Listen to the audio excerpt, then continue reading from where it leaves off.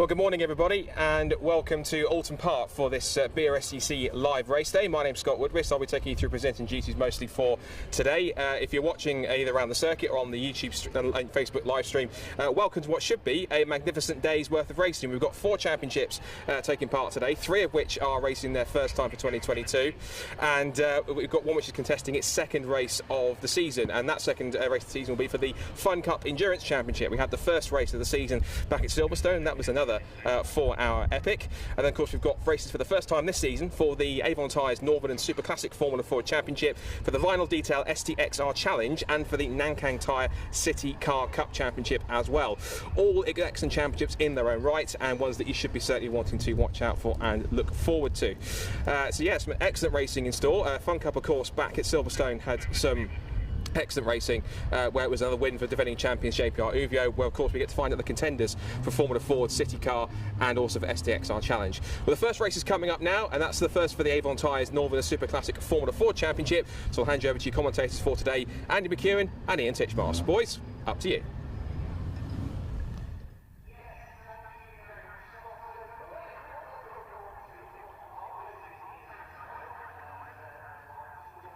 Those of you watching from home, we are talking to everybody here today at Oulton Park, ready for a great day of racing, courtesy of the Brscc, the second live stream event of a busy live stream schedule for the Brscc this season. First one of the year here at Oulton Park. Andy McEwen, as Scott quite rightly said up here in the commentary box, with Ian Titchmarsh alongside me. Ian, a busy day of racing. We've got cars heading out onto the circuit now for our first race, the Avon Tyres Northern and Super Classic Formula Ford Championship. Also action from the Stxr Challenge and the always exciting Fun Cup Endurance Championship. Been a while since we covered one of these events together. Yes, 4 hours is what that's going to be later on in the day. But to begin with, we've got single seats, a mixture of single seaters and saloon cars, and we look forward to a great day's racing. Yeah. Absolutely. So as we've said, cars already heading out onto the circuit for this first race then. So I'll quickly run you through the grid. On pole position is car number 3, John Murphy in a 1990 Van Diemen, and alongside him number 72, Andrew Schofield in a 1989 Reynard. So 3 and 72 on the front row of the grid. Row 2 for number 66, Alaric Gordon, with 31, Gareth Buckingham alongside. Peter Daly works with the Brscc, of course, on row number 3, number 6, alongside Neil Hunt, number 114. Fourth row then for number 15, Lorna Vickers, and 33, Juicy Brucey, a very familiar name to many Oulton Park regulars. And then rounding out the top 10 on row number 5, 23, Alan Fincham, and 52, Trevor Morgan. Then it's 54, Paul Crosby, and 28, Michael Wales on the 6th row. Row 7 for number 55, Roger Arnold, and 50, John Roberts. And then on the 8th row, number 14, Phil Nelson, and 105, Nick Barnes, with number 60, Paul Morecambe, the last driver to qualify. 17 cars made it out in the qualifying session for this, the first round of the 2022 Championship. Second season that the Northern and Super Classic Formula Ford Championships have sort of merged together, if you like. It's born out of what used to be Formula Ford 16 Championship. And Ian, Formula Ford racing never dull. No. We've seen some good ones here at Oulton. Yeah, just before we go on to that, just when Peter Daly, of course, is the chairman of the British Racing and Sports Car Club, and been quite intrigued to see that directly behind him is his partner Lorna Vickers. So they're lining up on the 3rd and 4th rows respectively. Well, Formula Ford goes a long way back, and I think I can say I was the first ever Formula Ford race at Oulton Park back in 1967. But we've had masses of Formula Ford racing here. Always provides great value for money, great close racing. Long may it continue, and this is the start of a season that will culminate with the Brscc's Brands Hatch Formula Ford Festival and the Walter Hayes Trophy at Silverstone, and that's what it all builds up to, these various championships that take place during the course of the year. John Murphy on pole position from Liverpool, and doing a time a fair bit quicker than anybody else, and he makes me think that he's going to be quite a comfortable winner, which is untypical for Formula Ford, but as long as he gets a decent start, I think it's going to be his race, isn't it? You would imagine so.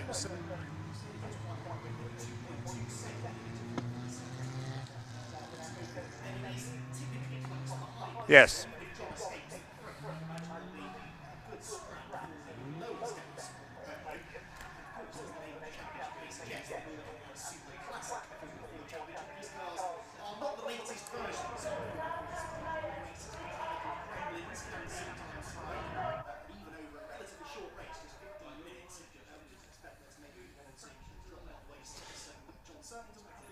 No, I mean, John's car, you can tell Van Diemen's age from the type number. RF90 is a 1990 car, and Andrew Schofield in the number 72 car second on the grid is in a Radar FF89, which is a 1989 car. And so it's quite easy in most cases to work out. We go right back to an early Mark 28, Michael Wales, number 28, which goes back to the early 70s, as does the Hawk DL2B of Phil Nelson. And they're still relatively competitive today. Obviously, they're not right up there with the very latest sorts of car, but we don't, as you say, don't have the very latest sort of Formula Ford car. They are still being made, modern, latest technology, but still space frame chassis and no wings.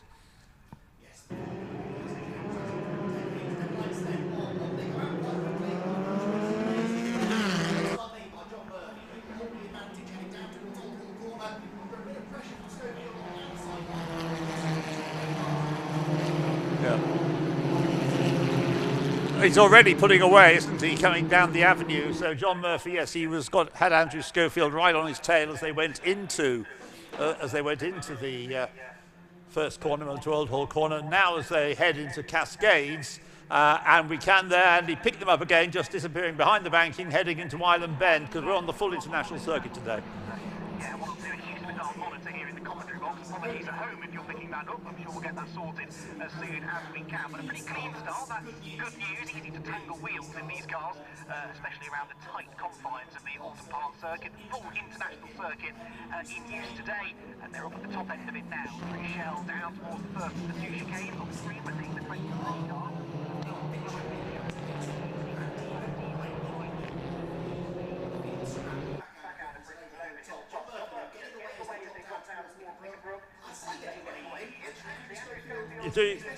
He's doing a very good job there of hanging on to John Murphy, and perhaps they've heard what we were saying just now about whether John Murphy was going to win the race quite easily, but certainly he's hanging on pretty well at the moment as the cars go up Clay Hill and onto the double right-hander at Druids in just a moment.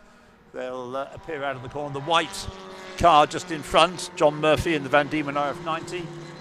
And heading down towards the completion of the first lap into Lodge Corner in a moment, and then coming through Aladir Leap to complete the first lap in this 15-minute race.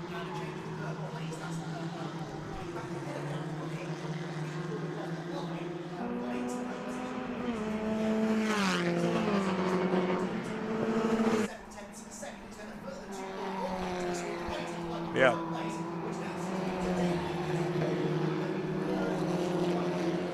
No, well, I reckon Peter, he doesn't do that much racing these days. When he gets rubs the rust off him and gets going, he could be a serious force to reckon with for that third place. But continuing to do a great job hanging on there at the front is Andrew Schofield, hanging on in second place, to John Murphy up front. John not at the moment, getting away. We should catch another glimpse of him at the moment. There we have the third place trio heading into Island Bend. Good shot there. But the leading cars already out of Shell Oils and heading towards Britain's. Yes, they are, and I think I spotted a bit more separation now between Murphy and Schofield. So Murphy's completed the tyres, there's Avon tyres, and it's starting now to make the break real time.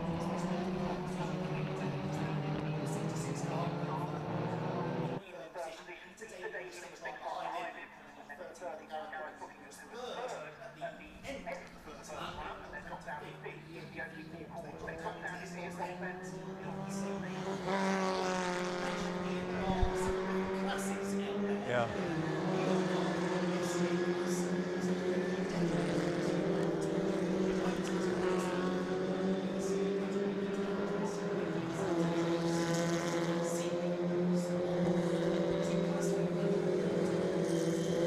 Yes, indeed. So John Murphy then in his Class A car continues to lead the way, but behind him it's still some very good close racing going on as they go through Druids.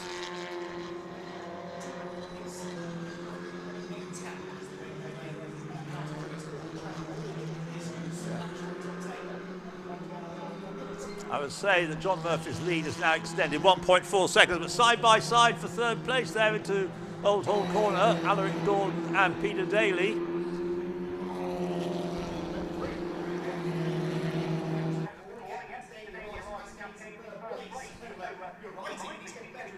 Yeah, that's right. Yeah, well, as I say, he's got all these other duties. He's the race director for the British GT Championship coming up to Oulton Park very soon, and he'll be in a different sort of role here in a couple of weeks' time. But Peter enjoys his racing. He's raced for many, many years now, and not without success. No, had a race with, I seem to recall, at the historic final at the festival a couple Yes, of he years did, ago. yeah. Terrific scrap that he had there. He's not only quick, but not afraid to get his elbows out when he has to. It's good to see a senior official of motor racing also getting stuck into the actual racing as well.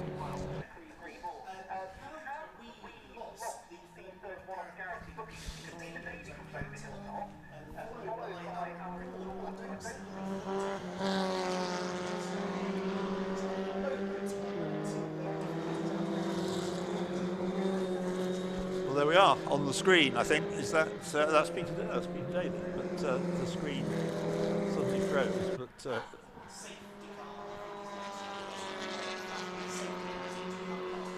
right. Yes.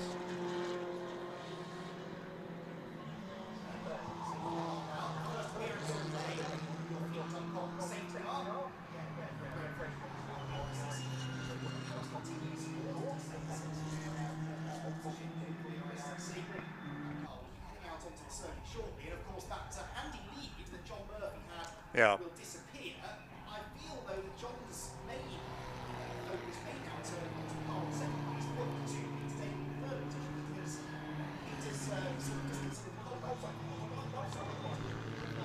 Yes, cobwebs rather than rust probably is what the problem is, yeah. So it rather looks as though we have lost Gareth Buckingham, then number 31. You have him third on the first lap, didn't we? Then he's gradually fallen back now to drop out altogether. There's Paul Morecambe on the screen in the number 60 Van Diemen for 89. It is, yeah.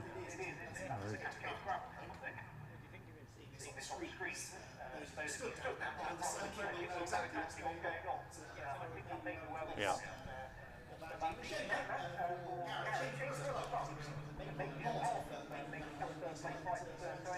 And it must be him because everybody else has come through. And of course these safety car laps are included in the race time. They don't get anything added on for this period behind the safety car. So hopefully that incident can be resolved quickly so they can resume racing.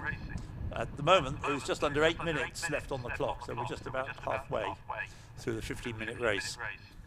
Yes, we were anticipating 7 or 8 racing laps. That may now decrease slightly. So it is number 3, John Murphy, who leads the way. Number 72, Andrew Schofield, second. Grid order for the top 2. Peter Daly, number 6, is third, having started 5th on the grid, with Alain Gordon, number 66, in 4th position. Number 33, Juicy Brucey, from 8th on the grid.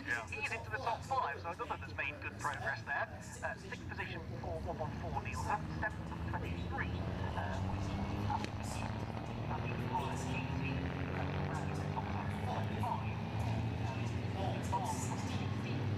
Where's Lorna? Right. Yeah, she's also somebody who's busy at British GT meetings driving the safety car, the McLaren or whatever it happens to be this year. So, yes, she's no mean competitor. Not at all. And safety car perhaps will give her a chance to go on the attack again once the race resumes. Class leaders, by the way, as we said, top 2. Murphy and Schofield are leading respective classes. Class A, Schofield. Class C being led by the 7th place to the 23 car, Fincham. And 2 laps of Class D leaders, and then being led by 55, Roger Armand. 12th place by Arnold Nelson Wales, 55, 14, 28 on the top 3 in that Class D group. The cars built before 1972. Yes, the car was built before 1972. Ultimately, the car to have was the Merlin Mark 20, the Merlin Mark 20A. They were really the cars of the time, based on the Formula 3 chassis from a few years earlier. Right, we can see the car that's caused the situation being towed to a place of safety. Gareth Buckingham through the old Foster circuit. Actually, under his own steam, I think. Yeah, it is. It's not on a piece of rope, is it? Yeah. It's, rather suggests he went off, yeah. I think you're right. Obvious damage on the car, which is good news, given that they have another race later on this afternoon. So it's less work. It'll sweep some of the gravel out from all of the bits of the car that gets into where you don't want it. Oh, that's a shame. Yes. We'd have got there.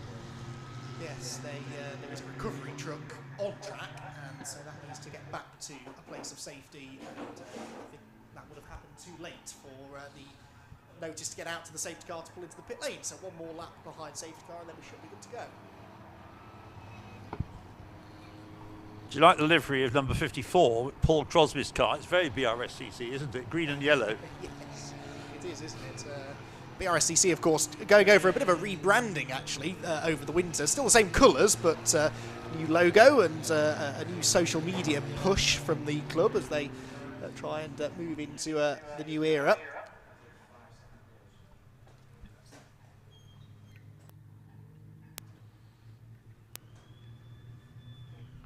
So yes, that is a particularly well-prepared car. All of these cars, they're well-prepared, as you'd expect, and of course privately owned by the drivers, I would say, for all of the cars that we're seeing on track. And these drivers will pour their blood, sweat and tears and pretty much all of their spare time into preparing them to the highest standard.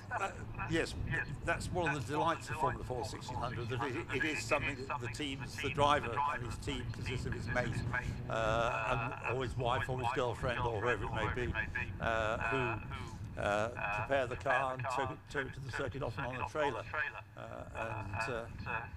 In the original days of Formula Ford, there was the idea of having a maximum selling price of £1,000.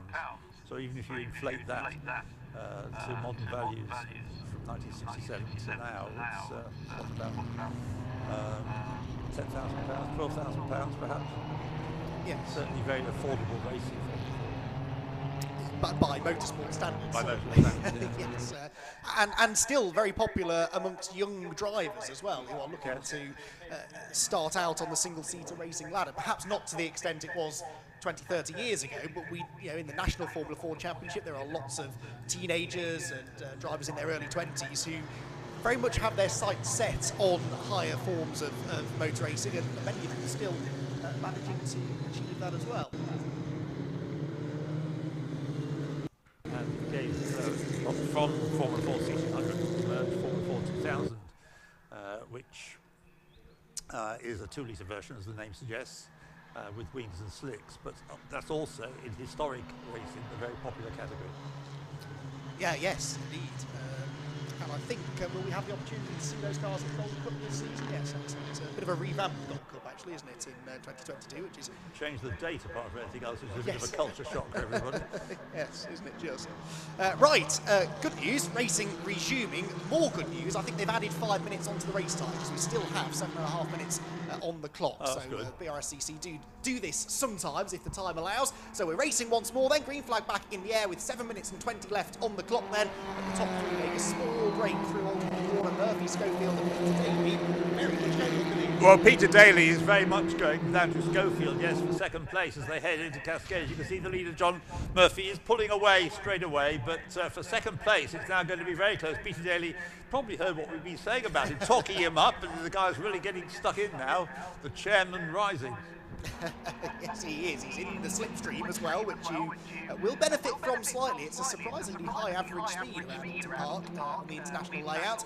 He's using that to try and get the slipstream onto the tail of Schofield. This, remember, is also the fight for the Class B lead between the second and third place cars. Not that I think Peter is thinking especially about winning the class. He can see an opportunity for an overall race win, but at least the class victory is within his grasp. Through Britain's they come, and the top three not really separating. Now we really see what he's made of, Peter, because, as I say, we both say he's been pretty successful over the years that he's been racing in Formula 4 1600. Doesn't get a chance for a lot, but when he does, he's very, very capable. And there's now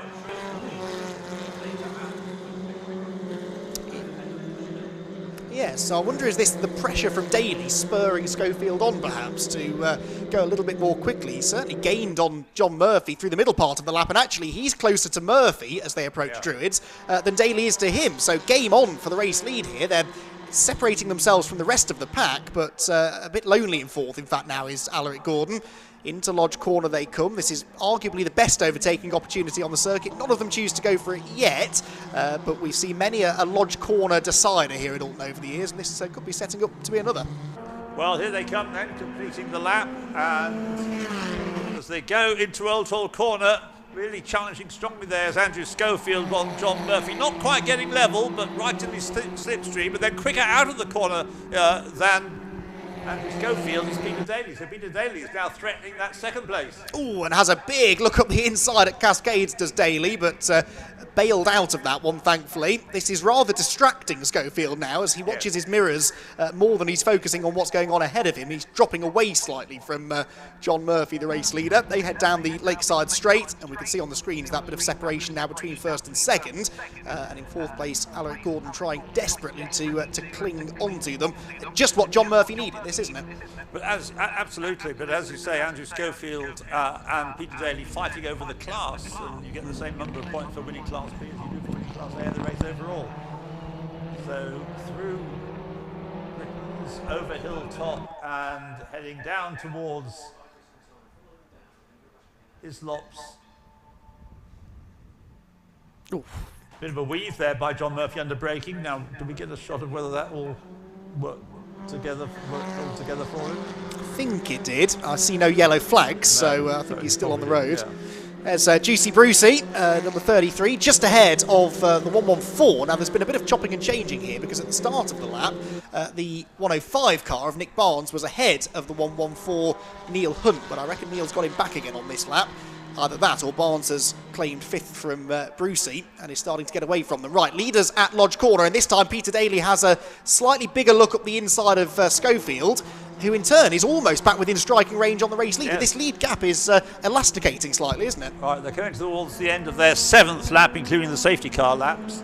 But as Andy has said, there is time added on. There's 3.5 minutes to go, though. 3.5 minutes to the checker flag. Peter Daly with a big run there on Schofield, heading down the avenue. He's not quite going to get there. Peter looks good at Old Hall, though, doesn't he? Yes. That seems to be his favourite corner as they head now through Cascades onto Lakeside, heading towards Island Bend. And Peter right in the slipstream there, but not really an overtaking opportunity, unless the driver in front makes a small mistake. Shot there of, what was that? That was the Hawk, by the looks of things, the Philip Nelson car. Yeah, Phil Nelson car, number 14. That's the fight for the Class D lead, actually, that he's having with the number 55 machine just ahead of him, the Merlin Mark 20 of Roger Arnold. So, class lead battles wherever you look around the circuit at the moment. Look at the way that Alaric Gordon is gaining on the top three as well. That's why I was just looking at the screen more closely. You're quite right to spot that one. So Alaric Gordon, another Oulton Park regular for many, many years, he's closing up on the leading trio. So they're getting closer and closer. Well, they're 3 for the lead now, and it's about to become 4, Andy. It shows what we know. We anticipated a John Murphy walkover here, and it's anything but at the moment. He's led every lap, but certainly since the safety car, he's never had much of a cushion. Now, Peter Daly, is he going to get up the inside of Schofield here towards Druids Corner? He's looking, but that's a brave place to try and overtake, and Peter thinks better of it to preserve himself and the car for the second race later on, and that just drops him a little bit more into the clutches of Alaric Gordon behind it. It's fascinating to see the different areas of the circuit that different drivers are excelling. I was just going to say something like that myself, yes, because each driver seems to have a preferred corner. Now, running wide coming out of Lodge Corner there was Peter Daly. That's cost him a little bit of ground, I think, hasn't it? Yes, so Alaric Gordon is coming into the picture very much. He's going to have a go now, breaking him into Old Hall Corner. No, he doesn't, but he could have. Have we got time for another? Yeah, we've got time for 2 more laps. The one they're just starting and 1 more. Possibly just 1 more, actually. Lapping right. in the 1 minute 51s, aren't they? Had about 1 minute and 40, I think, left at the line. The clock speeded up. Right, okay. So, yes, hopefully the drivers saw the last lap board. It is being held out by Marshall, I can see.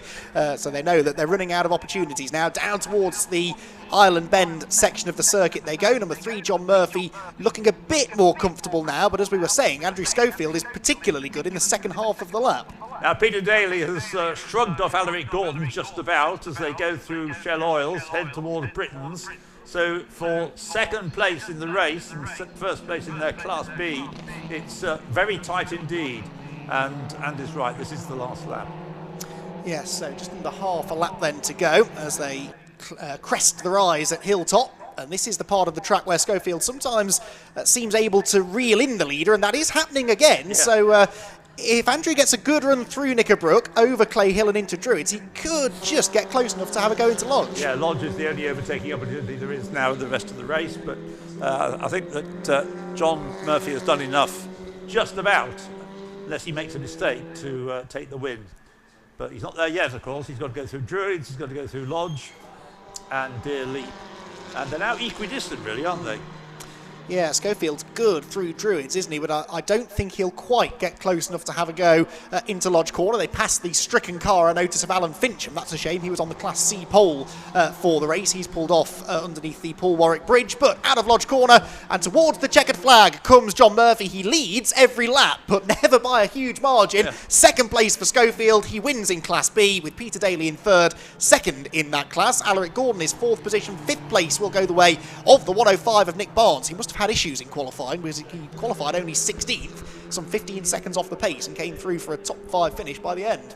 The fastest lap goes to Alaric Gordon at 1:51.276, yeah. And bearing out the point I was making about equidistant, the gap first to second, 0.291, the gap second to third, 0.157, the gap third to fourth, 0.379.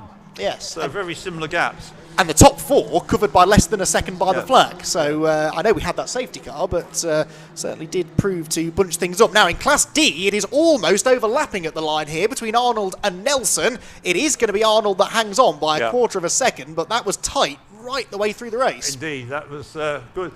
They normally race in the Historic Sports Car Club's Historic Formula Ford category, and that is a very, very strongly supported category, considering the cars are now 50, getting on more than nearly 60 years old. It's incredible to think that, actually. It is rather, isn't it? It shows how old I am, too.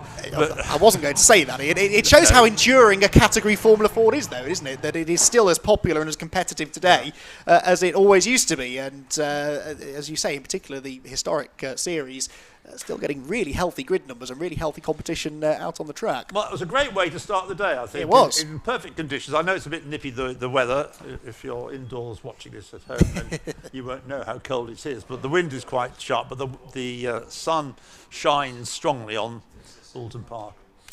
Does indeed. Confirmation of the race result then. John Murphy with the win from Andrew Schofield second, Class A and B winners respectively, with Peter Daly third, Alaric Gordon in fourth ahead of Barnes in fifth. Then it was Brscc ahead of Hunt, Crosby, Morgan and Lorna Vickers ended up in 10th place by the flag. Then 11th was Roger Arnold, who wins the Class D battle just by a car length essentially over Phil Nelson in second position. Third place in that class was Michael Wales, who was the pole sitter actually. So Michael Wales qualified fastest in the Merlin 20A, but wasn't able to hang on to a top 2 position even by the flag. And then it was the number 50 behind of John Roberts. And the last runner was Paul Morgan. We lost, unfortunately, towards the end there, Alan Fincham. And of course, we saw Gareth Buckingham off at Cascades, bringing out the safety car. So first race of the day then is complete. That is far from being the end of racing. Plenty more to come through the rest of the day. We head in now to some tin top action in the shape of the now it is the CityCar Cup next, the Nankang Tyre Brscc CityCar Cup, another series in its second year. Is this a championship you've come across yet, Ian? Yeah, well, I saw it once I think last year, yes. So, only the once. It's not been around that long, has it? No, second season this year. Yeah. Oh, right. And we do actually have a Formula 4 driver who's a change of driver in one of the cars, because Sebastian Melrose, who I'm sure I've seen in the Walter Hayes Trophy, he is driving car number 7 in place of Andrew Mackenzie. So see whether his Formula 4 experience is going to stand him in good stead in these delightful little city cars.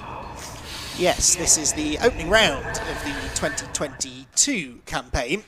And last year's championship won by Nick Grindrod, but Nick is not racing with us, I believe, this season, so we will have...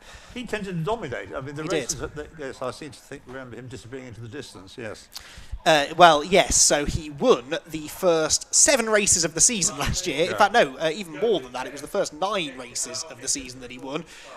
Didn't have such a good time here at Oulton Park, though. He, I think, won the first race on the road, but was excluded post-race. So, do you remember what for? I don't. I was at that that meeting, yeah. No, that was August last year, and came from the back of the grid to finish about 10th place, I seem to recall, in race 2, and then won another 3 of the final 4 races. But Nick is a very experienced peddler, and he, I'm sure, will have enjoyed his outings in the CityCar Cup last year.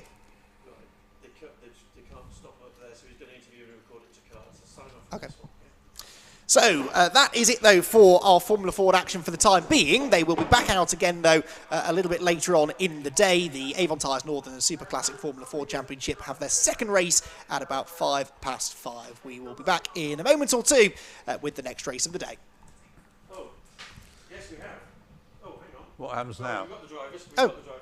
Sorry. Correction. We were anticipating we might not get a chance to hear from our podium finishers from that Northern and Super Classic Formula Ford race, but I believe Scott Woodwis has managed to get hold of them, and I think we can head down there and have a chat with him. So, Scott, over to you. What a race to start the day for the Northern Super Classic Formula Ford Championship. An excellent top 3. We're going to have a chat to him just now. We'll go over Mr. Murphy first of all to victory in that one. So let's bring Mr. Murphy across to have a chat. That was quite an energetic start of the day, wasn't it? Yeah. Good way to start the day. I'm hearing that now, by the way. Really enjoyed that. Looked like a really fierce fight at the front between you and the 2 guys behind you. Yeah, well, obviously the safety car changed the whole race, didn't it? I think I had a little bit of a gap, and then obviously after the safety car, it all closed up a bit. So it was just a case of keeping it tidy, and I think they were having their own little ding dong behind, weren't they? So yeah, all good. You're going to do it again this afternoon for race 2, so it's going to be tricky if they're going to be as tough as they were there. Certainly are, yeah. Look forward to it. Hope for a bit of rain, maybe. Well, congratulations on the victory, first of the season. Hopefully it can double up again later on. Yeah, thanks very much. Thank you. Great stuff. Super Gamer across in Schofield for second place. Great job again in the thick of that fight. Looks like you pretty much enjoyed that as well. Yeah, it was great to come back and race here after 2 years. We'd been stuck in South Africa since 2019, well, beginning of 2020. So to get back here and get out and race again was absolutely fantastic. Yeah, and of course between the 3 of you, it looked like it was epic and action-packed. It must have been pretty intense behind the wheel. Yeah, I was quite comfortable until the safety car came out in second place. And then, of course, after the restart, wow, I had Peter all over me. And, made a couple of mistakes, but managed to get away with them. But, I'm well pleased with that. You got a front row start for the second race, so you've got to see if you can try and beat him to turn 1 now. I'll try, we'll give it a go. Okay. Well, good to have you back, and congratulations on second. Thanks very much. Great stuff. Let's bring the chairman himself in, Peter Daly. Peter. Hey Scotty, how are you? Not too bad, bit of Formula Ford, third place trophy, not bad place to start. Yeah. Qualifying wasn't brilliant, so I had a spinning qualifying and came in schoolboy error because I should have been higher up the grid to start with. Had a good battle, but it just, you have to give respect to the Formula Ford races because it's not about crashing and bashing, and you have to find around Oulton, it's brilliant. You just have to find the right place to overtake, and I was working it out lap after lap. The safety car was nice because that gave us a little bit of a break, which I do like in these endurance races. I do like a bit of a pit stop or a break. So but no, it's brilliant. So I'm a bit higher up the grid. Let's see what this afternoon does. You'll be third this time, so you've got to try and beat them away and get to the first corner first. Yeah, or just drop back to fifth and overtake 2 people and finish third again. You never know. You're a former champion, you can get out there. I hope so. Yeah, I'm sure you can. Yeah, thanks, Scott. Anyway, great stuff. Well done, and we'll see you for race 2. Right, quickly hand back over to Andy and Ian. It's now time for our first race of the day for the Nankang Tyre CityCar Cup Championship. And I have to say, boys, these weather conditions don't look too promising. There's dark clouds. We're going to get a bit of saturation. Well, I wasn't going to mention the weather, but since Scott has brought it up, there has been an ominous-looking dark cloud, which seems to be ever-growing above the Oulton Park circuit.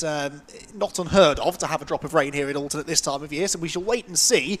It may not arrive inside the next 15 minutes to trouble the drivers of the CityCar Cup, but perhaps later on into the day we could get a little bit of moisture on the track. Plenty of drivers heading out onto the circuit, though. 28 of them set a time in qualifying. Piers Cartwright in his Citroen C1 did not for some reason, so we'll see whether or not he makes it out onto the grid. I'll run through that grid for you now as quickly as I can because they are making their way around on the outlap from the pit lane, which here at Oulton doubles up as the green flag lap. So it's number 17, Richard Bliss on pole position, with 15, Andrew Dyer for company, a Toyota Aygo, alongside one of the very popular Citroen C1s. It's the same story on row 2, with 18, Stuart Bliss in an Aygo, and number 21, Christopher Mackenzie in a Citroen, making up the second row of the grid. Liam Browning, who raced in the championship last year, number 91, is 5th, ahead of Seb Melrose, who Ian was talking about earlier on, number 7. Rounding out the top 6 on the grid. Then it's 88, Richard Snuggs, and 66, Dan Selleck, who had a lap time disallowed in qualifying, not the only one, for exceeding track limits. So he rounds out in 8th position. 9th on the grid, number 65, Richard Jepp, and alongside him on the 5th row is number 30, Adam Reynolds. Now, row 6 is 310, John Nicholson, and 8, Adam Reeves. Row number 7, number 3, Elliot Lettis, and 63, Duncan Stone. 57, Andy Burgess, and 46, Craig Flynn make up the 8th row, ahead of 210, Charles Mackenzie, and 90, Paul Ogborn. Top 20 is rounded out by number 24, Paul Savage, and 101, Paul Martin, ahead of 23, Daniel Lockett, and 115, Bradley Porter. 131, Chris Hetherington is next, alongside 666, Stephen Turner. That's on the 12th row of the grid. Row 13 for 73, Andrew Payne, and 14, Dominic Fletcher, with 64, Bob Bannister, 25, Joe Miller, and hopefully number 13, Piers Cartwright, at the back of the grid. A big grid of cars, not very big cars, Ian, but certainly they provided some good racing in the past.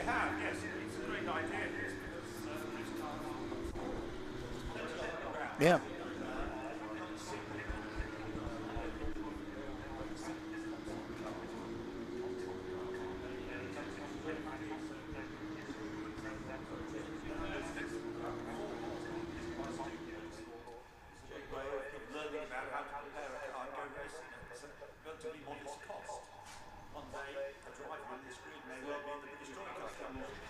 You never know. You never know. They could certainly learn a thing or two about close quarters, door-to-door racing. We saw some very close stuff last season in the CityCar Cup for these 1 litre, 3-door vehicles for Toyota Aygos, Peugeot 107s and Citroen C1s.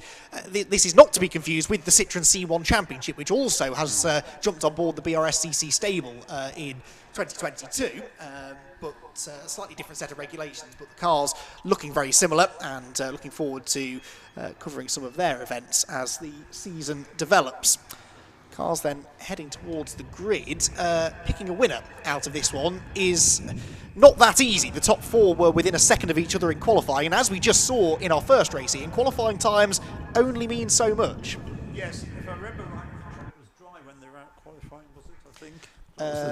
Drying, apparently. Yeah, because there had been, you were talking about the rain. There was a little bit of rain earlier on this morning before qualifying got underway. So maybe when the track is, as it is now, completely dry, 1 or 2 other drivers will come forward towards the front. Well, I'm just going to show Formula Ford loyalty and go for Sebastian Melrose as the winner. So,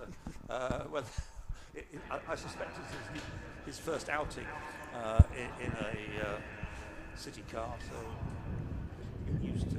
Yeah, I think you're right. I think it is, but he is a relatively experienced driver in GT machinery now, and rear-wheel drive cars more than front-wheel drive. These, of course, all being front-wheel drive cars, but not the most powerful, so I think he'll be able to handle it. And 6th place, not a bad effort for, as you said, a last-minute entry. He, I'm guessing, has not had as much time in the car as some of the other drivers. Certainly those that raced in the series last year, of which there are several. Richard Bliss, for example, was 2nd in the championship last year. Didn't get himself a race win all season. Nick Grindrod saw to that, but he certainly was rapid. And there are lots of drivers out there that have a season's worth of racing under their belt in these cars. If Seb can qualify 6th, I reckon he should be able to improve from there once we go racing, which is not that far away. Last few rows. Oh, well, I asked you, and well, I think, Richard Bliss, I know it's low-hanging fruit, this, but he is on pole, and he is the highest-placed driver from last year's championship who's racing today, so it is the obvious choice, rather, I admit, but we shall see. Pole position does not guarantee a race victory. even around Oulton Park, where overtaking can be tricky.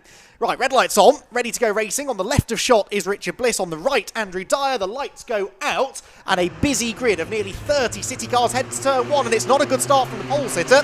Sorry, Richard, because into the lead will go. Well, will it be the 15 of Andrew Tyre? It might not. I think that's Stuart Bliss up the inside of him, and Richard Bliss falling in behind. So Stuart Bliss gets the advantage. Dyer second, and the pole sitter Richard Bliss down to third as they head down the avenue. There they go then, down into Cascades. A 15-minute race again it's meant to be, subject to any safety cars that we may have to get involved, but the pack now pouring through Cascades onto Lakeside Straight. Bit of shuffling going on, as already Andy has described, and you'll see the leader, or leaders, plural probably it'll be, going into Shell Oils for the first time in a moment, I think. Yes, there will not be a lot of separation here in the early stages. A bit of side-by-side action for 4th position there as they head through Island Bend, and one car on the grass further back. That's a dangerous place to be. Bounces back. Oh, no, and collects another car. Didn't quite spot the number on that, but there are 2 cars in the gravel trap. One, I fear, maybe the 30 of Adam Reynolds, perhaps. We will, again, await confirmation at the end of the lap. We'll see who does or doesn't come through. But when a car ends up on the grass there, Ian, it rarely ends well.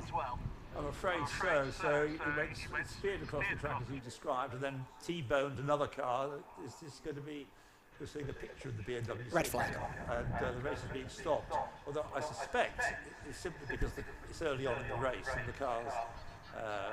can be retrieved and the race restarted from scratch all over again.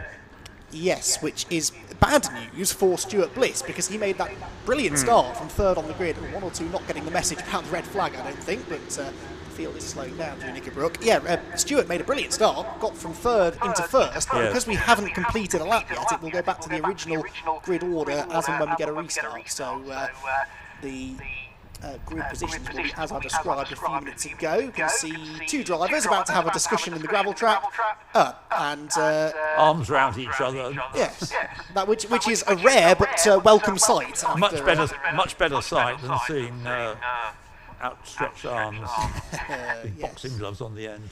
Indeed, so that will take a bit of recovering. The cars may be slightly damaged, but the main issue is they're in the gravel trap. They can pick these up and put them on the back of the flatbed. Yes, not the heaviest of things, I would imagine. Exactly. And of course, the marshals here, many of them will have been marshalling at Oulton Park for many a year. And our first opportunity then to give our gratitude to the Orange Army, who give up their free time to enable us to go racing. And they've already had a little bit of work to do in our first Formula Ford race, and more to deal with now at the top end of the circuit, but they're very well trained. They'll get this dealt with as efficiently as possible, with the drivers' safety and health at the forefront of their minds, of course, and hopefully won't be much longer before the track does get cleared. Heading through Lodge Corner, then they'll be gridded up, and of course, whilst that recovery operation is going on, there's then another very complex operation that is required by the pit lane and grid marshals to get everyone back in the correct positions, which is not always the easiest thing to do. No, it's amazing how many drivers quickly forget what their grid position was. Yes. So they line up single file, and marshals often have a new grid printed and given to them to make sure they can guide people into the right positions, but as this should be the original grid that they go back into. So yep, you can see that's number 17, Richard Bliss. He's been plucked out of the line first, and he'll be directed onto pole position from where he didn't get the best of starts a moment or 2 ago. So recovery operation ongoing at the top end of the circuit. As I said, a championship launched in 2020 but became a championship in 2021 for the first time, and immediately was a success, really, with enormous grids. We had, I think, more than 50 drivers who competed at one point or another last season, and a championship that is really aimed towards novice racers. And I think, once you get your racing licence, there are lots of championships you can go and race in, but to race against other novices is perhaps a slightly better way to sort of get your foot in the door, so to speak. You need to strike a balance. It's good to have 1 or 2 experienced drivers in there as well, because they can sort of set a standard for the others to aspire to. I mentioned the student motorsport cars.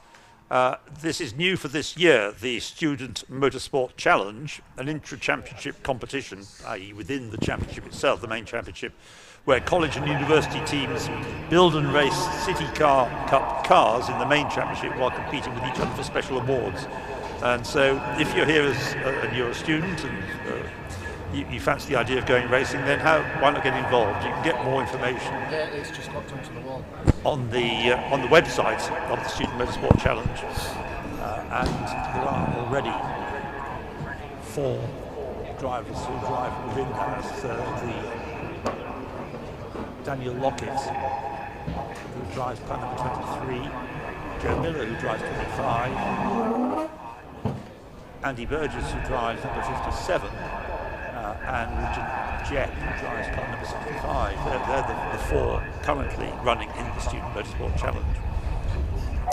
Yes, which, as you say, is a fantastic initiative, and really does back up what I said about this being for novice drivers, yes, but also those that prepare the cars, learning on the job. And there's more and more of that going on, actually, in club motorsports, well, motorsport in general, which is excellent to see. We need to bring in that next generation of motorsport enthusiasts, but more to the point, those that are going to compete in and work in the sport itself. So the regridding ongoing, as was said down there on the start-finish line. We've got the first few of those in, trying to see who's not there, because of course the 2 cars that went off we're still not 100% sure who they were, but they were both inside the top 10 or dozen or so. So we've lost a couple of potential front-running finishes as a result of the incident up there at the top end of the circuit. Well, there's one arriving late at the back of the grid, and maybe, although maybe ushered into the paddock. I think they're still... Oh no, they're still arriving through the circuit, yeah. Yes. I thought one of the ones that went off maybe relatively unscathed anyway. Possibly, although there is the argument about whether they're allowed to restart, of course, having received outside assistance. Number 91, Liam Brown, was just being brought into 5th place on the grid. He was a long way back, so he perhaps was delayed in the incident. He's about the 12th or 13th driver in line, and he's just been bumped up into 5th place where he needs to restart. So there was clearly quite a bit of jumbling of the order there, even from quite close to the front. So pristine looking cars, at least those that survived the opening lap shenanigans. 2 teammates, of course, the 2 Bliss brothers, I believe, Richard and Stuart, in their 2 Toyota Aigos. The Aigo, not the most popular of cars out there. The bulk of the grid are Citroen C1s, with a handful of these Peugeot 107s as well, but just the 5 or 6 Toyota Aigos, I think. But we've seen Aigos go well in the championship last season as well. Indeed, Richard finished second in the championship. It was Citroen that won the title back in 2021. Scanning through the results of last year, it really was utter domination for Nick Ryder. He only failed to win 3 races, 2 of which were here at Oulton Park, ironically. Perhaps no surprise that he's not chosen to come out at least for the first round this season. But Duncan Stone that claimed those 2 victories. Duncan Stone is racing. Now, interestingly, only managed 14th on the grid, the number 63 car, one of the Citroen C1s. So interesting that, isn't it? You can have a double race victory at the back end of one year, arrive here in the next season, and everyone else has moved forward. Yes, it may have something to do with the fact the track was still a bit damp when he was out qualifying, but he's got a lot of ground to make up, which is going to feature prominently today. Still cars are arriving from the depths of Dearly to take up their places at the back of the grid. I wasn't kidding when I said this going to take some time. The bigger the grid, the longer it takes to re-grid. Indeed. And again, you know, we're dealing with drivers who perhaps haven't done this before, have seen a red flag and had to go through the re-gridding process, so Marshall's there to guide them in the right direction, which they've done a really good job of. Almost there. I don't know is how close we are to having a clear track check. So the safety car is there. I did say earlier on, it was the RunYourFleet.com safety car. There is only one of those, and it is currently at Brands Hatch this weekend. It's a busy weekend for the Brscc. They've got a big catering event down at Brands Hatch. So we have the good old MSV BMW, which is doing the job wonderfully well of managing the field, already been used once in that Ford racing course. It's a very impressive array of cars. It's definitely looks like a city car park. Yes, indeed. Well, these made the point. These are becoming the type of car which are taking over our streets, really. These little, economical 1 litre cars, which are, I believe, a lot of fun to drive as well. So I guess it's not a huge surprise that someone decided to go racing in them. With the price of petrol and what it is, they're becoming even more popular. Yes, quite. As we sort of touched on earlier on, there is no cheap way of going motor racing, but this certainly advertises itself as one of the more affordable entry-level championships. Yes, I think you might be right with that, which is not bad at all, really, for a turnkey race car. Yes, so there is on the Brscc website a guide to roughly what you're looking at here. So you can buy one of these cars for about £5,000, they say. That's the lower end. You can, of course, spend more on that if you want.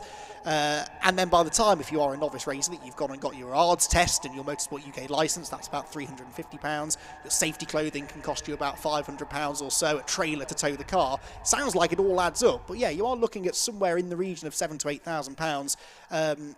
And that's for a full season as well. The entry for the full season is pretty reasonable. Championship registration just under £300. So certainly when you compare it to some other championships out there, it is a fairly attractive prospect for those trying to dip their toe in the waters.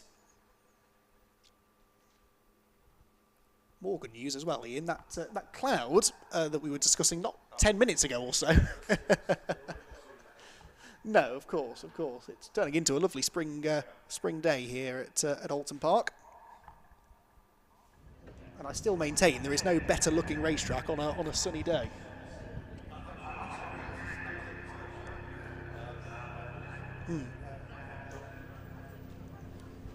Of course, another advantage is at this time of the year the trees are leafless, and so you actually see more of the circuit at this end than you can later on in the year. Midsummer, you can hardly see anything over at Lodge Corner or Druids. Yes. Right, well, it didn't look to me as though that incident was this time consuming. There seemed to be two cars came together and went off into the gravel, but maybe there is more to it, I thought.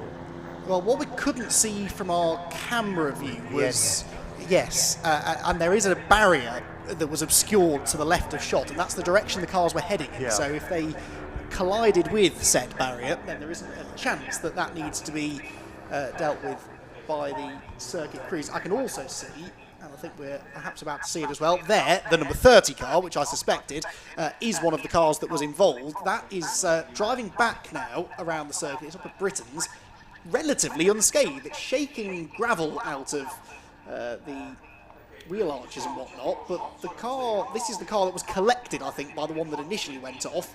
So another car went off to the right, going out of Ireland. He was on the fifth row, Adam Reynolds. He was, yes. So 10th on the grid was Adam's Peugeot. And as you said, it looked as though it was about 1/3 of the way down the grid that the incident occurred. So somebody else in his vicinity, I suspect, from the grid. Yes, which I'm sure will make itself clear to us in due course. But the good news is his car seems okay. It was a big hit that it took as that other car speared across into it, and I didn't see the right-hand side, which is where the impact was. But the fact he's driving it back is promising. Oh no! Look, there we are. We've got a shot now of still stuff happening, like barrier repair by the looks of things. There's the circuit vehicles there, so it's nothing to do with the cars. They've been driven back, as you say, but trying to see that number, and I'm always hesitant to commit. Yes, because I've been wrong before, but I have a theory, and we'll get that confirmed when that car, which is being hoisted onto the flatbed truck as we speak, makes its way back around. But that was the initial culprit, the car that went off seemingly on its own to trigger all of that. Do you know whose idea this series originally was? I mean, I mean as an individual, or was it the Brscc who was sitting around one day and thought, I know, let's have a championship for city cars? I would hazard a guess that Paul McCurlian, who seems to come up with most new ideas that the BRSCC has these days, was a driving force behind it. He certainly put a lot of his backing into it in the early days. What you pointed there... 30 is coming to its grid place. Yes, so will take the restart and clearly feels that the car is not that wounded. Yeah. So we'll see how quickly that goes. But that is a good advert for the strength of these cars, not just from a safety perspective, but you can give them a bit of a whack and seemingly not cripple them completely. Although the car that triggered that and is on the back of the flatbed, I think came off very much second best in all of that. It does look like that, and well, in the order of severity, I think the circuit's come off worst. Yes. And then this other car that's on the back of the flatbed has yet to be brought back to the paddock, came off second worst, and Adam Reynolds got away relatively scot-free. And isn't he the one that started it? Wasn't he the one that ran wide? No, I think all the way round, yeah. Oh, okay. Yeah, so he was the innocent victim very much in that. Right. So he will be relieved that he's more or less got away with this. So Marshall's sweeping gravel out of the way. Recovery driver about to get back into the truck and drive the damaged Citroen C1 away. And that looked like the JCB perhaps removing itself from the scene. It's good news. So hopefully we've got the worst of that sorted out, and we'll get them back to the paddock as soon as we can. And hopefully the team can work on that car and get it back out later on. One thing I didn't manage to spot, and I will try and make an effort to do so when the race restarts, is whether we got Piers Cartwright out there. Piers did an outlap in qualifying, but no more.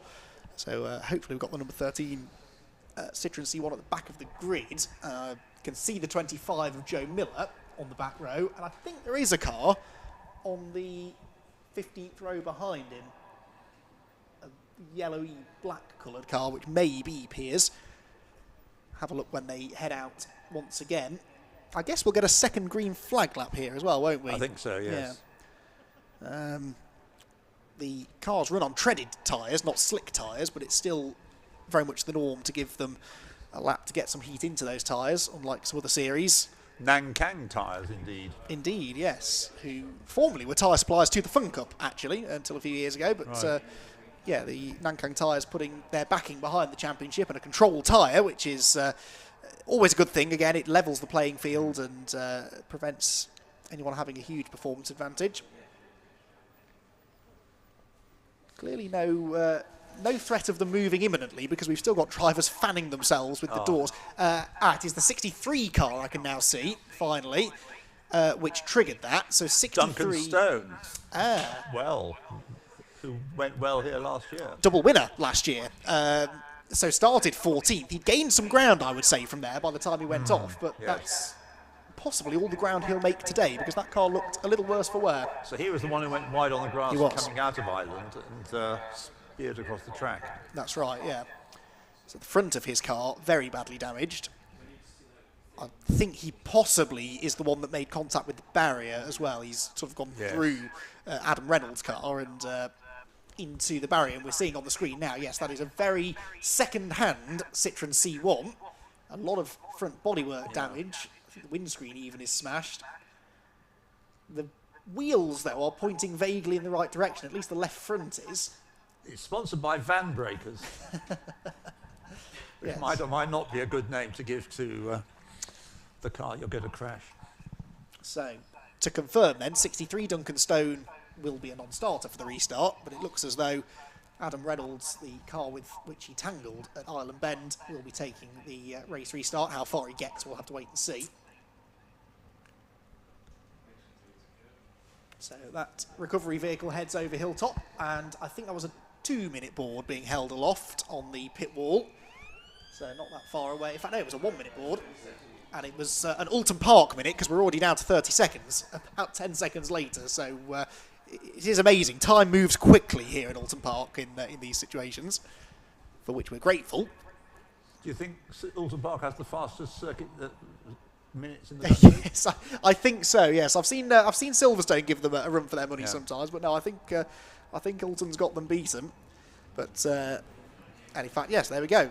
Slightly less than 30 seconds later, the cars are released onto their green flag lap. So good to go.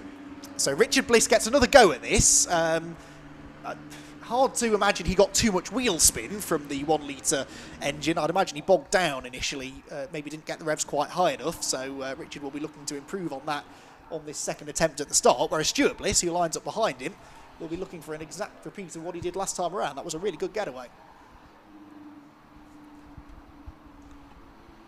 Looking out of the window to see if we do have 13, and we do not. We've got 14, 64 and 25 at the back, so Piers Cartwright, whatever his issue was in qualifying.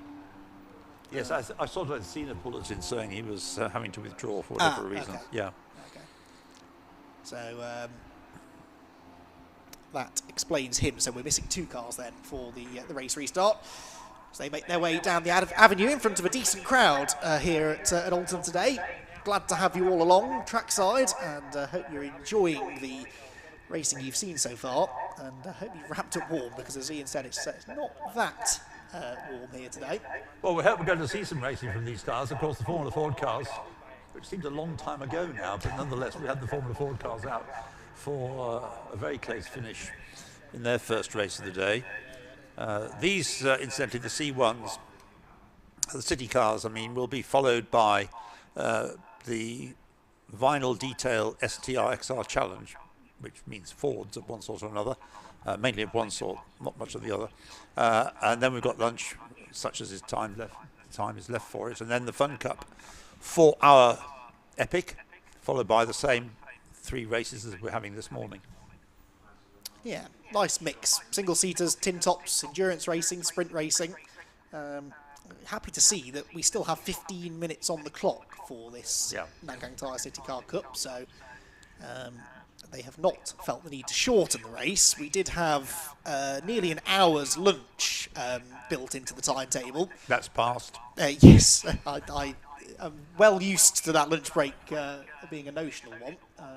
We have to give the marshals a little bit of a break, but I'd imagine that will be eaten into slightly. And of course, we're due to run almost right up to the curfew, 6:25, the final race of the day, due to be completed. So a full day here at Oulton. Cars down at his lots, 1 or 2 of them taking their time on the lap back around to the grid. The number 7, I think that is, of Seb Melrose. Now you can tell that he's a bit more experienced. Yeah, no, that's him.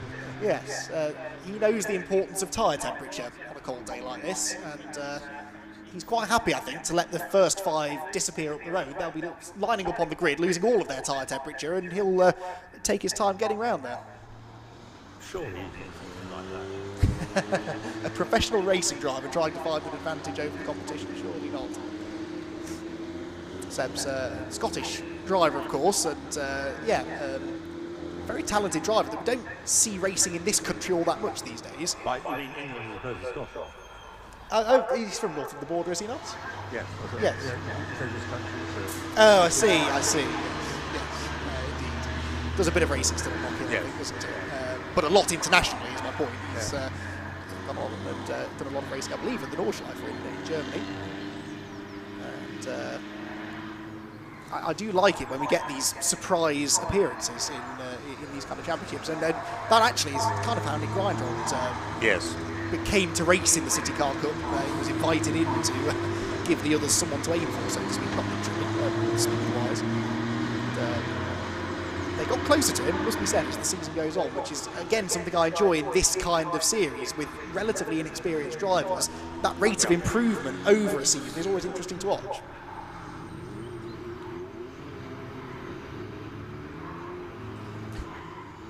Really is working those tyres, Melrose. He's, I mean, the top 4 are already lining up on the grid. Seb is only just turning into Lodge Corner. The 3 there, heading through, that's Elliot Lettis, another second-year driver. He's lost his novice cross, but you can still see a few of those black crosses on the yellow background, meaning that they are drivers in their racing careers. They're in their infancies, and not quite as many novice crosses, it must be said, as last year. I think a lot of drivers choosing to stick around for a second season, which is excellent to see. I'm afraid we've lost 20 minutes or so over this. Yes, let's hope, touch wood, that that is the last of the delays. Let's hope they all get cleanly through the first lap. It was the tiniest little moment, really, that triggered that for Duncan Stone. Only got a wheel on the grass at Island, but it does have a habit of dragging you further off the road then. And from there, you're a bit of a passenger, really, as the driver. So hopefully they've learned from that, and they'll keep it clean then. As 15 minutes of racing, take 2 this of the Nankang Tyre Brscc CityCar Cup, about to get underway. Can Richard Bliss get off pole position a bit better this time? Let's find out. The lights go out, away they go. And it is a better start, and this time it's actually Andrew Dyer that is away slowly from the outside of row 2. That sort of bottles everybody up. So Bliss, number 17, Richard Bliss leads the way. Second place for Dyer. Third place is going to be Stuart Bliss. Then side by side for fourth as they make their way through Old Hall Corner. They get it back to single file, though, as they come out the other side. And I think, Ian, they've all got through cleanly.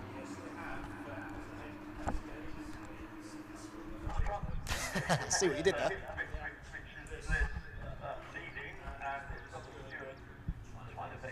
Oh, no. Oh. That was Adam Reynolds again involved for the second time. Number 30, and Dan Selleck pointing the wrong way. So Selleck, I think, spun, and Reynolds had to take avoiding action, but Adam not having the best of days so far. Yeah. Yes, I think you're right. So Richard Bliss leads as they come out of the Shell hairpin. Second place is Seb Melrose with all of that extra tyre temperature he got. He's come from 6th on the grid to 2nd in the first half a lap. So Melrose is flying. Can he go after the leader? That's the next question. He's struggling, though, for the time being to break away from, I think that's Andrew Dyer in 3rd place ahead of Stuart Bliss. So Stuart this time not getting off the line quite so handily, is still in 4th as they head towards Hislops.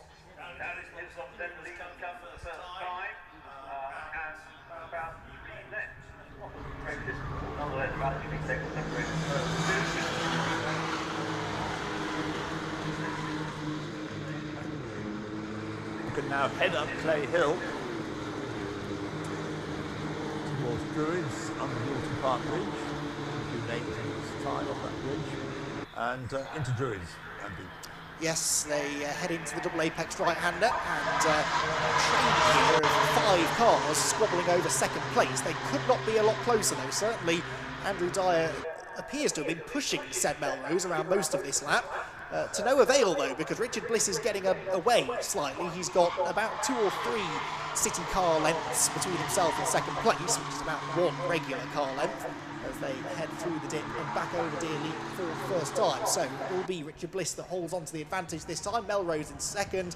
And will Dyer choose to work with Melrose here to go after the leader, or is he going to try and get that 2nd place back? So we've got 1, 2, 3, 4, 5 cars in a train for 2nd down to 6th place. But Richard Bliss it is who has the advantage as the cars continue to stream through Deer Leap at the tail end of the field. The leader is getting away, turns through Cascades for the 2nd time, Andy. Yes, he does. So Melrose, having made all that progress, is not really getting away from Dyer, and is a little bit of a cork in the bottle for the time being, but not that he's slow. It's just hard to break away in these cars. They're not the most aerodynamic of things, and so the slipstream does have a bit of an effect. Of course, they're underpowered too, so any aerodynamic advantage you can get from a tow is really going to help you. And so that's hindering Seb's attempt to break away from Dyer here. Through Shell they go. Well, he's got his experience in slipstreaming for his Formula 4 racing, so he ought to be able to make something of this. Except it does seem at the moment as though Richard Bliss is maintaining his advantage, not being caught. And yes, he's clipping the curbs as he comes out of the Britain's chicane over Hilltop and heads down towards Hislops and Knickerbrook. Yes, where it appeared Melrose was feeling the need to defend the inside line, but he does come back over to the outside again. So, of course, the cars are all very evenly matched. It's hard to outbrake somebody when the cars are all capable of breaking at more or less the same point. But Dyer again leaning on the rear bumper of Melrose through Knickerbrook Corner, and he almost gets the overlap heading up Clay Hill. He's weaving around this way and that delays him and allows Stuart Bliss now to draw alongside him. So Stuart Bliss looking to the inside line for 3rd, heading towards Druids. So it is still the pole position starter, Richard Bliss, who has the advantage. They go through Druids. But as Andy says, Stuart Bliss is becoming a factor now in the fight for 2nd place. under the Paul Warwick Bridge into Lodge Corner in a moment comes the leader, 17 from 7. We have a change there, number 91 going through, gaining a place, that's Liam Browning. Now he had a poor start in the first time around, didn't he? But Yes. he's going well now. Yeah, Liam Browning finished 4th in last year's championship, had a handful of podium finishes, including a 2nd place here at Oulton Park. So Liam goes well around this place, but he's feeling the pressure from Tyre, who throws it through Old Hall corner, gets bounced out wide over the curb, and that rather lost him momentum coming off the corner. But Andrew Tyre is spectacular to watch in this one. He may be fading down the order into 5th place, but it's not for the want of trying. He is really pushing hard. Yeah, out of Cascades then. So the lead that Richard Bliss had at the end of the first lap was 1.3, at the end of the second lap, I mean, was 1.3 seconds. And then you could cover the next 5 cars with a similar sort of margin. Not a lot in it at all. Further back, there is more good squabbling going on. Number 73 there, running in 22nd place, is... sorry, 73 is Andrew Payne. Yeah. Fighting as if the race lead was on the line. Lots of novice crosses back there, as you'd expect, but still having some good close racing. And a 10-second penalty for Sebastian Melrose for a false start, or a phasal start, actually, according to the way it's been typed on the screen. But it probably means he jumped it. Yes, which rather explains how he gained 5 places in the first 3 corners or so.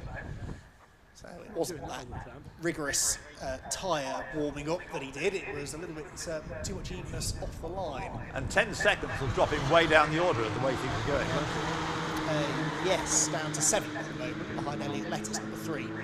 Oh, perhaps not quite as fast as I expect. He's certainly past that train of cars behind him. He'll drop back behind that.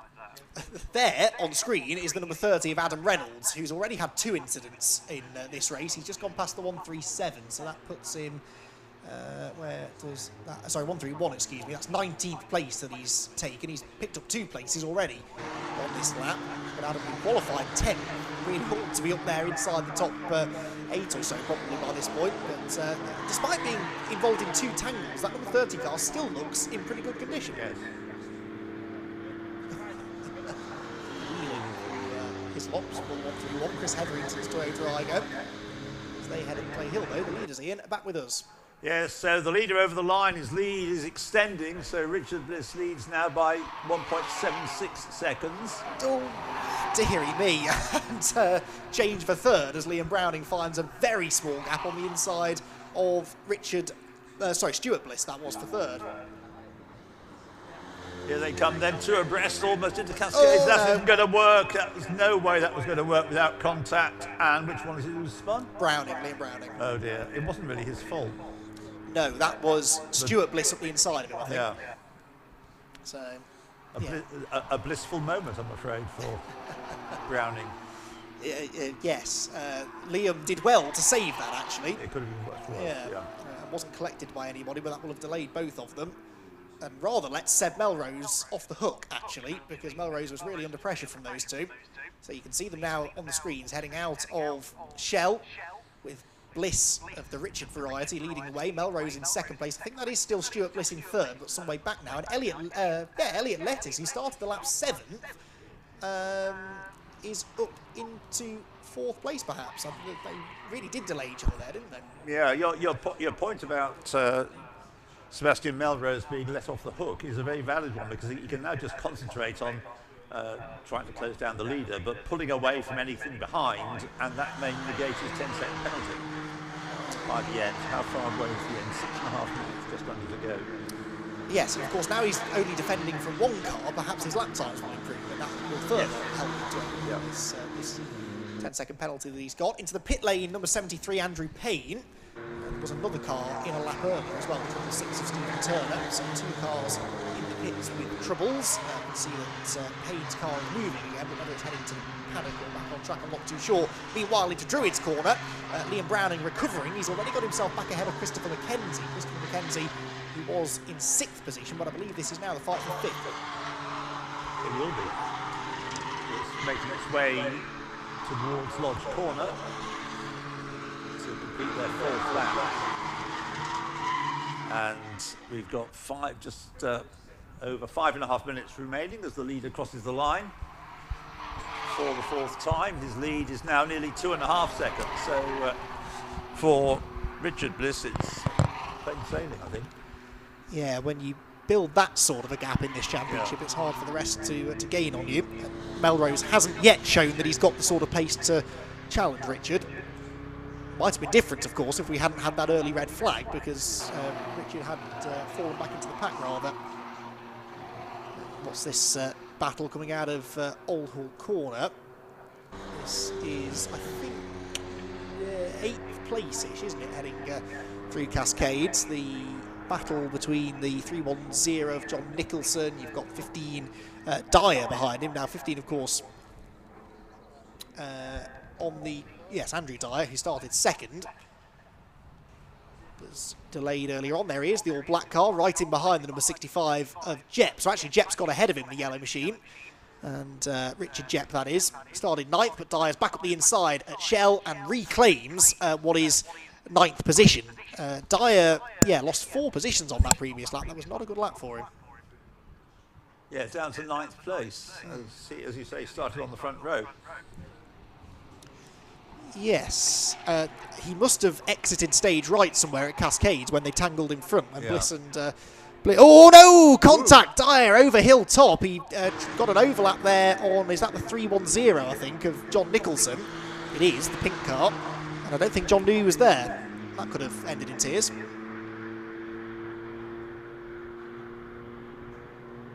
So some close racing going on, sometimes a little bit too close. But then bear in mind the drivers, in many cases, lack of experience. 65 Richard Jepp, we saw on the screen then. Yeah, back down to 10th now is Jepp. Meanwhile, second place, it is just a 2-car fight now, but what a fight Seb Melrose has on his hands, because the fast starting, initially anyway, Stuart Bliss is trying to get alongside him, and he might have found a gap. No, Melrose closes the door heading towards Old Hall Corner, but Melrose on the defensive line. He might hold on to the place going into the corner, but could be slow off it.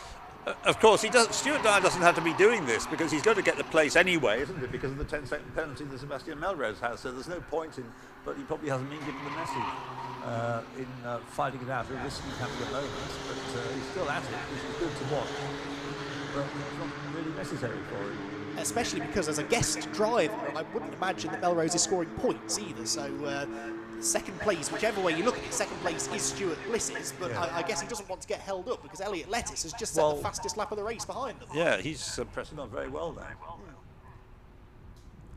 2 minutes, 16.7 that, which is half a second quicker than the pole position time, proving the point Ian made about track conditions improving. Elliot Lettuce started, I think you may have said this already, on the 7th row, and so he's done well to be where he is. Which is one of the things I enjoy about mixed conditions in qualifying. It jumbles the grid up a little. And he's right with them now, so three cars almost together now, heading out of Britain's for what will be the penultimate time. Still Sebastian Melrose in second place, car number 7, but number 18, Stuart Bliss, and number 3, Elliot Lettuce, are starting to really ramp up the pressure behind him as they head into the Hislop chicane. Melrose is going to have to draw on all of those years of experience here. So all of those years, he's not old by any stretch of the imagination, but he's been racing for some time, and hopefully has picked up a few defensive tricks, because he's going to need them here. Yeah, really, it could be any one of those 3 who'll take second place on the road, but both of the others will gain the benefit of the penalty that Sebastian Melrose has. So I don't think Sebastian's going to finish on the podium. He may get across the line in second place. Elliot Lettuce bobbing from side to side as the cars come into Lodge Corner for the penultimate time. Leader getting ever further ahead, completes his 6th lap, goes on to lap 7. What's going on for second place? Same order, but as close as you like between Melrose, Bliss and Lettuce. And Elliot Lettuce, the 3rd car in line, gets a really good exit from Old Hall Corner. Now you can overtake at Cascades, but as Ian Browning found earlier on, it's not that easy to do. And Stuart Bliss, a big wobble, there's a big bump there just as you come down into Cascades. They're almost in 2nd and 3rd place car. Further back, more side-by-side action. That is 7th place. In fact, that's Andrew Tyre, who's just picked up that. Well, he picked up 8th place, and now he's got past Christopher McKenzie, I think, for 6th. That was the move being made into Oulton Corner. So, decent recovery this for Andrew, but having qualified on the front row, you would have hoped for rather more than 6th place. Warning flag about driving standards for Christopher McKenzie. I think on the whole driving standards, I know we've had 1 or 2 instances, but driving standards have been pretty good for mainly inexperienced drivers in this race. I agree with that.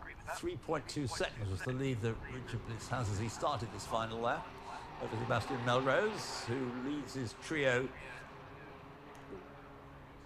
up over Hilltop. I think they're fanning out to be trying to be 3 abreast, aren't they? Yeah, well, Elliot Lettuce is on the grass, so yes, I don't think he's been given a lot of room here by Bliss. Melrose is still second, but Elliot Lettuce keeps on coming down the outside line. Now it's the last of the late breakers. Lettuce sweeps around the outside into the first part of his box. That gives him the inside for the left-hander, but Bliss will surely try and retain the inside into Nickelbrook Corner, which he does. Bliss again is letting Melrose off the hook. He's pulling clear from these two now, who just went side by side through the tightest part of the circuit with minimal contact. That was impressive.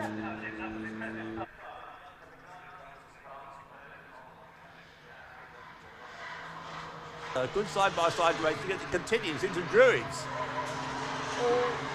Lettuce sideways, hangs on. Oh, and we've got a car off in a reasonably big way at Island Bend. Well, we'll get to the checkered flag, I think. Maybe we'll stop the race sooner. Yes, because that checkered flag is about to wave, actually, for the race winner, because it is going to be Richard Bliss with another lights to flag victory. Round number 1 of the Nankang Tyre Brscc CityCar Cup goes to Richard Bliss in the Toyota Igo, second on the road to Seb Melrose, and third is very, very close at the line. But by 0.4 of a second, it will be Stuart Bliss ahead of Elliot Lettuce. They, of course, now get booked up to 2nd and 3rd, respectively. Liam Browning will get 4th and Christopher McKenzie 5th. So I think Melrose, having crossed the line in 2nd, will drop down to 6th.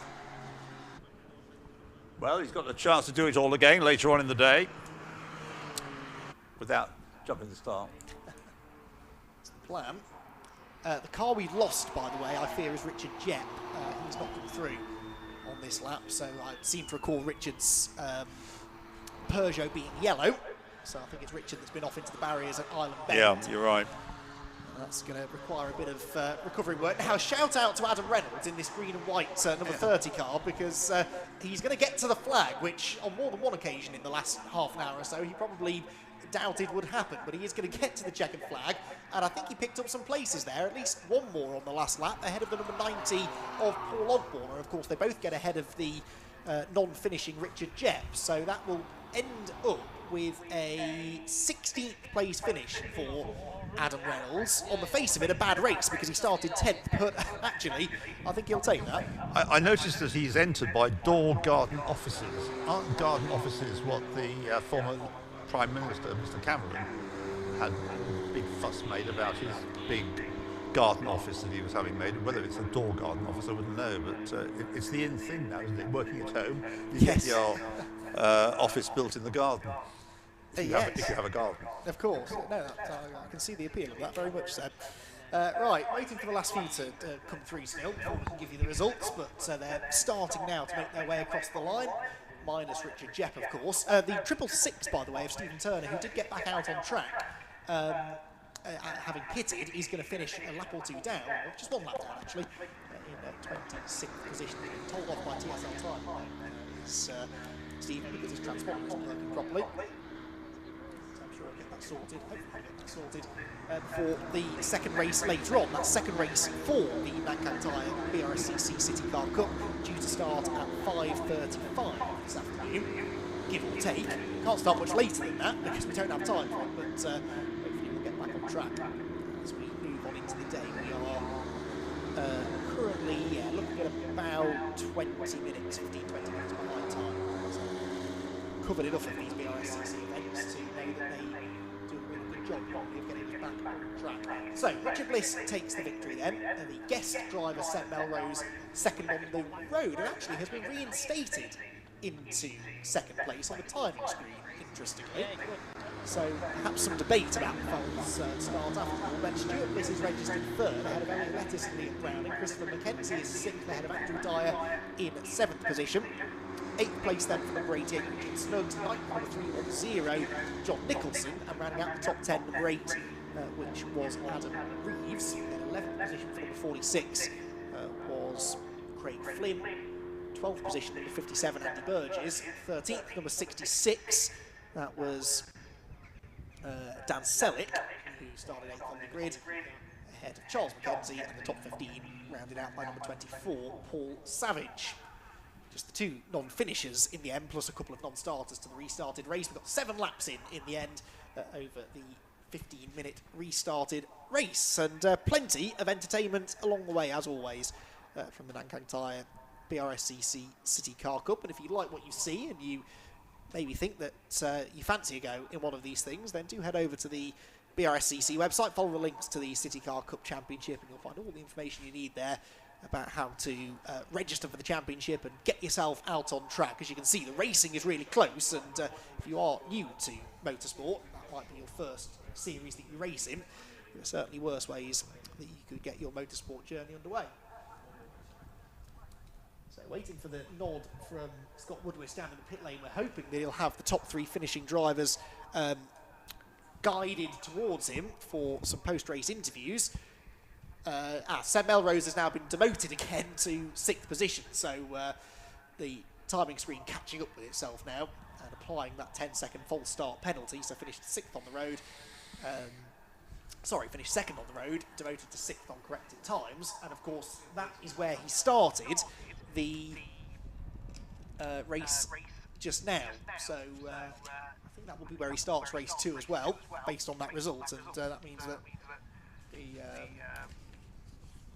as long as he doesn't jump the start, he's got a good chance of a podium finish in that one. Recovery operation ongoing for the car of Richard Jepp up at Island Bend. The barrier, luckily, did not look like it had sustained any damage, so hoping that it won't further delay the programme as they get that cleared up.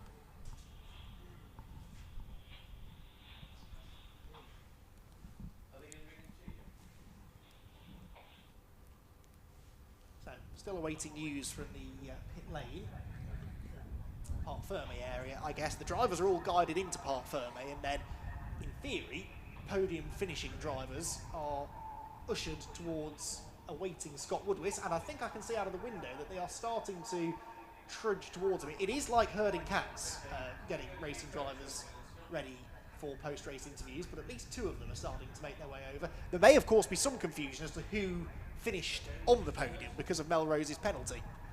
He's probably convinced that he finished 2nd, and Elliot Lettis possibly doesn't realise that he inherited a podium out of all of that. I think we are getting the thumbs up though from Scott Woodward, so let's head down there now and see who he can find. Well, as energetic as ever for the Nankang Tyre CityCar Cup, and of course lots of fantastic racing at the front, but it's a double podium for the Bliss siblings. We've got them both here just in the background, so see if we can bring them both in and have a chat. Let's have a chat with Richard first, who was, of course, race winner. That's not a bad way to start the season, was it? Brilliant. No, well happy. Well, I didn't really expect it. I was quite shocked to put on pole, to be honest. Done a bit of testing yesterday. It was about half a second off my brother. So when I turned up in pole, it was quite good. And then obviously to have they were having a little battle, I think, by the looks of it. And then I managed to pull away and just keep my distance, which was nice. So it's basically you pulled away whilst everyone else was fighting amongst each other? Yeah, basically it looked like that. Well, it looked like that from my mirrors anyway. So yeah, it's good. So it looks like both you and Stuart have got a really good handle of these cars now, because you joined last year and had a really good strong run. I think, if I'm correct, you were also novice champion as well last year, so you've started really well and basically hit the ground running today. Yeah, literally. It's my first pole and my first win.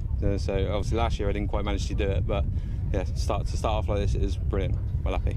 It's quite well put together outfit Auto Bliss, because you've got a really nice fleet of cars, you're nicely set up in the paddock as well, so it's a proper smart little race team, and it seems to be showing results on track as well. Yeah, it's actually my brother and Adam's business. I just work for them, but we're doing quite well with it. The cars are built like I'm a bit. It needs to be perfect in that sense. So they're really nice cars. Easy question to ask, hard one to answer. Same again for race 2?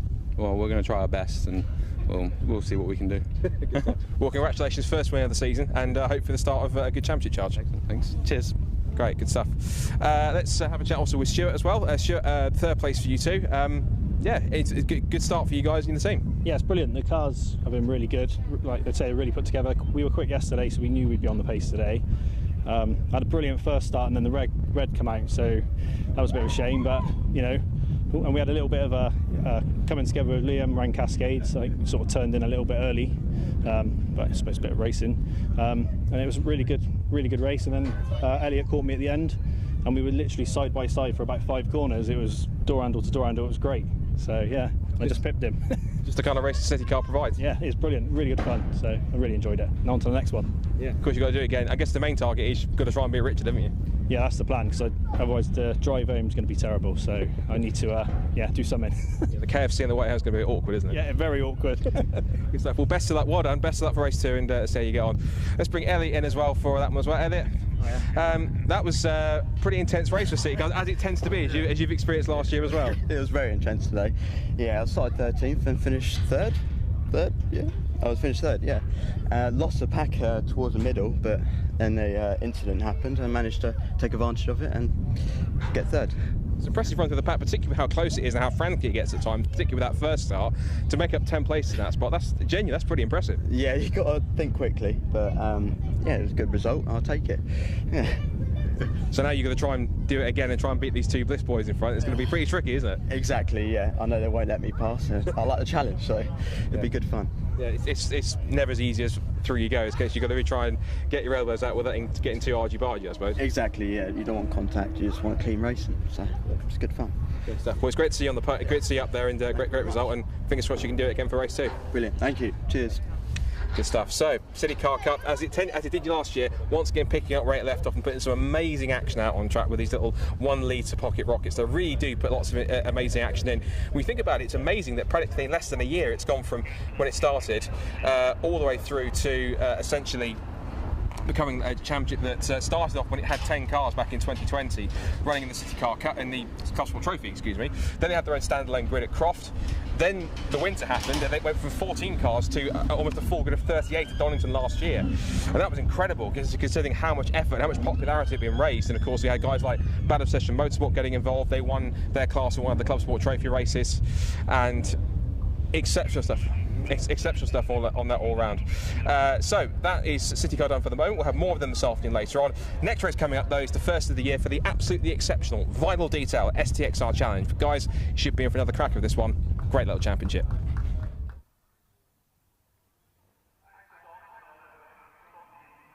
Next race coming up very shortly. The cars are already lined up in the pit lane, ready to come out onto the grid. As Andy said earlier, the outlap from the paddock or the pit lane is effectively the green flag lap. So I'll give you the grid in just a moment.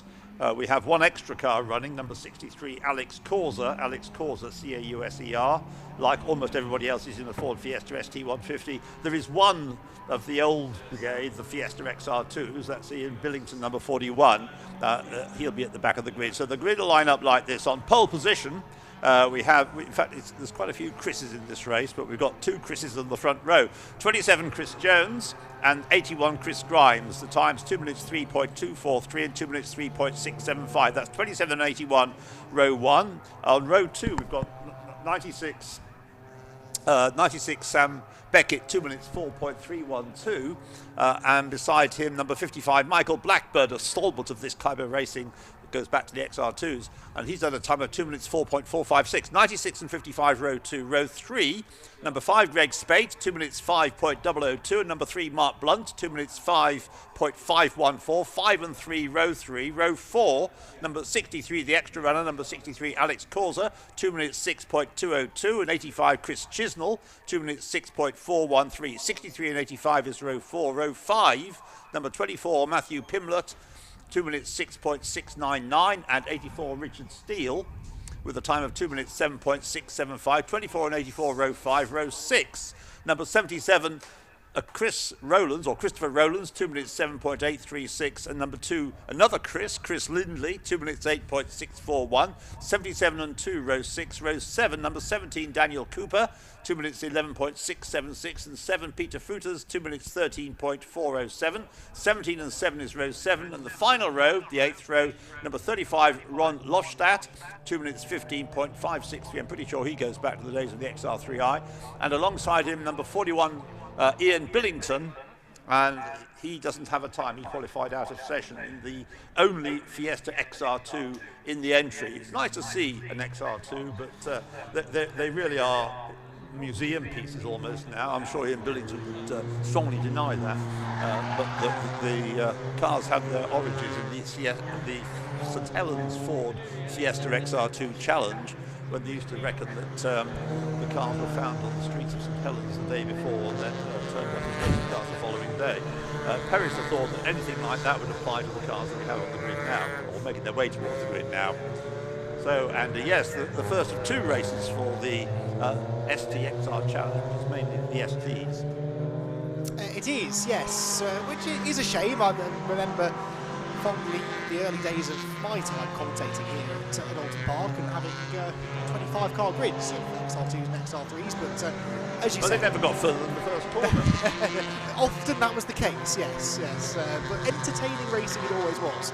It must be said though that even with this influx of the more modern Fiesta STs, the quality of racing has not been damaged at all by that. It has been incredibly close racing last season. Last year was really when the ST started to take off in this championship, and we had more and more of the cars out on track racing in the series, and a lot of the XR2 drivers in particular making the switch over. And the big thing that they said is that the XR2 is nice and soft and very compliant, and you can slide it through the corners as they did frequently. Can't do that with these STs. They're a lot stiffer, they hop and they bounce over the bumps a bit more, and it does require a different driving style, but some of them starting now to really wrap their head around it, and we're seeing people like Michael Blackburn, for example, who for many a year raced an XR3, up there 4th on the grid. Greg Spate, likewise, a veteran of the XR Challenge in an ST now, and yeah, they've certainly been putting on a spectacle, as they have been this year, with 2 races at Croft to open the season, both of which were won by Simon Robinson, but Simon is not here, at Oulton Park, so a new winner incoming, at least for the 2022 season, it would seem. Is Greg Spate the son of Derek Spate, who used to race a Z car, in fact, a big Ford Zephyr in some car races here for many, many years in the 60s and 70s? I think Greg may be related to him. You may be right. I couldn't confirm that, but yes, you're right. The race is underway. Then lights out, away they go. And into the first corner, it's 27 Chris Jones that holds on to the advantage. Second place is Chris Grimes. And third position, was that still Sam Beckett, or has Michael Blackburn moved up to challenge? I think that's Blackburn into third, ahead of the silver car and Beckett. The race lead, though, held by the pole sitter heading towards Cascade. That was a very good start by Chris Jones, because he was able to move across and take the racing line into Old Hall Corner straight away. So Chris Jones benefiting from that pole position considerably, and oh my word, that is the 84 car bouncing wide. Richard Steele, it's always been bumpy on the grass out of Cascades, and I hope he hasn't had his lunch yet. Yes, I'm sure that'll be coming. That was quite a bouncy ride he had. It was very bouncy indeed. The car gained some real air there as it bounced over the grass, but he carries on hopefully with minimal damage to car or driver. Meanwhile, the leaders, although they're separating slightly, are up at the shell end of the circuit. It is indeed Jones from Grimes, from Blackburn, from Beckett, the top 4. And there is the group in behind. Chris Chisnell, who has gained at least 2, maybe 3 positions from his 8th place starting spot. Yes, if in doubt, call somebody Chris, because as I said, there's about 5 of them in this race. The leading Chris, that's Chris Jones from pole position, takes the cars through his lops, and we can look.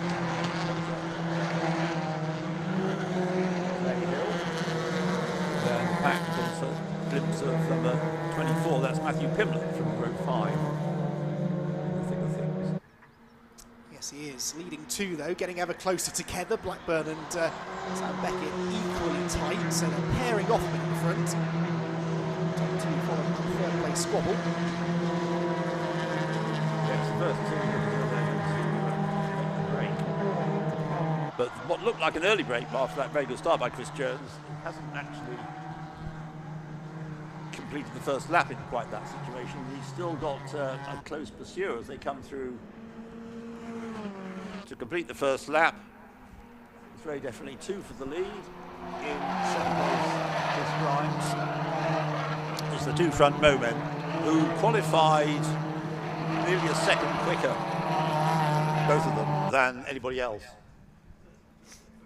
Yeah, so now they're getting their head down. They're starting to make good on that that qualifying pace, although the 2 of them were only separated by 4/10. So we expect the tight battle to continue between those 2. Lonely in 5th position at the moment is Chris Spate, but as we said, sorry, Greg Spate, excuse me, started 5th position. He stayed there and doesn't quite have the speed at the moment to contend for podium place, it would seem. Up through Shell.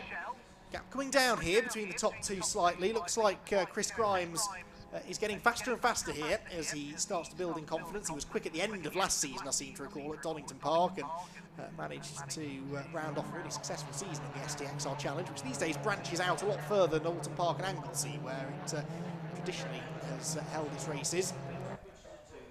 And the drivers, therefore, get to experience even more racing around a wider variety of racetracks, but they all enjoy Oulton Park. It's the spiritual home, really, of this championship, and a lot of the drivers from this area too, familiar with the Oulton Park circuit. Yeah, the XR2, which is the origins of this, I mean, that goes back 25 years, I think, quite now. Years go by. And then the XR3i Challenge joined in.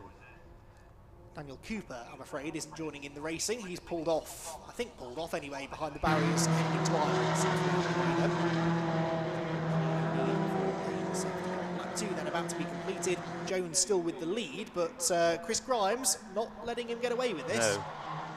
Well, in fact, that I think is fair representative of what it was like in qualifying. But I think gradually, if qualifying is a guide, Chris Jones will ease away. But at the moment, he's not prizing open that much of a gap. In fact, the gap much the same as it was in the previous lap, I suspect. It's now 2 laps completed by the leaders. The gap 32.379 of a second. And in fact, on that lap, Chris Grimes set the fastest lap of the race. 203.8, so still 6/10 off the pole position time, which suggests that they can go quicker than this, yes. But again, still gaining a little tyre temperature. 10 minutes and 20 seconds still to go then, so this was originally down, no, it was a 15-minute race. Their second race is 20 minutes, so okay, just to confuse us. They hope. It is the last race of the day, and you never know. Yes. Side by side, and I think a change there into Cascades corner. Ron Lufstad, I think that was falling behind the 84 of Richard Steele, so Richard Steele moving into 12th position. Leaders negotiate the bridge chicane. You can see what I mean about this stiff suspension on the ST. Yeah. They really hop and bobble their way through there, don't they?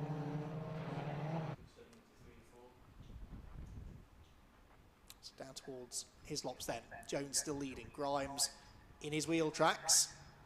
So Grimes close to Jones, has been since the start, but yet to really show his nose. So is he biding his time, or is this all he's got? I feel a bit sorry for the XR2. It's just gone through now, hasn't it? Ian Billington, way off the pace of the much newer cars, and in a little world of his own. Yeah, one of his he didn't set a time in qualifying, so I wonder if we're still not seeing the true pace of the XR2. That was a dive on the brakes from Chris Lindley, getting ahead of Ron Lufstad, so that's 2 places lost by Lufstad on this lap. Ron, another driver who for many a year was racing in the XR Challenge in, I think it was an XR3, wasn't it, that yes. Ron owned and raced reasonably successfully. It's my first. Oh, okay. Right, leaders through, the gap much the same visually, but it's gone up slightly, 0.522 of a second.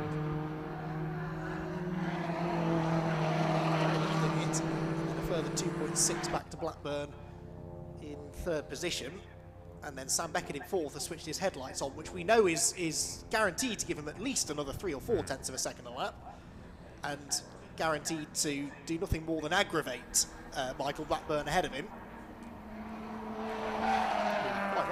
is not moving out of his way. He's defending that third place, as he's entitled to do.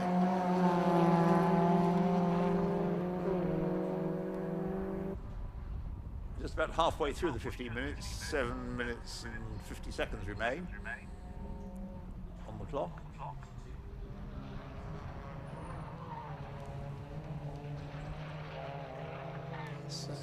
Blackburn still in the middle of that battle, hanging on to his third place, just about.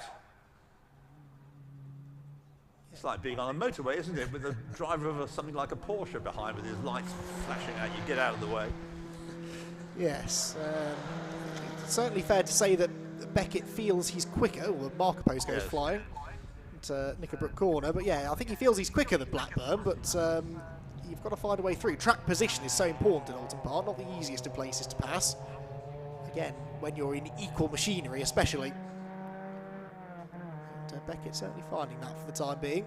Now the battle on screen heading down towards Knickerbrook corner. This is the number 2 of Chris Lindley, trying to go up the inside of the number 7 of Peter Futers, and the hazard lights coming on. Now that used to catch me out with these STs, but apparently that's something to do with the ABS. If you brake hard enough that it triggers the ABS, the hazard lights come on to warn those around you on the road, of course, that you may be losing control, but on the racetrack it's can be a slightly worrying sign, that.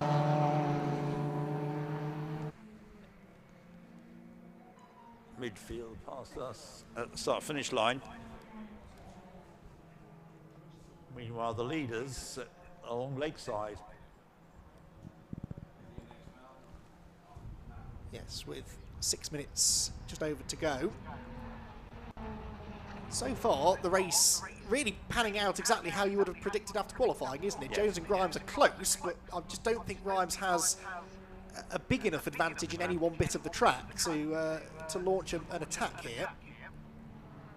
Time left, of course. He was quicker on the previous lap, took a couple of tenths, took about a quarter of a second actually out of Chris Jones's lead, but I would say it's gone back out again on the first half of this one.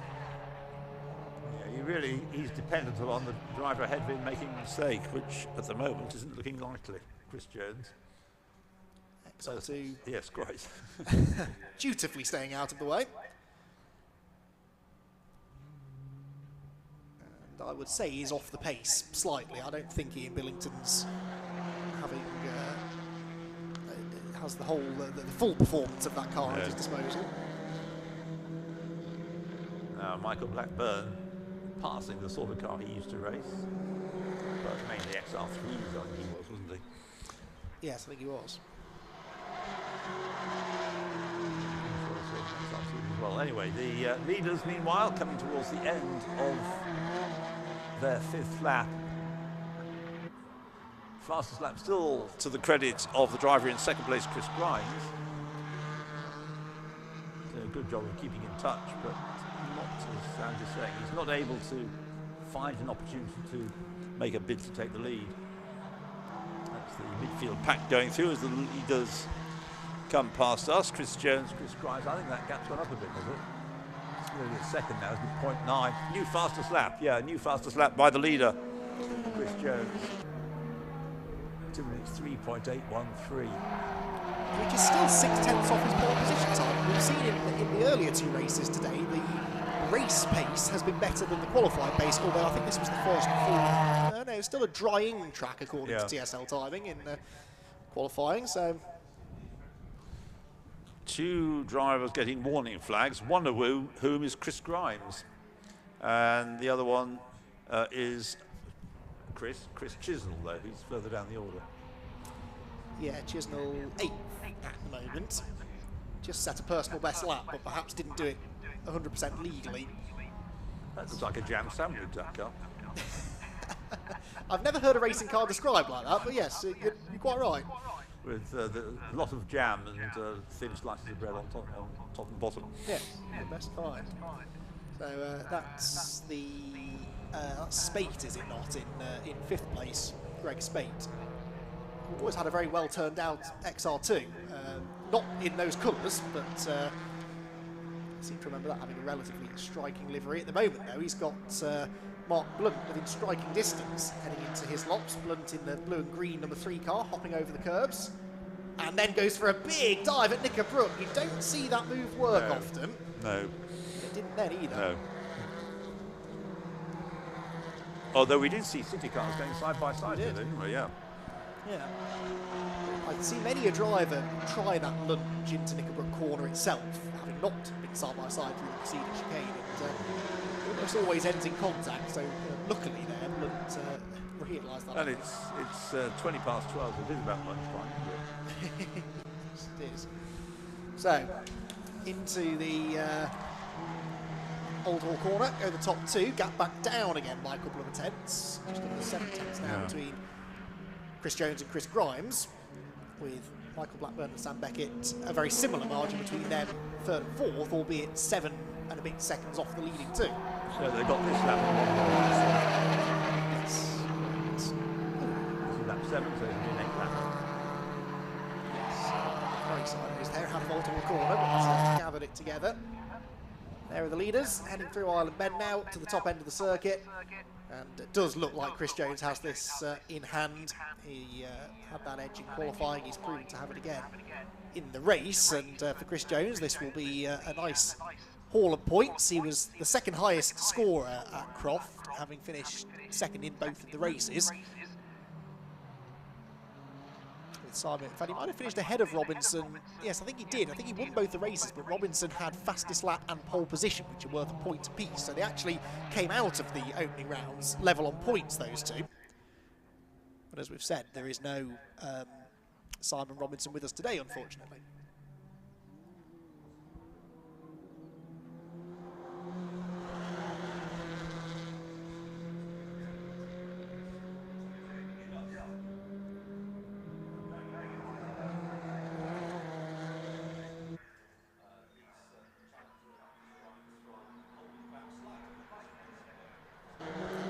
Second penalties, I'm afraid, Ian, including one for Chris Grimes in 2nd place. And the other one, you'll be surprised to hear, Chris Chisnell, who was also being warned about track limits. Have to presume that is the reason for this. So now this really is academic between Jones and Grimes. Unless Grimes can overtake Jones and gain 5+ seconds on him on this final lap, which I think is unlikely, it's going to be 2nd place at best. He is 7.2 clear, or was at the end of the previous lap, of Blackburn in 3rd, so at least his 2nd place is safe. With 1 lap to go, though, penalty now, if he's looking at the pit boards, which he may not be, and he may now know that fighting on for the race victory is perhaps not really worth his while.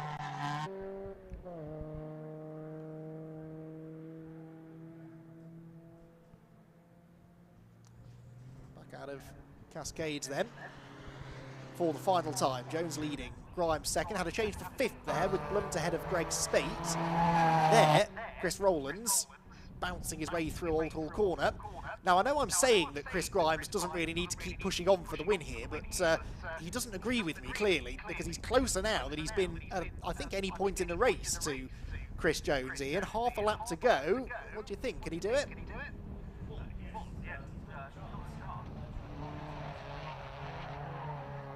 Good exit from Britons as well. The leader bounces over the curb, so that it might even be that the opportunity comes before that, because Jones is going to have to start defending into his lops. Grimes goes to the outside.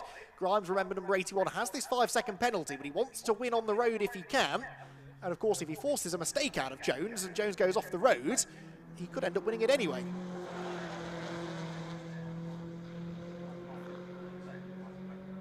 Yeah.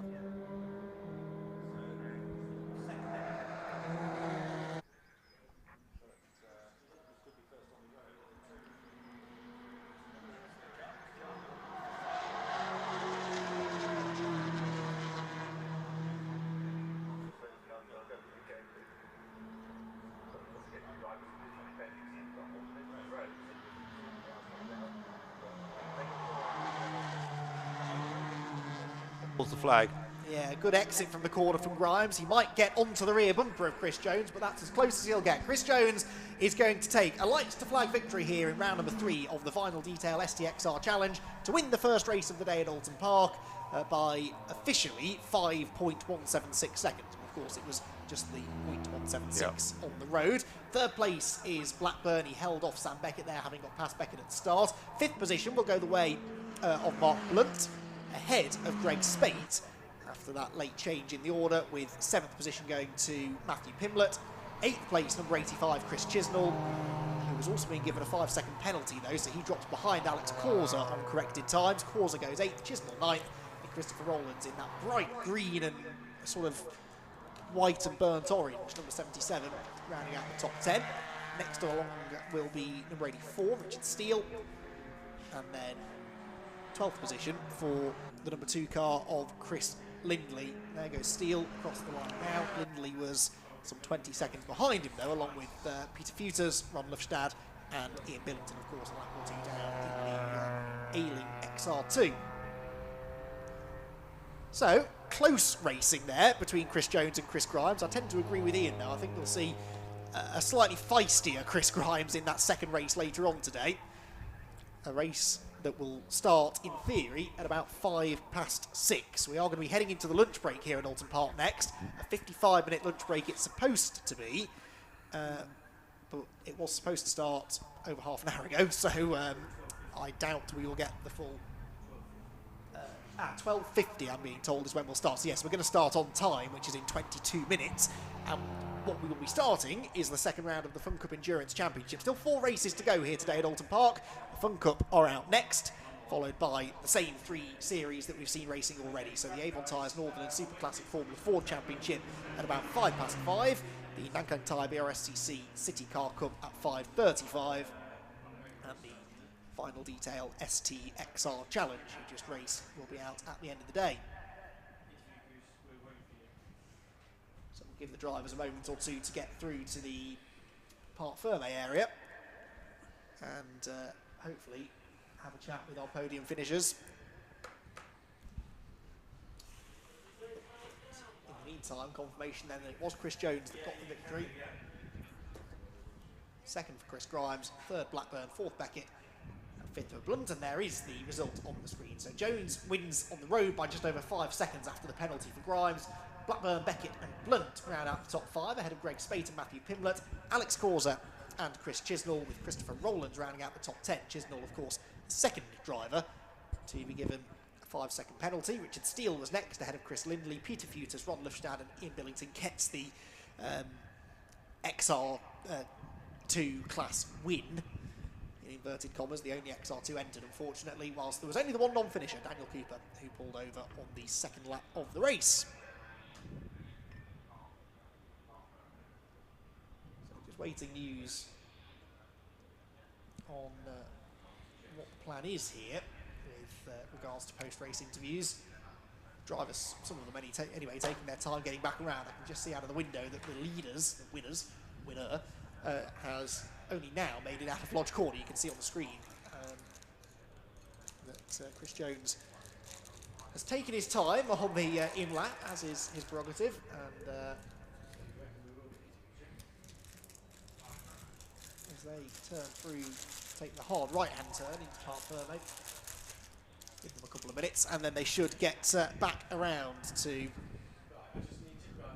Scott Woodwis in the pit lane. Hopefully giving us enough time afterwards to get a bite to eat, grab a cup of coffee and come back for 4 hours of Fun Cup racing, which is set to be as entertaining as always. It's always a good race here at Oulton Park. The grid has been released now as well for that Fun Cup race, and it's getting ahead of myself slightly here, I know, but it's a bit of a fan favourite team, PLR Racing, who've been drawn on pole position, and they ran well at Silverstone 2 weeks ago. Alongside, actually, the JPR Black Widows, another group of drivers familiar to Oulton Park regulars. The Black Widows car is normally shared by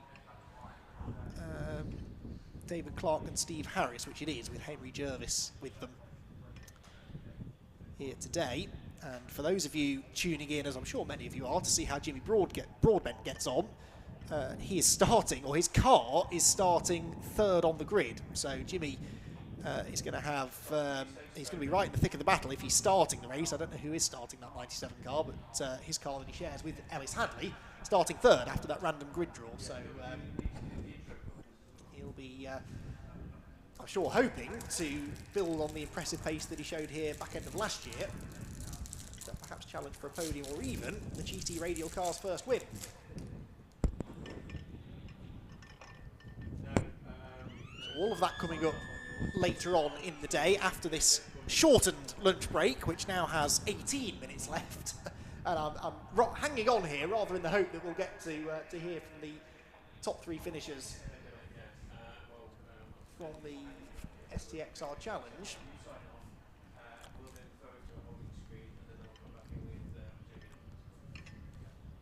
And as unfortunately is often the case, the drivers are in no real hurry to make their way down there.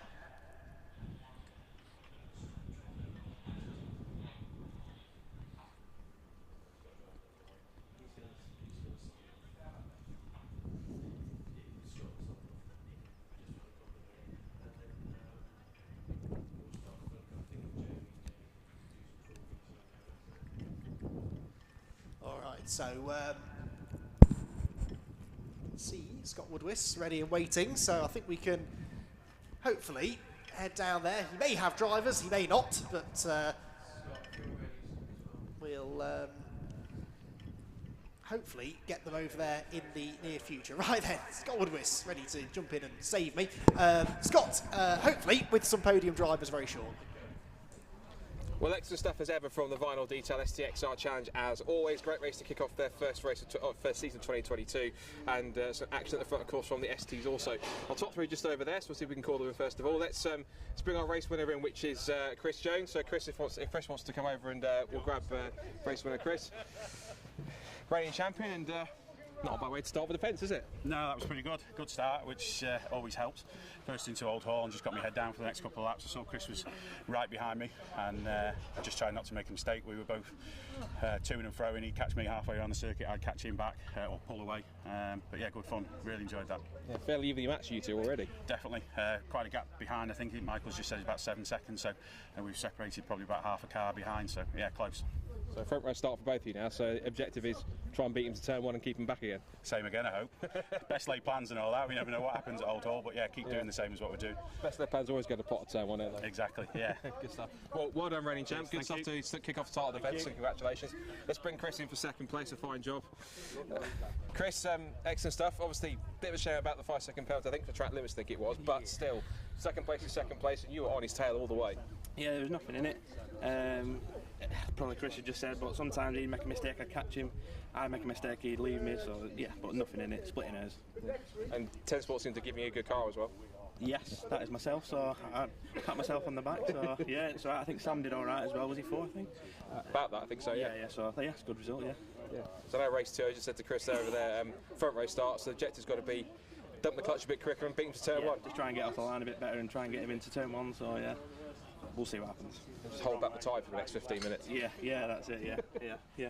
Good stuff. Well done on second place, great result, and we'll see you for race 2 later this afternoon. Cheers, thank you. Great stuff. Let's bring also Michael Blackburn in for 3rd place, great stuff for Michael. Podium for start of the season, of course, that's not too bad, is it? Better than last year. I think I had 2 6th places start of the season. I didn't have the answer for these 2.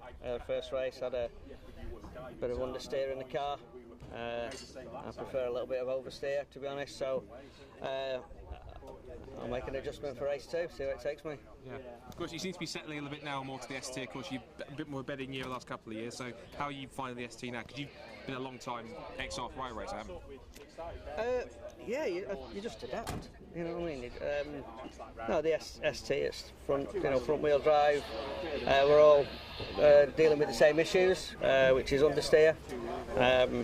We just need to get the car as light as you can at the back and deal with it. But I didn't get the setup right this time.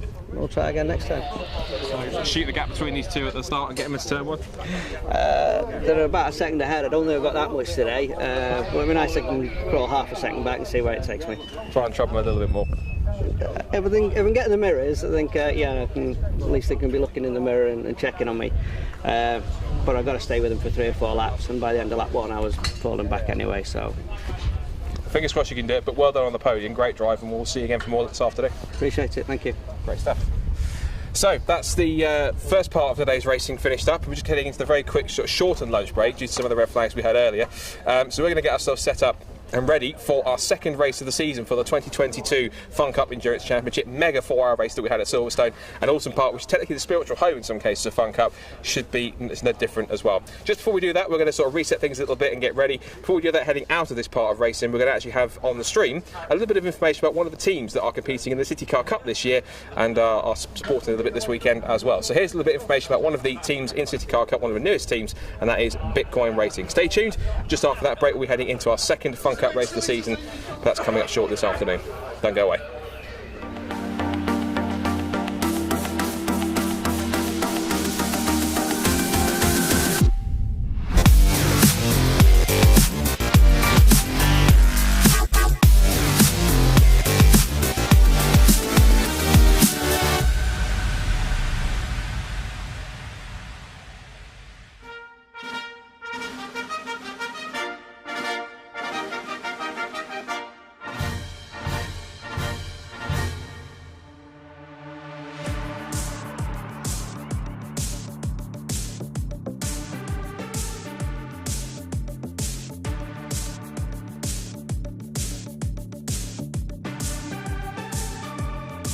This is Bitcoin Racing. With a 4-car entry, the team is aiming for success in popular national championship, the CityCar Cup. It's an innovative new project run by a family of Bitcoin enthusiasts.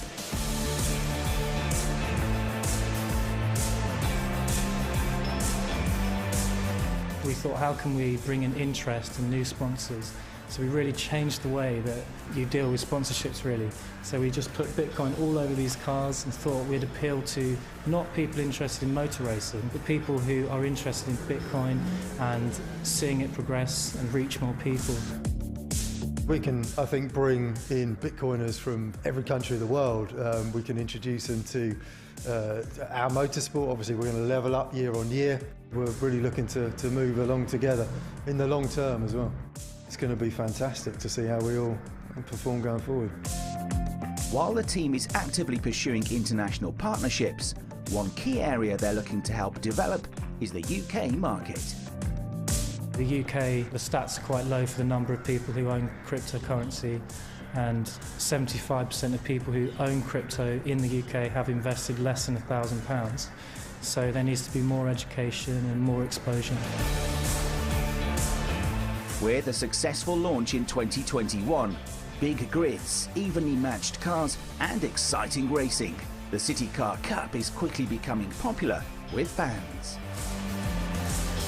Selected rounds are live streamed with an 18-race calendar that takes in leading UK circuits like Silverstone and Oulton Park.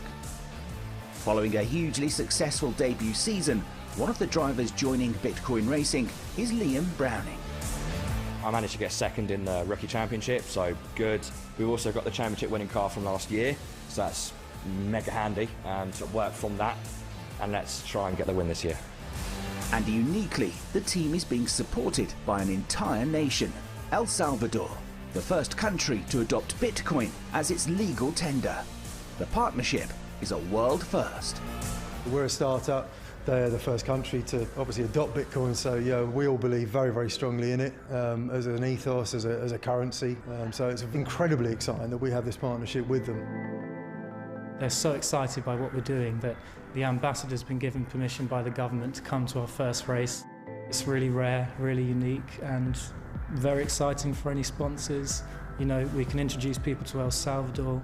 We've even had a business ask us to help them gain access to El Salvadorian markets, because that's how close we really are. Bitcoin Racing also has a number of other sponsors, including the Lazy Llama NFT project. With their support, the team is even creating a special limited edition NFT commemorating El Salvador. This will be auctioned off to supporters, with half the profit being invested into the future development of the team. We're getting interest from all of the crypto space, not just Bitcoin, so yeah, very exciting. In addition to the livery on the cars and team racewear, Bitcoin and other sponsors will also benefit from visibility on the team transporter, a huge articulated lorry which will provide brand exposure across the UK motorway and road network, as it transports the race cars to and from circuits across the country. It's a sign that this is all very much the beginning of a long-term project, with ambitions that go far beyond the CityCar Cup. On to the future, we're looking at British GT paddocks, British touring car paddocks. That's the aim. We want to be in front of millions of viewers, so we're going to push this race team up to the higher championships, so Bitcoin, everyone sees it in this whole country. Finally, one of the overriding aims of the team is that it becomes a hub for the Bitcoin community, a real focal point for their shared interest. We'd like to invite anyone who's interested in Bitcoin to come and join us in the future at the races. We'd also love if you followed us on Instagram and Twitter at bitcoin.racing. And you can visit our website to find out how to support us more and about sponsorship deals as well. The team's amazing, we've got so many good people on board, and yeah, so excited about what the future holds. For more information on Bitcoin racing, visit the website. And if you'd like to get involved, press the support tab. To join the team on race days, send Bitcoin Racing a message on social media.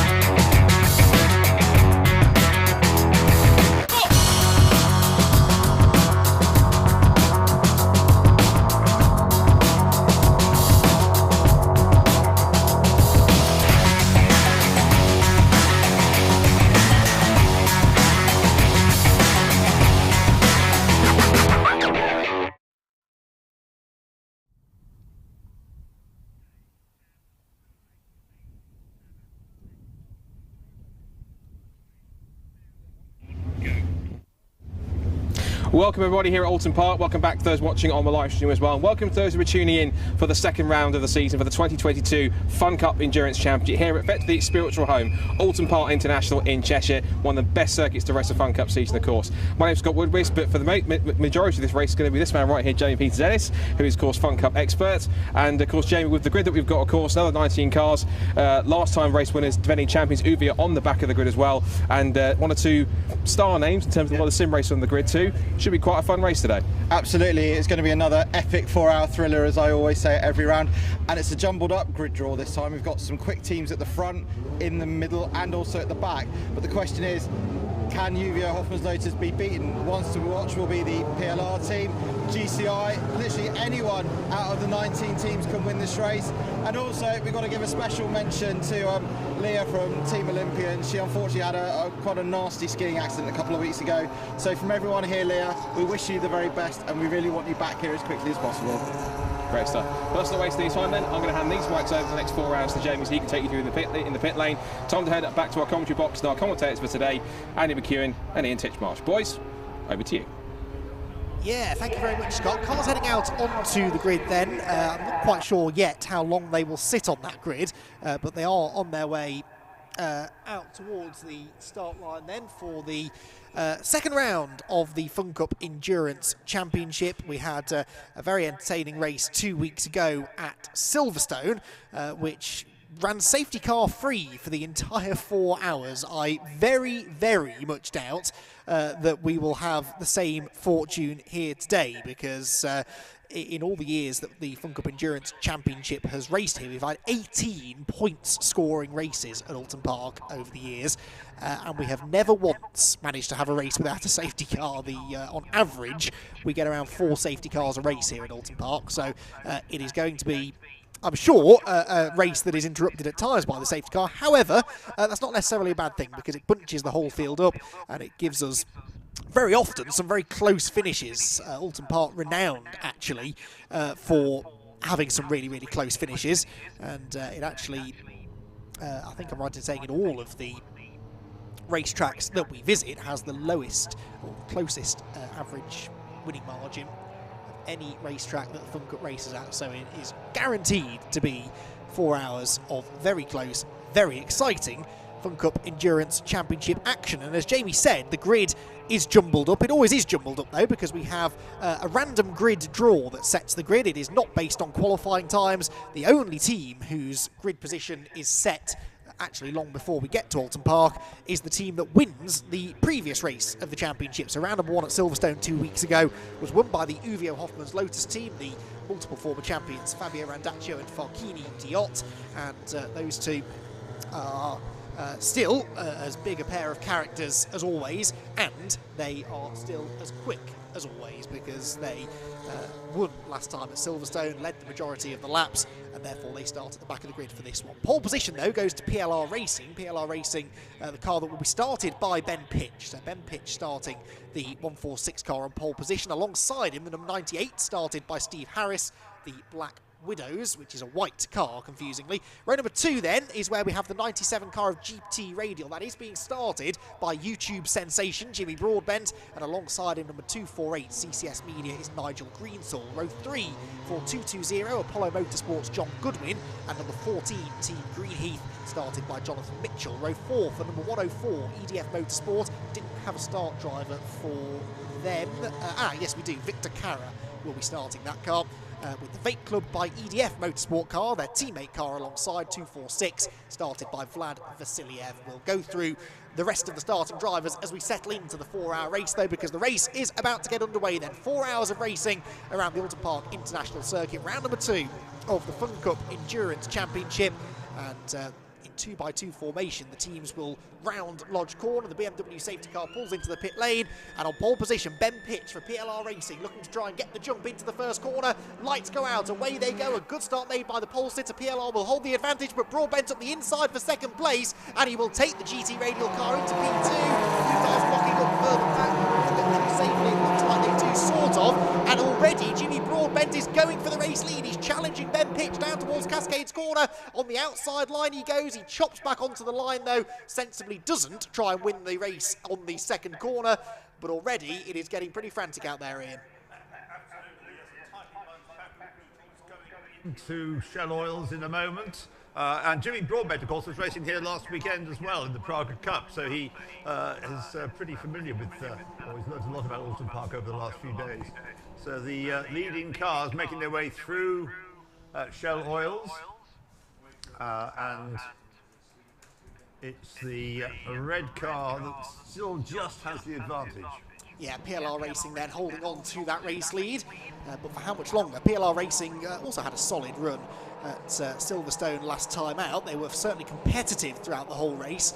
Eventually PLR coming home in 4th position, but they lead for the time being. Broadbent weaving around in 2nd, trying to work out where he can make his move. He was certainly making some aggressive moves here last time he raced at Oulton Park in the championship. Already towards the back of the field, look, you can see the black and gold number 1 car. That is the Uvio Hoffmann's Lotus car. It is being started, that one, by Fabio Randaccio, and it's gained a good 5 or 6 places already. Isn't that Chris Randall?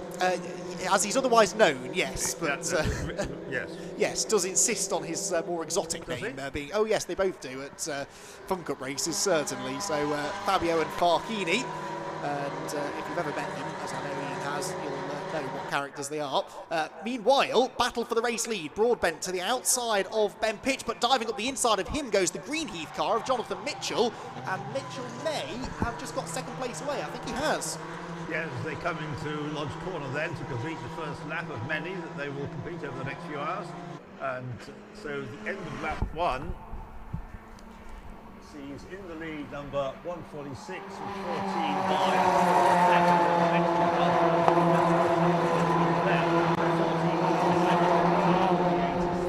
and 97 in 4th place. Yes, and Broadbent was 2nd into Lodge, but then the Greenheath car got up the inside, and that sort of forced Jimmy out onto the curb, and so he fell down to 4th position. But if you are new to Fun Cup racing, which many of Jimmy's fans may be, don't despair, because these cars are designed to allow a big slipstream effect, and that means that it's very hard to break away. So don't imagine this lead group is going to separate anytime soon, and you can definitely overtake in a Fun Cup car, even on a tight circuit such as this one. So far, though, Ben Pitch is sort of proving me wrong, because we've had lots of overtaking behind him, but he's held on to the lead well. Yes, doing a good job here. Has he led before? Ben has led, definitely, yes, but not often at the start of the race, I seem to recall. Okay, well, he's got about 3, is it, Beetle lengths ahead, just about, as they come over Hilltop and head down towards, they're going to have some place changing going on for second place, Andy. Yeah, Nigel Greensall, we know how quick he is, and he's in the CCS media car, and he takes second place away from Jonathan Mitchell. So Nigel Greensall is now going to, I think, present a serious challenge to Ben Pitch. Nigel Greensall with a good grid position. It didn't have a lot of overtaking to do to get to the front, and he has got to be, along with probably Neil Plymouth, the most experienced driver on the grid. Yeah, I mean, Nigel Greensall, a vastly experienced and successful driver, holder of the fastest lap over around the Castle Combe years ago in a Boss single-seater, Formula 1 type single-seater. So he's an extremely quick driver, probably the most successful driver in the entry, I would have said, in anything. Yes, yes, possibly fewer race wins than Neil Plymouth in the Fun Cup, because... in the Fun Cup itself, yeah. Yes, but certainly he's had success outside of the Fun Cup, as has Neil, of course, through Formula Fords in particular, and saloon car racing back through the 80s and 90s, but really found a love for endurance racing through the Fun Cup, and he's about to see his car lose the race lead, because Ben Pitch, who's driving the PRR racing car, loses the lead of the race to CCS lead, so Nigel Greensall goes through. That is our first lead change of many, I'm sure, over the 4 hours, and Nigel Greensall is going to lead them down through Cascades for the 3rd time.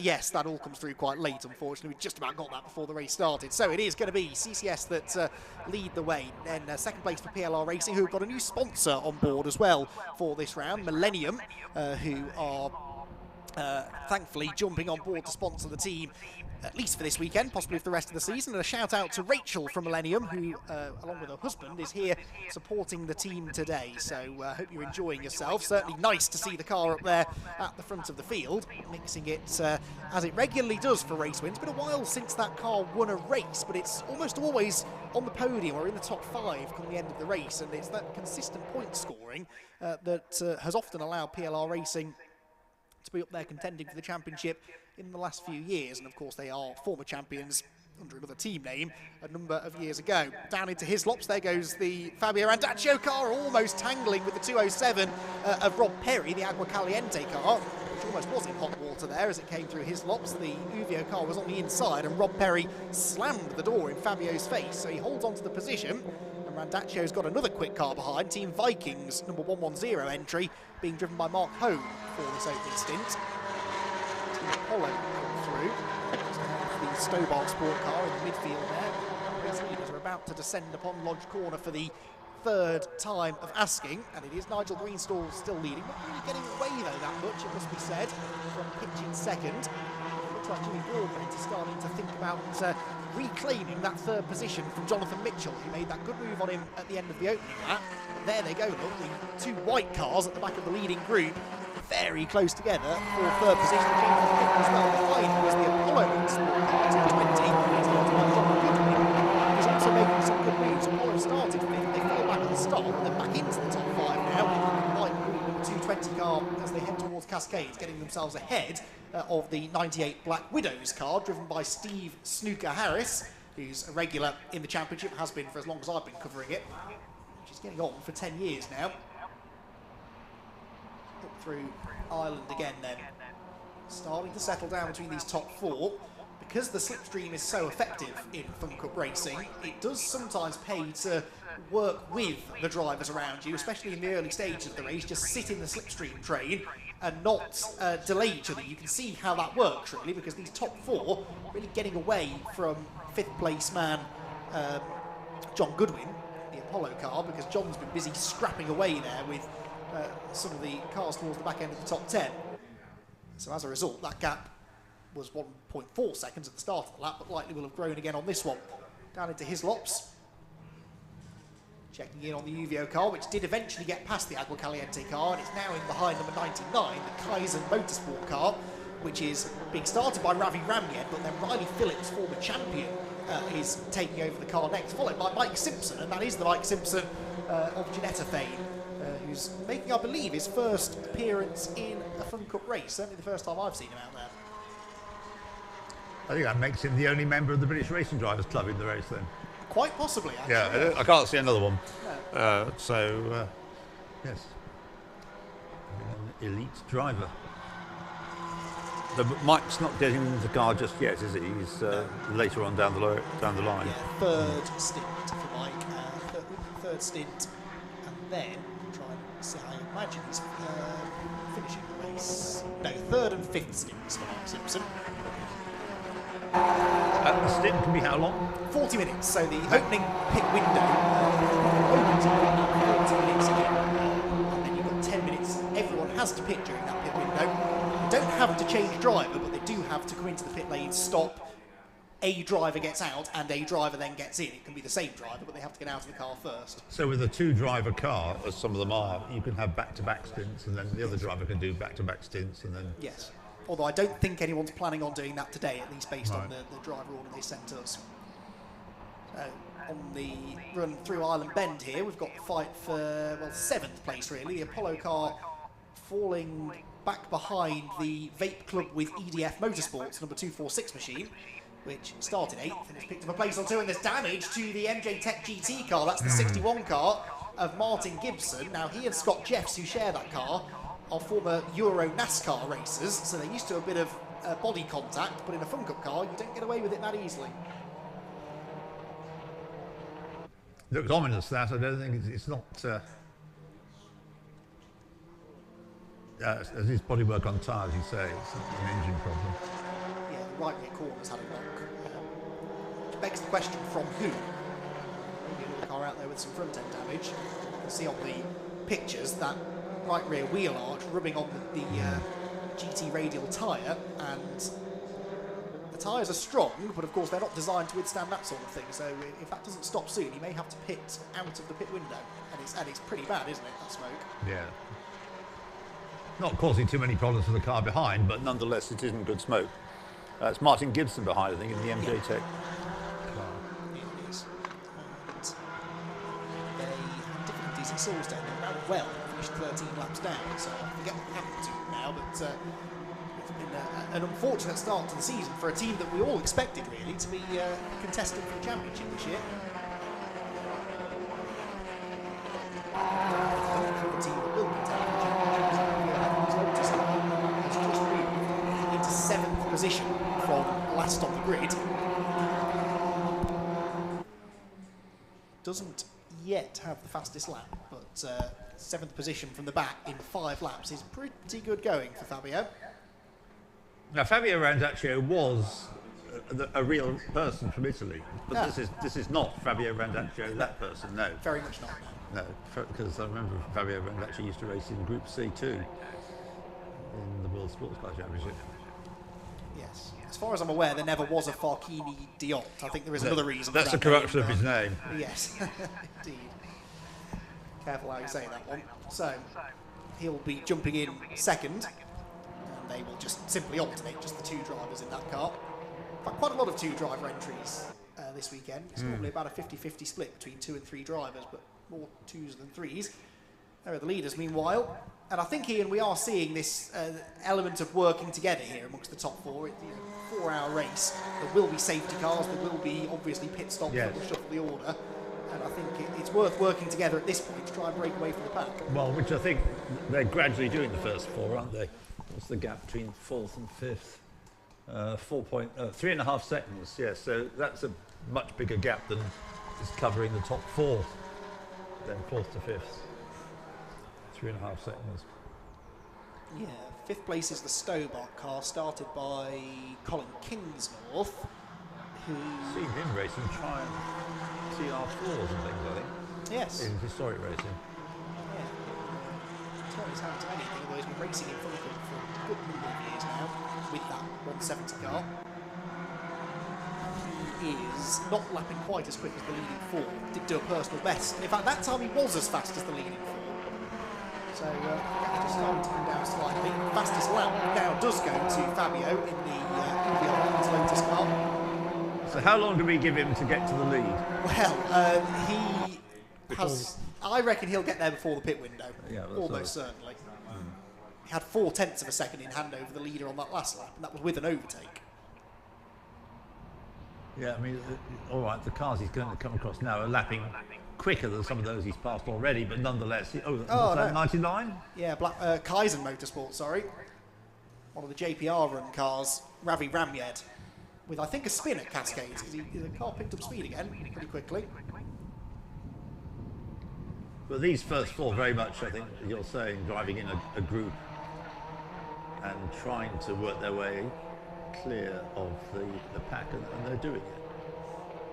But out of it will emerge Fabio Randaccio. Yeah, he's out of that pursuing group. Yes, well, you can see him there, just tagged on to the next, what is now a trio of cars, really. Stobart Sport, Vape Club with EDF, and then Uvio, and then all of this going on behind. Polo, Agua Caliente, and Team Viking, 220, 207, 110.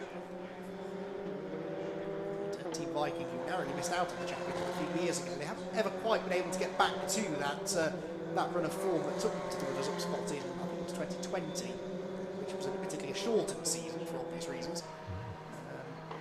Vikings are a fairly consistent team, and this is a typical Viking performance. They don't go charging to the front of the field at the start of the race. They pace themselves, pick their moments to make overtakes, and they're generally running at the end. And a change about to happen, and does happen, as 207 goes through on the inside. That's Rob Perry getting to place.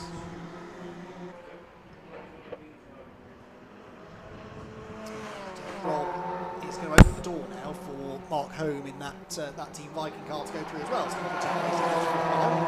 but to have Apollo back on the grid though, they were absent for a couple of seasons through the COVID years, and different drivers these days, but great to have that Apollo car, which has been a mainstay of the championship for quite some time. Now behind them is GCI Racing, number 111, Ian Wood and Craig Butterworth in that car, and in fact they're now ahead of Apollo, having gone through Cascades. They got their first ever Fun Cup podium at Silverstone 2 weeks ago, and that really surprised me actually that they hadn't had one before. They finished in second place, and they led a lot of the laps as well. They traded the lead for most of the first 2 hours or so with the Uvio Hoffman's Lotus car before losing touch with them slightly during a pit cycle, and then they were unable to get back to the leaders.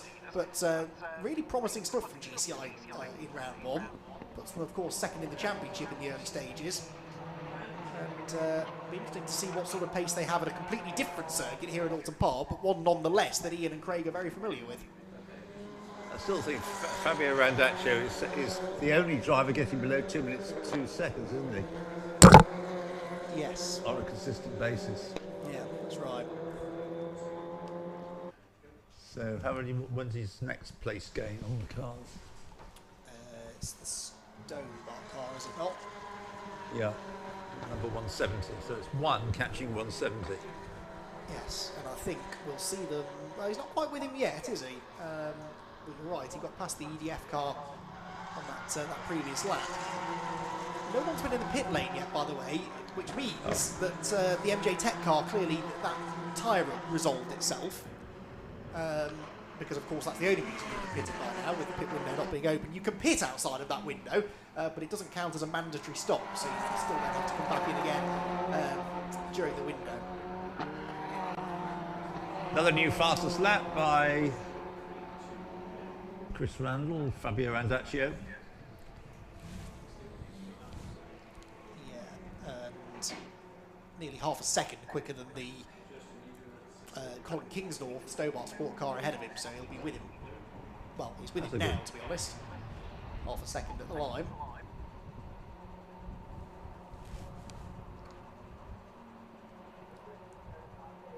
These four just seem to be content to play follow the leader. Yes, for now. At the moment, yeah, exactly. That may change. As we've said, it's working for them at the moment, but they are not as quick as Fabio. So as soon as he clears the Stobart Sport car, which you have to imagine will happen imminently, he's going to be chasing after this group, and that might just sort of spur them into action a little bit when they see him arriving on the scene. And you can be sure that Nigel Greensaw's not going to give the lead up without a fight either. So even if Fabio makes relatively quick work of the others, it'll be that easy to get the race lead away. What do we know about Nigel Greensaw's co-drivers? So Nigel, I think it's the usual group, Bob Tomlinson, Alan Honeyman. He is definitely the quicker of the three, that is safe to say. That car does have a habit of leading early and then not necessarily leading again, but you know, they're very experienced drivers in the Fun Cup, Bob and Alan. And Nigel's one of those drivers who really has not a lot else to prove. People know how quick he is, and he really does just do this because he enjoys it. He doesn't necessarily expect to be winning all the races like he was in his Team Race Logic days, for example, a few years ago. Well, they very much were a championship contending team.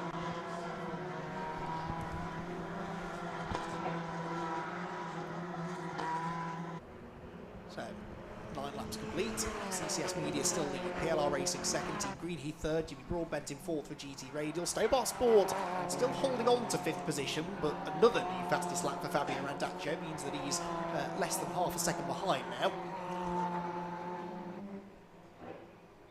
Possibly likely to make that position on this lap. Exactly.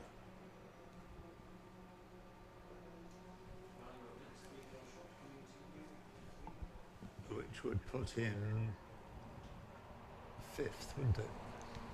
Would. And with a clear road to the 4 leaders.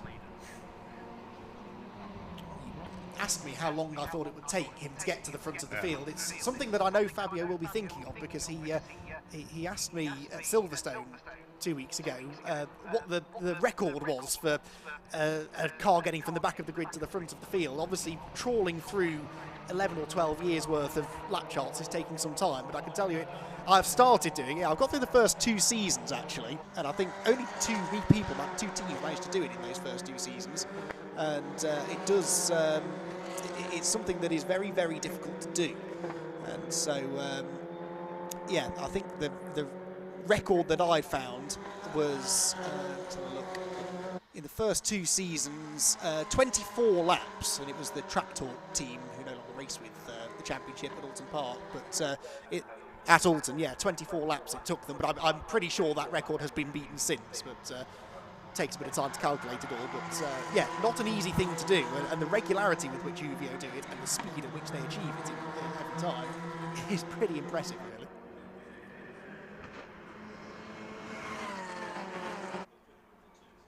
No, I think they're equal, and that's really where their success has come from. And you can see he is now into 5th place, got ahead of the Stobart car. But no, they're very evenly matched, generally. So you can expect this pace to continue even when Farchini jumps in at the stop.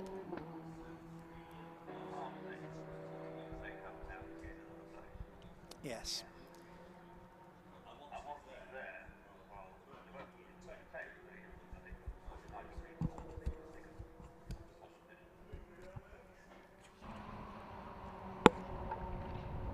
Yeah, I agree with that. Nigel Greensall is going to be stiff opposition when that number 1 car gets up there.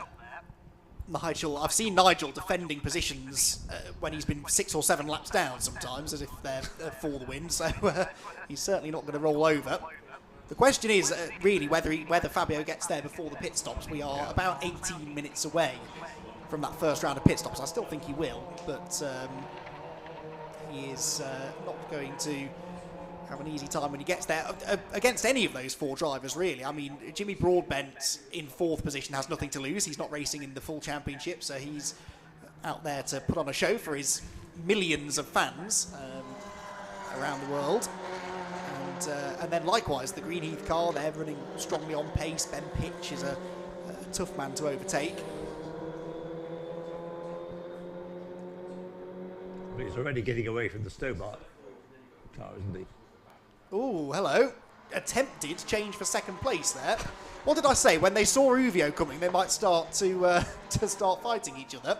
And the Greenheath car there making an attempt at getting through ahead of Ben Pitch's PLR car at Druids. It didn't work, but having another look at it going into Lodge. So I think he's moving the place change. Yeah, it's Broadbent now on the tail of who did I say was in that Greenheath car? That's Jonathan Mitchell.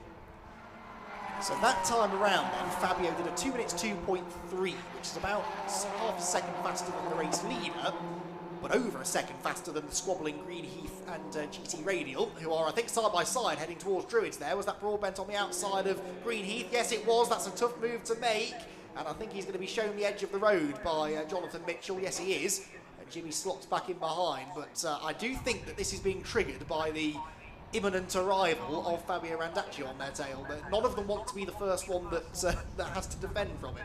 And that's well, they're getting a bit held up now, and the first two are pulling away, aren't they? Yes, they are. It's not the sort of closely packed train of 4 cars now. It's 2, then another 2. But it shows how much time there is to be gained from working together, of course. They had been doing up until this point. Good exit there for Broadbent as he got the overlap. Not quite. Not quite, but nearly. And he could get it here now.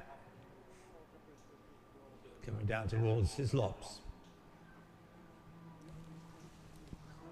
To the outside. But Fabio Randacci is almost with them. Yes, and Fabio Randaccio has a bit of left front corner damage. Now, I'm not throwing accusations anywhere here, but it was right rear damage for the MJ Tech GT car, wasn't it? Which coincidence. Yeah, it could be. Could be. I'm sure Jamie will find out when he chats to Fabio at some point after the stint, but that's the only car I've seen with front end damage. It ain't slowing him down. He's right there with them now. And Broadbent still can't find a way past the Greenheath car, although I think Jimmy might have the inside line at Lodge. He'll need to be committed on the brakes, which he is. Gets the move made at the same place that he lost a position to Greenheath in the opening laps. So Jimmy Broadbent goes third, but now Fabio gets the run on the pair of them. Almost gets a hip and shoulder there from Jonathan Mitchell as they come across the start-finish line, but Fabio on the inside line for Old Hall. I think he's going to follow Broadbent through. So Broadbent goes third, Randaccio goes fourth, and 2 places lost for EDF. Meanwhile, the leaders have closed up more than they were when they were just running consistently. I reckon there's that gap's come right down. This is your point about they're well aware that they've now got a kind of Italian in their midst. Yes, indeed. Fabio is no doubt the fastest driver on the track, but whether he'll be able to get to the lead itself, we shall have to wait and see. Meanwhile, 107 we can see there. That's We Have No Idea, which is one of my favourite team names. Paul Calladine sharing the car with Alan Baldwin and Brandon James. It's Calladine in the car now. Running last at the moment, but having a nice battle, actually. Fueled up racing of just overtaking EDF Motorsport for 17th, which means this is 17th, 18th and 19th places just coming across the line now. Leaders over Hilltop. Uvio now third, so Fabio out of shot has taken third away from Broadbent. And Jimmy would do well here, I think, to latch on to Fabio, wouldn't he? Try and chase after the top 2 again. And the Stobart car has also joined in, hasn't it? Yeah, and EDF, actually. Yes, indeed. So we've now, well, it looks like 5 cars, but I think it's going to become 4 as Randaccio pulls away. But for the lead, pick them up now going through Druids, about a length between them, with Fabio Randaccio up into 3rd place. And what's the gap going to be? At the start of the lap, it was 3.6 seconds. Pitch having a look to the inside of Greensall. It didn't work. Actually, looking out the window, I can see Pitch was a little sideways on the exit of Lodge, so that was a definite attempt at an overtake, but it didn't work, and it's cost him time rather than gaining him anything. Look at the way that Broadbent is staying with Fabio Randaccio. Very well. So part of that's the slipstream, of course, but I did wonder whether Jimmy might be able to do that. Through into 5th goes the Stobart car. Colin Kingsnorth ahead of Greenheath's Jonathan Mitchell. But yeah, Broadbent impressing me here. I shouldn't be surprised at this point that Jimmy's a quick driver in real life as well as on the sim. He's proven that in the Pragas over the last season and a bit. But he's turned his hand to these Fun Cup cars really well, and like I say, even with a bit of help from the slipstream, still impressive that he's staying with the fastest car on the track.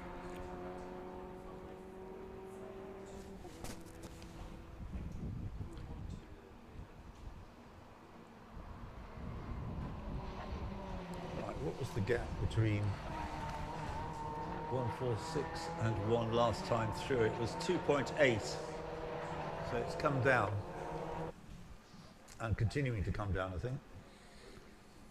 Yeah, 0.2 of a second faster was Uvio, but that was with 2 overtakes on that lap, which you can imagine had held him up. There he is. Going through his lops, sliding around a little bit. These tyres will last the entire duration of the race, so no tyre conservation going on here. Very good tyre provided by GT Radial. And that means the drivers can be on full attack right from the start of a 4-hour race up until the very end.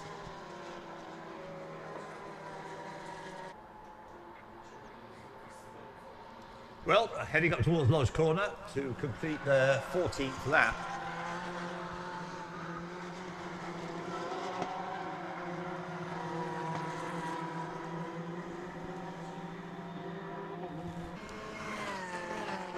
Yeah, Broadbent's doing a good job here, Jimmy Broadbent, to hang on to the fact that he's going to have a think about overtaking, getting the place back. No. If they work together, that gap has come down to 3 seconds now.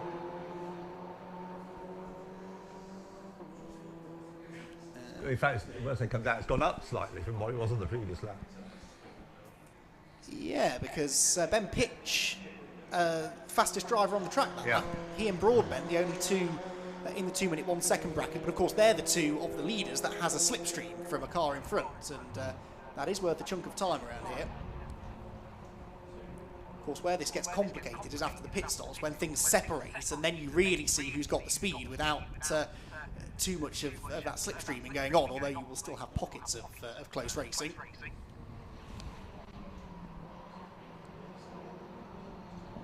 On to the 15th lap of the race then. Half a second still between the top two, similar sort of gap between 3rd and 4th.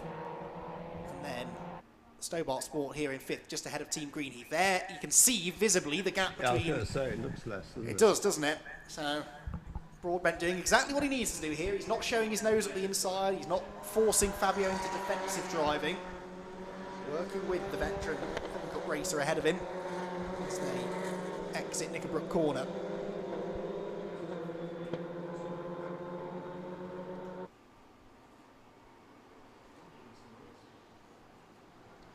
So, leaders at Druids for, as it says, lap 15. And we've had the first half hour. Big defensive move there from Greensall.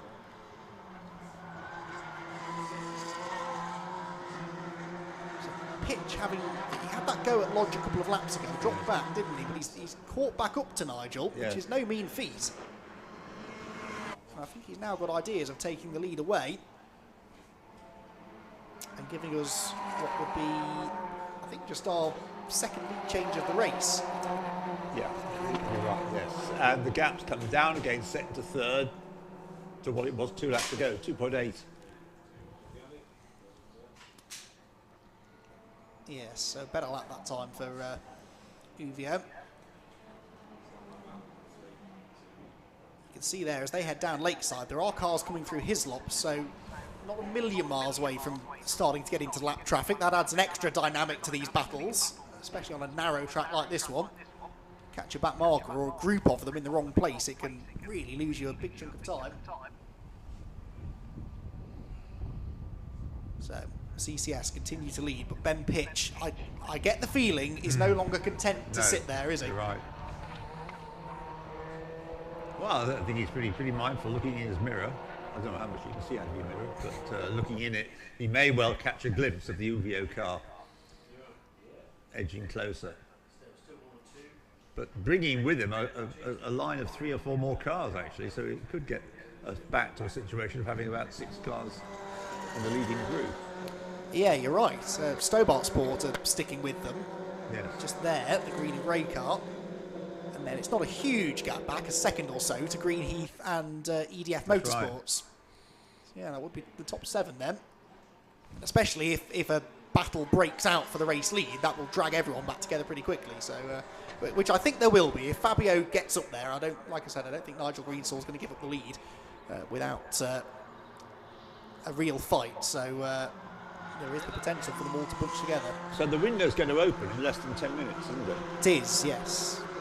Do signs show that many will come in early in the window? If you're in traffic, yes. If you feel you're being held up here, so that may be an option for Uvio. And again, the fact they've got 2 evenly matched drivers gives them the freedom to do that, whereas some teams like CCS Media, for example, they'll want to maximise Greensall's time in the car, so he'll stay in as long as possible. But if you know you've got another quick driver ready and raring to go, then you can pit whenever you like, really. What's the maximum time a driver can drive throughout the race? Adding those bits together. I think it is 70%, I think, but we rarely see anyone do more than 3 stints in a race anyway. Everyone's paid to be in the car, and they all want their track time at the end of the day.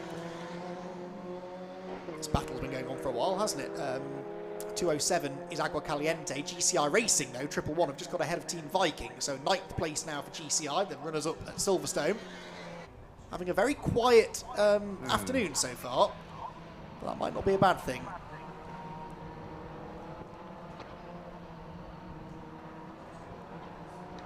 To Shell they go, and yeah, not a bad idea to bide your time really here at Oulton Park, because you know there are likely to be quite a lot of safety cars over the course of the race. Well, you know, the statistics tell us that that is likely. I think the fewest we've ever had was, yeah, we've never had a safety car free race. I think once we had one over the 4 hours. There was a race a couple of years ago where we had 7 safety cars over the 4-hour race. So, and this is where this circuit differs so much to the venue for our opening round at Silverstone, where, you know, if you go off at Silverstone, you've got acres. Well, actually, slightly less tarmac runoff area now than there was 12 months ago, but still plenty of space for you to go off and not get stuck in a gravel trap. Don't have that luxury at Oulton Park, though.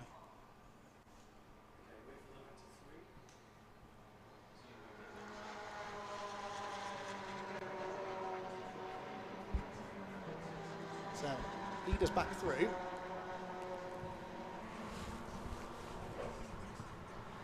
And the gap second to third is down to 1.4 seconds. 1.5 seconds, 1.412. It's close. Sorry, Ian, that was a bit of yeah, so that took our eye, weren't watching the progress of the Uvio car, but it's certainly significantly less than it was second to third. Yeah, like you say, second and a half, so that's just about within slipstreaming range now, I think. So that the next second and a half will disappear quite quickly, I think. Now they're in the tow. What I was doing and ahhing at was the Apollo car almost making contact with Team Olympian 267. Olympian dropping 2 positions on that lap. The car being started by Chris Doval. Fair to say that Christian Rose and Harry Mailer, who will take that car over, are maybe a little faster. So I think that car will come back up the order in the next few stints. Which one, sorry? Team Olympian 267. Right. And that car won the championship a couple of years ago in that shortened 2020 season with Christian Rose, Chris Doval and Riley Phillips, who has now moved on to Kaiser Motorsport. Who's the Olympian amongst them? The Olympian, I believe, is where the money comes from. That's the sponsor of the team. And yeah, they've been very quick. Christian Rose, of course, son of Paul Rose, who runs the championship. That was GCR Racing making a nice move into his lops. And Ian Wood, who's done a few laps around Oulton Park over the years, knows all of the good overtaking spots, and he just that was one of the best moves we've seen today. Yeah. Agua Caliente.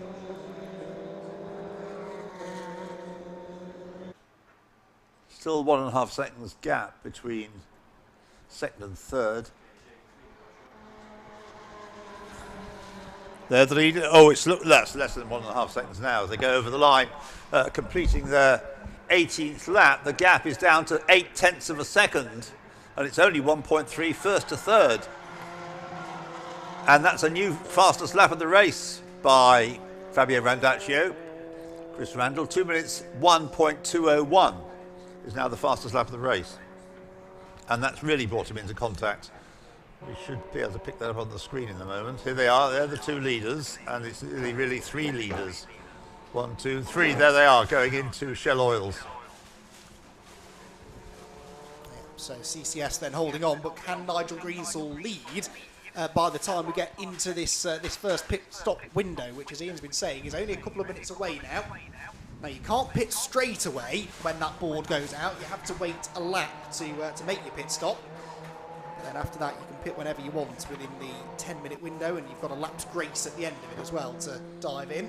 There they come, over hill top, down towards the Hislop chicane for this, the 19th time of the race then. 3 together for the race lead, and just as we get towards the end of the stint, things starting to liven up at the front. I would imagine that Randacci is going to have a go to take second place into Lodge this time. At the moment he's going up Clay Hill, but he's right on the tail then of Pitch's car. Yeah, I'm not going to argue with that. I think Here they are. Close enough, isn't he? Yeah. So still the red car there in second place. For the moment, Nigel Greensall has a tiny breathing space. Yes, for the moment. And not this time, but very experienced Chris Randall knows about biding your time, making the move when it's safe. Didn't spot this a lap ago, but Stobart Sport are ahead of GT Radiant now, so Jimmy Broadbent down to 5th. But a shame he lost touch. I didn't see where he lost touch with Fabio, but... no, we didn't. We weren't watching him at that stage for some reason, no. That was... yeah, he was running along well until a few laps ago. He's not given up on getting 4th place back, though. Jimmy... No, there's not going to be an open door to go through for Randaccio going into Cascades, now on the Lakeside Straight. Not really an overtaking place, Island Bend, unless the driver in front makes a mistake, so he's not going to gain the place there. His next opportunity, I think, is going to be Hislops, isn't it? Yeah. He's made a few moves down there, but Ben Pitch has got a lot better over the last year or so, and he doesn't make many mistakes. He's got the speed to race at the front of these Fun Cup races, so this won't be an easy overtake. These last 2 overtakes that Fabio needs to make, if he's going to get the lead, are not going to be easy. Bounces over the curbs. You can break drive shafts doing that, so you need to be a bit careful. These cars are well built and well prepared, but you don't want to be hammering the curbs too hard. How many seasons has Fabio Randaccio done in Fun Cup? A lot. He's... I remember him from the Lotus Cup, it was where he used to appear regularly. No, of course, yes. Certainly in excess of 10 or 12 seasons. Oh, right, as much as that, yeah. I think so. He had both of them had a couple of years off, I think, to go and do other things, maybe that was the Lotus Cup, so. yeah. Yeah, it would have been. So, but then came back, having raced previously in Fun Cup before that. So I remember when they came back, I had not seen them race in Fun Cup at that time. I remember Paul Rose very excitedly telling me that those two were going to be quick. It was exciting to have them back, and yeah, very quickly realised why Paul Rose was so happy to have him back in the championship. The rest of the field perhaps less so, because they've proven to be tough to beat in recent years. It's happened. Second place has changed. Saw that out of the window. So Uvio into P2 then. So they're just 1 overtake away from getting from the back to the front in what would be just over 20 laps. They've done 20 laps already. But typically, if you can go from the back to the front before that first round of pit stops, you know you're doing reasonably well. They did it at Silverstone. Pretty sure they did that before the first pit stop. Now, cars heading into the pit lane because the pit window opened a lap ago. So GCI, I can see, are heading in, so are the Vikings. So this will be a driver change for GCI. Greenwood gets out, Craig Butterworth gets in. The Viking car we're seeing on screen is Mark Holm handing over to Nick Nunn. And I think that was the Olympian car in as well. MJ Tech GT are in. They're going to have a look at that rear bodywork, of course, that has been rubbing on the tyre. Scott Jeffs will take over from Martin Gibson, and the Vikings are going to get out very quickly. So the Vikings, I don't think were the first car in. No, GCI were, but you can see they've really gapped the GCI car. That's the 111 car of GCI, and that, I reckon, Ian, is because GCI will have taken more fuel at that pit stop than the Viking car ahead of them. There's no minimum pit stop, is there? No, not anymore, no. Got rid of that a couple of seasons ago. Now, they've jacked, 61's up on its jacks. Yes, so right rear corner getting the attention, I guess. Yep, pulling that bodywork off. They've actually had the tyre off, haven't they? Yes. Meanwhile, it's all going on now because we've got a fight for the lead going through Druid's Corner as Fabio tries to get the lead away from Nigel Greensall. So this is a fight you'd buy a ticket for, this, isn't it? Nigel Greensall against Fabio Randaccio. They've got potentially another 7 minutes or so before they have to pit. And I reckon they'll both stay out there for the duration of that. Nigel because he's the quickest driver in his car, and Fabio because he'll be enjoying this fight with Ben Pitch keeping the watching brief in third.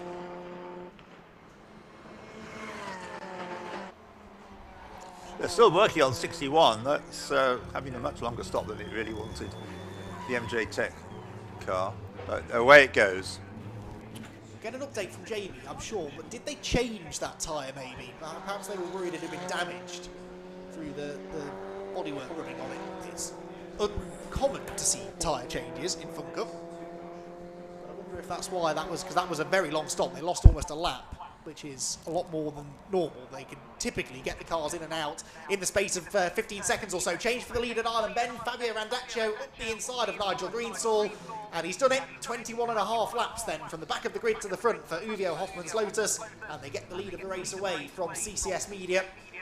But of course now they are punching that hole in the air for Nigel Greensall to benefit from with a slipstream. And Nigel, I'm sure if he gets half an opportunity to get back ahead, will do so. Now, how long have they got before they have to make the stop? 6 minutes plus a lap, so about 8 minutes essentially. 99 there in the pits. Ramy, isn't it? Yeah. Getting out. Handing over, yeah. Riley Phillips, one of the fastest drivers in the championship, getting in. Widows are in as well. That's Steve Harris handing over to Henry Jervis, who is a new name to me. I don't recall seeing Henry racing the championship before, but his co-driver, Steve Harris and David Clark, are veterans of the championship, it must be said. Well, if Riley Phillips is one of the fastest drivers in the championship, they've got Mike Simpson to come. Not that he's got much experience of these, but he's a quick driver. That car may have a chance later on. Right, just lap it there, aren't they? 49. That's Paul Ellis-Smith. He hasn't pitted yet. First driver to go a lap down. Delayed Greensall slightly, I think. Yeah. A lot closer at the line between him and Pitch than it was. So, Uvio from CCS from PLR, top 3. GT Radial are back into 4th. That's because the Stobarts have pitted. So, Stobart Sports have pitted from 4th position. Do you reckon they're all going to come in on the same lap? First 3? Almost certainly, yes, I would say so. Having stayed out this long, I think if any of them were going to pit early, they'd have done it by now, clearly. Yes. So almost certainly Uvio and CCS will. I'm unsure about PLR. They may come in a lap or so earlier. If they feel that Ben Pitch is losing touch with these two, maybe sticking the captain in the car might be a good idea. Right, as we wait for them to make their way into the pit lane, we've already had a few pit stops, and Jamie is down there able to catch up with some of the drivers.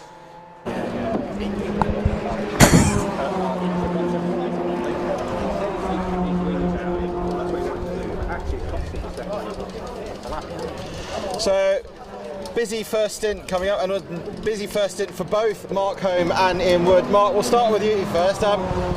Usually you try and bide your time, don't you? But Ian was making you work for that, wasn't he? Yeah, we both made a great start and we got through well, and then we just caught up the 207 car, and for love nor money we just couldn't get by. We thought we were going to be put into the pit wall, we thought we were going to put off at Cascades, so we worked together. I got fed up, and then I let him have a go for 10 laps because I couldn't do any more, and then we both thought exactly the same: come in, pit early, move that car out the way. But yeah, it was good fun, but fair play to my mate here, so well done. So very good. And off the back of your podium at Silverstone, obviously you were wanting to go one better, but as we know here, it's a narrow circuit, the characteristics are completely different. You have to come with a completely different approach, haven't you? Keep the splitter on, that was the main aim. So get through the first stint, get Craig out, and a bit of clean air. So Mark and I got stuck behind 207. I think we both got through, but 207 got past us again a couple of times. But fair play. It was was very tight, but with our splitters intact, which was good. Excellent stuff. Thanks a lot, guys. So that was Mark Home and Ian Wood. Also, special mention to Nigel Greensall because he's flown in from Sebring. He got here at about 10 o'clock this morning. So yeah, so fantastic job by the CCS Media guys, and we'll catch up with them a little bit later. But for now, back to you. Lives a good life. It shows his dedication to the Fun Cup, though. You know, sort of hinted at this earlier on. He doesn't have a lot more to prove in this championship, but he just enjoys it so much and willing to fly halfway across the world to be here. So there you can see him, and as I predicted, in touch with the race leader. 263 are in, or their first driver change. 263 is the Greensall Motorsport car. Nigel runs the CCS Media car as well, albeit not under the Greensall banner. So Ted, Simon and Sam Smith sharing this car. Ted Smith is getting out, Simon Smith getting in for his first stint of the day. What are they father and son? Sam, I think, is a son. Simon is either a brother of Ted or another son. Jamie will be shouting at me now for not remembering this, but Ted, I'm fairly sure, is father. The father, so yes. At least one of those two. There we go. Good looking car, that. Yeah, with the teeth at the front. Yeah, so it seems to be the in thing that. To have sharp teeth. Yeah, sending a subliminal message maybe to your opponents onto the track. So, they've got another lap, I reckon, before they show the pit window closed board, and that's why they're staying out for now. Nigel Greensall having a little look at the inside of Fabio to no avail. So they've got this lap, then the board goes out, and they're allowed to pass that board a maximum of one time before pitting. And we are still waiting for about just under maybe a quarter of the field yet to make their first stop. There's going to be a very busy pit lane then, isn't there? Yes, top 4 have yet to stop, so they'll all come in short order, and Apollo as well.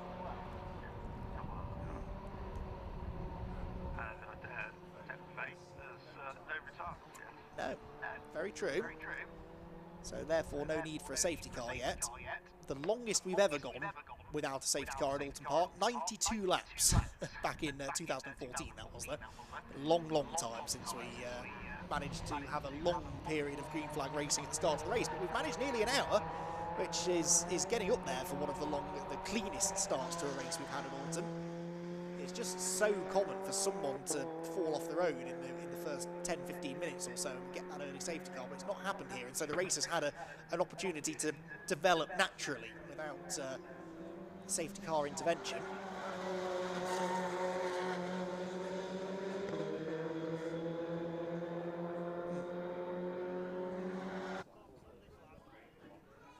Yes.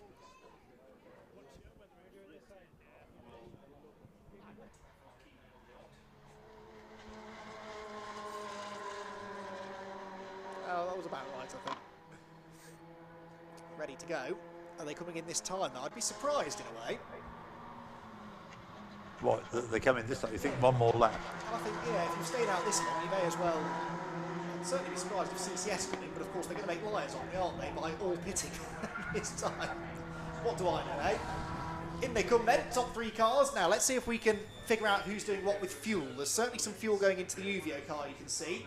CCS Media are refuelling, as are PLR, so it looks like 1 churn of fuel for each. A full tank is just under 2 full churns of fuel in total, so you can see the fuel going in there to the front of the car. GT Radial in, and they are not refuelling. So GT Radial, Jimmy Broadbent getting out of the car, and in will get not Martin Gibson, in will get Steve Alvarez Brown, and they are not putting fuel in that car. So this should be a quicker pit stop for the car that was 4th. Out goes Uvio though, out goes PLR, and a slow stop there, Ian, for CCS. Yes, it gets going now, but it wasn't the quickest of stops, you're right. No, they're still there, CCS actually. Greensall is out of the car, but that's a really slow stop. And 49 has come in, that's a lap down, isn't it, that car, I think? I think there's a problem here for CCS Media. Why has this pit stop taken so long? It's going to drop them well out of contention. You can see on the live feed there that the others they were racing with are at Cascades already, and only now does Bob Tomlinson get moving. That's in car 248. Yeah. which was Nigel Greensall's car, now is Bob Tomlinson. Okay. So that's interesting and unfortunate for them, because that's going to take them well out of contention now, especially since they've had their quick stint at the start of the race, essentially. So, no fuel for GT Radial as well. That was the other big strategy call there. But they still went out behind. Behind Uvio, yes. Uvio, didn't they? Ahead of PLR? No, still behind PLR, okay. But perhaps a little closer than they were, is the plan. Of course, now with new drivers in the cars, it all starts to get mixed up a little. Some that were quick in the first part of the race may start to slip backwards, and vice versa. So all the first mandatory pit stops are out of the way, by the looks of things. So we need a lap for the thing to settle down, and then we'll see what effect those pit stops have had on the situation. Yeah, and I'll give you the drivers that are in the cars once that's happened. There goes the 207 car. I can tell you that is Paul Turner, who's a very experienced and multiple race winner in Fun Cup Racing for Eco Racing back in the day. Nowadays with Agua Caliente, he dives past the EDF car there, which is now Matt Dawkins at the wheel. The car he shares with Vlad Vasiliev. GCI Racing, the inside of the 104. That's the other EDF car being overtaken, so there's already quite a bit of shuffling. The leaders come through then. So Uvio Hoffman's Lotus, car number 1, leads the way by 1.8 seconds now, so that is Farkini into that car. PLR Racing have put the captain, Neil Plimmer, in for his first stint of the day, and he has got some real pressure from Team Greenheath, number 14, Gary Bate, who jumps into that third place car. 170 is Stobart Sport, there within a second of Greenheath as well. That car now piloted by Jonathan Hode. GT Radial are down to 5th position, so that was broadbent to Steve Alvarez Brown. Alex Hadley will do the stint later on. Then it's GCI Racing, so they were one of the big winners there, GCI Racing. Craig Butterworth in the car now, and they've jumped all the way up into 6th position ahead of Agua Caliente in 7th, that's Paul Turner. 8th is Matt Dawkins, number 246. 9th is the 110 Team Viking car, which is now driven by Nick Nunn, and rounding out the top 10, CCS Media. So that really slow stopping, and it lost them a lot of places, but they're nearly 40 seconds off the lead now. Well, I think that the new driver in the Uvio car is quicker than anybody else out there.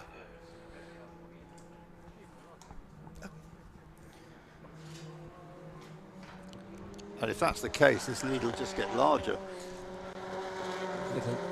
Next time through, we'll get a better right there. No, that's not the leader. It's anything but the leader. But when we have the leader next time through, we'll get a fix on what the gap is. Yeah, they're Druids now. In fact, there we're seeing them. So the second place battle pretty close here, though. Neil Plimmer ahead of Gary Bates and Jonathan Hode.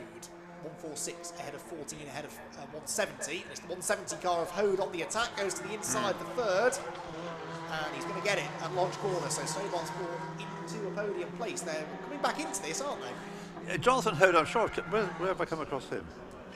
He's raced in this championship for a number of years. Yeah, I've seen him in something else as well, I think, going quickly. Anyway, as you say, he's just gained a place, up into 3rd place now. Well, the gap first to second has stayed pretty much the same on that lap, 1.6 seconds for what it was on the previous lap. 0.6 of a second separates 2nd and 3rd, and only a 1/5 of a second separates 3rd and 4th. So the first 4, albeit it's not all the same cars, are close. Yes, and interestingly, Neil Plimmer was, you might have just said this, 2/10 quicker than the leader. So, out on his own, Farkini at the moment not able to break away anything but the man on the move is Jonathan Hode, no doubt about it, 201.6. One of only 2 drivers in the 2-minute ones. The fastest man on the track at the moment is predictably Riley Phillips, but he's down in 12th place for Kaizen Motorsport. Comes through now, does a 2 minutes 2.0. All on his own is Riley. 9.3 seconds behind CCS Media, who have now fallen out of the top 10, with Team Olympians Christian Rose getting into 10th position. So down the hill comes this 2nd place battle. There is an argument here, I think, if you're Neil Plimmer, to say that you should let Jonathan Hode through. Jonathan's clearly quicker and could drag Neil up to the lead, couldn't he? Yes. Yeah, you can see at any moment now he's going to make a bid to take that place, take second place, isn't he?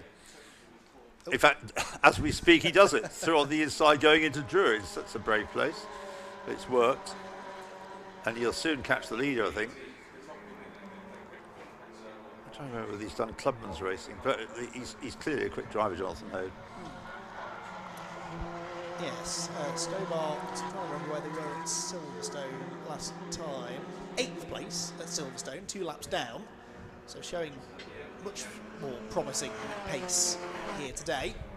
Oh, yes, I mean, the car just looks very quick as it goes past our window.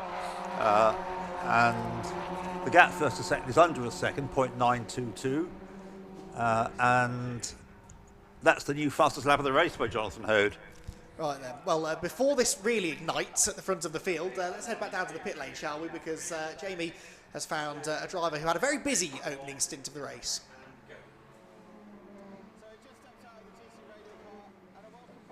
To Jimmy Broadbent, you're having your annual Fun Cup outing. It's a bit different to last week, isn't it? Yeah, a little bit. It was. This is more fun, to be honest.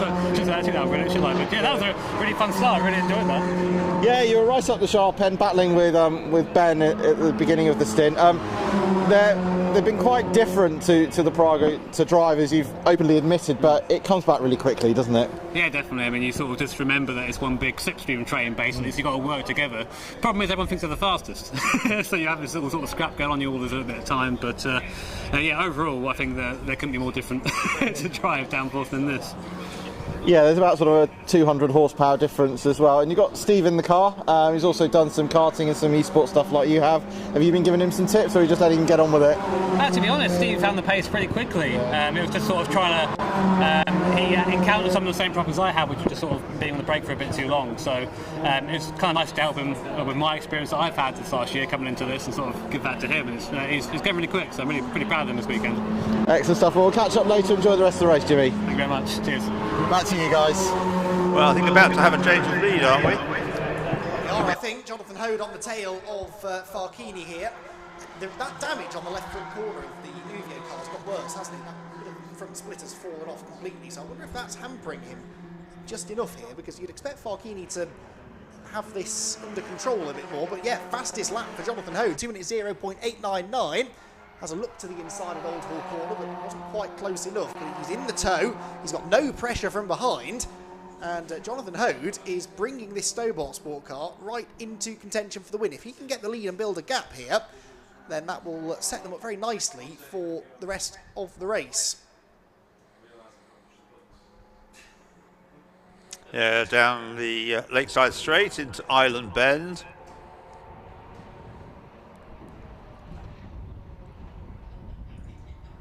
And when he gets through, he'll be our third leader. I think so.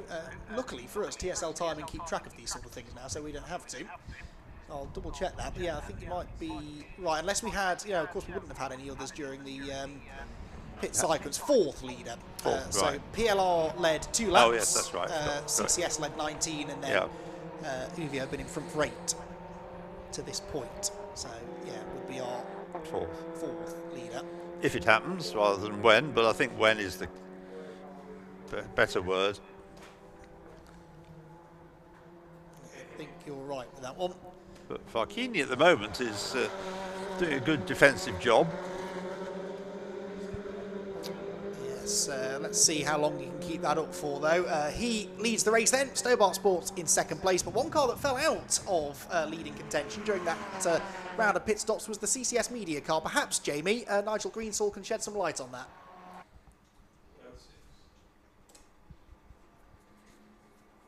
Sebring to another iconic circuit, Oulton Park.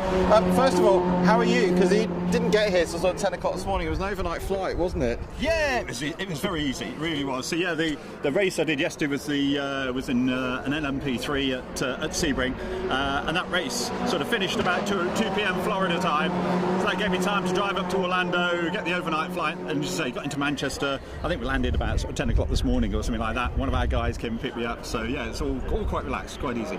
And also a great first stint for you as well. You got the 248 car right up to the sharp end as usual. Great battle with Ben and also with Jimmy in the GT Radial car as well. Yeah, was great. Yeah, I took it easy on the first lap just to sort of try and wake myself up and sort of remember what a Fun Cup's like around Oulton Park, and that was all fine. And then, yeah, as you say, Ben sort of tagged on for the ride, and we were going really well. And just kind of keeping an eye on temperatures at the moment because the oil and water are a little bit high at the moment. So when the UVO car came by, I didn't want to sit in the slipstream because that just builds temperature. So trying to preserve the car as much as I can while still driving flat out. Yeah, I suppose, I mean, the two cars you've driven over the weekend couldn't be any more different. I mean, normally you sort of have a bit of a gap between driving cars. I mean, is it easy to adjust from the two back to back? Yeah, it's only a car. it's an engine and 4 wheels is how I look on it. I mean, you'd be happy driving a wheelbarrow, wouldn't you? Well, it's only got 3 wheels. Yeah. That might be more of a challenge. But yeah, it's just a normal thing, isn't it? You just get into another car and it's another track and away you go racing. It's I'm thrilled to be here. I was really pleased that I could make it. And yeah, Bob and Alan did a little bit of testing yesterday, got themselves up to speed, and they were driving really well. And obviously with the 263 car as well, those boys are absolutely flying. So yeah, good team effort. So we're powered by tea and cake today, is it? Yeah, Nicky's homemade cake and a cup of tea. So when Nicky radioed me to say it was time to pit, I said, well, I'm only going to pit if the cup of tea's ready. Excellent stuff, thanks Nigel. Back to you guys. That was the most Nigel Greensall interview I've ever heard. He's just flown in from Florida, racing in an LMP3 car the other day, and the thing he was most concerned about is that he's got a cup of tea waiting for him in the pit lane after his stint. He's a great character. Right, leaders through, and again wondering Jonathan Hode about taking the lead, but just holds back from doing so. I think he's trying to make the point he's quicker than Farchini, but Farchini won't move over. Why should he? Yeah, wants to lead as many laps as he can for UVO. But they're still gapping Plimmer and Gary Bate, aren't they, 3rd and 4th? So at the moment, no real need to take any big risks. Car in the pit lane, I didn't quite spot who that was. Is that 99? No, 207, and that looked like a stop-go penalty.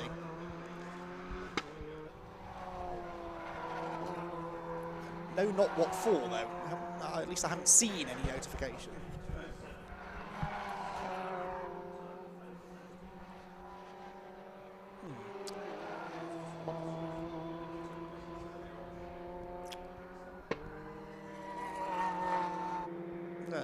Coming so soon after a round of pit stops, though, I do suspect maybe speeding in the pit lane. There's no minimum pit stop time, as we touched upon, so can't be for that. And the only other thing it could be is a track limits offence, but we haven't seen any warnings for that either. So I suspect that's what it was, but we'll try and get confirmation if we can.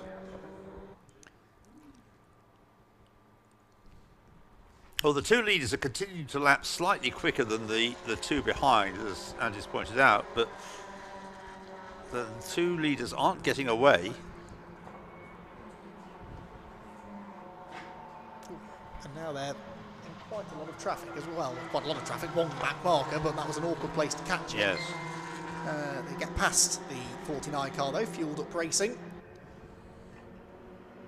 who run in the Masters category. The Masters category being for any team that has a driver, at least one driver, over the age of 50. And there are multiple teams actually eligible for that, Team Stobart being one of them. They're leading the class at the moment for Masters, and they have their own separate championship, which is hotly contested. PLR Racing have come out on top more often than not in the Masters category lately. Although, of course, it was...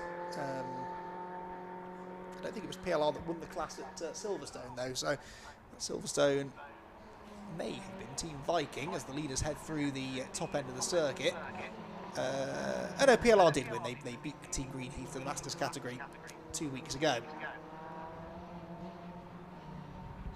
Yeah, GT Radial, who lost that time. We haven't got to the bottom of that, have we? Why 97 made it, had that long stop? Well, that was CCS. 97 had a quick stop, but have now faded. Right. That's yeah. So CCS are way down, aren't they? Yes, 12th place. Still. Next car due past us. In fact, there they go, right on cue. So, CCS. Yeah, I didn't hear Nigel mention anything actually in his interview about that. Right, now we've just had a new fastest lap by car 99. And that is Riley Phillips. You said he's one of the quickest drivers in the race, Riley Phillips. Well, he's just proved the point. What can he do to improve it? He's gained a place, putting up to 10th. He's got the fastest lap of the race. And I think he's got some other cars within striking distance. Yeah, the next one he's after is number 246. Yeah, what Riley needs really is a safety car to bring him properly in touch with those ahead. Now, 5-second stop-go penalty we are being told of now for 220. That's Apollo Motorsport. We're being told that he's got a penalty and what the penalty is, but not what it's for. But 5 seconds. Short pit stop? No, there wasn't a pit stop time. No, it can't be that. There are other pit infringements that you can get caught for, obviously speeding, but also things like touching the car when refueling is in progress and things like that. So, could be something like that, but the most common reason for a penalty like that is normally speeding in the pit lane. They're pretty hot on monitoring that.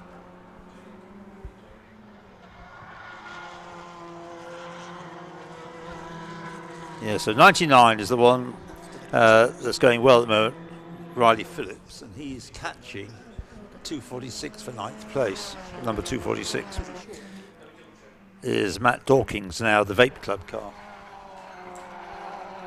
Yeah, I was quite proud of myself for predicting Riley Phillips' pace, but I'm now getting notification from the pit lane that it might not be Riley Phillips in that car. It could be Mike Simpson. It's equally unsurprising that Mike is going quickly, of course, in that 99 car. We know he's a rapid driver, but we're getting that confirmed and double-checked now, but they may have changed their driver order before the race started. Either way, the car's flying, 9th place now for Amazon Motorsport. Again, getting that confirmed. It is Mike Simpson in the 99, so I'll get that changed. They do like to do this, just to catch us out. That does put things in line with what they are doing in the second half of the race, when Riley Phillips will finish the race in that car. So it makes sense, I guess, that he will be the last one round this time as well. Well, Mike Simpson was within a second or so of gaining another place, and he's just moved up into 9th, as Andy says. He's now after the Team Olympian car, number 267. Yeah, which itself is being driven by Christian Rose, who was Riley's old teammate when they won the championship a couple of years ago. So both very quick drivers. It will be an interesting battle, although Riley, of course, watching on from the garage, as we now know. Second to third gap is going up all the time. It's now nearly 3 seconds. Second to third.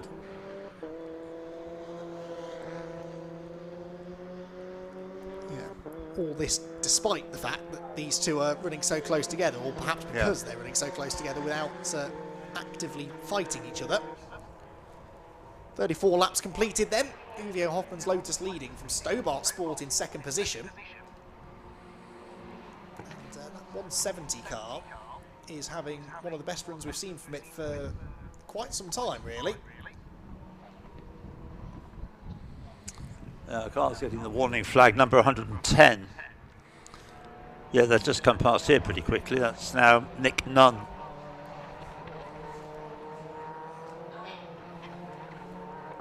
The 170 car has won a race in Fun Cup back in 2019 at Croft, but not running under the Stobart Sport banner at the time. It was a different team name and a slightly different driver lineup as well, but only the one win for the 170 car. And this is probably the most competitive it's been since that very rainy afternoon at Croft a few years ago, when it won an absolute thriller of a race, a 5-hour race at Croft, which I think was decided with an overtake for the win, a lap and a half from home in that car's favour. They've not been back on the top step since then. Well, that car hasn't. Could today be the day? Certainly looked like they've got the speed to challenge, at least in this stint. And the car wasn't slow in Colin Kingsnorth's hand, was it? So, and they're the only two drivers sharing that car.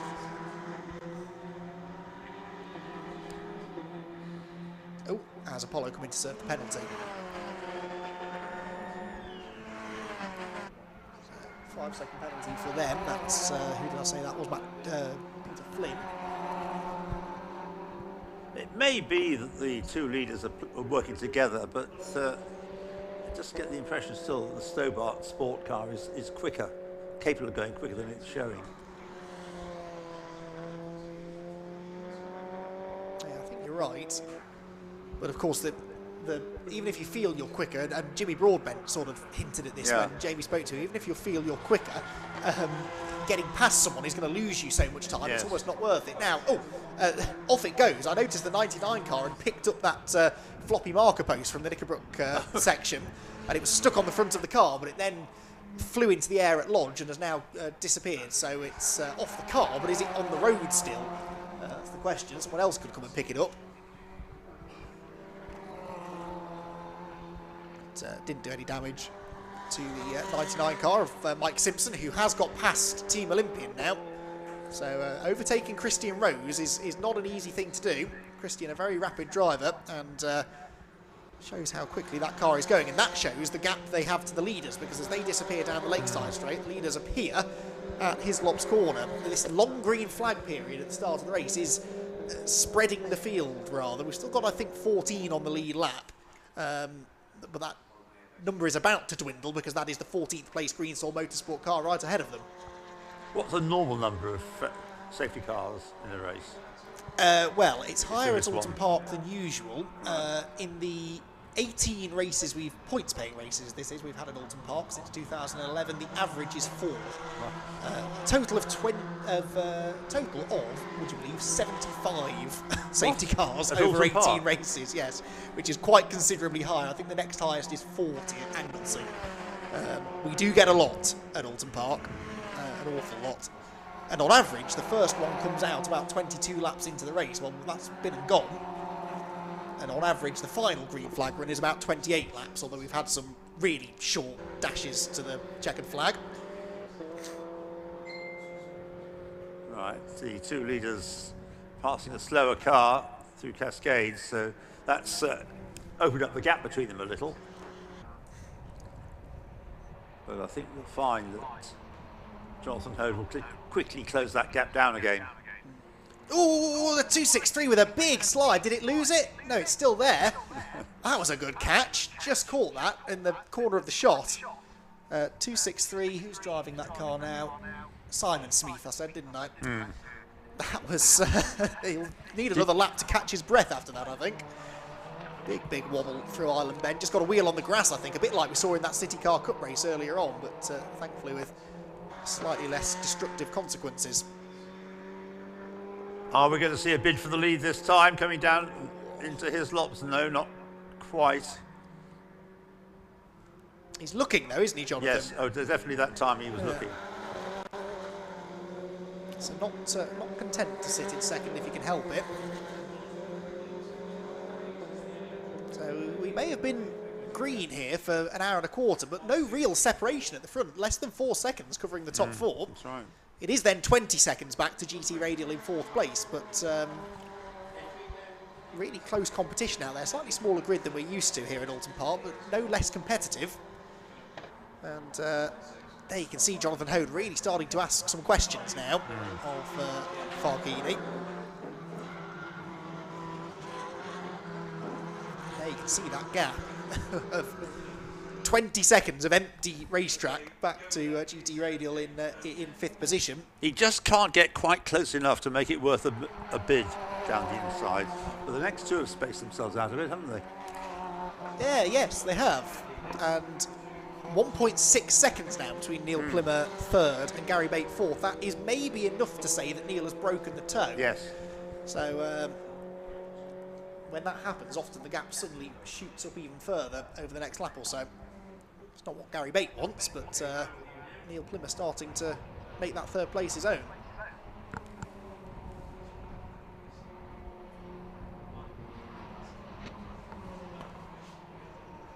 Slightly defensive line there through Shell for Farghini.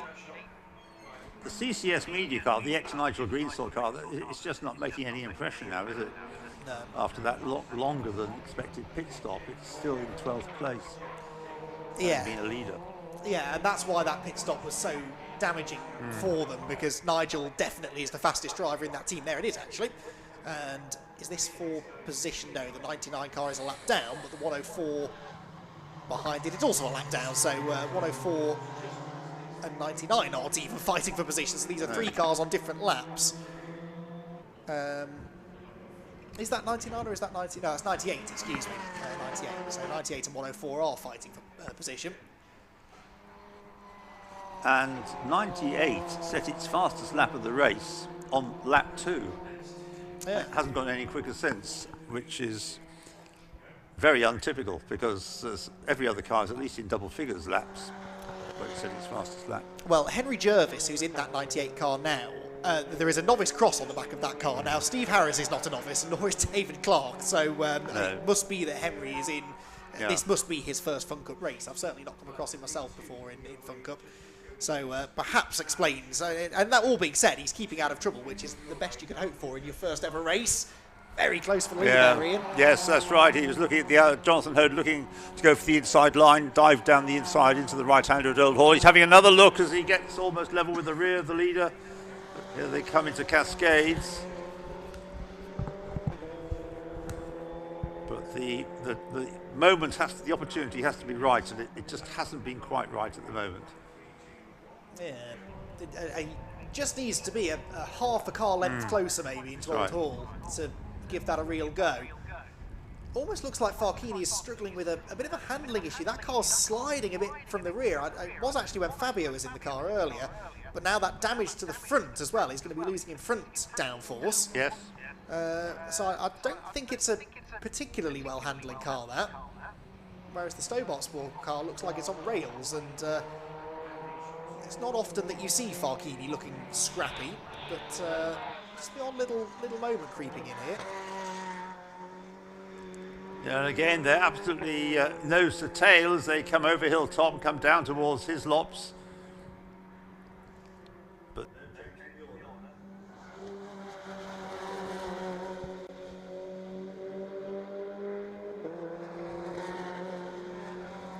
which means we are 20 seconds away from a pit window opening. So those who are struggling in this stint will be able to come in the near future. I wonder if this car might be one of them, CCS Media. Yes. So which of the leaders might pit first? Might we see Uvio come in and pit early? Then they're not likely to replace that front splitter unless we get a safety car, because it adds so much time to your pit stop. So I think they've got what they've got for now, but Stobart Sport are certainly giving them a much closer fight here, perhaps than they were anticipating. Back through they go, 39 laps completed. Of course, I was going to say if we stay green, and I realise I'm getting ahead of myself here, but if we don't have any safety cars, then there are plenty of distance records to be broken as far as Oulton Park races are concerned. We broke one at Silverstone last time, and a lot of these records, which have stood since 2012 or so, getting broken now as we get more and more of these safety car free races, which we've had a bit of a spate of in recent years.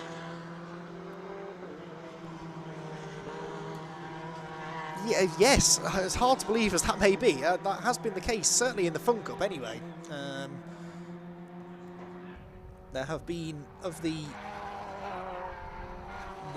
85 races that we've had, championship races we've had in the Fun Cup, something like, I think it's 8 races without a safety car, and 4 of them have come in the last 3 years, so it is becoming more common. Right, that's EDF, is it? Yeah. 6, they're taking on fuel. Dragging the driver out.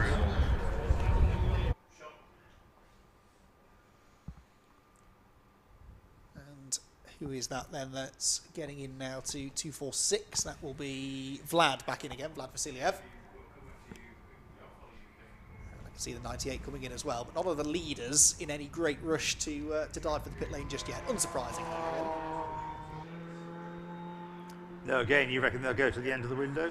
I think so. I perhaps have a question mark over Uvio if they feel they're struggling. But they're not lapping slowly exactly. No. They're maybe a little slower than Stobart Sport, but they're holding on to the track position. PLR 4.5 seconds behind them now. If we are... Locked brake by Jonathan Hode that time going into Old Hall Corner. You can see he's dropped back. He ran wide and going into Old Hall. Locked the front wheel, the right front wheel. Puffs of tar smoke. And we're not seeing it on the screen at the moment, but he's dropped back a few lengths. But I think we'll see if he carries on his previous form, that gap will come down very quickly. Yes. Well, we'll see depends how far back he's dropped. I don't think he dropped more than a second down, did he? So, no. Just say, right, I was about to say, I think the 14 car made it early, and it did. So Gary Bates in, Jonathan Mitchell heads into onto the circuit now for his second stint. I say that because Jonathan seemed a bit more competitive than Gary was maybe in that stint. So now that Jonathan's back into that car, which was running fourth, I wonder whether or not he'll be able to drag it back into podium contention. So 98 goes back out. That'll now be David Clark driving that, assuming they're doing... Yes. Scrappy, what we were told. 263 goes back out. That's another Smith. It'll be Sam, I think. Yep. 107 is in for its second stop. That's going to be a handover from Alan Baldwin to Brendan James. And interestingly, in Olympian are in as well. Oh, CCS are off at Lodge, but amazingly get themselves out of the gravel. So we dodged the safety car bullet again there, and back on the track he goes, right in front of the MJ Tech GT car. But Bob Tomlinson, approaching the end of his stint, has found the gravel at Lodge. No damage evident on the car though. But it's not often that you can say you went through the gravel trap at Lodge Corner and didn't get stuck. So lucky escape. And the leaders are back together again, and again Jonathan Hode looks at the inside line going into the corner, but pulls back. He didn't have any problems with his brakes that time, so the gap's come back down. In fact, he's determined to reduce the gap and made it smaller than it's been for a while. 0.241 of a second. It's been in the 0.3s for a bit. Yes, multi-talented group here at the Fun Cup. Some air guitar displays, talents on display there in pit lane. GT Radial are in, and that's Ellis Hadley who's going to jump on board. It was Ellis that was strumming the pit board. Whoops, left the car in gear there. Merged forward, but Steve got out. They're taking off fuel this time, of course, but they didn't take at the previous stop.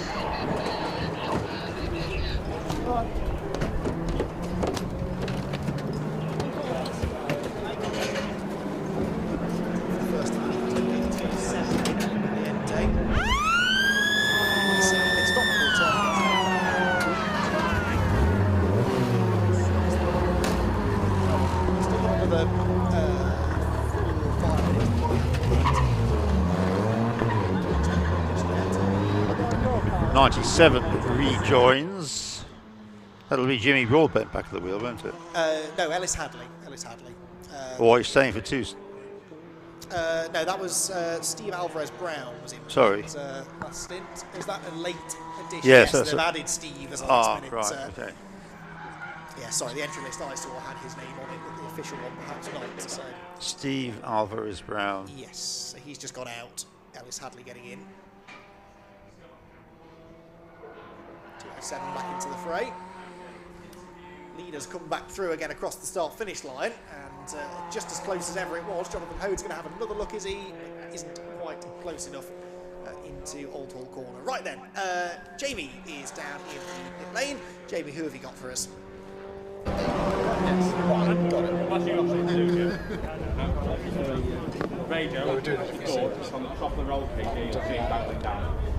So we're down here at the 98 pit, the Black Widows, and a welcome to Henry Jervis, who's in his first ever car race. How did you find it?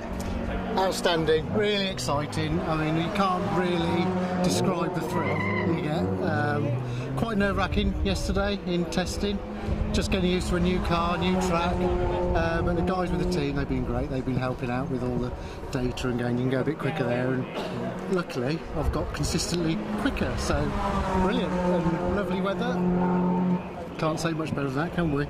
And a look at the big grin on my face.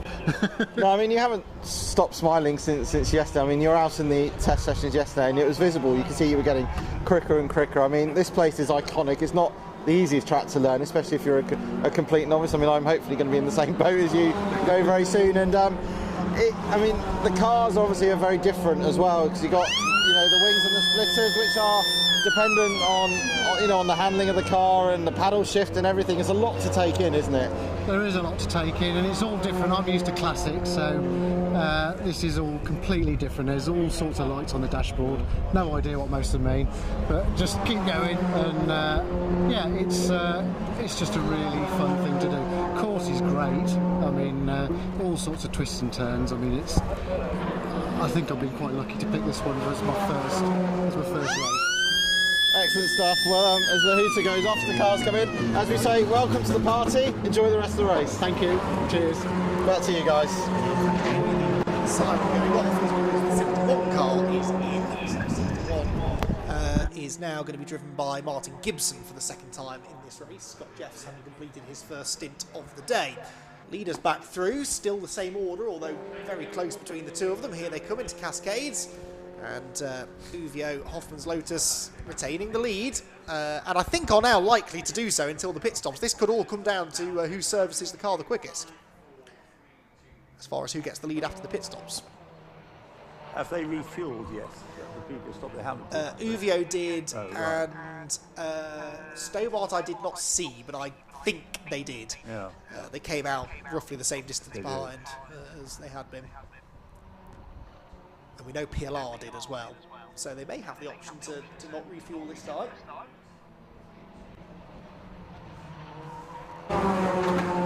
So going into the Viking car. That not refueling can save you about 10 to 12 seconds, so it's a big jump, and then you kind of hope that you get you don't get a safety car. Because a pit stop under safety car will lose you a lot more track position. As Alan Honneman tries to get out of the way in the CCS media car. I was going to say, they're just passing Nigel Greensaw. But in fact, it's not Nigel Greensaw. It's not, no. It's Alan Honneman. Nigel won't be back in that car now until the final stint of the race either. So, sadly, maybe out of contention by then.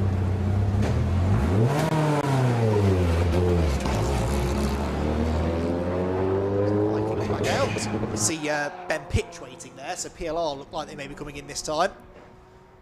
Neil Plymouth in third position has had a solid, if unspectacular, stint, 10 seconds behind the leading pair, having taken over the car about 3 seconds or so behind, so lost a bit of time, but stayed out of trouble. Leaders go through. Does the third place car peel off? Let's see, well, CCS are coming in for... beg your pardon, so they hadn't pitted, that was still Bob Tomlinson in the CCS car. Thought he may have pitted after that off, but he didn't. And indeed, Neil Plymouth stays out as well, so Ben Pitch will stand there waiting for another lap. So it's going to be Colin, after the pit stops, it'll be Colin Kingsnorth against Chris Randall. Yes, it will. Now, I would say that Chris or Fabio was quicker than Jonathan in that first stint. But, yeah, all Jonathan has to do is do what Jonathan Mitchell has to do. No, not Jonathan Mitchell. Let me get this right. All that Colin Kingsnorth needs to do is what Jonathan Hode is doing now, sitting the wheel tracks of the leader, provided he comes out of the pit lane close enough to do so, and just stay with him, and then let Jonathan have another go in his next stint. He's backed up here by the Vape Club EDF car.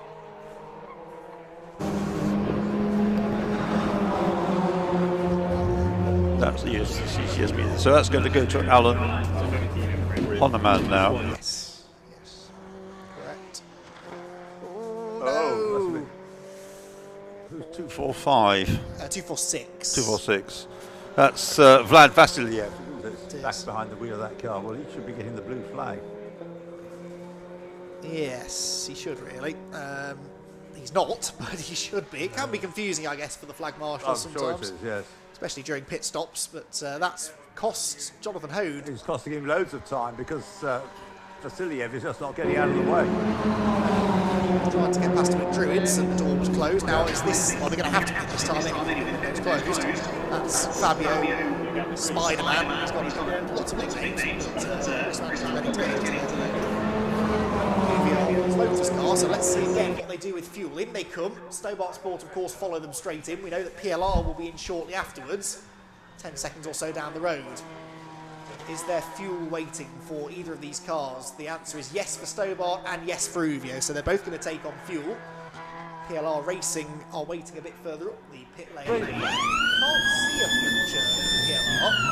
See them pitch. And they are refueling PLR as well, so they're all taking on fuel. Out against Farkini, looking very relaxed. Probably go straight into have a look. Oh, now Uvio are out, and they've gained a big chunk of time here. Stobart Sport haven't yet moved. It's a slow stop this, Ian, for Stobart Sport. I wonder why. Is it because... Possibly. Yes, they two full churns of fuel can get you 2 and a bit stints, so they wouldn't be able to fuel to the end, but they may be planning for a shorter pit stop next time. Yes. But it really lost them time. I mean, they're only a couple of seconds ahead of PLR now. So we'll get Jamie on the case for that one, I think. And a long way behind number 1. And there goes the Greenheath car ahead of PLR. So Greenheath, from that early pit stop, have benefited hugely from this because they're into 3rd place. So that has shaken things up a little bit. 111 has gone back out. That'll therefore presumably be Graham Butterworth. 111, Ian Wood again. Ian Wood. Oh, Graham is not racing, again, a deletion from the entry list, which I heard about only 10 minutes before the race started. So, okay. So, again, we'll let the timing screen catch up with itself at the end of the lap, but it looks like it's going to be Uvio Hoffman's Lotus in the lead from Stobart Sports 2nd and Greenheath into 3rd ahead of PLR Racing. We're seeing on the screen what will become the 2nd, 3rd and 4th place battle. Stobart, Greenheath and PLR. Now Greenheath, I know, have never won a race. I don't think they've had a podium either. If they have, and I've forgotten, I apologise, they take the marker post out at Knickerbrook, but I'm pretty sure they've not finished in the top 3, so they're having a really strong performance here. And that car now back in the hands of Jonathan Mitchell, who was very rapid at the start of the race, and looks at the moment a little quicker maybe than the Stobart car ahead of him.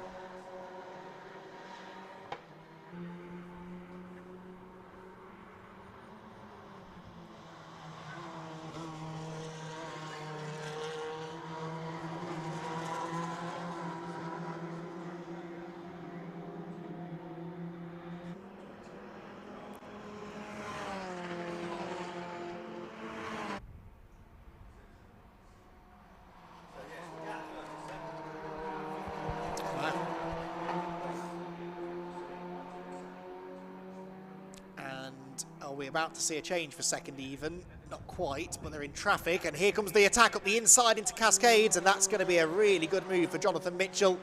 2nd place for him now. And he did that crucially before they got to those back markers, so he can now try and use them to break away. Good move, that.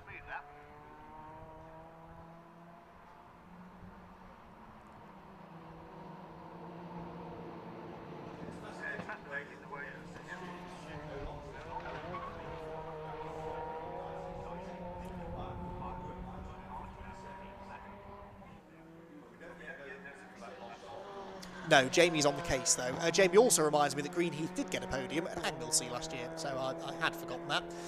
So they've had a podium, but never a race win. And that was a 3rd place finish, so they could better that potentially today. So, yeah, 15 seconds then. It's Fabio back into the Uvio car. Stobart Sport no longer 2nd. It's Greenheath and Jonathan Mitchell into P2.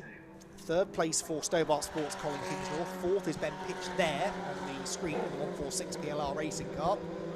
5th for GCI Racing, so they've again gained in the pit cycle. They were 6th, I think, maybe even 7th before that. And Ian Wood now into the top 5. A very different race for GCI today compared with the one 2 weeks ago at Silverstone, where they led early on and then dropped away from the lead to finish 2nd. This time they're getting gradually closer to the front with every stint. 6th place is Kaizen Motorsports number 99, which now will be driven by Riley Phillips. So that car is getting itself well and truly into contention, at least for a top 5, because you'd expect Riley to be able to catch the GCI car ahead, which is less than 10 seconds ahead of him. But needs a safety car really to get onto terms with the podium runners. You won't go home happy without a safety car. I would just be amazed if we don't get one, but you know, it's there is a first time for everything, as they say. And of course, there are always teams out there that are hoping for these things to happen, and there are those that don't want it to happen, and it always turns a race upside down a bit when you get a safety car.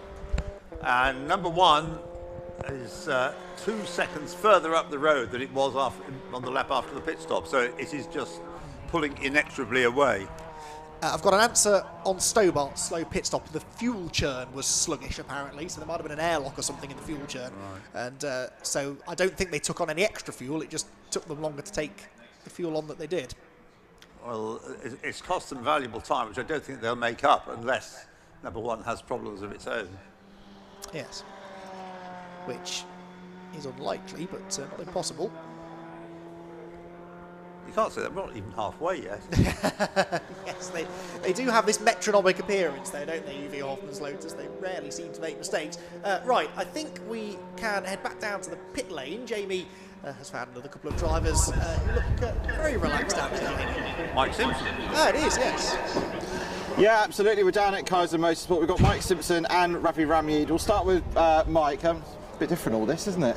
Yeah, it's brilliant. I'm having great fun. What better place to spend a Saturday? Sunshine, Fun Cup. Thanks for Ravi for bringing me along last minute, and having a great fun, great championship, love it.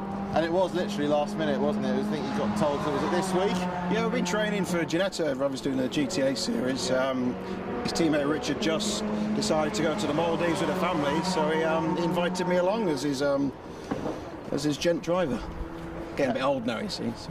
Yeah, I mean, we go back a long way, don't we? So I reminded Mike that it was 20 years we've known each other back in the old Clio days. Yeah, you got your head around these cars very quickly as well, and obviously the fastest out there at the moment. Well, that's good. Yeah, very different. You've got to get to power way too early. I'm not used to that. I have to readjust my brain, but it's a stunning field. I mean, these guys are absolute specialists. Yeah, it just took me by surprise yesterday. I had cars coming past me left, right and centre. But I had a JPR and a team, good job. Ravi handed a good clean car over. I did have a bit of contact. I saw Ray Sullering Clark, you know, in race control, and it's 20 years, I think, since Ray excluded me. So I thought I'd best go and see him again, try. And I've been to see him already. So. And Ravi, obviously you joined in at Silverstone. Like Mike, you had to learn very, very quickly, but you weren't scared to get your elbows out, were you? No, it's all his fault. He's just showing me what to do. So no, it's good. It's great. You know, I think it's great to be in something that's so small, not that quick. You've got to work really hard to be as clean as you can and keep the car in one piece and get on with it. But no, it's fantastic. It really is good fun.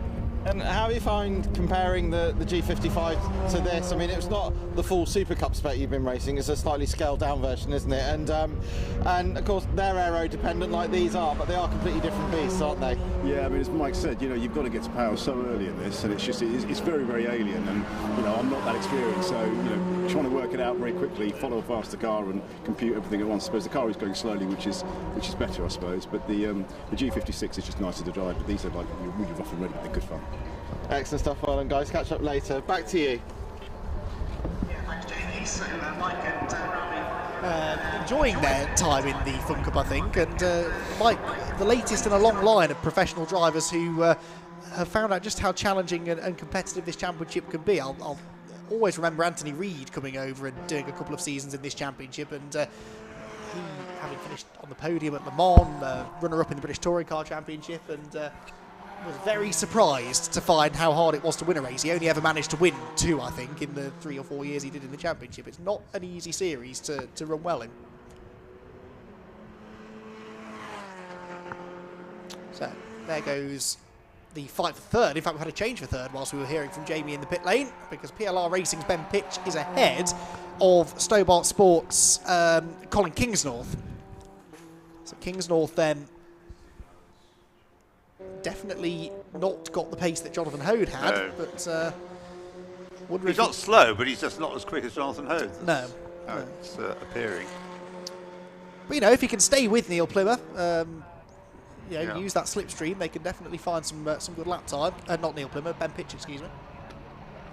Well, he made the point that Oulton Park provides close finishes. It does, indeed. I have a stat for that as well, if you're interested. Pretty sure it has the average closest finishes, Oulton Park. Average winning margin over 18 races of about 7 seconds, which is by far the smallest of any track. Helped because we do tend to have quite short green flag runs at the end, but today has a rather different feel to it.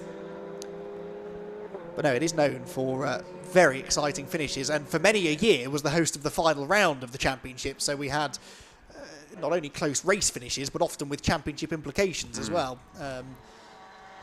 These days we've started to venture away to places like Donington Park for our championship deciders, but Oulton, the spiritual home of Fun Cup, and this is the first ever live broadcasted Fun Cup race at Oulton Park. We seem to have had live races at every other track apart from the place where it kind of found its home. Lots of the teams are based up in the northwest, lots of the drivers likewise, and Oulton Park has hosted more races than any other circuit in the country for Fun Cup in the UK, and finally we get to stream the action live to the world, and hope everyone watching at home is enjoying what they're seeing out there in what has been a very competitive race, although one that now seems to be settling into a very familiar pattern with that number 1 car starting to pull away.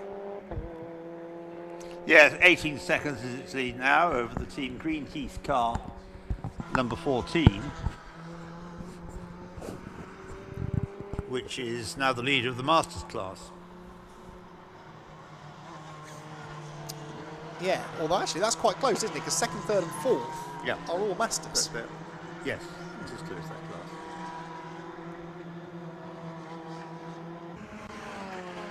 What's the lap record amongst your stats? What's the lap record?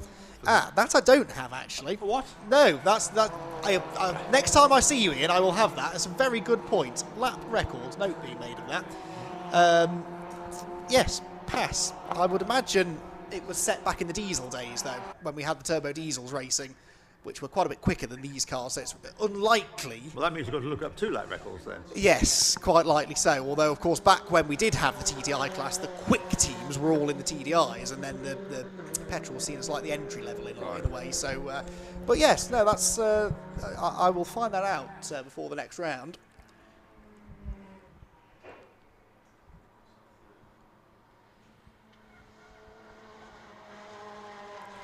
Yes, we're 50 minutes away from the halfway mark. A pattern has emerged, but a pattern that could be disrupted, if I can dare use the words as well, by a safety car. I told a lie, by the way. I do have fastest lap in mile-an-hour form rather than lap time wise. So give me a few minutes, I'll have that for you. But yes, this lead looking comfortable for Video. 203.2. The pace has slowed though, hasn't it? No longer are we seeing that many 201s. No, the only last lap by 201 was by the Team Olympian car, which is at the moment being driven by Harry Mallor. Yes, Harry Mallor, youngster, might be in his 20s now, but if he is only just. Well, he's gone around at 2:1.956 last time, but as you say, there's no one else lapping currently in the 2:1s.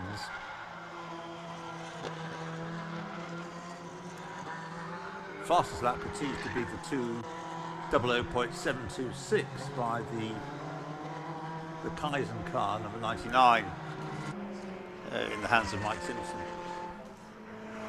Not bad for I know he's a hugely experienced, successful driver, but to come into these and set the fastest lap of the race is good going.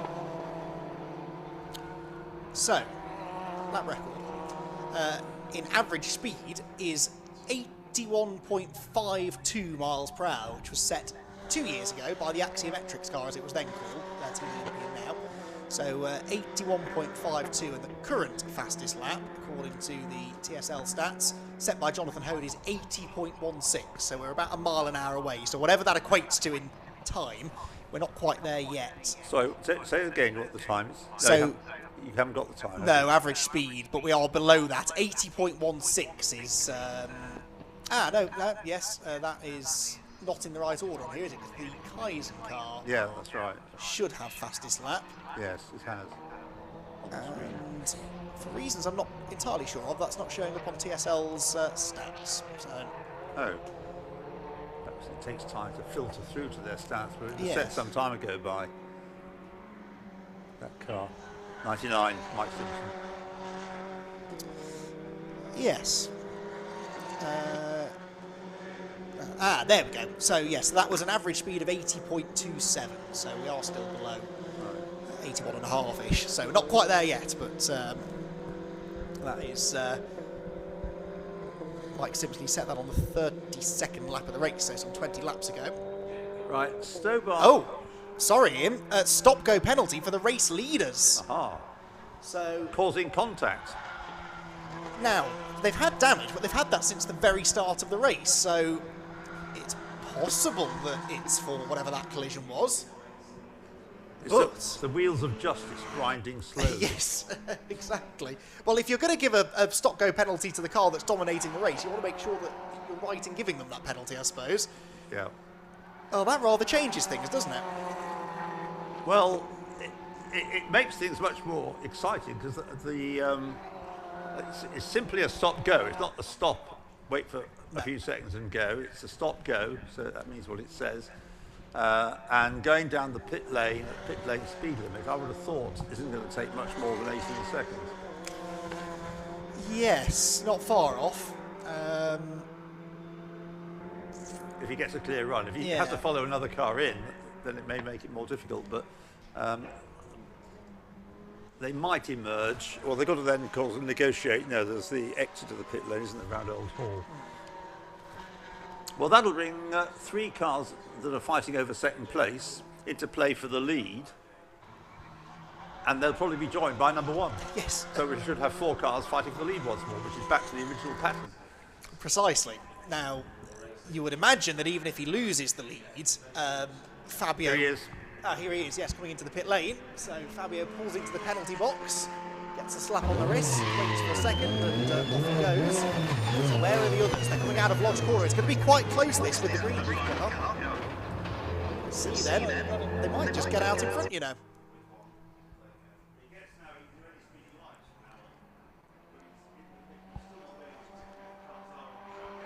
Done it. Wow. So they hold on to the race lead, but by only a second or so by the time they get up to speed.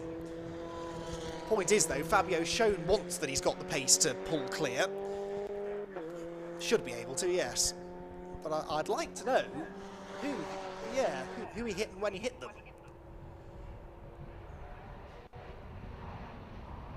Because we did wonder whether it was the 61 car. That was lap 1 of the race. That was, yeah, yes, feels that way, doesn't it? So, anyway, all of a sudden, we've got the top 4 back in the same shop pretty much. Well, almost. Greenheath 2.5 seconds nearly ahead of PLR Racing, 2nd to 3rd, but it has tightened things up considerably.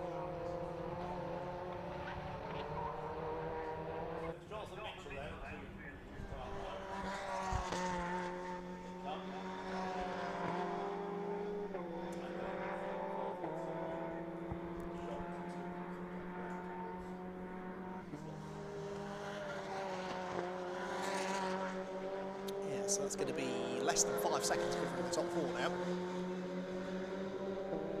As they head out of Knickerbrook Corner and up the hill once more. Only about 8 3/4 minutes away from the next round of pit stops. And only 8 3/4 minutes away from the halfway mark in the race as well.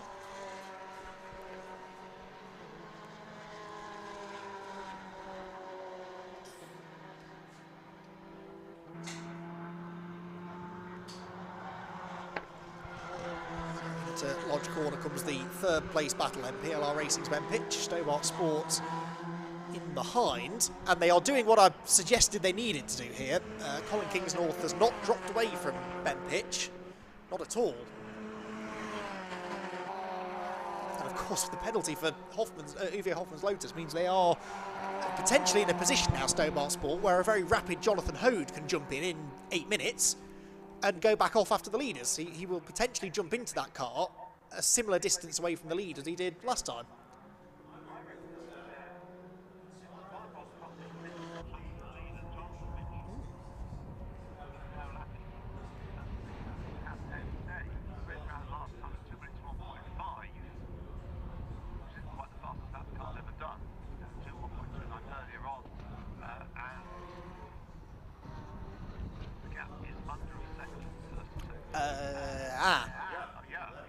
And there is a car parked at the side of the road, annoyingly, just as the lead battle is about to ignite. That is, I think, the 107 of Brandon James, parked at the side of the road.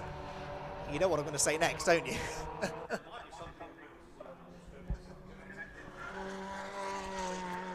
Yes, and cars, yes. I think we may be on the verge. Oh, there's a big cloud of smoke down the Lakeside Straight as well. What was that all about? Oh, no, it was closer to home. It was the Apollo car.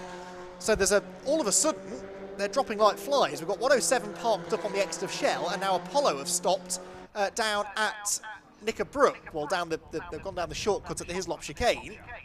I'm guessing that was the cloud of smoke I'd seen. So there are now 2 cars in precarious positions. No. Yeah, that's typical, that, isn't it? I've been wishing one into existence for the last half an hour. Yeah, exactly. There's no pleasing me. I think we're almost certainly going to get one, though, because it is the Fun Cup policy that if you stop at the side of the track and you can't get back to the pits under your own power, they will endeavour to get you back there so that you can fix the car and get back out again.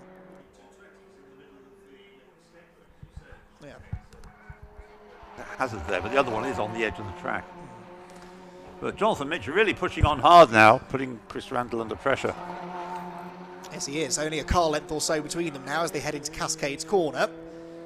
Now, overtaking options are going to be limited slightly because of a couple of yellow flags. Certainly down into Hislops, you'd imagine there'll be yellows. And up through the Shell. In fact, there's a yellow flag going into Ireland even. As they're side by side into that yellow flag zone, that won't go down well. Do we have another car somewhere? Because that seems a long way in advance to be for the car on the exit of Shell, if you see what I mean. Yeah, no, it could possibly be. Single yellows at Ireland, double waved at Shell. Yeah, I think that's all right. Okay. Yeah, I can't see another car there. Oh, change for the lead. And the leader is slowing. Oh, no, we have lost the Olympian car going into Ireland. That was the smoke I saw, but the leader slowed suddenly and is off the road. There is a problem for Fabio. Off the road, like he's got out of the way at the Britain's chicane. Yeah. So, what on earth is going on? They've been bulletproof for the first 2 hours. We're coming towards the halfway stage, and it's just getting confusing now because various cars having problems. So it looks though it's heading for the pit lane. But at speed again now, I would say. Yeah. Is it? Yeah, it's certainly faster than it was 30 seconds ago. Yeah, but it's slowing again. Yeah, it's something intermittent, isn't it? Yes. So, right then, race leaders in trouble. The new race leader is Team Greenheath then, number 14, with PLR Racing second and Stobart Sport into third, and all of a sudden the race really is blown wide open because by far the fastest, most consistently the fastest car on the track is heading for the pit lane with some sort of mechanical drama, and the yellow flag is being shown, and I think this will be followed by a safety car. Yes, safety car board is out. Okay, so that's on the start of lap 56 for the first safety car. In comes Uvio. Now, this is the story, though. The reigning champions, the winners 2 weeks ago at Silverstone, and I think they're being ushered straight into the garage. I can see the team member waving Fabio into the garage. Now, they can change most things on these cars pretty quickly. They'll have to diagnose what it is. And since there was no smoke and there's nothing obviously hanging off the car. That rather suggests it might be something electrical, and that's the worst kind of problem to diagnose, really. Engine cover will come off. That's the whole rear bodywork assembly comes off. Everything from the door backwards, lifts backwards to reveal the engine underneath. Farkini looking on in a concerned fashion. Now, the other thing that's going to happen here, and I know that Jamie loves it when this happens, we're going to have a pit stop window opening behind the safety car, because that window opens in just under 3 minutes' time. Yeah. That means everybody who's still running will dive for the pit lane at the same moment, which can get busy. Although that is now a depleted field. There are only 15 cars still running. We lost 4 cars there, Ian, in the space of 2 laps. Yes. Very bizarre. Yes, 19 starters. So, Fabio not looking very happy now. Also, to add to the confusion, the safety car has not picked up the race leader. Oh. Always a bit frustrating when this happens, but... low battery voltage for Uvio we're hearing. Thank you, Jamie. And apparently it struggled to pull away from the pit stop as well, or the stop-go, I should say. So it was starting to hamper them before the pit stop. So low battery voltage means either a battery problem or an alternator problem, presumably. Both of which are quick fixes, relatively speaking. They can get those parts exchanged without wasting too much time. Meanwhile, the race is led by number 14 from number 146 and number 170. Those 3 cars have all completed 57 laps. They're the only ones to have done so at the moment. Yes, because the safety cars picked up the 263, which is in 12th place, but... have to be waved through, and but they've got to move that car that stopped coming out. Which side that was? The one that's pulled off out of Shell Oils. 220? 107 is at Shell. 107, 267 is at Ireland, and 220 is at Nickelbrook, I believe. Now, I don't think they will wave anyone past the safety car until those 3 cars are removed. And that's going to be after the pit window opens, because they will get the board this time, probably. I think I saw balaclavas and helmets coming off in the Uvio pit, which rather looks as though that car's race is run. Well, that is a shame. I can't remember the last time they retired from a race. They can get away with 1 bad result per season because you drop your lowest score in Fun Cup. But having that so early in the season rather puts some pressure on the team then for the rest of the year not to have any other bad races. You can only really afford the 1 if you're going to go for the championship. Well, it was an impressive performance, the way that Fabio Randaccio alias Chris Randall came through from last on the grid to be in the lead. But I'm afraid it's going to be for nothing. Now, are they going to see? Some of them will see the pit board this time, but how soon does it go out? This is key, because this could further mix things up if only half of them pass the board. We're just into the window, aren't we? Just went out then, as the right. safety car got to the line, So sometimes there's a maybe 5 or 10 second difference between what the timing screen tells us and when the message gets through to the marshal on the start line. So all of the drivers will now see the pit board, and they're the last 3 cars in the queue, 14, 146 and 170. They are your leading trio. Yeah. They've gained a lap on the field, essentially. So that'll have to be unscrambled, won't it? You'd like to think, but I'm not convinced it will, because we're going to have pit stops, and they're not going to wave anyone through until long after the pit stops are done. So we have had this before here, and it's really messed the order up. And of course the reason they can't wave everybody else through is because there are marshals at 3 different parts of the circuit cleaning cars out of the way. You can't realistically expect them to do that whilst cars are going past at racing speed. Yeah. No. So as unfortunate as it is a safety thing. Well then, either way, we're going to have a tight lead battle once this is all done. It's just a question of how many cars will be in it. Once this gets unscrambled, that's Who's in number 99 at the moment then? It's not Mike Simpson, we know. No, Riley Phillips now. Right, Riley Phillips as the third driver, that's right. Because those two swapped around, didn't they? Mike Simpson and Riley Phillips. Yeah. Now, I believe it's Ravi Ramyad getting back in. Yes. Which is...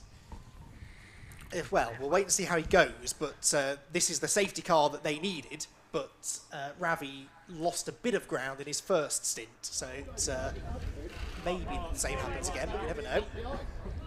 So that's the 107 car, we have no idea, and they are still awaiting recovery. Of course, we've now got the problem of if all three of these stricken cars need a recovery vehicle, there is a limited supply of those, and I think this could become a slightly elongated safety car period as a result. Time for a cup of tea. Yeah, yes, I think that's a good idea. Bit of a half-time break, this, actually. We were almost exactly halfway through the race when that happened. Almost to the second, I think. Or, well, within a minute, maybe. Is it? It was certainly within a minute. Yeah. So, there is the Apollo car being moved out of the way. Shame for them. They, as mentioned, it was nice to have them back, but they returned at Silverstone 2 weeks ago, but that race, I seem to recall, they had some issues, definitely issues here, stopping out on circuit. So, didn't have a single stoppage at Silverstone, not a single car stopped at the side of the track, and we had 3 in the space of 2 laps then. That was a very bizarre turn of events. And we expect each of the remaining 15 cars now to dive for pit lane this time. It's a very busy pit lane, lots of orange vests for team members that are wearing the orange vests to show that they're allowed to be there. I wonder if we'll see some teams not take fuel here as well. It's a good opportunity to gain some track position here behind the safety car. Of course, the leading 3 will almost certainly take fuel because they've got time to burn, given the fact they've just gained a lap on the field. Yeah, but they can't guarantee they're going to hang on to that lap, can they? No, but the point is they can have a slow pit stop. Yeah. And the worst that will happen is they'll come out third for the time being. So you may as well brim it with fuel now, do any checks that you need to do to the car, if there's any bodywork damage or whatnot, which I don't think there is for those 3. But they can take their time over this a bit without worrying too much about losing track position. Here we go then. So you reckon there's going to be a mass invasion of the pits? Yes, Absolutely. Here it comes. Yeah, everybody. Yeah, you just lose so much time behind the safety car. If you stay out a lap longer, I don't think anyone will do it. So then, I'll try and keep an eye on the leaders to see what they're doing with fuel, but it's going to be easier said than done, that. In they all pour. The last 3 in the queue are the top 3 in the race. But of course, they'll all be pitting at different points of the pit lane. So here they come. 170 is furthest away from us, I think. In they all come. 170 looks like they're refueling. 14 are refueling, and PLR, yes. So fuel going in for all 3. Now, will it just be the one churn? They're getting every drop out of that first churn. PLR are done with the fuel, so are Greenheath. And yeah, I think it was one churn for all of them. There can't have been some driver changes. I would have thought some are too quick, these stops, to have the driver change, aren't they? Not necessarily. It doesn't take that long when you know what you're doing to plug everyone in. Now, slow stop for Greenheath there, and they're going to get balked by MJ Tech GT, but PLR have got the lead in all of that. The other 2, the green and the red ones, have got out ahead of them. So that's PLR in the lead, Stobart second, and Greenheath third. So it all changes again. Just like that, Ian, they've all gone. Well, almost all. Well, yes. The last one rejoins, 46. But yeah, the top teams can do a churn of fuel and a driver change in under 20 seconds. It's pretty rapid stuff. We did have a couple of years where they introduced a minimum pit stop time, which didn't go down very well, and they fairly quickly decided against doing that again. Quite rightly, I think, because it brings the teams into it, and they really can make a difference. We've seen the variety in pit stop times already today, and the difference that can make on track. So, whilst the safety car's out, and this will, I think, take a bit of sorting out to get the race leader back behind the safety car, we'll take the opportunity, shall we, to perhaps head down into the pit lane, because I think Jamie Peters-Ennis is almost ready to have a chat with someone after what was an entertaining stint of racing. So we'll try and sort everything out up here, Jamie. Who have you got? Right, I'm down with Jonathan Mitchell, who's just jumped out of the Team Greenheath car. Jonathan, a great stint for you. You brought the car in P1, but as you saw, it gets a bit chaotic down here, doesn't it? Yeah, cracking stint. It was kind of clean racing. I came out, caught Stobart and Ben just as they came out out of the pits. Was up to speed and on it, so I think I had a little advantage there. And then obviously the UVO guys had a penalty, I think, came back towards us, and then it seemed like they lost power or something. So yeah, nice clean stint, to be honest. It was great. And then just the UVO car slowed down, and almost immediately I got the message saying safety car coming, and you go, oh well, we just lost all of our advantage. But yeah, that's the way it is. Safety cars make it more fun, so yeah, it's all right. Absolutely. And how have you found it? Because it's a bit different to what you've been usually used to. I mean, you've been doing some historic racing. Obviously, you had the very frightening accident at Brscc. Thankfully, you're all in one piece, which is Thanks great. for the reminder, Jamie. That's all right. But no, I mean, this is just testimony to the strength of the car as well. That you're perfectly fine. And but yeah, you, like a couple of others, you've had to learn these cars very quickly, haven't you? Yeah, they've got a very particular driving style that I'm still trying to get my head around, and it's useful running in a pack. You start to work out, you sort of watch somebody doing something and go, hang on a minute, there's 3/10 of a second there.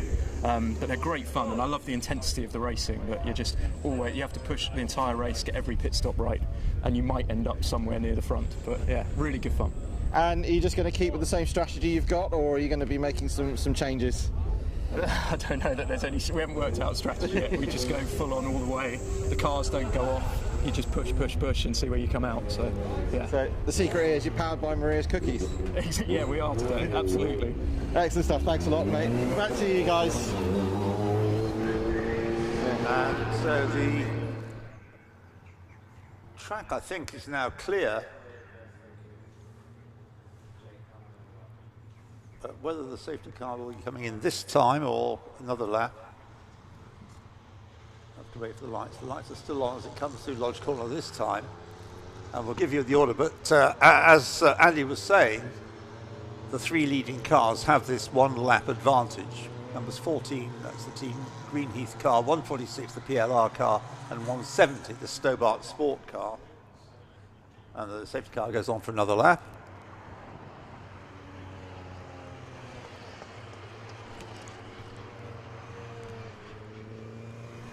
And as we said, after the pit stop, the Greenheath car had a longer pit stop than the other two, so that still they got that one lap advantage over everybody else, but the order of the top three is now shuffled. PLR lead, that's number 146. From 170, the Stobart Sport car, and third is the Greenheath car that was leading when it came in, but was longer in the pits, number 14, so it's dropped down to third place. Best of the rest, in fourth place is number 110, the Team Viking car. Fifth is number 111, the GCI Racing car. Sixth is number 99, Kaizen Motorsport. Seventh is 207, Agua Caliente. Eighth is 97, GT Radial. Ninth is 61, MJ Tech. And 10th is 246, Vape Club with EDF Motorsports. 11th is 263, Greensall. 12th is 248, CCS Media. 13th, number 104, EDF. 14th, 98, Black Widows. 15th, number 1, the UVO car.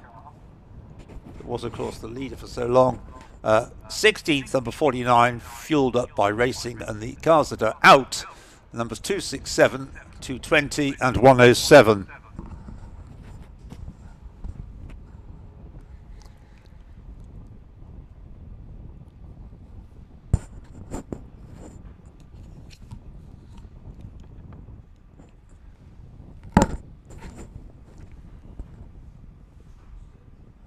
And we've got an hour and 50 minutes just under to go.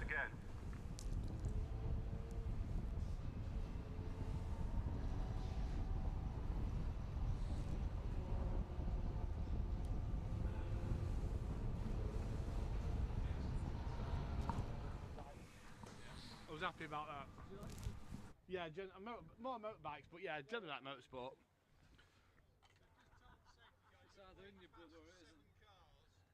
Say that again. Yeah. Right, it's not really practical, I wouldn't have thought, to let all the other cars through until you get down to the 3 leaders. But we'll see what the clerk of the course decides. There is the leader, number 146. Just behind him, the all red car, followed by the all green car, number 170. They are almost at the tail end of the queue, but there are about half a dozen cars still running behind them. I think I'm only saying that one has rejoined.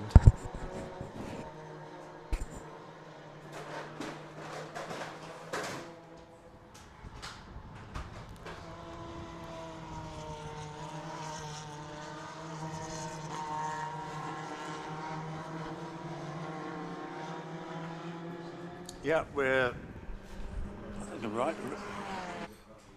Yep.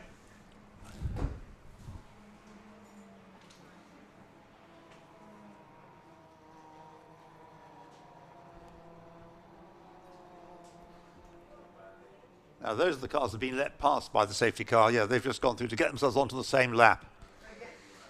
So we now have the first 8 cars have all done 60 laps. But the safety car's carrying on because there are more that may need to be let past it. No, we've got the leader. So we have the leader behind the safety car. So all the cars that are rushing around the track at the moment, they can't overtake, but they can carry on in the same order to catch up the queue behind the safety car.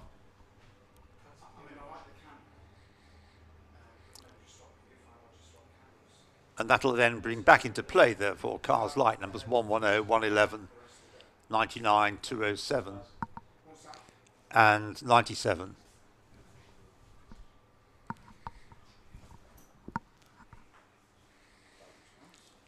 And once that's been achieved, I think we can then bid farewell to the safety car.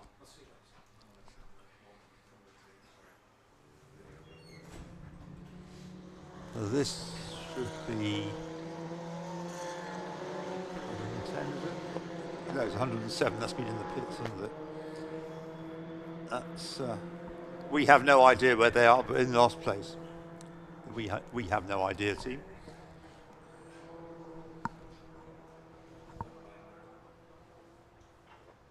So he's playing catch up as well, but not going to have any impact on the running order.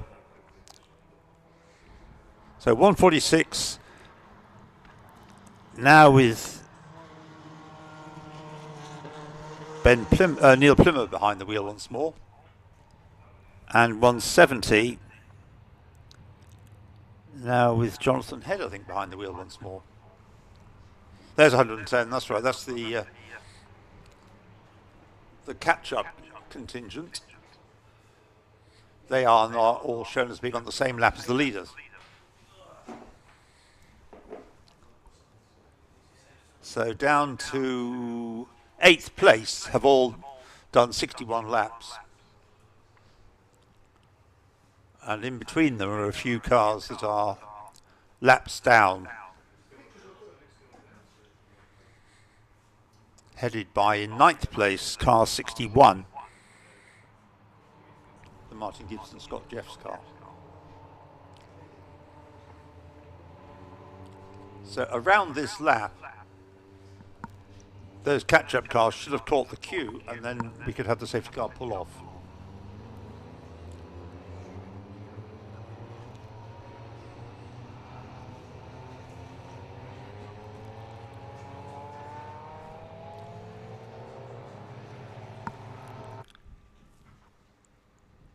Well, Andy was hoping or expecting a safety car, and we now have it. The chap's also entitled to have his lunch.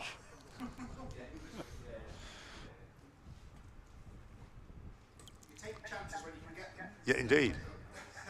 Happened to be strolling past the uncle.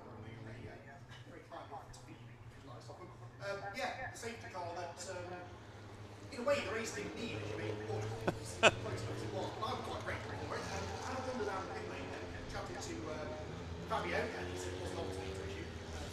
I have to do work as well. No, you're entitled to have lunch. Have they fixed it though? Yes. Yes, I thought it was, yes.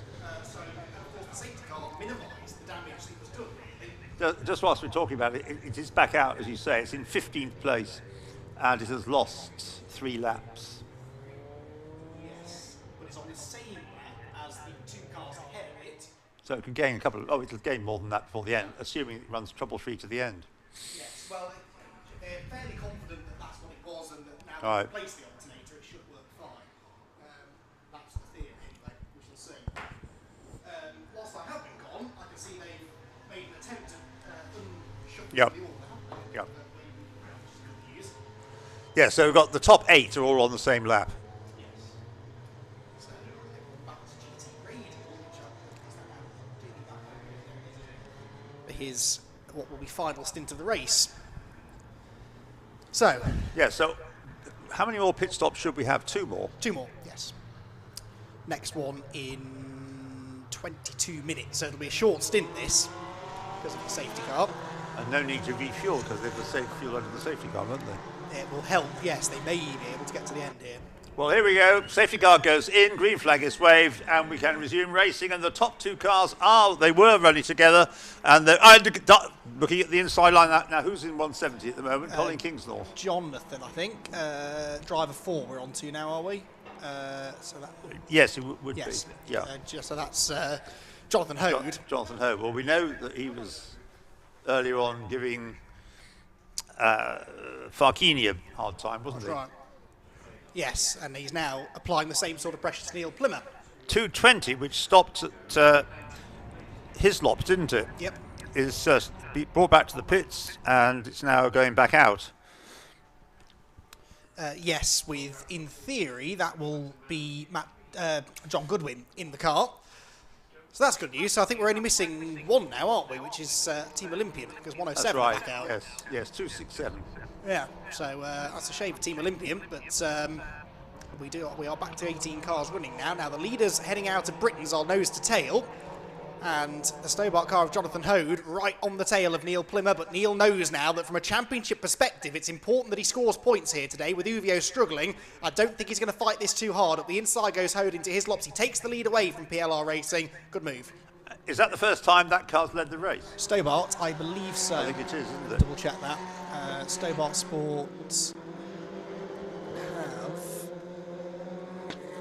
not led yet, no. They are the 5th different leader that we've had. Yeah.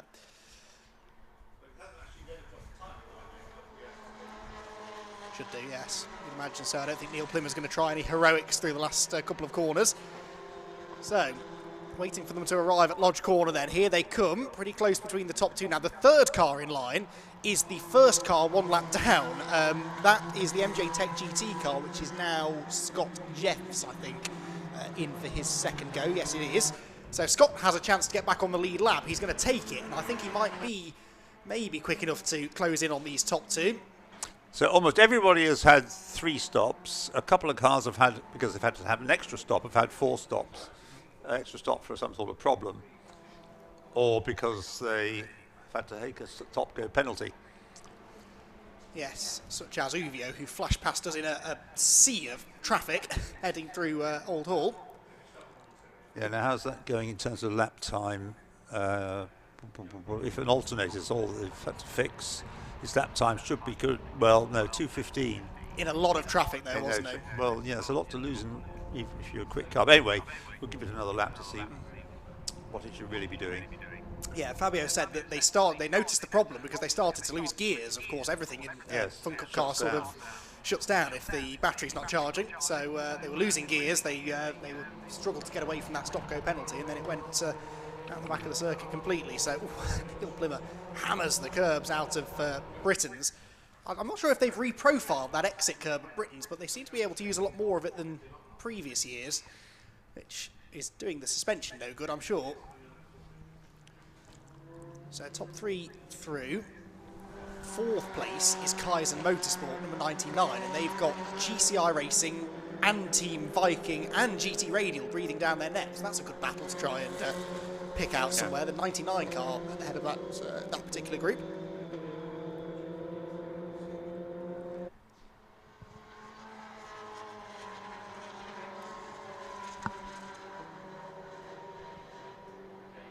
So is that Greenheath there, fourth?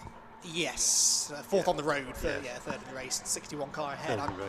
Is Scott Jeffs catching the leading two and thus bringing Greenheath with him and maybe giving himself a shot at getting this lap back? Maybe fractional, not a huge difference, I don't think. The leader does a 2 minutes 2.2 and Scott Jeffs 2 minutes 2.5, so yeah, fractionally slower than the race leader then. The car third in line, 1 lap down. So watching, here comes the fight across the line now for 4th position. Well, yes, because Kaizen Motorsport have dropped back again. GCI back into 4th, Team Vikings go 5th, and Jimmy Broadbent makes a brilliant move up the inside to take 6th away as well. So Broadbent gets the 97 car into P6, 3 places lost down 1 straight there for Kaizen Motorsport. Now, 99 is in the hands at the moment of Rami Ramid, or has it moved? No, it should be Ravi, yeah. Yeah, Ravi, yeah. Right. So he's got the less experience, so it's not going to be going at Mike Simpson's pace. No, but if he can survive this stint and be within, 20 seconds or so of a podium place, they could still be in it.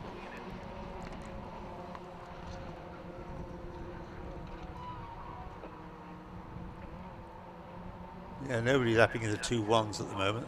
But the 3 leaders lapping in the 2-2s, as is the MJ Tech car, 61.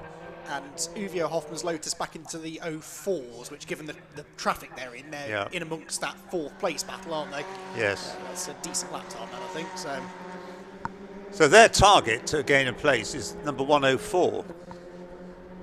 It is, yes. 8 seconds or so the gap. Yeah. So take a few laps. And there's a car not that much further. Yes, number 104. Then number 98 isn't that much further ahead either. Yeah. So it's got the prospect of gaining 2 places fairly soon.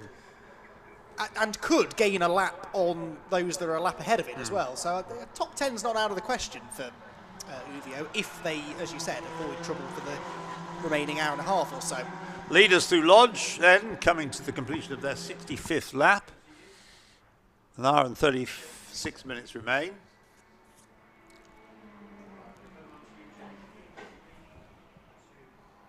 So Greenheath staying in touch with the 2 leaders and in amongst them, but laps down. 61. Yes, Scott Jeffs, fastest man on the track that time, 2:01.85, and that was the MJ Tech GT car's fastest lap of the race. Personal best lap, I should say, not the fastest lap of the race. A bit of debris just went flying off one of the cars in that 4th place battle, well, 5th place battle going into Old Hall there. And you can see here, carving his way through it all, is Farkini in the Uvio car. So that's the Vikings ahead that are running in 5th position. He's got the speed to definitely get a lot more out of this race, but they'll be really frustrated the way things have panned out. So he clears the Viking car. Now he's in clean air. We'll really see what sort of pace that car's got after the alternator change. They've also, I notice, Ian, taken the time to replace the front splitter on the Uvio car, which makes sense. Yeah, because absolutely, yes. I spoke to Martin Gibson about that as well on my journey back up the pit lane, and he said it was the Uvio car that hit him on the first lap, and that was what the penalty was for Uvio. So it took them a while to decide upon the penalty, but that is exactly what it was. Right then, more stories from the pit lane. I think that might be Vlad Vasiliev down there with JB Peters Ennis.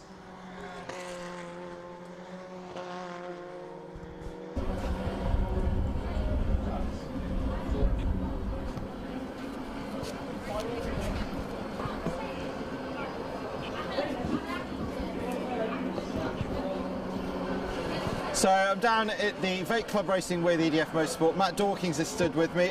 Best ever result at Silverstone. You finally broke into the top 10 at the final round at Donington as well last year. You're certainly making progress in year 2.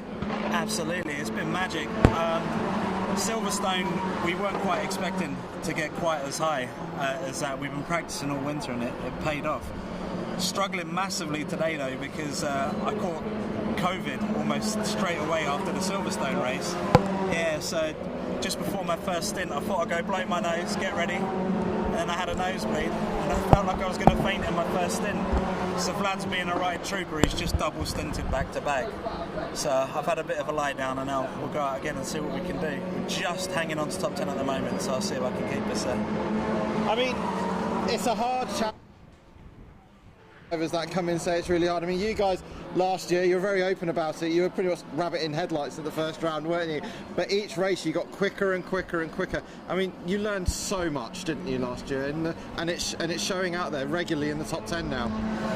Well, everybody in the paddock has been super, super nice to us all last year, and everyone was willing to share data and help us and give us tips, and hopefully, yeah, we're making a few people regret it a little bit this year.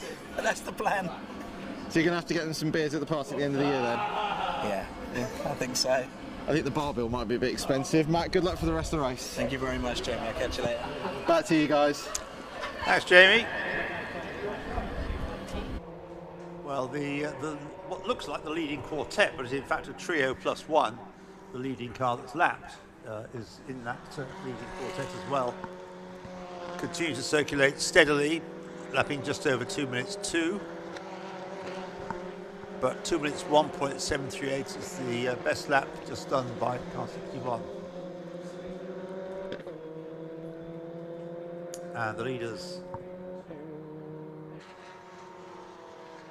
Oh, is it the leaders? Where's the green car? Oh, here it is, yes. So it is there in the right place. And begin to pull away slightly now. The Stobart car, number 170, in the hands currently of Jonathan Hode. And he's got a 1.5 second margin, wow, over second place, number 146, Neil Plimmer. And then in third place, in touch very much as well, number 14, which is Gary Bate at the moment. Now, watching the progress of car 1. Yes, last time 2 minutes 1.594. So that isn't the quickest lap of the race, but it's a very quick lap. So number 1 in the hands of Farchini is closing up quite rapidly now on the Black Widow's car, number 98. And we'll probably have passed it next time we see it.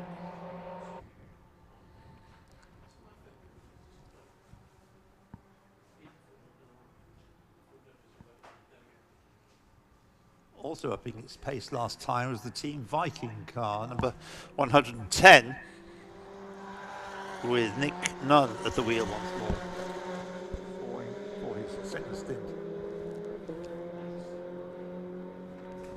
9.5 to go.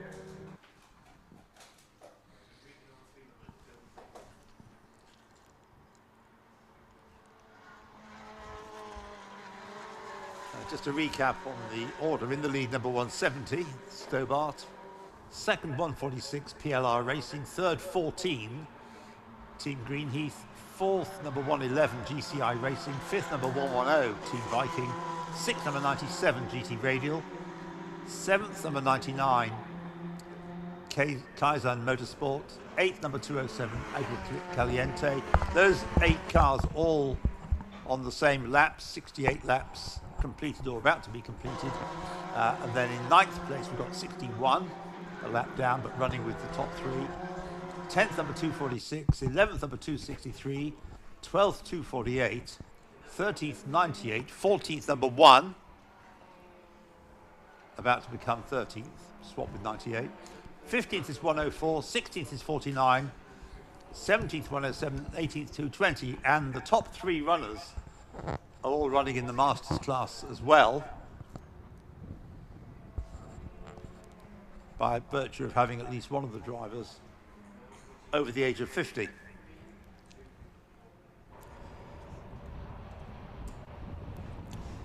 Yes, they are, and they are all 3 of them really teams that you sense could have the potential to go on and win races this year and maybe even fight for that championship. Definitely PLR will be hoping to, having had some strong runs in recent years. Trying to get back to the glory days of that team when they ran under a different team name, of course, but they, in the formative years of the Fun Cup Endurance Championship, well, won everything really. They led most of the laps, they won most of the races, and really made a name for themselves in Fun Cup circles, did that squad, and trying to get back to the top of the championship for the first time in quite a time. It's probably been over a decade now, actually, since PLR, or Team Honeywell as they used to be known, won a championship in Fun Cup, an overall championship that is. Warning flag for a couple of cars, numbers 170 that is, and 97. Now 97 is the GT Radial car, and 170 is the leader. Yes. Here he is, once more. Let's have no more penalties for race leaders, please. At 97, of course, is Jimmy Broadbent. He's pushing hard in 6th position. Right, leaders through, 2 seconds in it, matching each other pretty much there, within a couple of hundredths, Stobart Sport and PLR Racing. But it's the 61 car that's tantalisingly close to getting back on that lead lap, isn't it? Yes. And Scott Jeffs is not going to give up on this. He's building some good pace here. 2:02.1 though, was a couple of tenths slower than the leader last time. There he goes.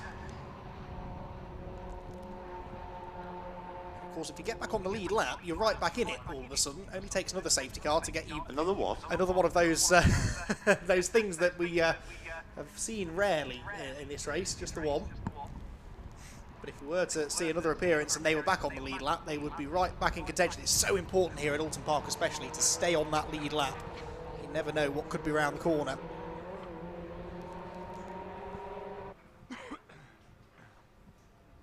For some, of course, like the Apollo Motorsport car, it's just a question of having fun driving rapidly around Oulton Park, because there's no way they're going to be able to achieve. They're running in last place, but running as well as ever. Number 220. 10 laps down after their earlier delays. And we still haven't seen Team Olympian back out, which... No. But I think that there was a lot going on, but I think that was the cloud of smoke I saw. So that Okay, and what was the one that stopped coming out of Shell Oils then? 107. Right. We have no idea. Why, but it's back out. Yes, quite. But the 267, that did look a bit more turmoil, didn't it? If there's a lot of smoke from the engine, that's usually something fairly serious. So, second place battle here at Lodge Corner. PLR Racing and Team Greenheath together as they come across the start-finish line, and I think Team Greenheath are starting to get a bit impatient maybe here. They're not making the progress towards the leader that they'd like. That's Gary Bates, isn't it? No, yes, it's Gary Bates at the moment, isn't it? Yeah, Gary Bates. But what is happening, of course, is that with 60... Which do I mean? 61. 61, I do, yes. 61 in the way, they're losing ground to the race leader. Yes. The cars that are running second and third are stuck behind the car that's lapped. And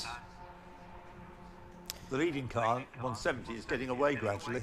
That being said, well, actually, the leading car just set an identical lap time to the second place car. Oh, big spin at Old Hall there for 104. Lucky to get away with that. Now, let's hope they haven't stalled the car. 104 is Sid Coombs. Moving. That's good news. Yeah, getting out of the way. Oh, a very close moment with the 98 going past it.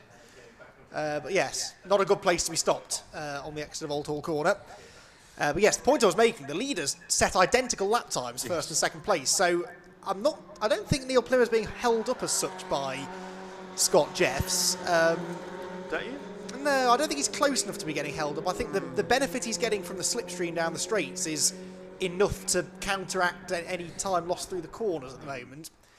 If he was all over Scott, which granted, as I say that, he has closed in now, but if he was a bit closer through some of the technical sections, I might begin to wonder. It's also allowing the Greenheath car to close back up, as you've said. So I would have thought he's getting in the way, and if Formula One rules applied, he'd be told to get out of the way. Yeah, well, blue flags and move over. Yes, which, as we know, Formula One drivers always take heed of blue flags. Yes. But in Fun Cup, if you can show you've got the pace to run with the lead lap cars, you don't tend to get shown a blue flag. It's if you're, you know, a second or so slower than them that you'll be asked politely to move out of the way. And I'm not convinced Scott is that much slower than the cars around him, even if he is a little. Yeah, 2:02.1. He's about 2/10 slower than the leaders every lap. And then we've got the fight for fourth place going past as a group. 111, 110 follows, and then 97. They're all, particularly 111 and 110, they're running nose to tail in fourth and fifth places, as are 97 and 99 in sixth and seventh places. Yes, well, they were nose to tail, and then they've got a back marker between them at the moment, I think. But what, like the leaders have? Well, yes, one that is a little further off the pace, I think, in fairness, the 246. Well, actually, it's the 246 is running one position behind the 61, but some 17 seconds back. There goes 107 back out on track, as we've said.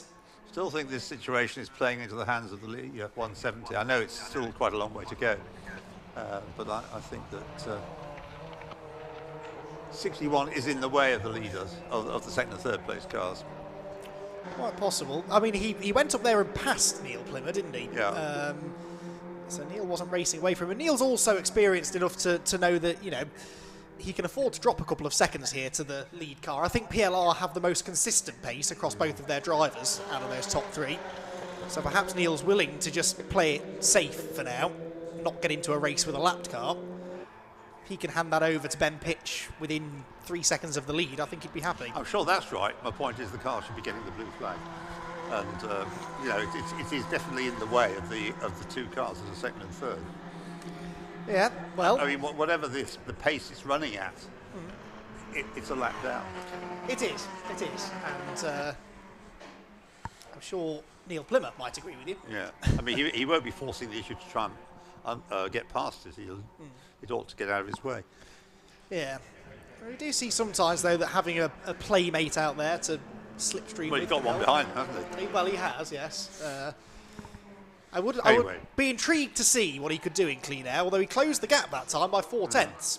So, and I noticed Scott Jeff's got to move on as well in the 61. So he did a 2:01.8. He was the fastest car on the track, actually. So maybe now he is starting to help Neil Plymmer. Oh yeah, he's certainly lapping at the same pace as the leaders. But, GCI putting a lap back on Uvio there. So who's in that GCI car now? Craig Butterworth back in for his penultimate stint of the race. He's just gone past the car that has led most of the race for that alternator issue. Pit window open again. This is the penultimate round of pit stops, isn't it? It is. The Vikings with the moment there at Britain's, but saved it. It is, yes. Well, this is where we'll find out what Neil Plymmer really thinks. If he feels he's being delayed, he may choose to pit early and get out of that traffic. This time he has to pass that board once, but once he's done that, maybe that car will be in early. We shall see.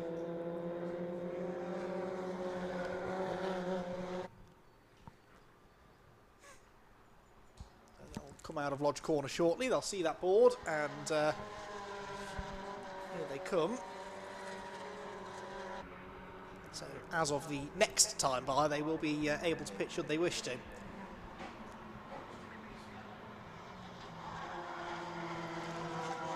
73 laps now completed by the leading three cars.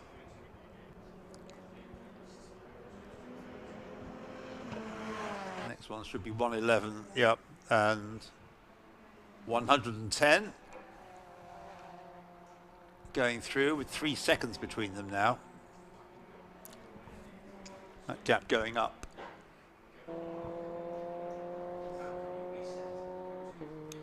Down through Cascades then goes the GCI car, which is possibly, obviously a long way to go, but if we were to throw the checkered flag now, they would be maybe close to taking the championship lead. Finished second last time, fourth at the moment. It would be either them or PLR who would come out of this on top if this was the finishing order. But of course, there is an hour and 18 minutes left before we start dishing any points out. But GCI just quietly going about the business. They've never led a lap all day. They've hardly ever run inside the top 3, if at all. But they've just kept their noses clean, much as they did at Silverstone. And you know, you don't have to be the fastest car on track in an endurance race to finish well. First pit stop happening there for 104, but they're multiple laps down, well, 3 laps down. 15th. Yep. Fuel for them. Leaders at Druids, though, so will we see any of them dive in this time? Scott Jeffs has really gapped Neil Plymmer now, who's starting to come under threat from the Gary Bates-driven Team Greenheath car again for his second place.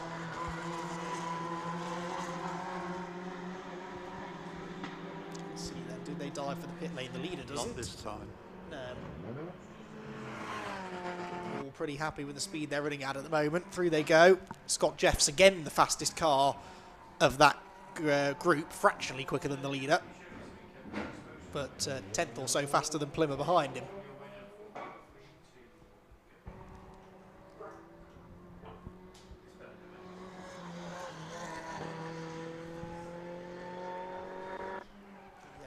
Siren blaring as Team Viking become the first of the lead lap cars to pit, followed by, I think, the 99 of Kaizen Motorsport.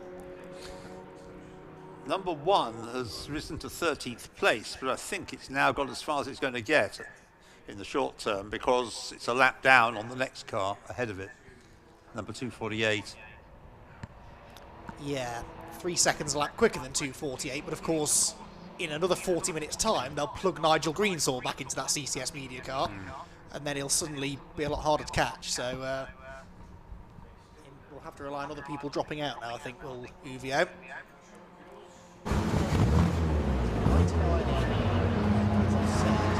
Quite a lengthy stop for the team. They can't get the door shut either. And Team Viking as well. I think that was about right. Yeah, about right. So out they go. I thought Vikings had gone, but they're hidden at the end of the pit lane. 107 is in, but that's way down, 18th. In fact, it's the last car running. Yeah. So Kaizen, that we can see on the screen, they are going to be rapid from now until the end. That's Mike Simpson back in the car, and then they will have Riley Phillips at the end. And they've been 2 of the fastest drivers today. They're on the lead lap. Admittedly, they were about half a minute off the lead when they pitted, but a top 5 could be within their reach. So we're saying it's Mike Simpson in the car now? That's what it said at the start of the race, yes. Yeah. Mike Simpson was in for this stint. They did change this around before, didn't they, though? So Greenheath are in. So Greenheath clearly felt they were being held up by PLR, so in they come. Is there fuel waiting for the 14 car? Yes, there is. And they're expecting me to drive one of these things. Really? I'm going to have to get it in then. So that's a bit of a second attempt to get the churn into the bonnet. Is it, and most of that fuel in a long way for Jonathan Mitchell, who will jump into the car.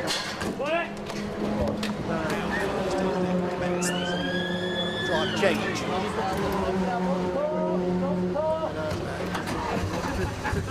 think that was a good call. Yeah. 98 Black Widows are in.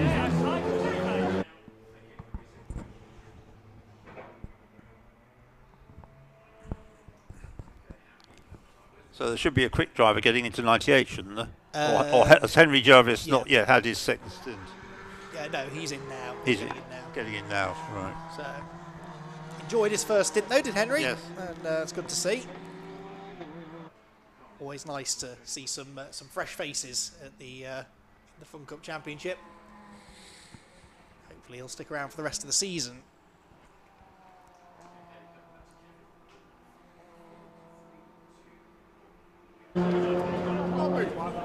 Kaizen Motorsport going through, so they've done their pit stop, as we said. They're the highest placed cars, I think, that have made this pit stop. Caliente have made 4 stops ahead of them. Oh no, Greenheath. some way up the road. There is the group at the front. Stobart Sport still leading. MJ Tech GT still trying to get that lap back. If they have a good pit stop, MJ Tech, that could get them back on the lead lap. So there's going to be a real push to get that car out of the pits as quickly as possible this time around. Perhaps they could put a bit less fuel in, maybe try and jump ahead of Stobart car. So Greenheath have now put Jonathan Mitchell in. The Stobart Sport machine will have Colin Kingsnorth in, who's not been quite as quick as Jonathan Hode. No. I do feel like this is going to play nicely into PLR Racing's hands here. I think they've got the more consistent pace across their two drivers. They're all two-driver lineups as well, those three. 14 stop has enabled 111 and 97 to move up to third and fourth, but it'll only be temporary because they've yet to make their equivalent stop. Yeah, that's right. So there goes the 14 car. So their deficit is 51 seconds, but of course, mind you, that seems like a lot. 51 seconds, doesn't it? Depends what you're comparing with. 51 seconds on the leader, 18 seconds on the car ahead of them. Yeah, but that car has yet to make its equivalent stop, I think I'm right in saying. Yeah. Oh no, it's 4 stops, but that's had to make an extra stop. Yeah, but Greenheath before they stopped were on the tail of PLR. Yeah. They're now 49 seconds back. It's a bit longer than I'd have expected for a pit stop, but maybe not. It might be about right. 20 seconds or so for the actual stop, and then another 20 to get in and out. We'll see. It'll all work itself out, of course, when the others come in, which they'll have to do in the next couple of laps. A minute and 40 seconds left of the pit window. And there's still quite a few cars that have yet to make this stop. This will be their 4th stop. Yes. And of course, 1 or 2 who have been in for other reasons, just to complicate matters. Yes. Have already made 4 stops, Yeah. even if one of them's not the mandatory stop. Yeah, and you still have to pit in this window, even if you just came out of the pit lane. First and second, the gap going up all the time. It's now nearly 3 seconds, 2.905 seconds between 170 in the lead and 146 in second place. And the interloping number 61 in between them. Yep. GCI Racing fastest that time around, 111. That's a personal best lap for that car as well, on the 77th lap of the race. Goes to show that these tyres really do last well, don't they? The absolutely. GT tyres. They've had a lot of green flag running as well. It's not like they've had a chance to cool them off, really. Pretty relentless stuff. So, the Stobart car can complete this lap and do another one, as can PLR and, well, anyone that hasn't yet stopped, because the board is not yet out to tell them the window's closed.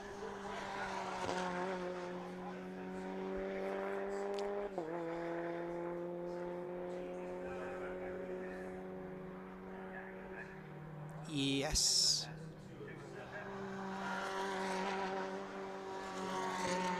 Although, I think they are one of those that have made an extra stop.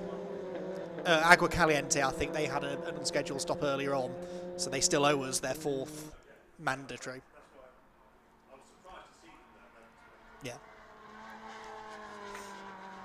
Although Turner's got good pace, hasn't he, at the moment, actually? Personal best that time around.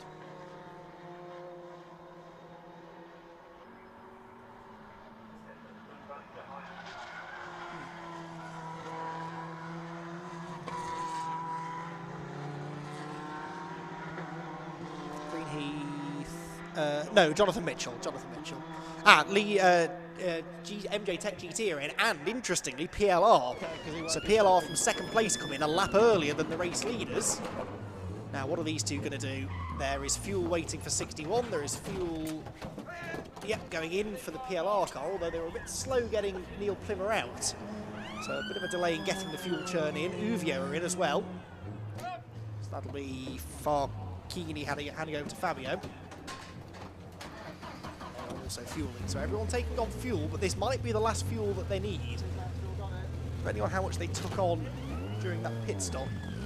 Out goes PLR, and they're gonna yes, they're going to jump the MJ Tech car. It's not for position, but you saw the team, the MJ Tech GT car, holding Martin Gibson there to make sure that he didn't impede Ben Pitch. That was sensible stuff, but that doesn't help their prospects of getting back on the lead lap. So, and importantly, Ian, the Greenheath car is still behind PLR after the PLR came out, so they've retained what will be at least second place, and I'd say by a bigger margin than they had. It'll get confirmed at the end of the lap, of course. Yeah.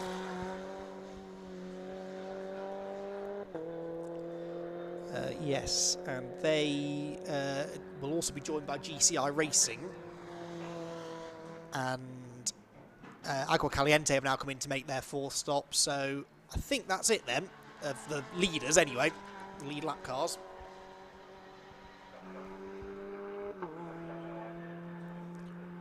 Yes. Screeching to a halt then, the 49 car just underneath us. Yeah, yanking the handbrake on, I think, to get the thing stopped. Yes. Okay, let's see what happens here. Need to keep an eye out then for the red PLR car, don't we? Whereabouts is Ben Pitch? Can he get the lead here? If Stobart don't have a very good stop, then it could happen. They are refueling the Stobart car. And PLR, GCI coming in as well. This needs to be a good stop then. The penultimate pit stop of the race for our race leader, Team Stobart Sport, looking for their first win under that team name, the second win in the championship history for the car. Now I can see into Lodge corner is coming Ben Pitch, and I don't think he's going to get there.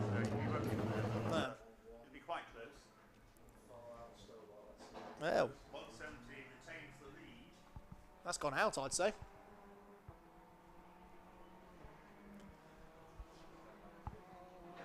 I reckon, well, it's a much bigger lead than it was for Stobart. In fact, they've really separated because Greenheath are only now coming past us at the line as well. They are 10 seconds behind PLR Racing. So it was a slow stop for Greenheath then, slightly slow.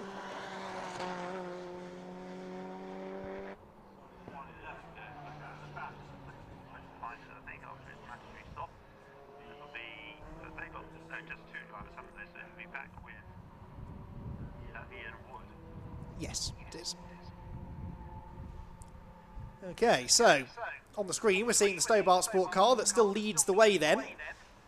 They had, what, a 2.5 second cushion before that pit window opened. It's, I think, a bit bigger than that now. Again, the timing screen will catch up at the end of the lap, gets balked by the 46 car, I think that is, which is reasonably fresh out of the pit lane with...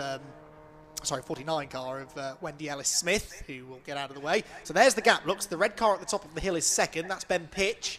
So it's not a huge gap. But I'd say it's much as it was before the pit stops, actually. Yeah, perhaps. Maybe a second or so, but not a... I think by the time the car exiting the pit lane gets up to speed, the gap has sometimes shrunk, hasn't it? So, yeah. Okay, well, watch the lap times now then, because I fancy Ben Pitch's chances here to gain on the leader, but that's not to say that Colin Kingsnorth is slow. He's been racing in Fun Cup for a number of years, knows the cars well, and he's getting quicker with every season that goes by. So, whilst we wait for the timing screen to update itself, the PLR car, which is in second place, in the hands of Ben Pitch, but Neil Plymouth just got out of the car, and he's down there with Jamie. Yeah, I'm down with Neil. That was a tough 40 minutes for you, wasn't it? Yeah, that was a really good stint, that. Really good stint. Pace is so quick today. Yeah, I mean, it's perfect conditions out there. I mean, it was a bit of threat of rain earlier today, but yeah, it's cold, but it's probably, these cars work best when it's like this, doesn't it? Yeah, absolutely. It's such a beautiful place, is Oulton Park on a day like this. Beautiful track conditions and a great race today. And for you guys, a new sponsor for this race and potentially for the rest of the year as well. Yeah, absolutely delighted to welcome Millennium on board for what I hope will be for the rest of this season. We've got again a lot of guests coming to experience what Fun Cup's all about this year, so looking forward to that. And are you going to have a word with the boy about ripping you out the car like he is? Because we saw you slumped in the chair and I was like, is he all right? Yeah, no, I thought, what happened in that last 5 minutes then? I just thought I'd just have a few seconds, but no, fine, extraction's good. I'm battered and bruised on a Monday morning, but it's all right. You're still loving it though, aren't you? Absolutely. Thanks a lot, mate. Back to you guys. captain, Neil Plymouth, as they call him there, not lost any of his enthusiasm for Fun Cup. He and Nigel Greensall, I'm pretty sure, are the only two drivers that were racing in the Fun Cup when it first came to the UK. All the way back in 2002 it was, became a championship in 2011. But Neil Plymouth raced in the championship, or the series, and then the championship right from the very beginning, and still is one of the biggest supporters of this championship. He will tell anyone that will listen how good the Fun Cup is, and they're really having a bit of a resurgence over the last couple of seasons. Ben Pitch has got faster the more years he spends with Neil. Not a bad mentor, I suppose, Neil Plymouth. And speaking of getting faster, I think they're a bit faster than the leaders at the moment, aren't they? Yeah, that gap's coming down, definitely. Not in huge chunks, but it is coming down. So 170 back in the hands of Colin Kingsnorth, as Andy's been saying. Yeah, 2.36 was the gap, which you're right is almost exactly what it was before the pit stops. But I'd say it's less than that now. Let's see as they cross the line. It's about 1.6. Whoa, 1.5, close. That was a guess. No, not bad, not bad. You've seen a few races here over the years, Ian. Yes. Yeah, 1.481. So that was 9/10 faster. So at that rate, he'll be with him by the end of the lap, especially with the slipstream. I have to look back now to see. Not to tempt fate, but when did this car last, or this team last win a race? It's been a while. I was going to ask you when this car last has it led here before today? Before this? The PLR car. Yeah, I think it might have done. I think it early on, did it? In the early laps. Yes, Ben Pitch led the first 2 laps of the race, but it hasn't led since. No. So, but you know, we said this a few times earlier in the race. They were very much biding their time. You got the feeling, not wanting to take any risks before they had to, and it's paid off because others have fallen by the wayside, and here they are now gaining on the race leader. But then it'll be Neil Plymouth against Jonathan Hode at the end, won't it? It will, and Jonathan perhaps was fractionally quicker in that last stint. So it's imperative really that Pitch gets the lead here and tries to build a gap. Yeah.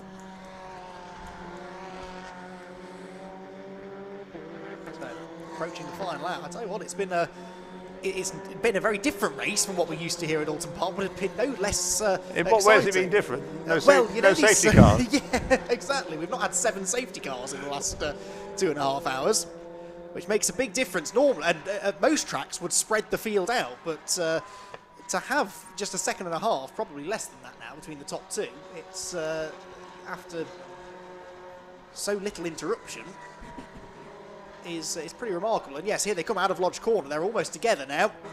So Ben Pitch well under a second now behind the race leader as they head for the start-finish line. 0.6 of a second then. Ben Pitch has got the Stobart car in his sights, but as they say, Ian, catching is one thing, but passing another, especially here. Well, especially here, but I think these cars have shown that it's, or the drivers have shown that these cars are not impossible to overtake at a number of places. In big GT racing, overtaking is rather more difficult with the bigger cars, but these kind of are conducive to overtaking at various places, not just at one particular point on the circuit. Team Greenheath, by the way, we're talking about Ben Pitch here. Oh, Ben Pitch has got the lead already. Yes. Wow.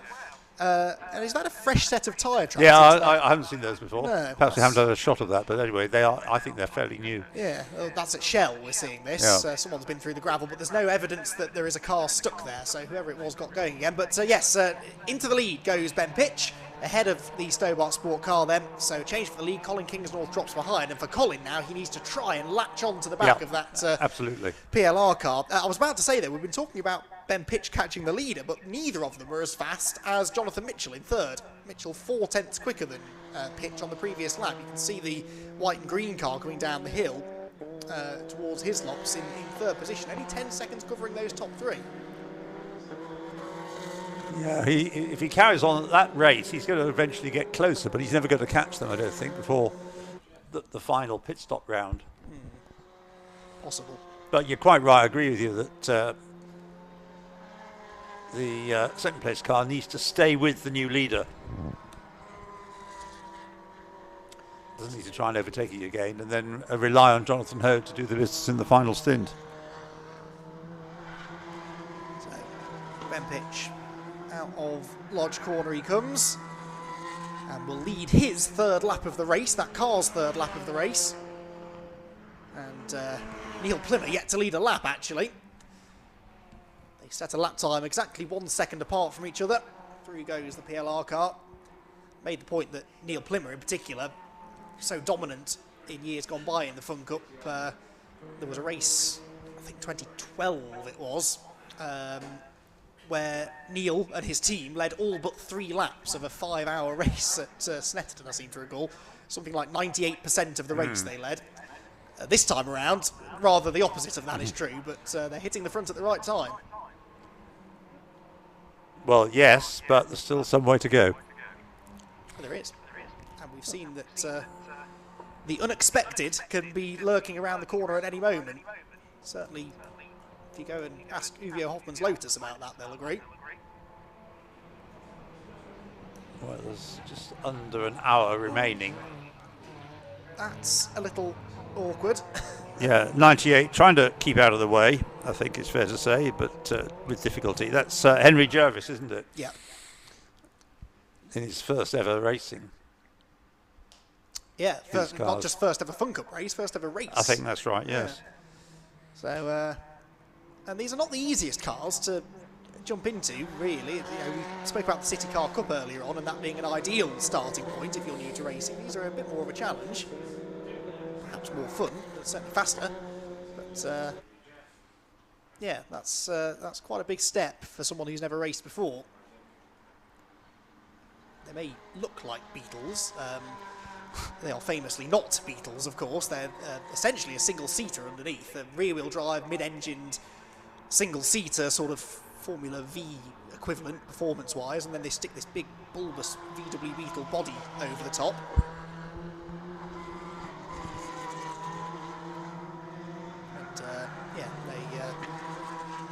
That design is there simply to try and provide good racing, and that's exactly what it does. Sure, is it a Dutch creation? Did they come from Holland originally? Belgium, I think. Belgium, right, well, next door. Right. Yeah, that area. And of course the championship over there that races in France mainly regularly gets grids in excess of 50 cars. It's hugely popular.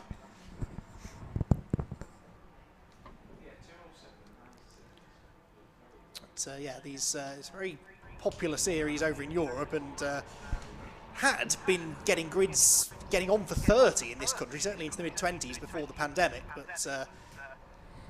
we've lost a couple as a result of that, and also a few that have gone on to do other things. Enduro Motorsport raced in the Fun Cup with success over recent years, but Marcus Clutton, of course, moving on to GT racing these days, and got his and that team's first British GT win at the end of last year.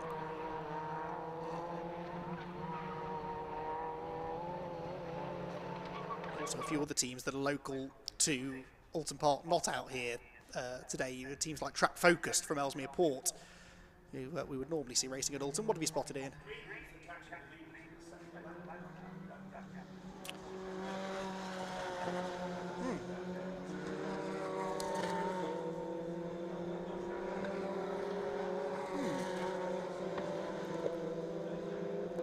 Well, nearly 2 seconds actually on that lap, 2:05.0s for the leaders, 2:03.1 for Greenheath. I've also spotted that the second of the black cars chasing the leaders is the Uvio Hoffmann's Lotus car. The pace they're going is more than enough to get one of their laps back, I think. Because they're, maybe 6 or 7 seconds behind, and they're in the 2:01s, so they took nearly 4 seconds out of the leaders last time. There they are. They're already unlapped themselves from Greenheath. And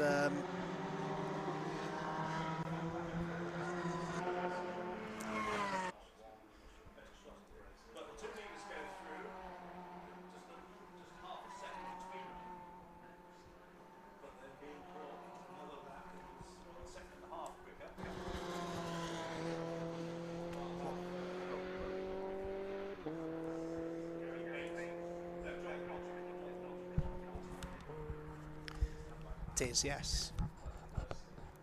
But he is flying at the moment. Maybe because he's latched on to Fabio in the one car. Maybe. Fabio did a 2:02.3, and yeah, Greenheath half a second slower, so they're not quite as quick, although I'd say he's gaining on the one car on this lap, actually.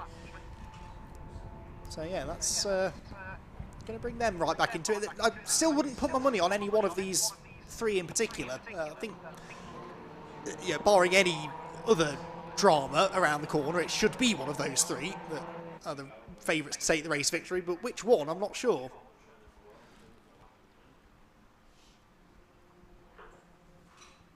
There's the GT radial car. Is this for position? Yes, it is. This is for sixth position. So Aqua Caliente ahead. Rob Perry at the wheel. We'll hand over to Paul Turner again for the final stint, and Rob sliding out wide through Island Bend. And then the GT radial car is Ellis... No, it's not Ellis Hadley. It is...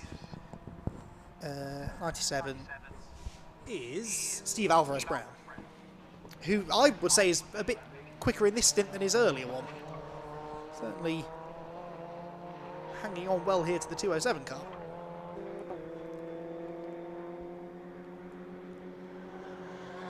Well, the gap between the one of particular interest, I think, second to third, under 6 seconds last time through. It didn't seem that long ago, you were saying it was over 10. So through they go, and the gap second to third is 3.5 seconds. Yes, so at that rate, they'll all be together at the end of this lap, won't they? With Fabio in amongst them, trying to get a lap back. Yes, his last lap at 2 minutes 1.7. Not as quick, in fact, as number 14, Jonathan Mitchell, who did a 2:1.526. Yeah, so Mitchell, whether this be his natural pace or because he's benefiting from a tow or a combination of the two, but he's certainly, of the leaders, the fastest at the moment.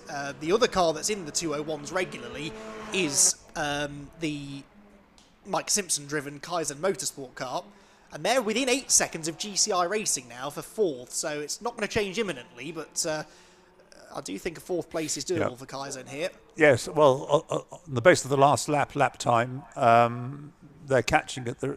Mike Simpson's catching at the rate over a second a lap. So following that battle there, that was nicely done. Look at that. The battle goes down the back straight, and here are the leaders with a couple of cars laps down, but they're all in the same shot now. So the two at the head of this train and the white car at the back of it, white and green car at the back of it, they are your top three in the race with 3 hours and 10 minutes gone. We're on the 87th lap of the race now, and they're all back together again.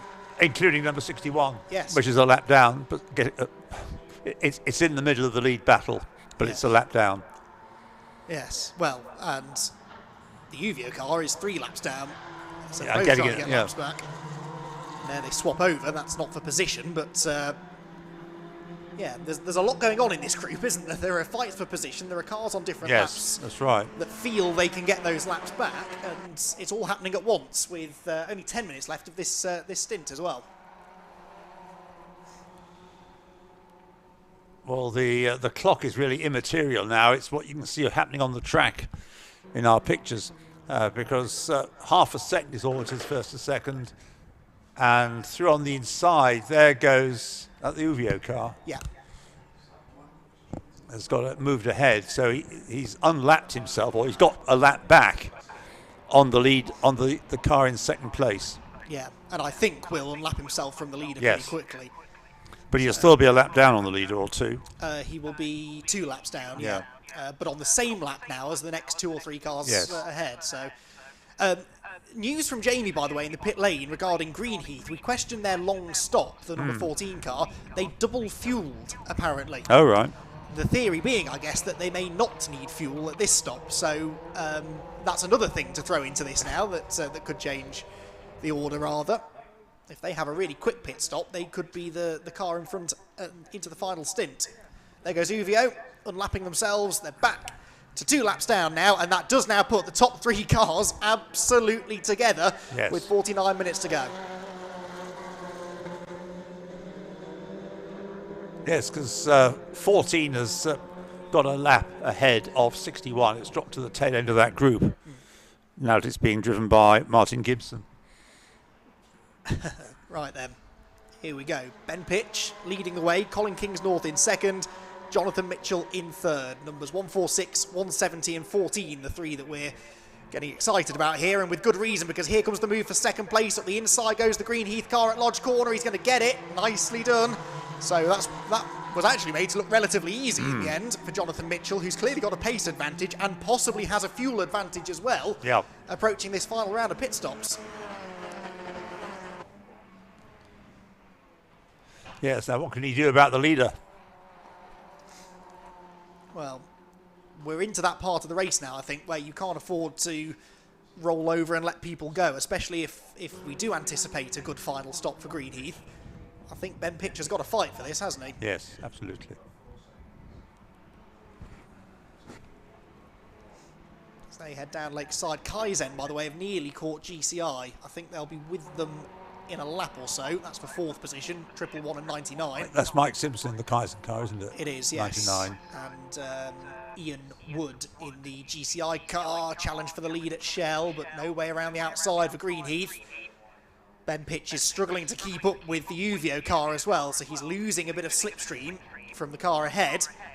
And that's going to make him a bit of a sitting duck, actually, when we get onto some of the longer straights down Lakeside and up over Clay Hill, which isn't a straight, but you know what I mean. Flat out sections. This part that we're coming to now, even. Yeah, absolutely.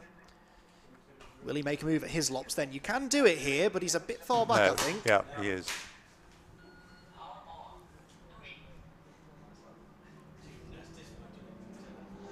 So, PLR come through. Greenheath looking for their first ever win in the Fun Cup Championship, and Stobart Sports looking for their first. That car's second, but that team's first win. Through into Druid's Corner. And this, perhaps, Ian, is where the move could happen, down into Lodge. Yes, that's one of the best overtaking opportunities at Oulton Park.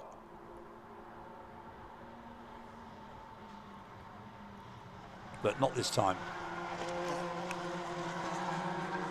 Okay, so on to another lap, the 90th lap about to begin. Warning flag going out for car 14. That's Gary Bate. Okay. So track limits, we guess, for the second placed car. Not a huge surprise, I suppose. He's been pushing hard to catch the leaders. Needs to be careful. A penalty for track limits would be disastrous at this stage. They worked so hard to get themselves into this position. It would be a huge shame if a penalty took them out of it. Although we're getting to the end of the stint, and I'm pretty sure that resets at the pit stops, the tally, track limits tally. Sideways through Island Bend there. I'd say Ben Pitch is maybe inching back onto the tail of the Uvio car, so I think he's found some more speed now. It's either that or the Uvio car just isn't getting away. It may have got through to the front of that group. But now Chris Randall isn't getting away.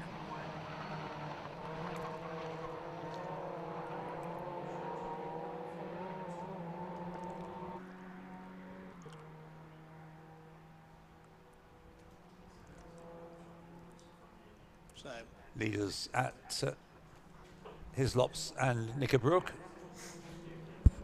Doesn't really look at the moment as though Jonathan Mitchell's going to make a bid for the lead. Just be content to. But you're saying that's the car with the fuel advantage, possibly? Potentially, yes. Yeah, they certainly took more fuel on at the last stop. But of course, others may have been incrementally saving as the race goes on. It's hard to tell until they make that last stop. They'll have all saved, as you quite rightly said, during the safety car. Yeah. Is that a change for fourth? Yes, it is. Kaizen ahead now of GCI. Mike Simpson. Yep. Simpson ahead of Wood. Puts him into fourth place. But with no prospect of doing better than that, I wouldn't have thought. 20 seconds is the gap to third. Yeah. Mind you, they've got another really quick driver to go with Riley Phillips. Yep. If they have a good pit stop, yeah. You never know. We've seen some charges from further back than that even in Fun Cup in the past. Teams that have dug themselves back into contention. Leading 3 go back through, just under 2 seconds covering the 3 of them. On to the 91st lap, which means we're 20 laps away from matching the distance record at the International Circuit at Oulton Park. For a 4-hour race, that is, which was 111 laps back in 2011, a long time ago. A race that also only had that one appearance from the you-know-what, so we're tracking similar to that, I'd say, with 43 minutes still to go.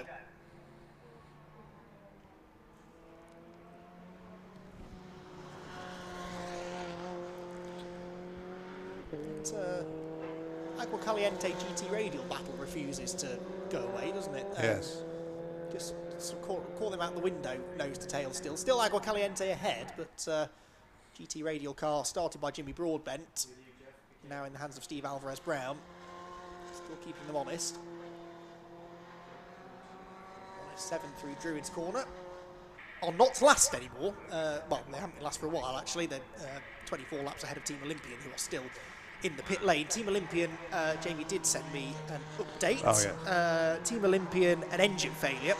Apollo's issue was a throttle cable problem. 107 was electrical. And the Olympian engine went bang, which is a technical term from Jamie, to explain that their race is done. So that was that little right, thank you. Spate of mechanical issues that we hit a while ago. So yeah, thanks to Jamie for digging out those stories. He doesn't just spend his afternoon eating biscuits and drinking tea, courtesy of the team's hospitality. This is saying we do both at the same time. Right, the leaders come through, nose to tail, as ever. 0.3 of a second separates them. Number 146 from number 14. PLR Racing from Team Greenheath with the Stobart Sport car. In touch, 2 seconds back from Greenheath. Warning flag for number 14. That's come up again, hasn't it? Not sure. Didn't notice that now. I think it might have still it's the old one. Right, okay. Jonathan Mitchell. Side by side for the lead here, and he's having a go up the inside into Island Bend. This is close between PLR and Greenheath. Whoa. Fastest part of the circuit, almost banging wheels, and now into Shell, where the Greenheath car ends up on the dirty side of the road. All of that grass and gravel out there from the latest off-track excursion. But that's the first serious challenge he's made, isn't it, against PLR? That's right, and it shows how they've delayed each other by that, because it's allowed, not that it's on the same lap, they're not racing for the lead, number 1, but it has allowed number 1 to get a bit of clear air between itself and the others. Yeah. So you lose so much momentum from doing things like that. Obviously, you have to. Yes. You know, it's a motor race after all, but yeah, you've got to plan it. You've got to plan those overtakes and time them so as to lose minimal time. Yeah.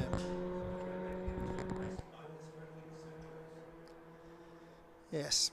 Pit window open, by the way, a little earlier than I was expecting, but the board is out, so final pit window open. Yeah. Yes. Yes, it's every 40 minutes-ish, I think, is the... which is very much the Fun Cup way. I was chatting to Paul Truswell at Silverstone a couple of weeks ago about the European Championships, and it is all a bit ishy when it comes to pit windows, pit speed limits, all the important stuff, all a bit vague. So across the line they go then. Lead battle into Old Hall Corner. Obviously they can't pit that time. They have to pass the board once, which they've done. Don't think we'll see... Well, we may see Stobart pit because Jonathan Mitchell's really fallen back now, hasn't he? There is Riley Phillips waiting to get into the Olympian car. Sorry, Harry Mailer. Riley Phillips used to drive the Olympian car. It's now Harry Mailer in that one. Leaders down towards Island Bend. Were they side by side? Yes, they were. And Greenheath have gone through. So Greenheath get the lead away from PLR. Finally, Team Greenheath get the lead on lap 93. But I don't think they're fast enough to pull away. I think with that tow, I reckon that Ben Pitch can stay there, at least until the pit stops. And then it comes down to that pit stop time. That could be really crucial here. It could.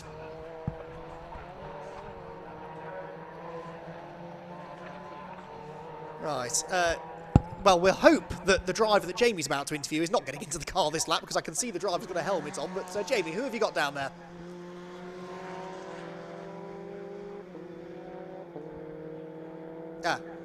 Jamie no longer ready to talk to the driver, who may well be preparing for the pit stop. I did wonder that. I saw the driver had helmet on, which means they're probably about to spring into action. So, but yes, to answer your question, they could pit this time, should they wish. And I wouldn't be at all surprised to see that third place car come in, because they've dropped now to 2.5 seconds behind the top two.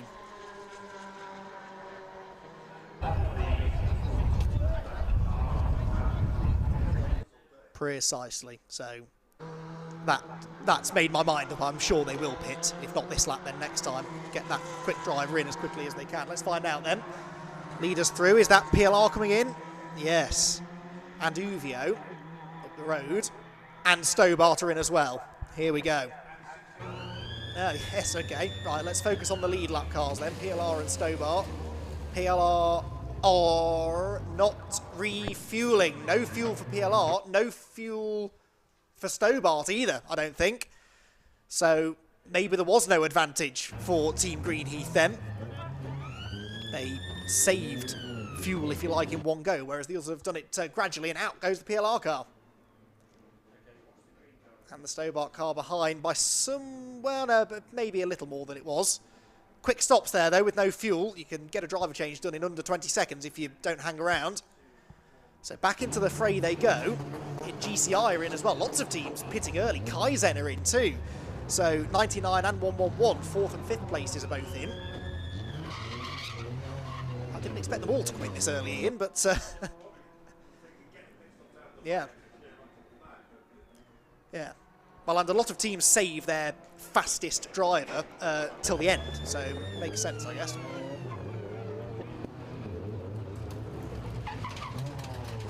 So that really just leaves Greenheath on a different strategy to everyone else then. How long will they stay out?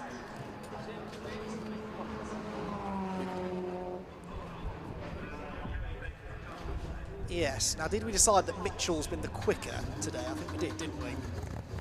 So, yeah, they've done that the opposite way around then. Ah, yes. Yes.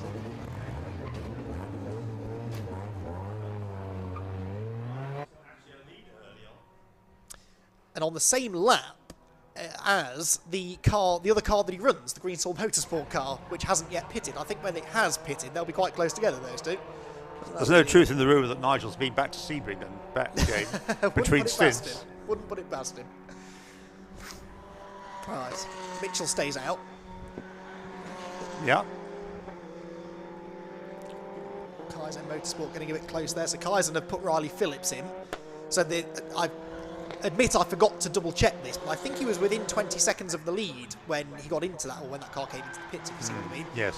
So it's a big ask, but we'll see how close he can get to the podium. Wouldn't be surprised if he gets within 10 seconds or so of them by the flag.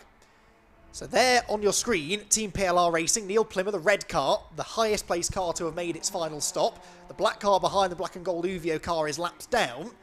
So Neil, if he's sensible here, will let Farkini go and work with him. That being said, the final race of last season, these two cars were fighting for a podium place in the dying laps, and they managed to drive into each other at the chicane. Oh. It was Fabio who made contact with Neil, or Neil who made contact with Fabio, not Farkini, but still. They've spent a lot of time close together, those cars, of late. 97 in from 4th place, that's the GT Radial car. That's to go back to Ellis Headley, I think. Yeah, and Jim Broadbent helping out with the driver change. He's still getting stuck in, even though his driving duties are done. Ushers the car away. Again, no fuel. Good stop. Yeah, quick stop that. Lots of teams have managed to work the strategy so they don't need fuel here. And I think, as you suggested, Ian, that had a lot to do with that safety car period. Yes. It was a lengthy one, wasn't it? Yeah. Yeah, I didn't actually time it, but it felt as though it was about 15 minutes or so. Oh, no. That's the Greensoul Motorsport car, and that's at Shell, I think. Exit of Shell, I reckon. Now, has that car just been in? No, it hasn't. It's made 5 stops, but I think Number 263 is that? Yeah. I can't remember if it had an extra one early or not. But anyway, it's going nowhere now. It's stopped at the side of the track. Not going to say it. We'll wait to see what happens. I would have thought it's sufficiently far away for you not to have to think about it. Well, possibly. I almost hope not now, actually. I'd quite like this to play out, because I think it's going to be quite close anyway. Certainly you don't want the safety car to come out halfway through a pit window, because that really does confuse things. And Julian Floyd, our clerk of the course, is very good at not doing that. He will try, where possible, he will try to wait until the pit window's closed before throwing the safety car in that situation. So we'll see if that's what he chooses to do, if indeed we need it at all. Lap times then for PLR, 2:02.7, quicker than Greenheath that time, but not as quick as Stobart Sport behind. 3.5 seconds now between PLR and Stobart. Hmm.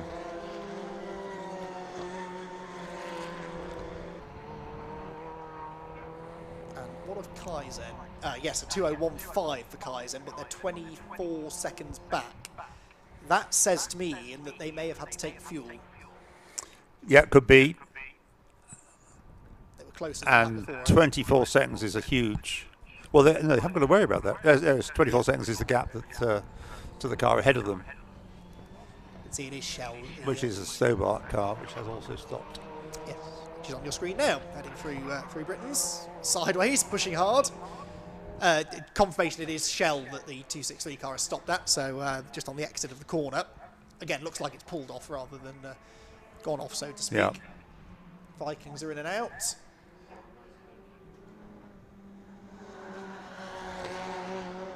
So, just waiting for this Greenheath car to pit, and then we'll know what the score is. But at the moment, they're not lapping as quickly as those they were racing earlier. Interestingly. Well, as part of the point you've been making during the race, that if you're with somebody, even if that car's a lap down, it can work to your advantage. But they've got no playmates at the moment, have they? Exactly. Ah, they're in. They're in. Yeah. A lap earlier, maybe, than I expected. I thought, having stayed out this long, they'd wait till the end. No fuel, as we knew. Or suspected, at least, would be the case. Out gets Jonathan, in gets Gary. And this is a key moment in the race. Where do they come out? Ah, well, we've got our answer in. Yeah, here's the leader over the line, or the new leader. After the pit stops, then, it is PLR who go in front. There, out of the pit lane, goes Greenheath, but they'll have dropped to third. Yeah. So the order will now be 146, 170, and 14, and ignore number 1 because it's laps down, but just as quick as the leaders. Yes, Neil Plymmer would love to be able to ignore the number 1 car, but doesn't have that luxury. So, as we confidently predicted then, the Greenheath car is going to lose out in the final round of pit stops, which is actually the exact opposite of what we predicted, but never mind. We'll see whether they've got pace to get back after them. So, whilst we wait for this to all shuffle out, but we know it will be the PLR car that's got the lead, we also await to see what happens with this stricken Greensaw Motorsport car. We can head back down to the pit lane and to Jamie. So down at the GT Radial pit, Steve Alvarez-Brown has just finished his final stint in his first ever Fun Cup race. It's a bit different to the esport gaming karting, isn't it? Both are very fun. This was very fun. I really enjoyed it, actually. I got tucked up behind another driver there. We were gaining on the pack ahead, so I thought, let's just go together, work together. I might have gone past him once or twice, but yeah, it was good fun out there. And I mean, you've had to learn, like we said, with a lot of our new drivers, you had to learn really quickly as well. I mean, they're not the easiest cars to drive. You know, they've got no driver aids. Yes, you've got a bit of aero and a sequential gearbox, but it is tough out there, isn't it? Yeah, they're very lively and they're very sensitive to everything you do. You know, you have to drive very, very clean, very smoothly. But yeah, there was a lot to get used to. It's a new track for me as well. So, but yeah, it was. I think I'm happy with my progress, and it was good fun. And what's the plan for the rest of the year for you? I mean, you hopefully try and see if GT will invite you back for another go? Well, I might come back, for a few more. This was really fun, but trying to get signatures on the licence, get an upgrade card, and we've got some big things coming. Excellent stuff. Well, good luck with that. And also, we run an incentive here within the Fun Cup Endurance Championship. So for any new driver, like what Steve's done, and you've never raced a Fun Cup before, if you can get a team together and you win your first race, you will win a £10,000 prize. So if you think you can do it, come and join us. Back to you guys. Yes, Paul Rose may not thank you if you do it, but it was his idea to put that prize money up, so no one's yet taken his money off him. Sorry, what do you have to do? You have to have a team of drivers who have never raced in Fun Cup before, and you have to win your first race in the Fun Cup, and £10,000 will be yours. I think it's something like 5,000 if you're second and 3,000 if you're third. So if you got George Russell to come. Indeed, absolutely. That is, I think, the idea. Maybe not George Russell particularly, but, you know, some big-name drivers came and did it. But, you know, many a big-name driver has come and tried to win in the Fun Cup and haven't necessarily had that much success. So, final driver changes being made in the pit lane. But on the track, Ian spotted, whilst we were hearing from Jamie there, that this is not over yet. PLR Racing don't have this in the bag. No, the last time around, the second-place car, the Stobart car, was 3/10 quicker than the PLR car in the lead. Yes, putting the gap at 2.3. But as we've said a few times today, if you get within a second and a half of the cars ahead, then you get that slipstream advantage, and that can help you close in more rapidly. So, it's Neil Plimmer in the PLR car, yep. And in 170, it's Jonathan Hode, and I put money on Jonathan Hode.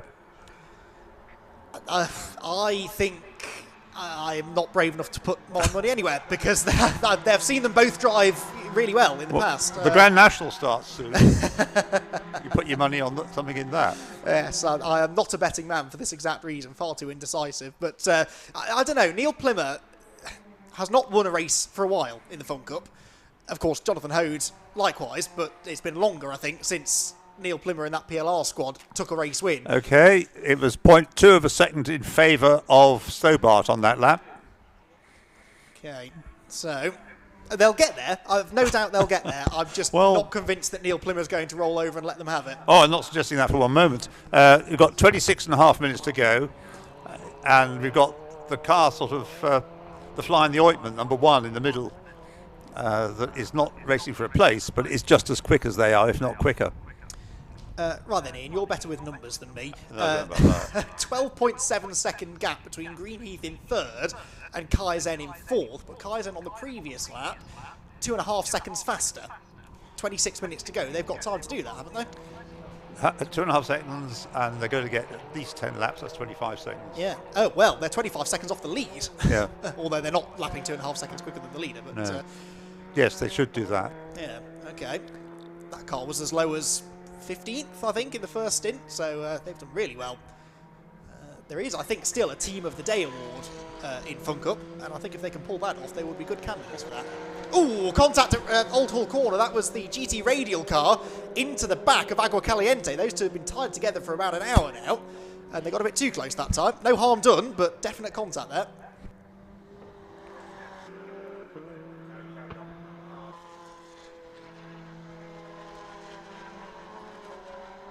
So, 25 minutes to go. A typical full... Oh, no! Here we go.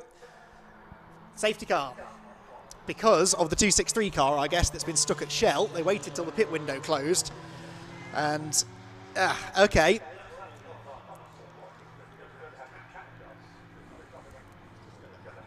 Yes. They will also have number 99 on their case, though, because a 25-26 second deficit to the lead evaporates, more or less. They'll have a few cars between them, maybe. Absolutely. Absolutely. They were already after a podium, weren't they? It shouldn't take that many laps to move what you say, No, it shouldn't. And they've had plenty of time to prepare to move it as well, and tell the recovery crews and the marshals, you know, to decide what to do. So it could only be you know, in fact, you can see there the recovery truck positioning itself to head on track when it's safe to do so. So this, as they say, changes everything and moves at least the fourth place car into contention for the win, and GCI Racing could maybe be in contention for a podium as well, because they have shown some decent speed. They've just always been that bit too far back to do anything with it, really. So, yeah, it does. It was quick. Maybe not...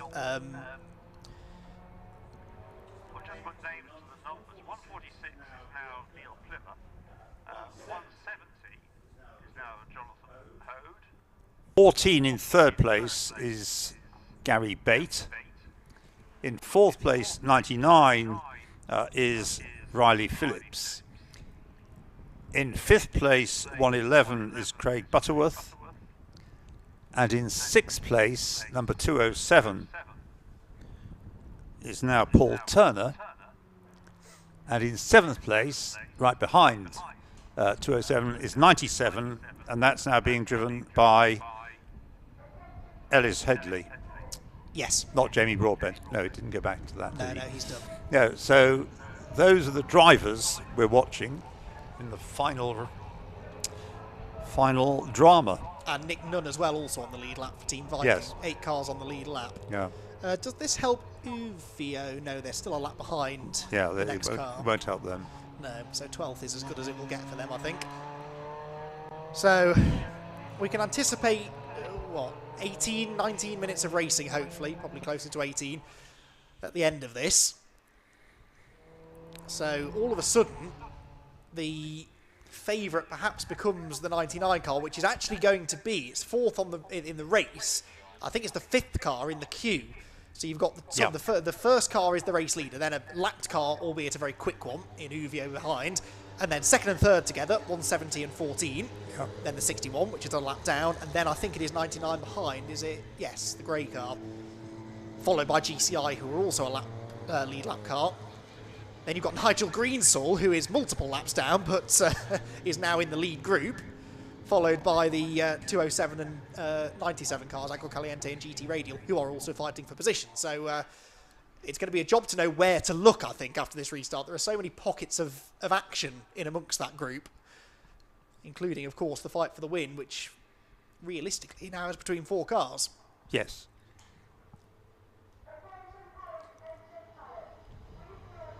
So, last safety car, we hope, of the race, coming just before the 100 lap mark. I said we were aiming for 112, wasn't I, to break that? You've had enough safety cars, have you now? Oh, definitely. I didn't want this one. That's why I didn't mention it for a while. I didn't want this safety car. It was building up quite nicely anyway, but yes, I think although they do like to say safety cars can breed safety cars, it's not generally the case in Fun Cup. And indeed, the safety cars we have had today have been because of mechanical issues rather than people accidents, yes, slipping off the road or whatnot. So hopefully we are done with them. The statistics would say we are. The average final green flag run here, something like 21 laps. So there have been some shorter than that, of course. But fingers crossed this is it. And also fingers crossed we might need only one more lap. I don't know how far along we're getting with the recovery. But if the car is just broken down and doesn't have any damage, it shouldn't take too long to pick it up and get it out of the way, we hope. So, leading the race, Neil Plimmer. I did just look it up, and he'll probably not be happy with me for reminding everyone of this, but the last time that Neil Plimmer won a round of the Fun Cup Championship was in 2018 at Anglesey. And it had been a bit of a lean spell before that as well, of good 3 years or so. Yeah, I think his last one before that was 4 years earlier in 2014. So it's been a while, been 4 years since, nearly anyway, 3.5 since Neil last won a race. And he won that one at Anglesey. And only by half a second that time as well was his winning margin. So they don't get any easier, these races, to win, and Neil knows that, and he's going to have a real fight on his hands. His best friend here could potentially be the 170 car in... well, no, that's Jonathan Hode, isn't it? No, we expect Jonathan to be fast. Yeah. So perhaps it's the Greenheath car that could provide a buffer to Riley Phillips. How long will it take Riley to get into that third place and go after the leaders? Where do you reckon he is in the line?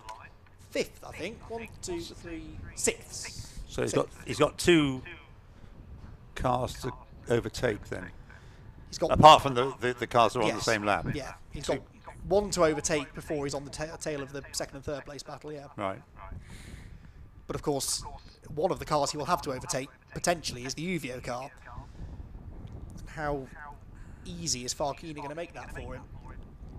No, difficult to tell from that shot that we just saw of what's going on at Shell Oils exactly what is going on. Oh, it's the car's going onto a trailer, isn't it? Onto a flatbed, I mean. That's what it is. Yeah, they've dragged it across the road for easier access for the recovery crew, I guess. I'm afraid we may get another safety car lap after this one. I think looking you're at right. that. It's a shame, but it'll still give us a quarter of an hour to settle it. That's 7 laps or so. Plymouth weaving around, trying to get some heat in those tyres, keep the heat in the tyres. I can assure you, even though it looks bright and sunny on the pictures, it is not that warm still out there. And easy to lose tyre and brake temperature, actually, in this situation. Got to keep those brakes pumped, especially just before the race goes green again. So, through they come. Also got this battle, which I'm intrigued to watch, between Agua Caliente, GT Radial and Team Viking for 6th. Those three close together. They've got the EDF car there, the 246 car between them, which is also in a battle actually with MJ Tech GT, although some way further down the line.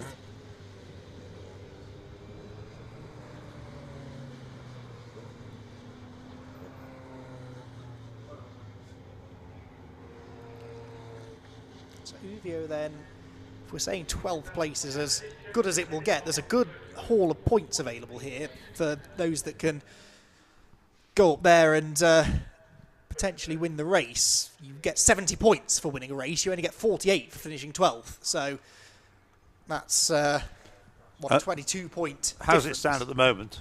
Well, after one race, it is Uvio that lead, and they have 70 points, whilst PLR were 4th last time. So they will be about 118. That would be. I'll take your word for that. they are 6 points behind coming into this race, but they're going to outscore them by a lot more than that. But of course, teams like GCI, who were 2nd last time, they are also in the hunt. It's early days, of course, in this championship. Oh, yes. But you know, these points matter. Every race matters equally, really, unless of course it becomes your drop score, which Uvio will be hoping is the case for this one. That drop score's there for a reason. It's very rare to see Uvio having problems. Typically have that one bad race a year. We are going to get another safety car lap, I'm afraid. Okay. But perhaps at a slightly quicker pace. Yeah. Well, I think this is being done deliberately, maybe in the hope that they could have gone racing this time. Yeah. Should only require one more lap, really, to get the car out of the way. Well, the lap time for that last lap under the safety car was nearly 5 minutes. Yes. Just shows how much time you can lose with these safety cars. 4 minutes and 53 seconds. Yeah. Nearly 3 minutes off the fastest lap of the race. So, yeah, definitely a pretty relaxed pace out there for the safety car. And the drivers won't be terribly happy with that for the reasons that I've mentioned. Yeah. You know, things get cold and you don't then have the grip on the restart, and they're going to need it because they can't bed themselves in at this restart. They have to go for it straight away.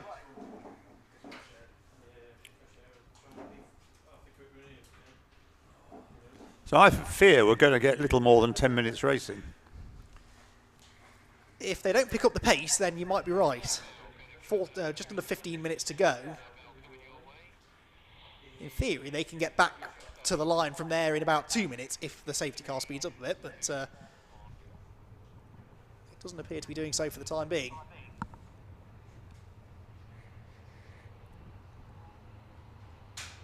So just the 2 cars not running then. Olympian, we know, we're out of the race. We know now that Greensall Motorsport are out too, which robs Nigel Greensall of anyone to race against here at the end. They were on the same lap, CCS Media and Greensall Motorsport.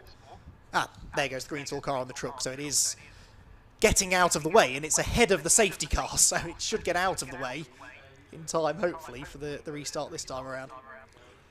I think you could well be right. I hope I am. Although the Greensall Motorsport car is out, Nigel himself isn't. No, exactly. And he's right in the middle of all of this at the front, isn't he? So, how he behaves around the lead lap cars could be instrumental in deciding a few things. Do you have a stat for the greatest number of laps in a 4-hour race here? Yes, that was 100. Well, on the international circuit, that's 111. Oh, right. Well, obviously a different circuit. But mind you, mileage-wise, let's have a look at the longest. Because we had a race on the Foster's circuit a while ago. Gosh, that made you dizzy. It did, yes. 2014, on the Foster's circuit, we racked up 304 miles, which was 184 laps of that circuit. Right. In 4 hours? In 4 hours, with 3 safety cars, that was as well. Right. One of which I'm sure was caused by Chris Hartley, who is the the man behind the TV coverage, post-production coverage for the Fun Cup Championship, and he, well-known commentator as well, he went out and had a go with the Race Logic team and had a rear wing failure coming through Cascades, which was not pleasant, I can imagine. Had a big spin. He's here today, and I'm sure he's very grateful for me reminding him of that, but that was a memorable day. That good day's racing on the Foster circuit. It's a shame we don't use it more. If you think so? Yeah, I think it provided good racing. Scene of some famous Formula 3 incidents over the years. Yes. Ayrton Senna and Martin Brundle, Nigel Mansell and Andrea de Cesaris. Nigel will still talk about that if you encourage him. Right then, what's going on? Do we have the lights still on the safety car? I hope not. Got 12 minutes to go. Lights are still on at Druids, but they could go out, he says, hopefully. Certainly Neil Plimmer is backing away from the safety car as if he's anticipating a restart, isn't he? They normally go out at the Paul Warwick Bridge. Ah, okay. So that's approaching that now. In fact, yes, there we go. The lights are out. So we're going racing then, with what will be just over 11 minutes to go by the time they get to the line. Here we go then. PLR Racing lead the way. Number 146, number 170 Stobart Sporter in second, but with a car between them, being the lapped car of Uvio Hoffman's Lotus. And then you've got the 14 in third, Team Greenheath, and Kaiser Motorsports number 19 in fourth place, which arguably is the quickest of the bunch. But does Riley Phillips have enough time here in 11 minutes to get from fourth to first? It's going to be a tough ask, that. About 6 laps, 5 laps, 6 laps. Look at the restart there for Plymouth. He has gone. That was a brilliant restart. He did it very well. Yes. Now, Jonathan Hode needs to clear the Uvio car, and he tries to. He goes up the inside at Old Hall Corner, and Jonathan Hode gets himself second on the road. I can see Phillips going past the 61 car in the background as well. So neither of those were changes for position, but they were both important overtakes for those drivers to make. Jonathan Hode absolutely on the limit of adhesion on the outside going through Old Hall Corner. He was having to correct the lock all the way through the corner, but he's made it work. He knew how important it was at the restart to be able to get it past the number 1 Uvio car. He's done that. Doesn't want to be repassed by it, of course. He wants to now close the gap to the leader. Yes, he does, and that was a good drive. Oh, look at him sliding through Ireland. Really pushing. Smart driving that, and fair driving by Farkini, actually, to not fight that. He's not fighting Stobart for position. And it was really Farkini not getting a very good restart that gave Plymouth this advantage in the first place of about 1.4 seconds at the line. So, hopping over the curbs, I think Hode's catching, isn't he?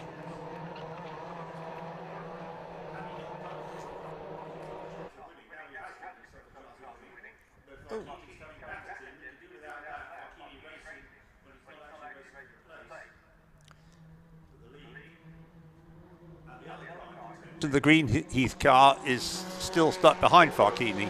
And right behind them is the 99, and that's Riley Phillips. So he's... Oh no, stop-go penalty for the leader! For the leader! The race leader and the 99 have been given stop-go penalties. So the 146 car of Neil Plimmer, oh, that is heartbreaking for the PLR racing team. They are being given a stop-go penalty, as are the 99 car in fourth position. So that means it's between Stobart Sport and Team Greenheath, essentially, for the race victory, and they've got this Uvio car between them. Wonder what that's all about. It has to be a safety car infringement of some sort. Yeah, overtaking under the yellow flag, I don't know. They're in straight away, in straight away, PLR. Well, they've got no choice but to do that, have they? Yeah. So that means into the lead has gone the Stobart car. Up into second place comes Greenheath. It's a stop-go. It's actually, it's not a stop-go. That was a long hold. That was a much longer, it was a stop 5 seconds or so. I think it was a 5-second stop go. It just says stop go on our screen here.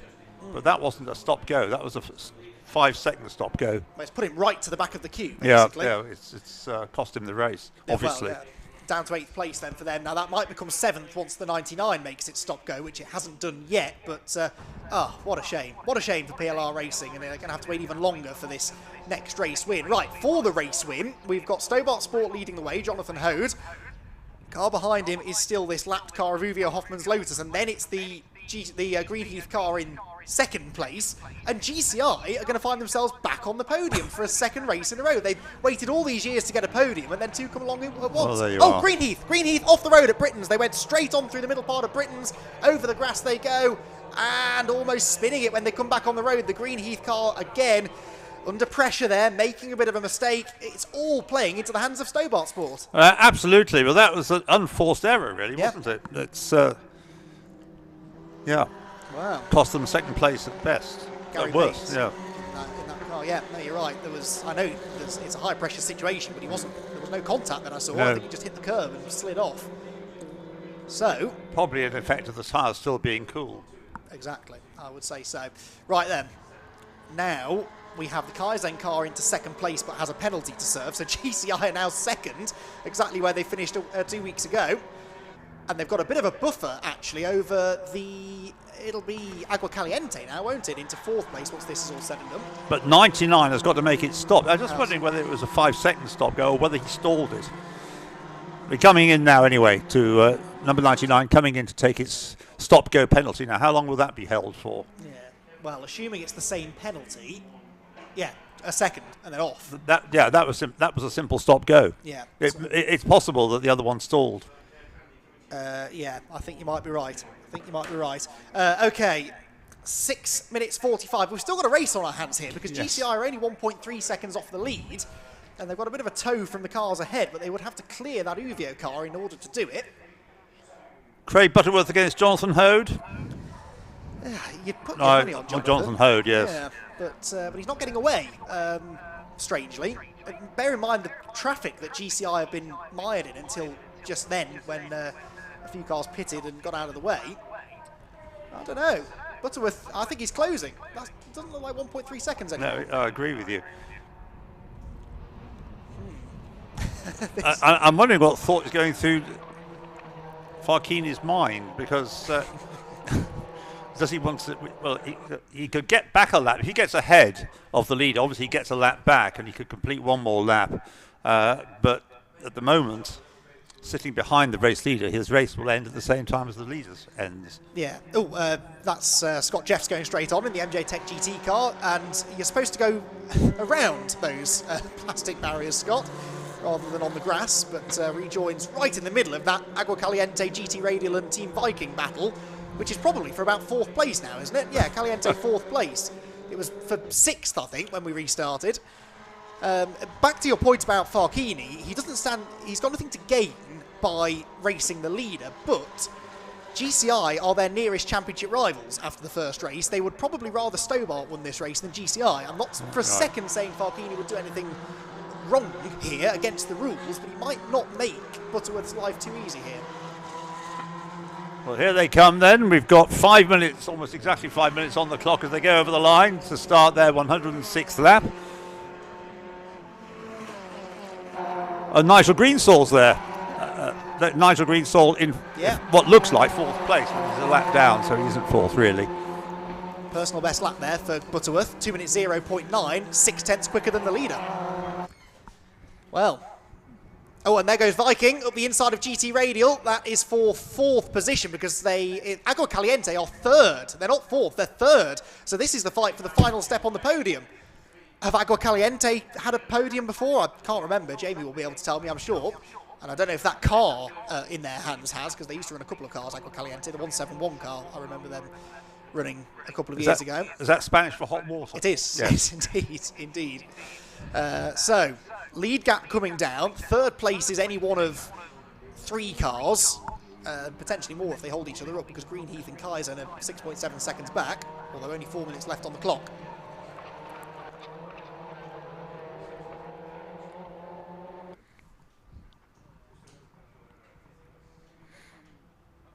Here they go. Viking challenging now for third as well, so they've got fourth place. Who's in that Viking car in this last stint? Mark Home or Nick Nunn. Nick Nunn, okay.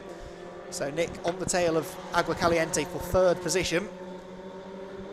And with no slipstream to help him, I think the Agua Caliente car of Paul Turner could be a bit of a sitting duck here. So we're going to have 2 more laps, aren't we, at the end of this? Is that enough time for Butterworth? Is it enough time for Nick Nunn to get onto the podium? Vikings definitely could be a threat for the title this year if they keep this sort of form going. Lodge.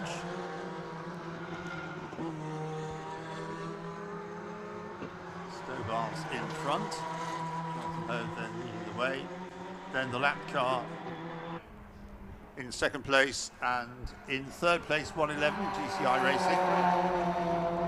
Craig Butterworth. Oh, and Viking and Agua Caliente side by side at Old Hall, but Agua Caliente had the inside line and held on. Now, is Farkini trying to get past the Stobart car? He's closed right in, and of course brought Butterworth with him, but that would be a hugely unpopular move with Stobart Sport if he were to do that. Yeah. Well, at the moment we don't have the prospect of a side-by-side finish, but if you get number one out of the way... Yes, which from a neutral perspective I'd quite like to see. And I'd rather he just dropped behind them, really, than... Well, I'd go along with applying the Formula One approach to it. I think that he should get out of the way, get the blue flag. Yes. Unfortunately, don't think you'll get your wish. Into third go the Vikings, by the way, so Nick Nunn's done it. I think he did that into Shell. And Scott Jeffs is a part of this as well after his off-track excursion down at Hislops a couple of laps ago, but laps down. Hop and bobble their way over the curbs, and they make their way towards Hislops for the final time. There go the leading 3. There's leading 2, I should say. Third place, still the Viking car. Agua Caliente late on the brakes, but more to defend from the 61 car, which I'll remind you is still a lap behind them.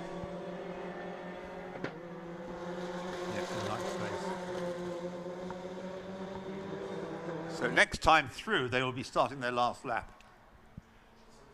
At the moment, they're going through Druids. And Uvio have sort of pushed the Stobart Sport car away from GCI now, haven't they? Yes. Farkini was close enough there, I think, if he wanted to get up the inside of the leading car. Oh no, the Vikings! Vikings are off at Druids from third position. They fought so hard to get that third place, and they're in the gravel at Druids Corner. Now, a lap to go. As long as they can, I think they'll probably just leave that with yellow flags rather than an early stoppage. But let's hope so anyway. that would be a Julian Floyd approach to this sort of situation, I think. I think so. But, well, more drama can we squeeze into this last 20 minutes or so? Has been a very, very frantic end to the race. The marshals are going to try and push that car out, but I don't think they'll get anywhere with that. No, it's too far in. Yeah, it's right in the far end. It's really buried itself. Yes. Yeah, I think he must have tried to drive it out and spun the wheels. Yeah. Dug a trench for himself. Oh, dear, Jonathan Hode sideways again, and Farkini almost into the back of him, actually, at Shell. Now, they'll get the yellow flags as they come out of Nickerbrook, I think, won't they? Yeah, or top of Clay Hill, maybe. Or maybe the top of Clay Hill, but before then I would have thought. So, Druids is not usually an overtaking spot, but of course it's the exit from Druids that can set you up for Lodge, isn't it? And notice Riley Phillips has caught Agua Caliente again, so Riley Phillips could still end up on the podium here, or certainly fourth is within his grasp, even with a stop-go penalty. He's recovered a lot more quickly than PLR did, for example. So you've got the white car number 97 in third, which I'd sort of missed in all of this, but that will be a very popular result if GT Radial can hang on to that. The car either side of them are laps down, but then the 207 and the 99 are fourth and fifth. So, all right, leaders at Druids. I don't see a change happening now, I think, between those 3 cars. Unless Farkini decided to do something really silly at the last corner, which I don't think he will. It should be Stobart Sport for the win. I mean, talk about a stressful final 10 minutes or so for them, but they're going to come through and they are going to win round number 2 of the Fun Cup Endurance Championship. The checkered flag flies, victory for Stobart Sport, and a brilliant victory at that. Second place for GCI Racing, their second in a row. And now, here we go. It's going to be GT Radial. They're going to do it. 3rd place for GT Radial at the end of the race. Kaizen get 4th on the line over Agua Caliente. They got past Agua Caliente on the run to the flag. 4th place after a stop-go penalty with, 10 minutes to go? Yeah, that's a good recovery, that. Very good. And, well, lots of feel-good stories there. Stobart's first win under that guise anyway. GCI back on the podium and into the championship lead, of course, after that. And GT Radial will be a popular podium finish because it's a popular team anyway. But the arrival of the YouTubers, Jimmy Broadbent and Steve Alvarez-Brown, getting on the podium at the end of what has been a fraught 4 hours of racing. And that's Jimmy's 2nd Oulton Park podium in a week, because he was on the podium in the Pragas last Saturday. I think he probably quite likes this place. A lot going on in that race. I think everybody should like this place, as you call it. Of course. No, that was a typically frenetic Fun Cup finish, and we didn't really get one at Silverstone last time, but Oulton Park living up to its reputation as far as Fun Cup is concerned. Thanks to your safety cars. Well, yes. Well, the second one certainly did spice things up, even if it wasn't necessarily needed. You will be held responsible for those safety cars. I'm absolutely certain of it. Absolutely certain of it. Well, that was that was quite a finish. A winning margin in the end of 0.529 seconds. If you're interested, would be the 9th closest finish in history, and the 4th closest Oulton Park finish. So I meant what I said about close finishes at Oulton Park. For most championships, half a second would be considered a very close finish, but in Fun Cup, it's sort of par for the course. Right then, results. Stobart Sport get the win, and they win the Masters category as well. GCI Racing in 2nd, GT Radial 3rd, Kaizen Motorsport 4th, despite a stop-go penalty. Agua Caliente 5th ahead of PLR Racing in 6th, who did not recover as well from their late stop-go, despite taking it a lap earlier. Greenheath, MJ Tech GT, Vape Club with EDF Motorsport round out the top 9. And I think the Vikings might still end up being classified 10th. I'll wait and see. They were running a lap before the flag. The 10th on the timing screen anyway, ahead of CCS Media. Uvio Hoffman's Lotus, the reigning champions, will lose their championship lead with a 12th place finish ahead of EDF Motorsports, Black Widows, Fueled Up Racing, Apollo Motorsport, We Have No Idea, and then Greenhill Motorsport and Team Olympian. Right then, Jamie is down at a very happy Stobart Sport garage. You've done it. Hey, fantastic! Only goes to show that if you go around long enough, it happens eventually.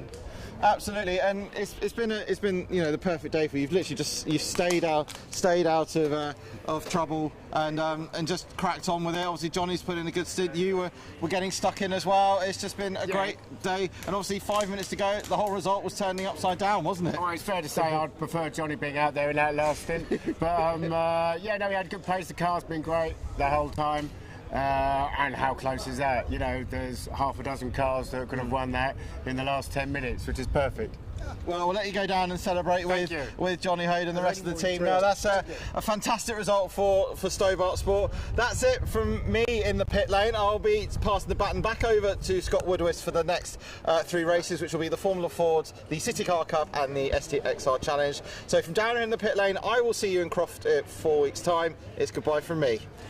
Yes, and thank you, Jamie, for all of your ferreting away in the pit lane and digging out all of the news stories, and plenty of them there were over especially the last 20 minutes, half an hour or so, of a fantastic second round of the Fun Cup Endurance Championship. As Jamie said, they'll be out at Croft next, which, again, a bit like Oulton Park, always does seem to produce excellent racing in the Fun Cup. So I'm looking forward to being there for that one. We've got plenty more racing coming your way here from Oulton Park. 3 more races still to go, but from the Fun Cup for the time being, that is all. We'll see you again at Croft.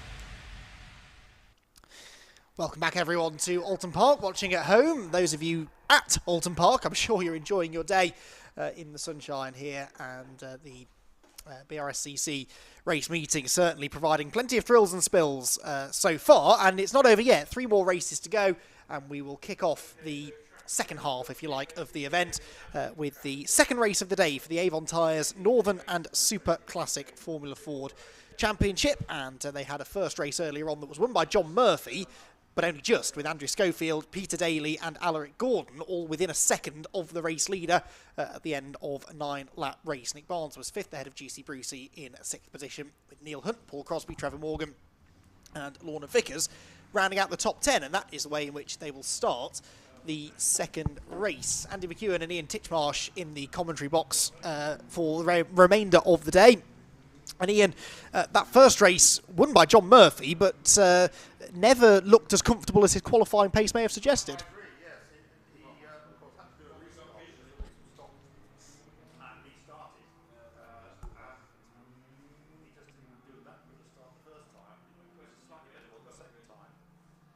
But it didn't enable him to make the break. And Peter Daly was the guy, the chairman of the Brscc, was the guy who came alive in that restarted race, wasn't it?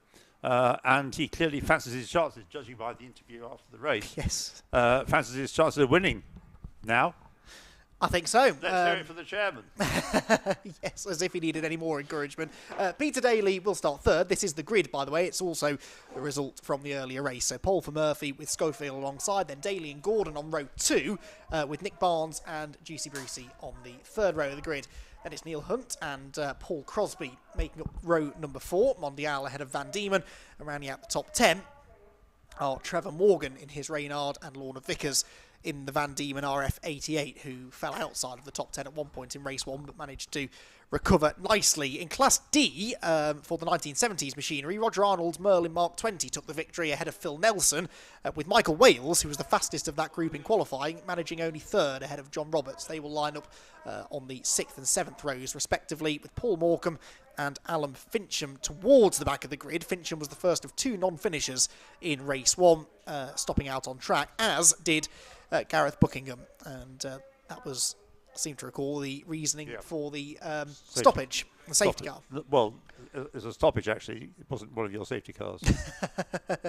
It was a while ago, that. It certainly seems like a while ago. Sometime this morning. Yes, it was, yes. So, no, a good racing prospect here, I think, Ian.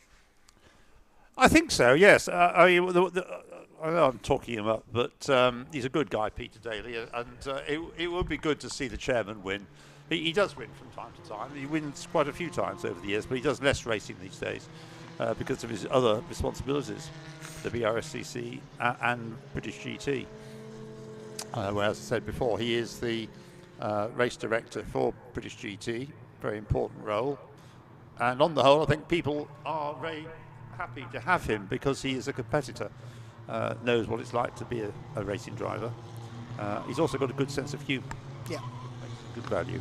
No, absolutely. He gave a very amusing speech for the virtual awards ceremony that we recorded a few months ago at the Silverstone Interactive Museum, and couldn't be bothered getting dressed up completely in a suit, so turned up in half a suit and pyjama bottoms for it, and didn't seem to see a problem with that himself. But yeah, he's a good guy, is Peter, and a very solid racing driver as well. He's proven that even though he doesn't race that often, once he gets a few racing laps under his belt, he's right back up there. So yeah, I'm anticipating fireworks from him. He was the second fastest, set the second fastest lap, easy for me to say, in the previous race, slower only than Alaric Gordon, who he ended up beating anyway. So I think he's got the speed potentially to go and challenge for the win. The start will be important though. You need to try and get into that first corner first if you can.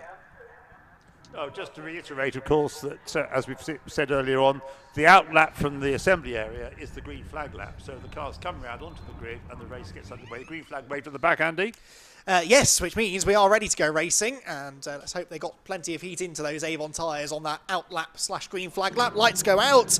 Who gets the best of the starts? Looks like the pole sitter is going to hold on to the advantage, but only just actually. Drawing level is Andrew Schofield in the blue number 72 car, but it will be the race 1 winner, John Murphy, that leads them into Old Hall Corner. Second for Schofield, and I think, Ian, that's Peter Daly in third. It is indeed Peter Daly. He was lagging a little off the line, but he's now right on the tail of Andrew Schofield as they head into Cascades for the first time. Except he's lost third place to Alaric Gordon, who was very brave on the brakes into Cascades. Well, Alaric was really getting going in the second part of the earlier race, so now that he's woken up, he's another guy that's been around a very long time in Formula Ford in these parts, and is keen to, well, he's in third place at the moment, he's keen to do better than that.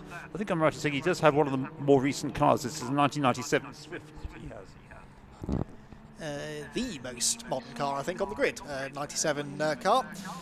So, in theory, a bit of an advantage, but as we see quite often, not always the case. So he's into third place then, Peter Daly in fourth. That is still Nick Barnes in fifth, the 105 car. Question is, can John Murphy escape? Race 1 tells us that he probably can't, and Andrew Schofield proving that to be correct. He's staying right with him for the time being. What about Class D for the older runners, cars that is? That is still Roger Arnold in front, I think. Nice shot of one of the oldest cars, the whole PL2B there, which is a really nicely restored car, that, of Phil Nelson. Yeah, it runs second in class as well, so it is going to be Arnold ahead of Nelson with another car in between. It might be Lorna Vickers in between them. The Hawk DL2B was the sort of Formula Ford car that a certain Tom Walkinshaw used to race. Oh, really? Before going on to greater things. Through Lodge come the leaders. They're about to come back into view over Deer Leap. Here they are, 1, 2, 3, 4, almost 5 of them together. The battling in the pack is pretty entertaining. Number 23 up the inside there with a big lock-up. That is Alan Fincham, who didn't make it to the end of race 1 in his Van Diemen RF80. Gains a spot into Lodge Corner there.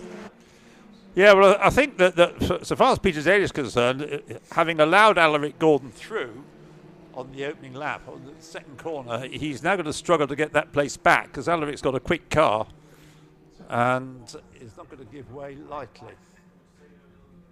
No, definitely not. But they're all very evenly matched, those top 4, aren't they, as well, which doesn't make overtaking each other any easier.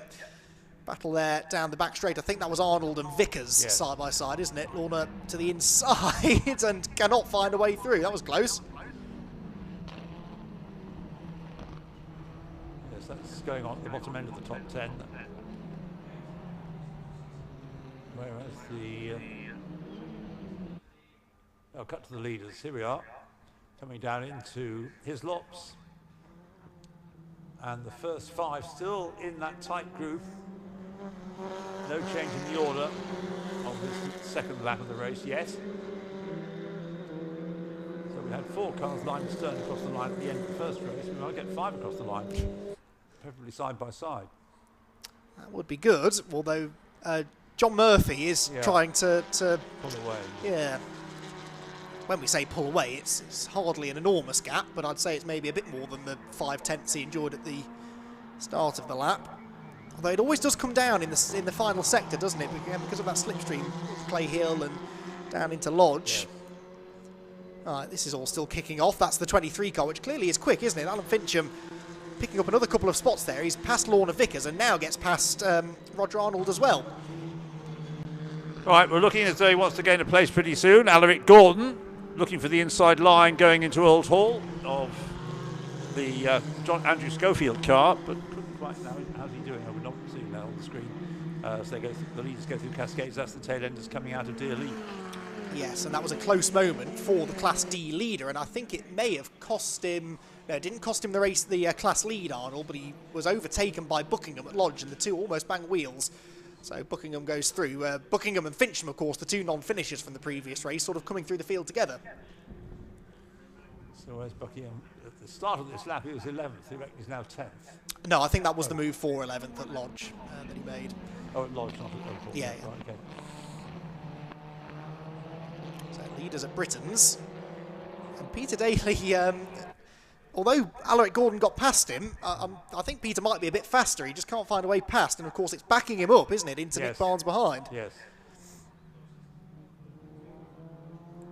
Nick turns his way through. The Swift, Alaric Gordon also in a Swift, but some 8 years between the cars. But Alaric, I'd say, is not the quicker of these three. Up towards Druids they go. Leader, John Murphy. Second, Andrew Schofield. There is the fight for third place. Gordon, Daly and Barnes. And might Barnes be close enough here to have a stab at Peter Daly into Lodge Corner?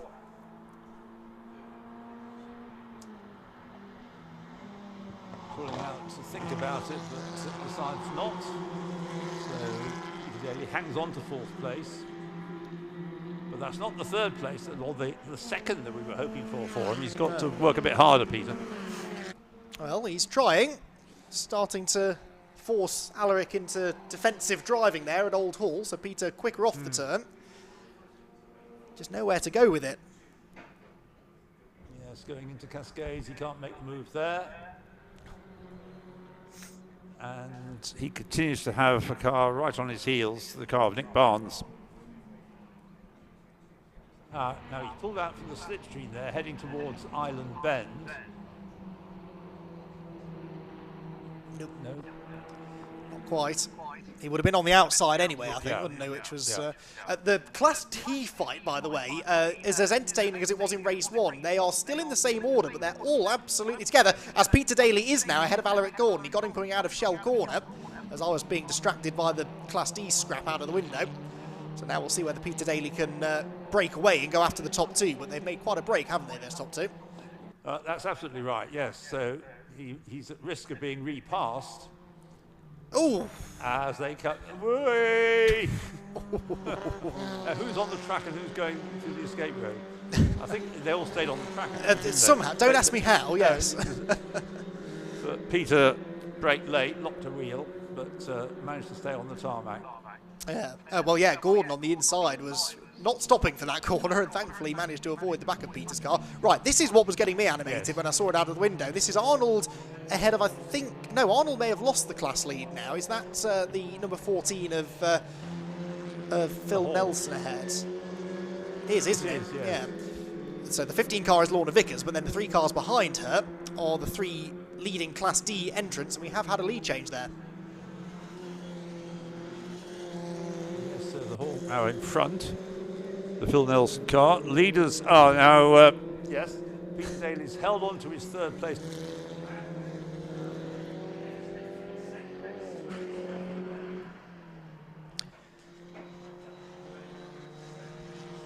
Yes, and an advantage of about 3 inches over Nick Barnes as they went through Old Hall. That got very tight. Nick sort of went careering into the corner and, again, almost ran into the back of... Peter Daly's car. Class D cars come back through Lodge Corner. Things settling down a bit here now with Arnold keeping Roberts at bay. John Roberts in the Merlin. Across the line they go, and I don't think we're going to see a challenge into Old Hall this time. No, we don't. So, what's going on with the leaders? Lap time-wise, Murphy the quickest, a 1 minute 50.241, which is a second quicker than anyone went in race 1, so they've definitely unlocked a bit of speed through the break between races. And really, it is all about this fight for the bottom step of the podium. Peter Daly, Nick Barnes and Alaric Gordon, who will be a bit frustrated, I think, to have lost that position at Shell and then lost another down at Hislops on lap ago. There's another of these squabbles further back. That's the 23 car gaining more ground. Paul Crosby falling behind the Alan Fincham driven machine.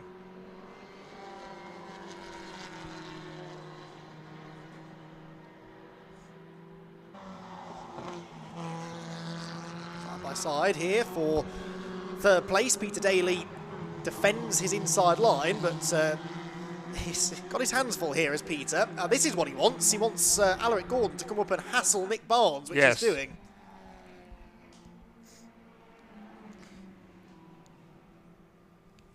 Yeah, Nick hangs on, but the more those two battle, the more chance Peter's got of stretching the gap. Yeah, Nick Barnes then 4th and Alaric Gordon down to 5th. And then a long gap back to Bruce Evans, who's been known as Juicy Brucey for many years now. leads the next group in 6th place. Yes, now where does that nickname come from? Bruce. Juicy Brucey. There's no story behind it, it just sounds... Well, there may be, but there may be one that's been made up over the years. Yes. I've always wondered. He used to decorate his cars and his crash helmet, I seem to remember, in all kinds of strange insignia. That's right, yes. So 6th place for him, under pressure from the 114 of Neil Hunt. Speaking of pressure, Peter Daly's small advantage that he had over Nick Barnes was short-lived. Barnes right back on his gearbox now as they come over the hill, and Peter feels the need to drive a little bit defensively there. Oh, yeah. That was almost 2 moves then, wasn't it? I think we're giving the benefit of the doubt just about there, yes. Yes. I think he realised he was about to make a second move and pulled out of it. Yes, indeed. Over Clay Hill he goes. He'd never have lived it down if he'd...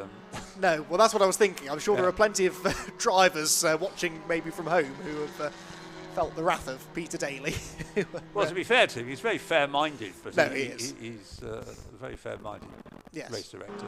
Although you never speak to a guilty racing driver, do you? So it rather depends who you ask. But no, they all agree that he's perfectly fair. No one likes being penalised.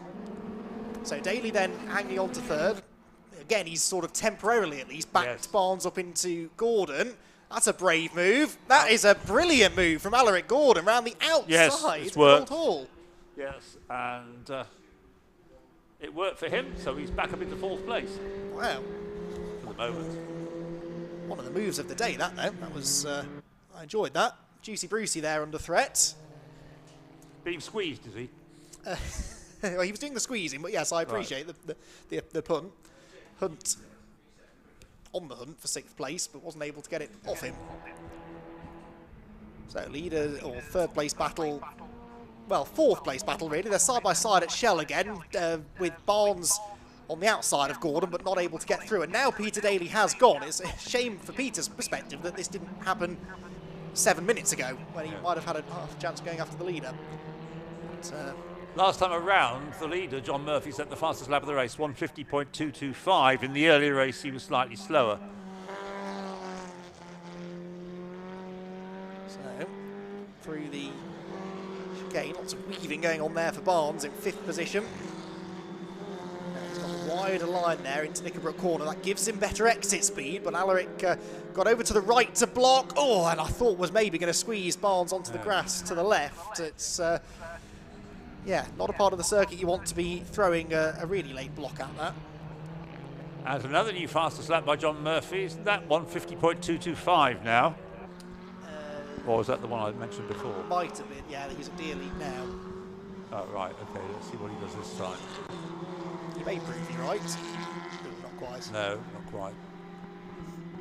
And we've got just under 2 minutes to go. So there's time for this lap. Plus, I would have thought one more, just about.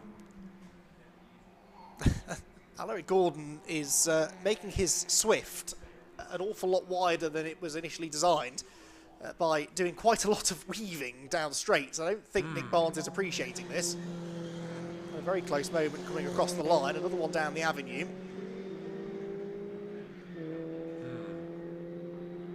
Now see, he makes one move to the inside there. Let's see which line he's on when they get to Ireland. Well, we may not see because that's the leader, John Murphy at Shell. Those wider cars, the newer cars, are the ones that kind of spoil the original Formula Ford racing because they're too wide, whereas an older car, narrower track, makes for better racing. Yeah, certainly at a circuit like this, for sure. John Murphy on a perfectly pleasant Saturday afternoon drive, isn't he? Yeah?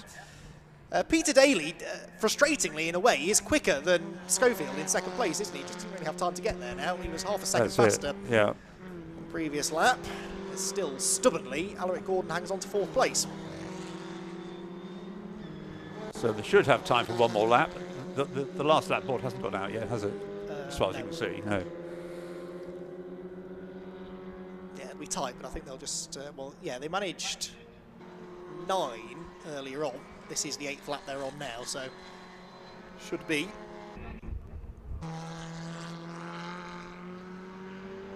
It is It's going to be tight, isn't it? Here he is. Goes to the line with 6 seconds on the clock. Barnes back on the outside of Alaric Gordon. Now, this time he might have done it, gets a better exit, gets an overlap, and this time Gordon can't squeeze him over because Nick Barnes has made the inside line his. Side by side for 4th position then. Gordon is trying to squeeze him into Old Hall, but Barnes will go through. Now, what about the exit speed? We know Gordon is brave on the outside, but no, can't do it. No. So Nick Barnes goes through, and I think he'll be quite satisfied with finally getting past Alaric Gordon there.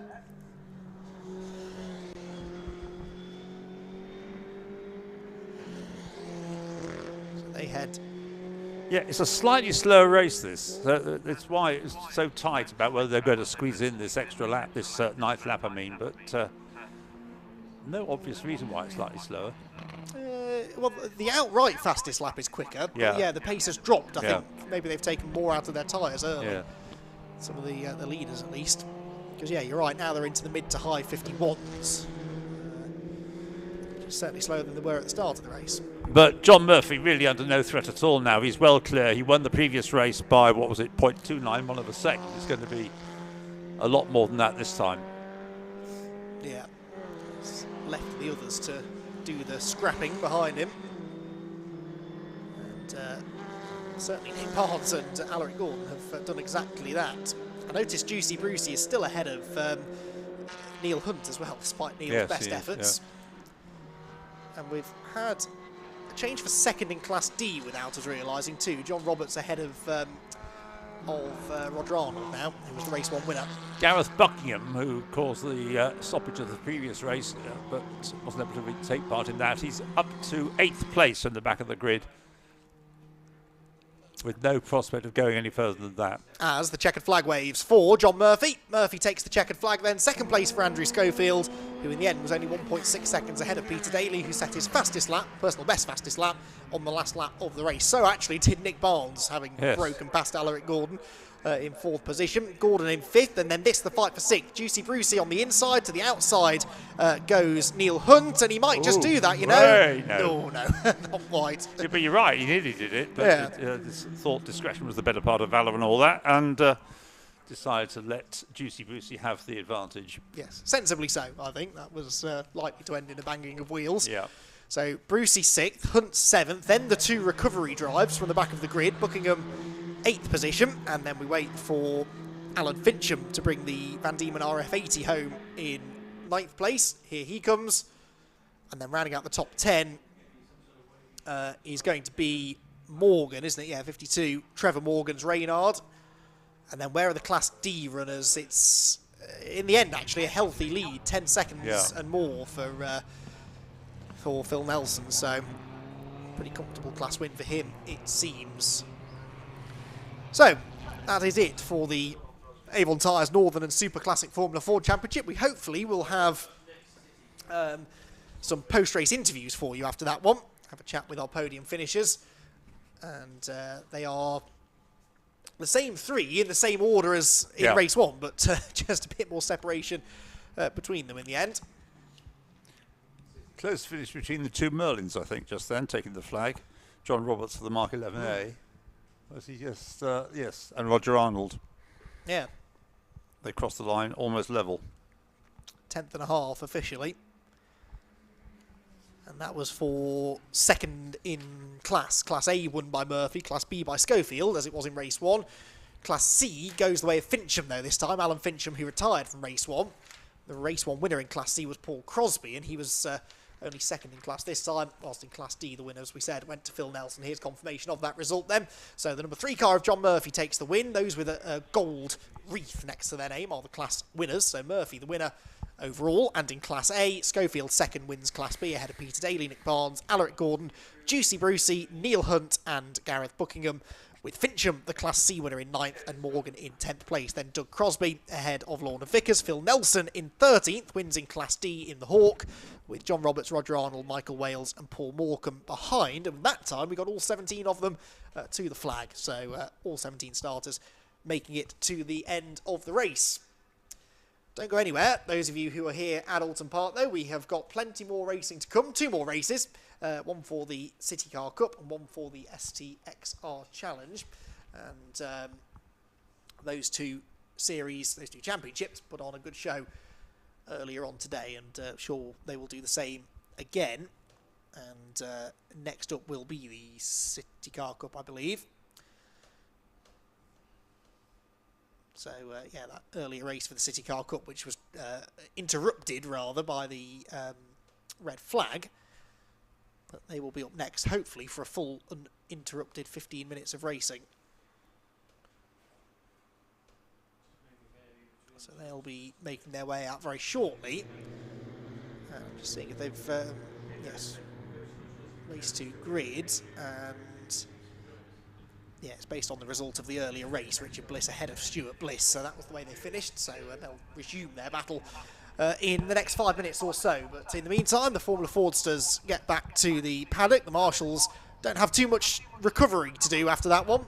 A few bits of dirt and debris perhaps which have been scattered on the track, but no errant Formula Fords, which means this hopefully shouldn't be much of a delay before getting the cars out for the next race, which was due to start at 17:35, and we're about 14 minutes ahead of that at the moment. Yeah, good going, because every race has run its full distance. Yes, there was a short lunch break, but we should have time for tea after the last race. That would be nice, wouldn't it? Yes, it's always a bit tight here at Oulton Park because of the curfew, and we always do seem to insist on running these meetings right up to the curfew, so I always feel sorry for the drivers in the final race of the day, sit around anxiously hoping that there aren't too many delays before them. But more often than not, certainly with the BRSCC, they will endeavour to get everyone out on track, even if they have to shorten races and whatnot, which we haven't had to today so far. See the CityCar Cup cars lining up in at the end of the pit lane for the second race of the day for them, and the second race of the season indeed, which will be coming up very shortly, and expecting more good side-by-side action for them in that one. Right then, I believe we almost are ready to have a chat with our podium finishing drivers down in the pit lane. They'll be sauntering on over to Scott Woodwis, taking their time. And yeah, conscious of the fact we've got the city cars heading out next, but it would be nice at least to speak to our winner from that earlier race, who hopefully will be heading over there very shortly.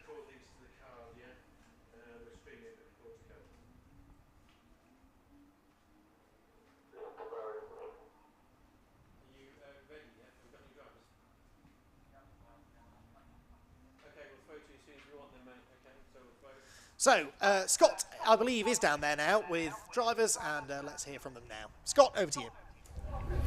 Thank you, Andy. Yes, another exciting Northern Super Classic Formula Ford race once again, and incredibly, same top 3 as it was before. So let's quickly bring them up. We've got time to have a one question to them each, really. So let's bring John quickly over first of all. 2 out of 2, just quickly. Decent day's run to start the season. Yeah, very pleased with that. I mean, obviously there's a long gap between the races, so it's hard to get your your mind in the right place. So it's all about just concentrating and got a good start, and then just got my head down. Really pleased with that. Yeah. Well done, maximum points from that one. So congratulations, and we'll see you next time out. Well done. Definitely. Thank you. Cheers. Great stuff. Let's bring Andrew Schofield in for second place quickly then. 2 out of 2 in second places. Again, decent day's work for you. Great day's work. Great to be back here at Oulton Park after 2-year absence. Really enjoyed it, apart from being a little bit chilly this morning. It's not quite Cape Town weather, but yeah, absolutely fantastic day. Thoroughly enjoyed it. Great stuff, and I hope we'll see you next time. I'm going to try and do everything I can in my power to be at Croft. Fantastic. Well done. Congratulations, second place. Thank you. Chairman, Peter Daly once again, 2/3. You've got a couple of trophies to take up to Scotland now, haven't you? I have, yeah. Scott Woodwis, BRSCC, the voice of BRSCC. That was, I made that hard work, didn't I? I had, I think it was Mr. Barnes and Mr. Gordon all over me like a rash, and he carried on coming down the outside at large. I carried on defending, and every time I looked in the mirror, I think I got the legs. But gosh, I made that hard work, didn't I? Yeah, it wasn't bad, but still, you got some Clarkson Formula 4s now rather than drive them, so that should be interesting. Yeah, no, so I'm going to go and have a shave, wash my hair, you know, do my teeth, get in a car and get up to Knock Hill to look after the National Formula Fords. We've got a really big grid, National and Scottish Formula Fords tomorrow up at Knock Hill. So yeah, that's me done for the day. Yeah. Have a fun one, go grab your trophies, we'll see you next time. Ready to relax, thanks Scott. No problem. Right. Congratulations to all the Formula 4s. They'll be up for their next rounds at Croft. Quickly over back to Andy and Ian now for the second race of the day for the Nankang Tyre CityCar Cup. And let's see if it's as energetic as race 1 was.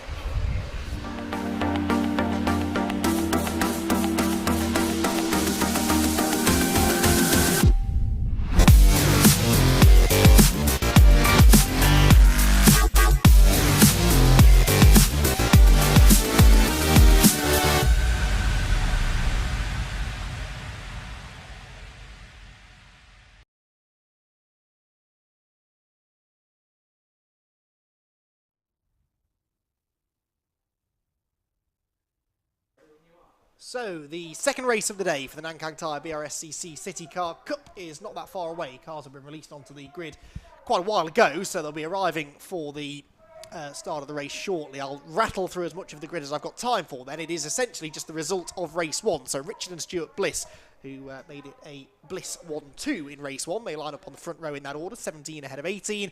Then, number 3, Elliot Lettis, and 91, Liam Browning on row 2. Row 3 for 21, Christopher Mackenzie, and 7, Sebastian Melrose, who finished second on the road in race 1, but got a penalty for a false start. Then it's Andrew Dyer and Richard Snuggs, who make up row number 4. John Nicholson and Adam Reeves on the 5th row of the grid, ahead of Craig Flynn and Andy Burgess, 46 and 57 on row 6. Row 7 is number 66, Dan Selleck, and 210, Charles Mackenzie, ahead of 24, Paul Savage, and 30, Adam Reynolds, who had a lively first race, 2 incidents in total for him, which he survived to finish 16th, and will start on the 8th row. Number 90, Paul Ogborn, and 23, Daniel Lockett, are next on the 9th row of the grid. Citroen C1 ahead of the Peugeot 107. Then it is on row 10, number 14, Dominic Fletcher, and 115, Bradley Porter. Row 11 for 101, Paul Martin, and 131, Chris Hetherington, ahead of, on the 12th row, 64, Bob Bannister, and 25, Joe Miller. 666, Stephen Turner, is on the 13th row, and then we might be missing, I suspect, Richard Jepp, number 65, who had a sizable off at Island Bend at the end of the race, did quite a lot of damage to his car. Likewise, 73, Andrew Payne, and 63, Duncan Stone were involved in incidents in the earlier race, and so may not be at the back of the grid. Payne, I forget what happened to him, but obviously Duncan Stone was involved in the red flag-inducing incident between himself and the luckless Adam Reynolds, which brought out a red flag halfway around the first lap. So, Ian, enjoyable stuff in the first race, albeit with that red flag. Hoping for a cleaner 15 minutes this time, but when they did get racing, some good side-by-side action. There was indeed, yes. So the sort of race we expect, it all happens at a relatively modest pace, but nonetheless it's giving lots of people a way of getting into motor racing without having to spend a huge amount of money. What do we reckon? About £7,000. Yeah. Martin paid all the bits and bobs to race in this series. I'm sure people develop little tweaks for the cars. Of course, it's early days, relatively speaking. The series only was conceived, what was it, 2 years ago, and then had its first full season last year. And mention once again the student motorsport aspect to it. The Student Motorsport Challenge, which is an intra-championship competition where college and university teams build and race CityCar Cup cars in the main championship. It's just the start of the race. No, that's fine, that's fine. Stuart Bliss gets the lead from Richard Bliss in second position as they head through Old Hall Corner. They're not very loud, these things. They do sneak out onto the track without you realising. Yes. They all get cleanly through Old Hall Corner, though, and we do have the change for lead. So as he did on the initial start, it's Stuart Bliss a little bit better off the line than Richard. Yes, and the brothers on the front row. And in similarly liveried cars, how do you tell the difference? By their numbers? Yes, which hard to see from a distance. I'd imagine they may have different coloured wing mirrors. Yes, reddish for Richard and black or purple maybe for Stuart. Sorry, all the way round. Red for Stuart, purple for Richard. See, I'm already getting confused. Oh no, exact same things just happened. There was a car off an island and it's exited stage left. Now, did it collect anyone this time? It's the 210 that's gone off, which is Charles Mackenzie. Did he make the barriers? I can't see another car there. But Ian, that was exactly the same thing that happened in the opening lap of race 1 to Duncan Stone. I think the car's on its 4 wheels on the grass, so hopefully it can drive away from there, but at the moment it's stuck. Yes, and so... if it is stuck, then we'll have to have another safety car. Well... Oh, that's Elliot Lettis, who started 3rd on the grid, so I'm not quite sure how he was involved in that. Or indeed if he was. But... He's lost time on the opening lap for whatever reason, yes, on the first part of the lap. Yeah, exactly. I noticed Seb Melrose is 3rd again. Let's hope he did that legally this time. The safety car is coming out, which is a shame.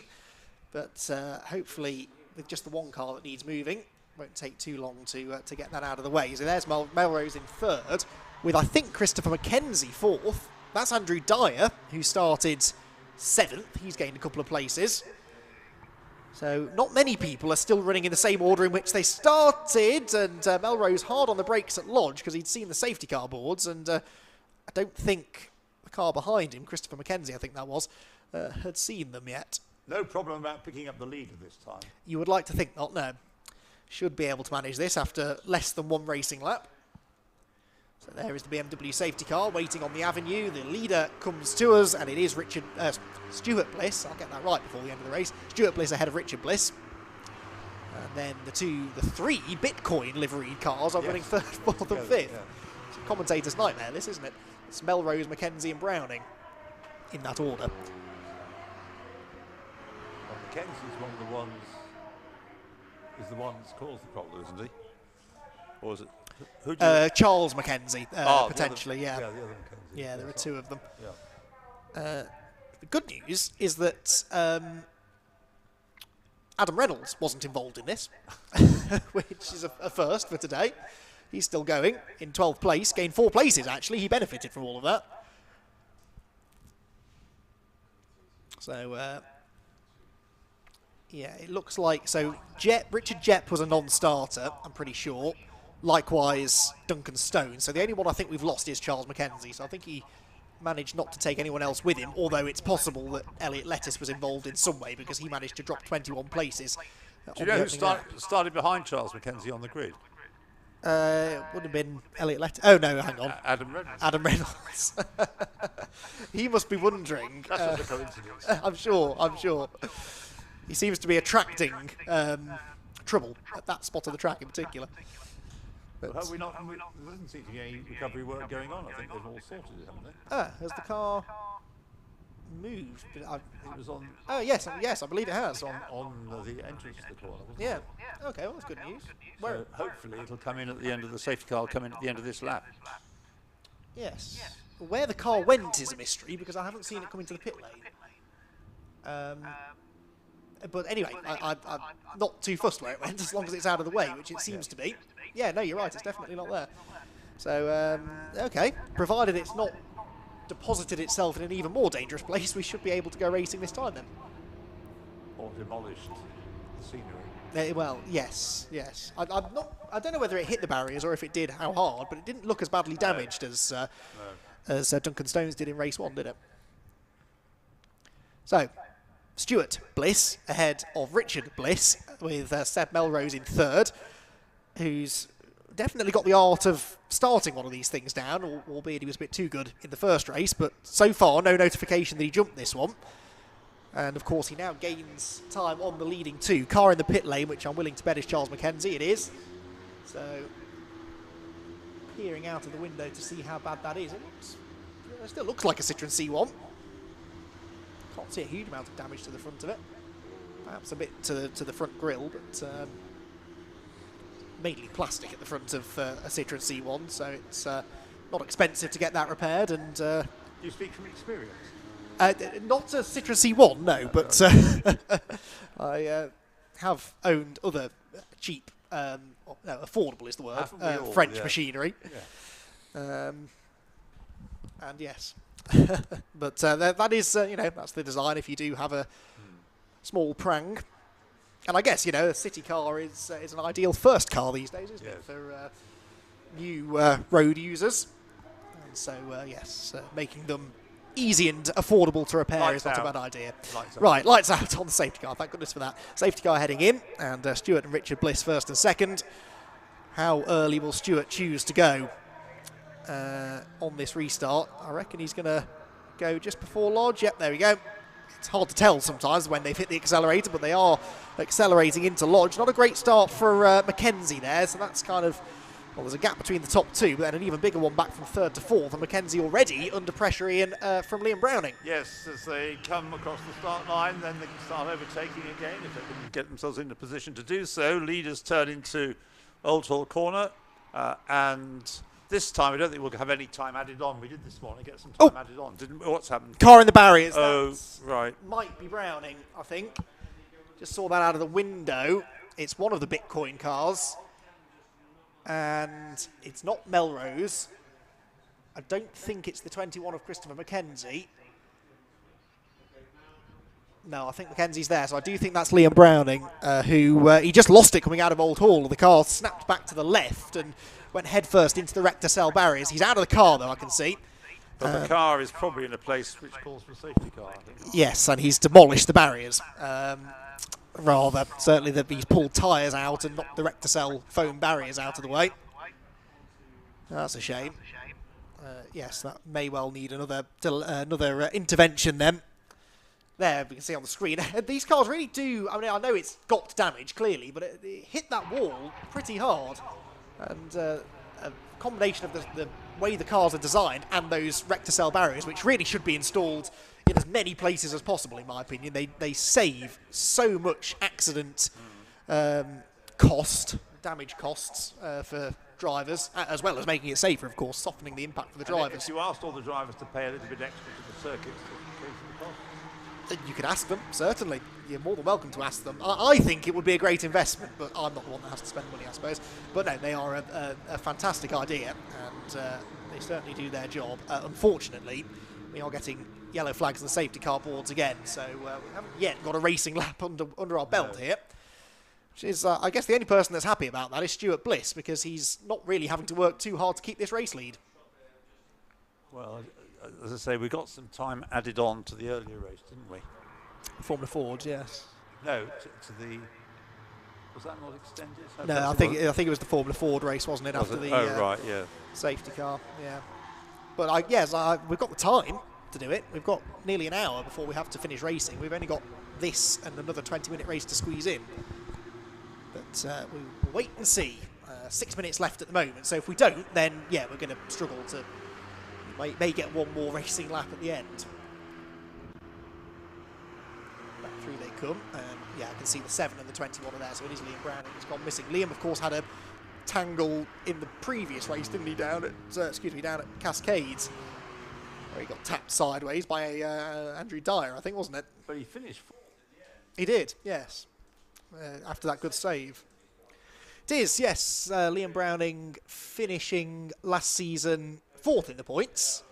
Handful of podium finishes by the looks of it, but no race wins. But as we said, really, no one other than Nick Grindrod seemed to do much of the winning in 2021.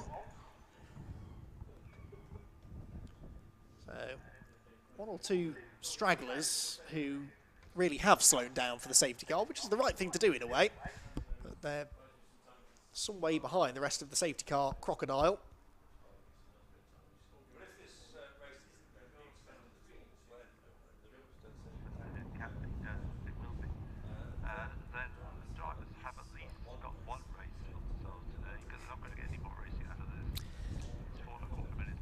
Yes. Yeah, they've got to move the car. They've got to repair the barrier. No, it's unlikely, isn't it? We'll see. Like I say, I know from experience of doing national Formula Ford races, covering national Formula Ford races, that it is very much a Formula Ford precedent that if there is time, they will add the 5 minutes on. But whether that extends to other Brscc formula, I'm not sure. Yes, no reason why not. I quite agree, and I certainly hope that we do. There you can see they've done a good job of getting the car on the tow rope pretty quickly. Yep. Yeah, I mean, it hit that. I don't know whether you saw the impact out of the window, but it hit that wall really quite hard. And had the rector cell barriers not been there, the front of that car would have been a lot worse for wear. But as it is, it's mainly cosmetic, I think. There may be some steering damage, but not irreparable. So now the car and the truck have moved, it reveals the damage done to the wall. The marshals are talking about it, and I'm sure trying to figure out the best way to get the track back in a raceable condition, but at the moment there isn't a lot of activity at Old Hall Corner. Can't imagine. Now the marshals wander over there and are going to start shifting tyres, but if they're having to do that by hand, which of course they will, you can see it on the screen. Oh, that's Liam Browning. So Liam Browning, in fairness to him then, having made a mess of the track, is going to help put it back together. That's good to see.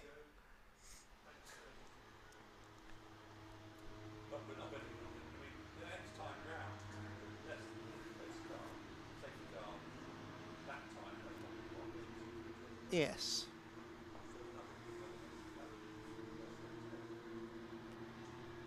Yes. Well, yes, you are right, unless they extend it. We'll find out now. The safety car certainly isn't coming in this time, we know that. Well, it'll be the last lap then. Bring on Michael Massey. No comment. Safety car is indeed coming through. On to what we think may be the last lap of the race, but we'll await confirmation. No extra time being added onto the timing screen just yet. And so for Stuart Bliss, it might be one of the easier race wins he's had. It was Richards that finished higher in the points last season, but I don't think that Stuart did every round. Richard Bliss, Stuart. No, he didn't race at Donington Park, so he finished back end of the top 10. Had a couple of second place finishes last year, but no wins. So this will be his first win in the championship, provided he hangs on, which if we don't get any more racing, he's fairly certain to do. Does look like they're making some progress with that barrier, but it's going to be in vain, isn't it? Yeah. Minute and a quarter to go. That's a shame.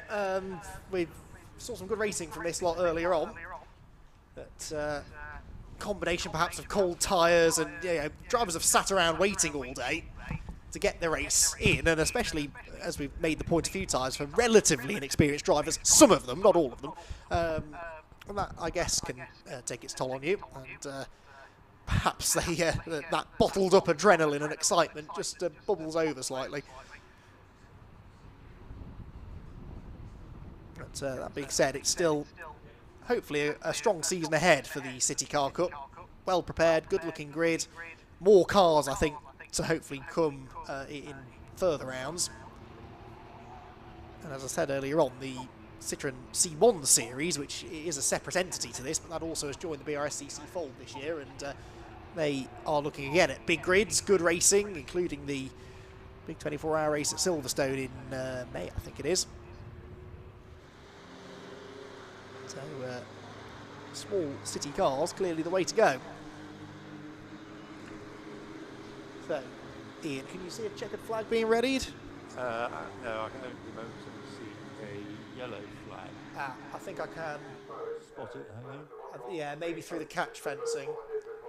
There's other things blowing around. I'm not quite sure whether it's the checkered flag. It might be there, but anyway, we'll have the cars back with us in a moment. The time has expired, 15 minutes. Yeah, and still lights on the safety car, of course.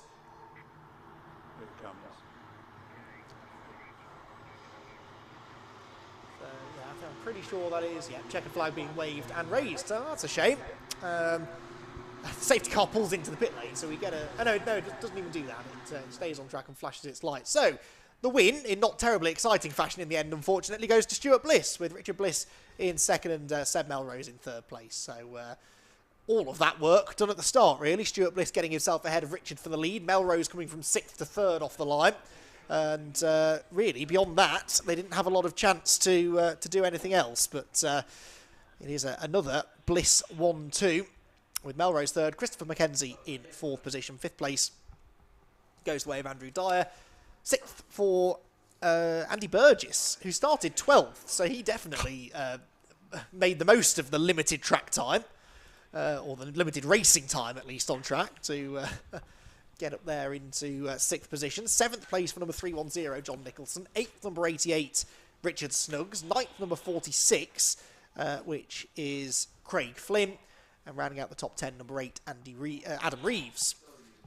And there is confirmation of that top 10 on the screen. Christopher Mackenzie got the fastest lap, which was, well, in the end, only 2 seconds slower, 2.5 seconds slower than the fastest lap from race 1. But that is worth a bonus point, I believe, in this championship. So he'll take that willingly.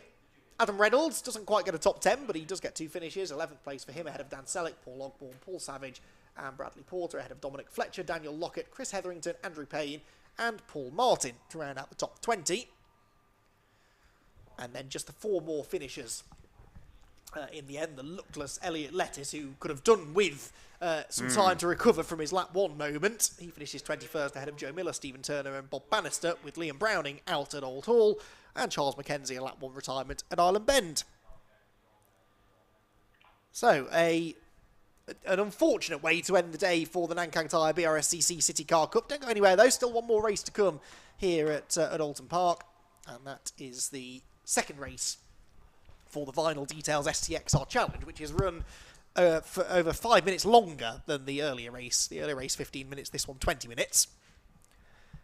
For reasons I don't know, but they will be hoping that that extra tack time will be used up entirely under green flag. Well, probably because they can lose it if the clock runs against them, but it hasn't, as things have turned out. We've got ample time, in fact, haven't we? We have, yes. Say it quietly, but yes, we are running about 20 minutes, nearly 20 minutes ahead of time. Although the circuit maintenance van is out at Old Hall Corner, so that may take a bit of dealing with to prepare the track for the final race. Which is scheduled at 6:05, so about should get going by then. Yeah, 15, 16 minutes time or so. So the drivers, who will, I'm sure, have hardly broken a sweat after that race, will make their way into Parc Fermé, and the pair of Blisses and Seb Melrose, who will this time, by the looks of it, get to keep his podium finish, will head down to have a chat with Scott Woodwiss at the end of the pit lane. Oulton Park looking beautiful now in this spring sunshine. That cloud cover earlier on has dispersed, at least the ominous black clouds. Turned into a pretty pleasant afternoon, actually. Bit of a breeze, not that warm, but a nice day nonetheless, ahead of a busy racing calendar here at Oulton Park, and of course for the Brscc, who have really doubled down on their whole live streaming commitment for this year. They've got another live event on as we speak down at Brands Hatch for the Caterham Championships and Company. The Brscc, like many clubs out there, realising that there is definitely merit in live broadcasting, live streaming for club motorsport. And I mean, even when I first started working in the sport, Ian, it was very rare to have live motorsport unless it was a headline event, if you like. British Touring Cars or well, even things like British GT weren't live back then. So it is nice to see it trickling down into club level. I mean, there's so much motor racing to watch live now.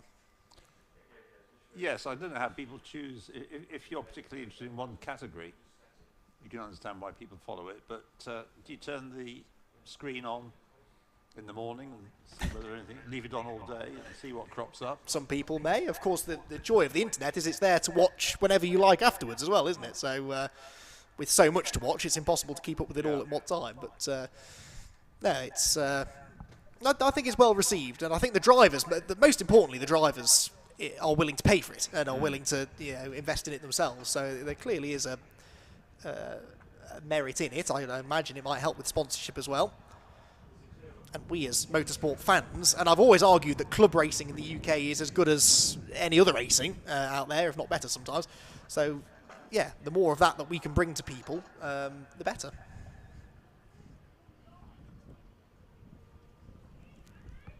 So, Scott Woodwis then, hopefully, we'll have some drivers with him. Are they trudging on over from Parc Fermé? They can't have that much to discuss after that race, so they might as well get down there and tell Scott Woodwis all about it rather than milling around chatting to each other. Amazing the things racing drivers find to talk about, though, even after spending the whole race behind a safety car. What they're listening to on the radio. Quite possibly. Well, of course, I don't know if they still do, but the Citroen C1s in the C1 Challenge do still have working radios in them, don't they? And heard many a story of drivers in the night stints of a 24-hour race keeping themselves awake by listening to Radio 2 or something. Other radio stations are available, and perhaps more likely to keep you awake, but...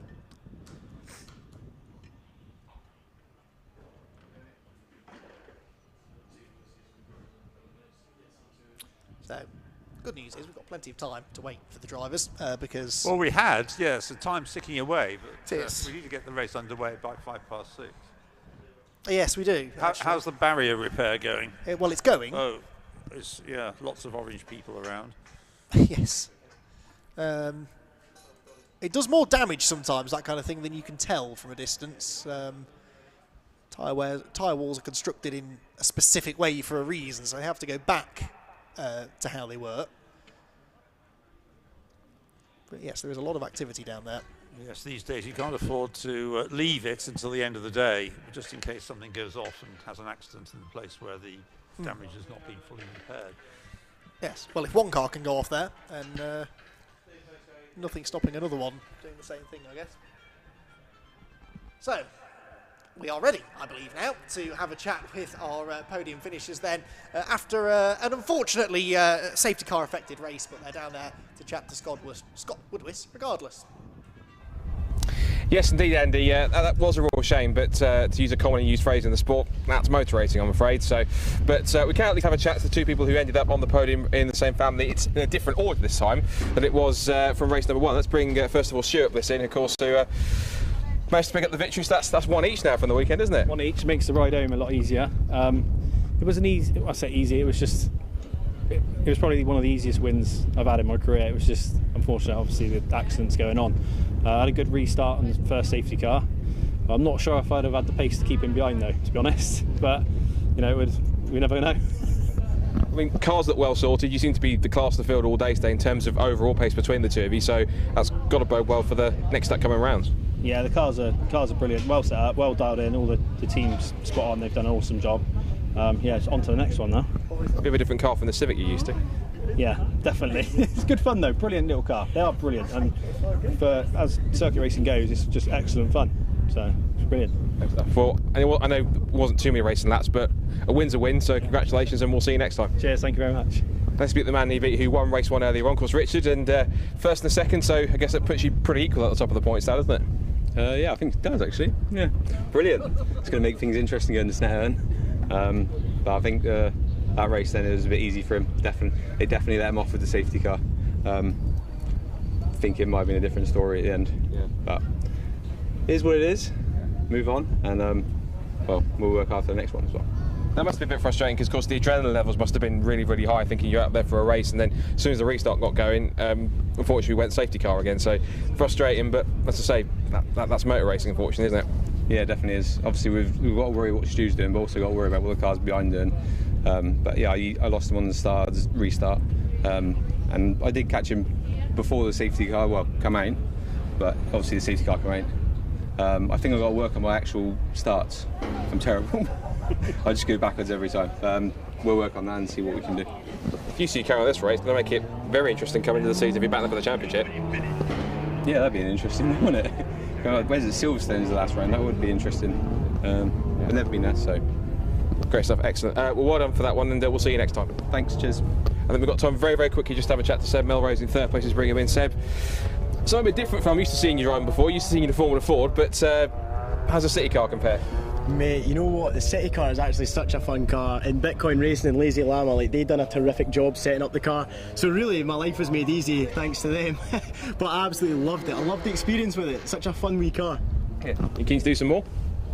Maybe. We'll see. Yeah, I mean, like, to be honest, it's completely different from what I'm used to, but equally as much fun. So I think you might see me back, you know. I've got the bug for the C1 now.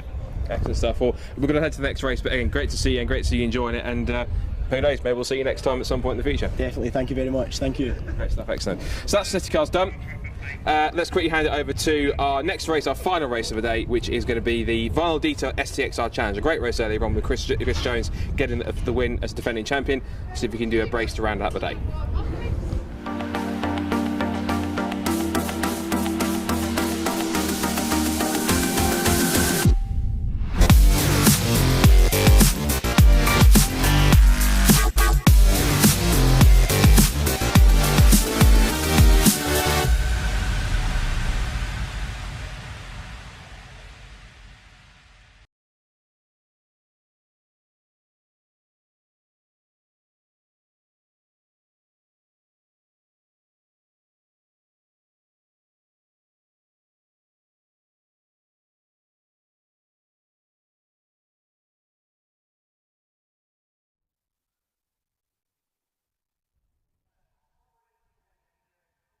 Not that far away. I think cars have headed out on circuit, I heard. Yep, so we are on the warm-up lap, green flag lap for and the barriers fixed. It is, yes. Good work from the marshals and the circuit staff to get that sorted. Let's hope that's the last work they have to do today, because we're hoping for 20 minutes of green flag racing in the Vinyl Detail Stxr Challenge. Second race of the day, as Scott said, and again, the grid based on the result from race 1. So it's the race 1 winner on pole position, number 27, Chris Jones, and alongside him, number 81, Chris Grimes. 27 and 81, row 1. Row 2 is 55, Michael Blackburn, and 96, Sam Beckett. They had a great battle in the first race. Blackburn got past Beckett at turn 1, but Beckett then struggled to find a way back past him for the remainder of the race. And Sam will be keen to repay the favour, I'm sure, at the start of this second race of the day. We might be able to take a look at that grid ahead of the start of the race. Yes, there it is, right on cue. So Jones and Grimes on the front row together then. Blackburn and Beckett on row 2. All of them at the front of the grid at least are these Fiesta ST150s. Mark Blunt and Greg Spate make up the third row of the grid, ahead of, on row number 4, number 24 Matthew Pimlett, and 63 Alex Causer. 24 and 63 on row 4. Row 5 is 85 Chris Chisnall and 77 Christopher Rowlands. That rounds out the top 10. 85 and 77, with number 84, Richard Steele, and 2, Chris Lindley on the 6th row of the grid. Row 7 for number 7, Peter Futers, and 35, Ron Lufstad. 7 and 35, row 7, the back row of the grid. 41, Ian Billington, and 17, Daniel Cooper. 17, Daniel Cooper, the only non-finisher from the earlier race, and Ian Billington, alongside him, the only XR2. It is, in fact, a side-by-side, 2x2 grid, not a 1x1. Oh, okay. Which the caption was just showing us. I see. Okay. Yes. Yes. I see what you mean. So the two Chris's start side by side on the front row, for example. Yes, they do, rather than the stagger between them, as you said. So more congested really into the first corner as a result, I guess. Yes. Which we don't want any consequences from that, do we? We don't. No. We really don't. No. Everyone is there. We've got the XR2 at the back of Ian Billington. So the pole position for number 27, Chris Jones, the black and green car. The white, black and red alongside him, number 81 is Chris Grimes. Michael Blackburn is the blue and orange, number 55 on row 2, alongside Sam Beckett, the black, silver and green. The red lights go on, and for the final time today at Oulton Park, we are away and racing. Oh, Chris Grimes goes nowhere. A terrible start from Chris Grimes from the outside of row number 1. He'll fall right almost to the back of the field. Jones gets the lead. Blackburn goes second, and Mark Blunt from 5th on the grid goes 3rd place as they round Old Hall Corner for the first time. And already Chris Grimes going 3 abreast further back to try and gain some of the lost ground back. So what on earth was happening with Chris Jones then? So can you pick out where he's dropped to? Suggesting it was almost the tail end of the field. Yeah, Chris Grimes was probably, well, maybe about 12th place by the time he went down Old Hall. Which Chris? Sorry. Grimes. Jones in the lead, Grimes with the slow start. Right. Oh dear. So a bit of work for him to do if he's going to. It's not easily done, although he's got an extra 5 minutes in which to do it, all being well. Leaders going round Shell Oils at the moment then, with the, I think, slightly disappointed 3rd place finisher Michael Blackburn wants to be on terms with the leaders. Well, he is going to be able to be on terms with the single Chris now ahead of him, Chris Jones. Yes, caught a glimpse there of Chris Grimes. He's just ahead of that 84 car. The white car is Chris Grimes and started on the front row. So 84 started 11th. So he might still be in the top 10. 2, 4, 6, 8. Yes, he's 9th place, Chris Grimes. So could have been worse. He's going to go up the inside of number 63, Alex Causa. No, he wasn't close enough, but he turns through. So he's got the pace to get back into the top 5, and it is a 20-minute race. He'll be grateful, won't he, that it's an extra 5 minutes longer, this race. That's right. The white car then, or mainly white car, in 9th place. But also, can Michael Blackburn have anything to say about the lead that Chris Jones has? I don't know if he can. Well, sticking with him on the first lap, but drivers sometimes bed themselves in a bit, don't they, on the cold tyres earlier on. Here comes Grimes back to the outside this time of Alex Causa, who's defending but isn't as late on the brakes. So Grimes goes through into 8th place then. So from 2nd on the grid to 8th at the end of the first lap, but could have been somewhat worse than that. Lead us through. And 6, nearly 7/10 of a second cushion between the top 2. And then the next 2, Mark Blunt in 3rd place, up from some way back in the middle of the grid, is only just holding off number 96 in 4th place, who started on row 2, Sam Beckett. Oh, 3 guesses who that is. Swooping pass, yes. That was a good move. If he stops it, does he stop it, Chris Grimes? Yes. Yeah, just about. That was notably later on the brakes than Craig Spate. That puts him now 7th? Yes, 7th, yeah. So, what do we I think he, well, top 5 certainly. Podium? Yeah, I think there's a distinct possibility. he's driving angry, isn't he, Chris Grimes? Yes. He's not happy with himself after that. The car just didn't move. It's like it wasn't in gear. I'm sure it wasn't anything that fundamental, but I guess he stalled the car. Another place coming up now is going to fall into Britain's. No, not quite. No, tough place to pass, Britain's. Yeah, indeed. Better to get the exit, isn't it, really, and try over Hilltop, which I think is exactly what he's going to do. Yes, he just looks quicker through the corners than the cars around him, but now heading down towards his lops. Yep. Goes through, does he? And again another place. Yeah, that was Chris Chisnell, number 85, that he passed that time. So 6th position now for Chris Grimes. Leader still Chris Jones. Blackburn was nearly 7/10 behind him at the start of the lap. And I wonder if that gap, well, there's about the same, I'd say, yeah. Maybe even closer through Druids. And also, Sam Beckett is right on the tail of Mark Blunt, isn't he? So, yes. Action at the front regardless, and Chris Grimes doing his best to become a part of that again. Oh, big, from one side of the road to the other there, big move from Sam Beckett into Lodge Corner, from the inside to the outside. Still can't get past Mark Blunt, but he will feel he's quicker than Mark, of course, having finished ahead of him in the previous race. Where is Chris Grimes? Right there. Still 6, but right up there with number 24. And ahead of him Matthew, now, in fact. Right, he's got ahead of him. Good. Yep. So, yeah, 5th place now. That was into Old Hall Corner. Lead gap did come down because Michael Blackburn set the fastest lap. 2 minutes 4.451. Right, having got ahead of him, look, the gap to Sam Beckett is a couple of seconds, isn't it? Yeah. For Chris Grimes, so a bit more to do now. Yes, although Beckett, I would argue, is being delayed by Blunt here. And if they keep scrapping, which they will, and indeed they are, as they almost go side by side towards Britain's, that's going to help Chris Grimes, certainly.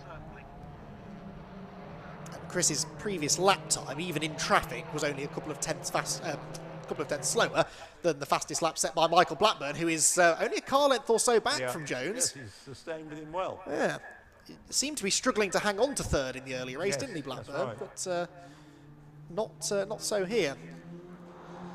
Well, Mark Blunt still hanging on there in 3rd place, just ahead of Sam Beckett. So there you go now up Clay Hill. So they're paired off to the leading 4 cars. Yeah, Michael Blackburn looking pretty determined now to try and win this one if he can. sure he's close enough to have a go at Lodge, but he's certainly filling the mirrors of Chris Jones. He won the first race by 5.1 seconds, but that was after a 5-second penalty was applied to Chris Grimes. Grimes was actually right on Jones's rear bumper for most of the race. So Jones used to handling this pressure. Here comes the fight for third place. Beckett up the inside there. He's going to go into third, I think, ahead of Mark Blunt. That's an important move with Grimes on the way, isn't it? Yeah, Grimes very much on the way. And there's a good battle behind Grimes between Chisnell, Spate and Pimblett. Oh, we're running close to each other. Yes, Chisnell's still ahead, I think. So they went down the avenue. So Beckett into third. What were the lap times like there, Ian, for Grimes compared to those ahead? Grimes last lap 2 minutes 4.398, which is the same pace as Beckett, but quicker than Blunt. About on a par, and Chris Jones did 2 minutes 4.390, so nothing to choose between them. Yes, and Grimes spent most of that lap in clean air. I know he made the pass at Old Hall, but wouldn't imagine that delayed him too much. So maybe that podium's not a dead cert at all. Mind you, we're not even halfway through this 20-minute race, of course, so he's got time. 12.5 minutes to go. Battle for the lead is far from settled as well. And in the background, Mark Blunt is back ahead of Sam Beckett. So Beckett did get him. I wasn't seeing things. He got him into Old Hall, but he's fallen back behind again. And of course, passing and repassing has delayed them, so that now Chris Grimes is almost with them. Yeah. Third, fourth and fifth, that is. And then this is the battle that you spotted. It is still Chisnell ahead of Spate, ahead of Pimblett, but not a lot to choose between them. See, red, white and blue, very patriotic. It is, isn't it? Yes. Wrong order, blue, red and white. Yes. This is the jam sandwich car, is it? Not in the middle that you were... That's right, absolutely, yeah. That you were, I think, fond of in the first race. It's, I'll have a jam sandwich if you want it. Oh, that's Sam Beckett with a look at Lodge. Try and retrieve, or just confirm what you said happened, but it's now back to Beckett ahead of Blunt. Blunt ahead of Beckett. Yes, he is. And this time, Blunt learns from the previous lap and, well, half defended into Old Hall and then moved back onto the wide line and then misses the apex, so Beckett is up the inside coming out of the corner. Side by side, but all the while Chris Grimes is getting ever closer, so it's going to be 3 for third place very soon. Yes, Beckett gets the move done at Cascades, but Grimes is there now. So this time Beckett needs to make it stick, doesn't he? He can't afford to lose the place again because then he will be under threat. And of course, if you're the middle car in a trio like this, you're attacking and defending. That's not ideal. Fastest lap last time around done by Chris Grimes, 2 minutes 4.009. What the time in the earlier race? 2 minutes 3.8. Yes, so slower pace at the moment by a couple of tenths then. That's by Chris Jones. Yeah. This is Chris Grimes who's done the fastest lap in this one so far. Yes, he also did a 3.8 in the previous one, so he's got a bit more pace in the car on potential. Of course, now he's stuck behind Mark Blunt. There go the leaders, heading down Hilltop into Hislops. In the background, Grimes, I don't think is close enough this time. It's side by side behind them, though. That's Greg Spate alongside Chisnell. Spate to the outside line.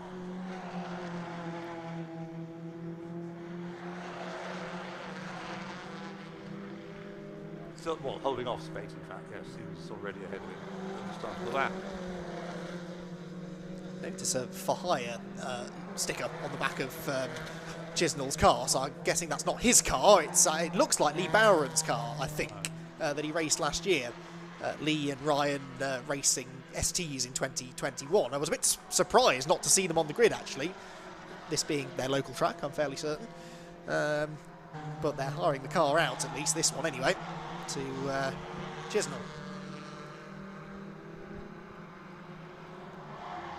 So Chris Jones still leads by a bigger margin. It's not a lot, but a bigger margin, 0.4 of a second. Samuel Beckett in pursuit of them. And Chris Grimes hasn't yet found a way around Mark Blunt. No, he hasn't. And that will be frustrating him because he was 9/10 slower on that lap than he had been on the previous one.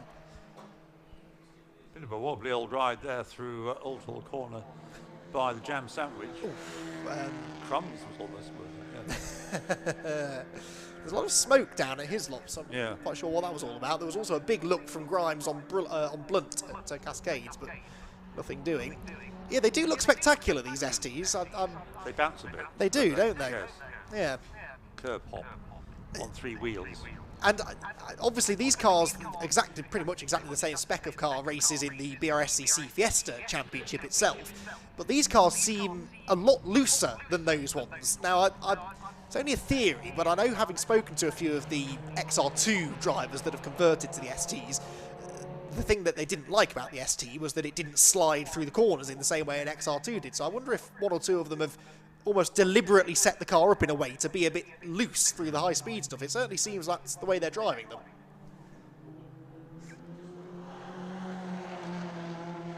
Well, there's Mark Blunt, the meat and the sandwich.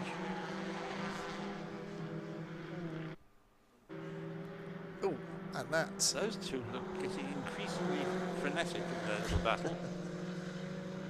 Yes. Spurring each other on, though, because they're getting away from... Christian Chisel and Greg Spade. Yeah. Getting away from Pimlet, though, so... Yeah, little bit by bit. Grimes now falling away, if anything, from... He's not the threat he seemed to be becoming. No, you're right. Yeah. Right, here we go. This is the battle, isn't it, then, between Chisnell ahead and Spate in his boot, nearly, into Lodge Corner. Almost a love tap between the two of them as they went into the final turn. 7 minutes 20 left on the clock. And as some of the lead battles start to spread out, the one for 6th position doing anything other than that, it is as close as ever.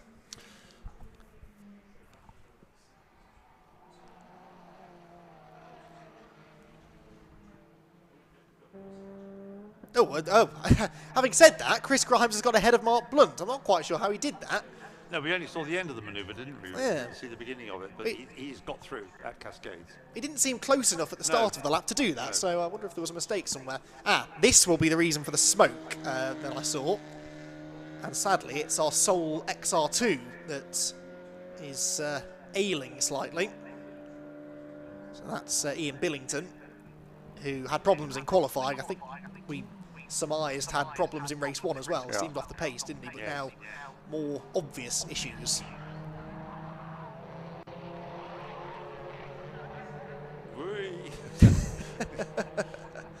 They do throw them around, don't they? Yeah. It's fun to watch. Now, I thought that Michael Blackburn was falling away, but he's back on terms, isn't he, with Chris Yeah. Jones? Definitely. For the lead. And these two have never really left each other alone.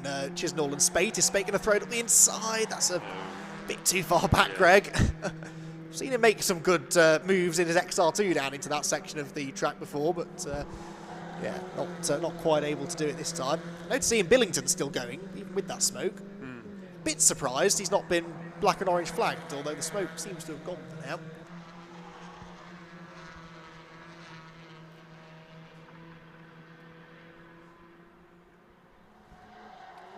Five and a half minutes are left, so had it been like this morning's race, it would have ended in a slap.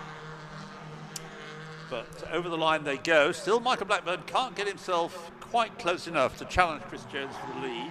They're not being caught by Sam Beckett, who is being caught, however, by Chris Grimes. Now he's found a way around Mark Blunt.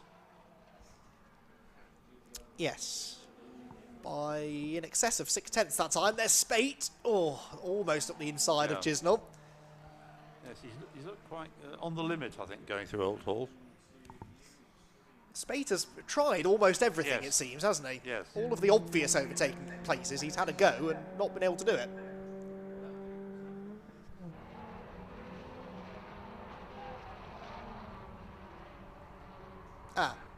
Who's that? Number 17, I believe. That's Daniel Cooper, who retired on the second lap in race 1 with mechanical issues. Not a happy day for him. Not at all. The XR2 only seems to smoke at Hislops and Knickerbrook, and then it seems to have stopped again by the time it gets around to us. So he doesn't get it back and orange And flag. perhaps, yes, smart. I would like to know why, why that's happening. That is odd. But yeah, so you're right, it's probably sparing him the attention of the clerk of the course. Leaders back at Knickerbrook then. 4 minutes to go. Chris Jones has led the whole way, as he did in race 1, but again, like in race 1, never had a moment to relax, has he? Not at all.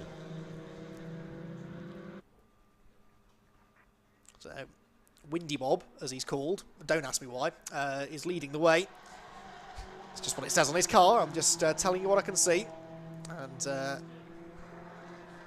Michael Blackburn, who's a driver that definitely raced in the XR2s for a long time. Chris Jones, I don't recall doing so. I think he's one of those that arrived as the STs came to be. A couple of years ago now. Well, it was a few years ago probably that they started to slowly integrate them in. So there's time for 2 more laps. The one they've just started and 1 more. Yep. Blackburn 2/10 slower than the leader that time. Right. Grant Chris Grimes, what was the gap? It's 1.5 seconds. They lapped almost identical times. 2 minutes 4.947 for Beckett, 2 minutes 4.957 for Grimes. Going the wrong way for... well, by all of 100. Yeah. Yes, yes. Very evenly matched. Top 4 are all within 4/10 of each other. Yes. Lap time wise. 6 seconds between them on the track, but because they're so even, those gaps aren't likely to change a huge amount, you would imagine. A 5-second penalty for car 84, which is running in 10th position at the moment, and that is 84... yes, Richard Steele, who finished 11th in the earlier race, and he's probably going to finish... well, no, he might hang on to 10th. He's 7 seconds ahead of Christopher Rowlands. It's only a 5-second penalty for now. And that, I guess, will be for those dreaded track limits. Yes, we get the confirmation of that on the screen now.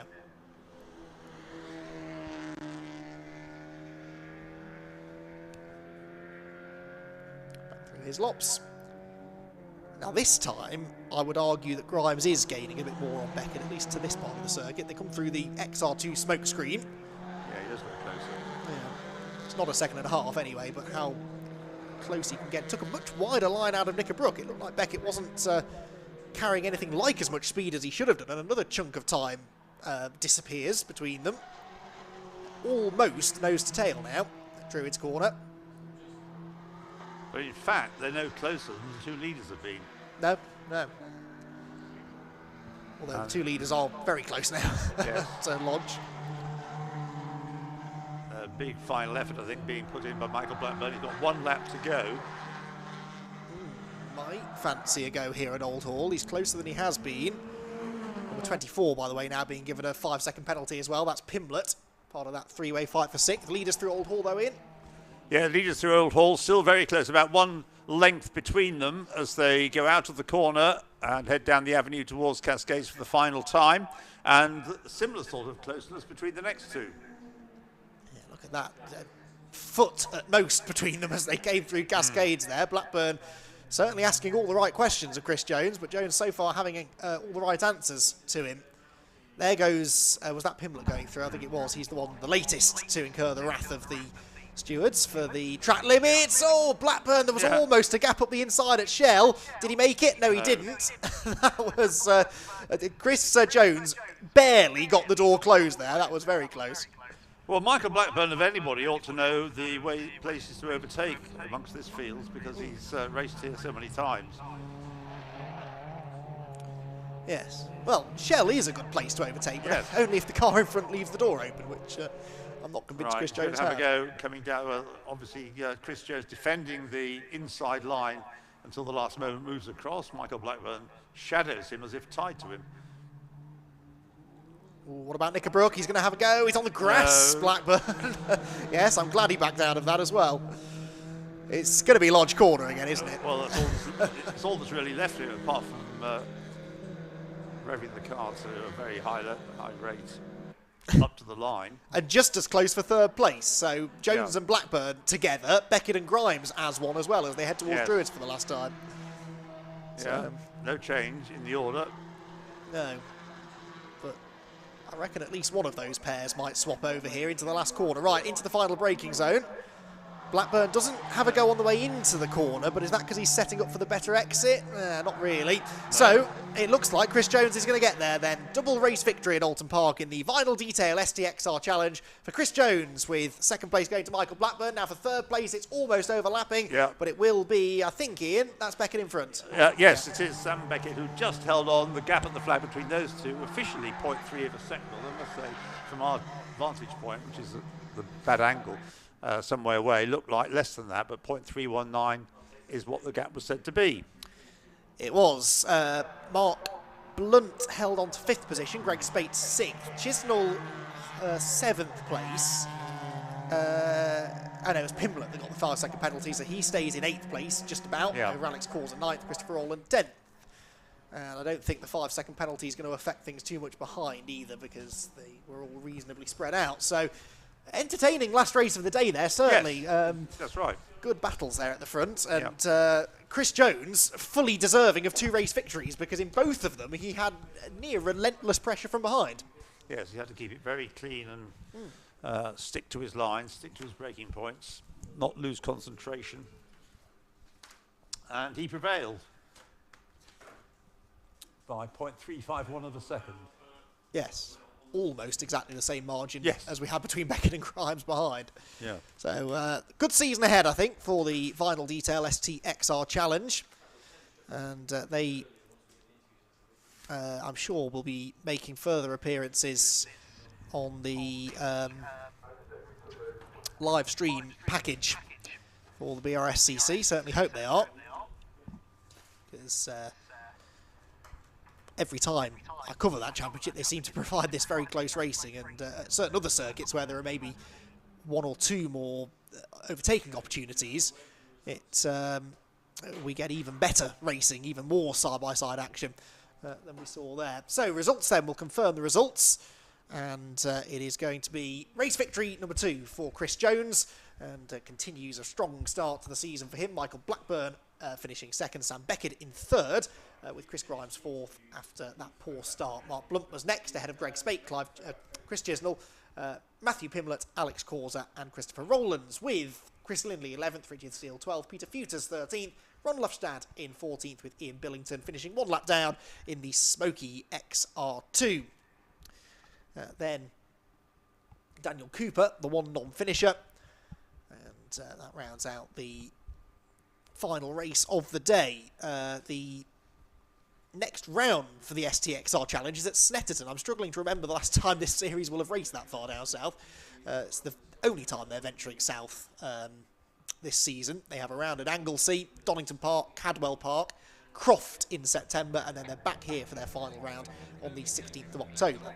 But, yeah, I remember when I first started covering the XR Challenge, Ian, that it was an Oulton Park and Anglesey exclusive calendar. Well, I can remember it was just Oulton Park in the days of the original XR2, St Helens Challenge, and then the XR3s were introduced to run alongside it, but they tended to be not as quick as the XR2s.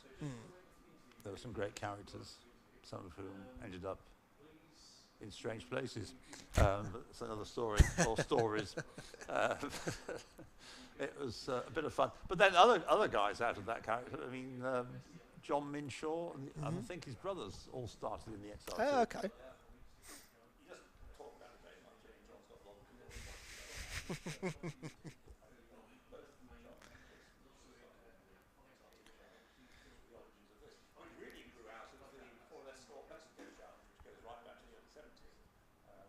Then the XR2s were the next generation of hot Ford, little Ford. Yeah. Yes, I think I remember Jason Minshaw about a decade ago or so, would it have been? Or more than that. Okay, there was a Minshaw in XR Challenge when I first started covering them. Might have been Jack Minshaw. Jack Minshaw, that's the one. Who was yes. John's son. That's right. Yes, I knew I'd seen a Minshaw. The red Demon Tweaks liveried XR2. Yes. Yeah. So, excellent stuff from the STXR Challenge, and I think we're going to have time, hopefully, to chat to the podium finishers at the end of that one. In the meantime, whilst we're waiting, thank you everyone here at Oulton Park. I'm sure most of you are trudging back to your cars now. We'll see you again here in the very near future. Plenty of good events coming up at Oulton Park, including the British GT Championship next weekend, which I'm very much looking forward to. That will You can find information for that and all other events here at Oulton Park on the Oulton Park website. And likewise, if you've enjoyed what you've seen today, then head to the Brscc website to find all the information on where they are holding events. They've got something on pretty much every weekend this season. Much of it live streamed, but it'd be good to see you come along trackside for as many of them as possible, including a few more here at Oulton Park throughout the season. Big thanks as well to all of the marshals and the volunteers here today who have helped keep the event going, even when we've had a few incidents and delays throughout the day. We've seen some good racing. Certainly the Fun Cup Endurance Championship, the highlight for me, and looking forward to their next round at Croft in a month or so's time. So yes, well, thanks to the marshals, thanks to everyone at the Brscc, who are really continuing to put in a great effort this season. The club going from strength to strength, and lots of exciting news in recent months from the club, and more to come, I'm sure. And a real sense of positivity amongst the club these days, which is nice to see. So we will try and bring you interviews, conscious that we've only got 4 minutes before the curfew, and because we are speaking not only to everyone at home through the live stream, but also over the PA system here at Oulton Park, we will have to be quiet in, well, just almost exactly 4 minutes' time. So I'm hoping Scott, who I can see is marching on down towards Park Ferme, to wave angrily at drivers to get them to come over to chat to us. Would be nice to speak to them, but we'll see whether or not we've got time.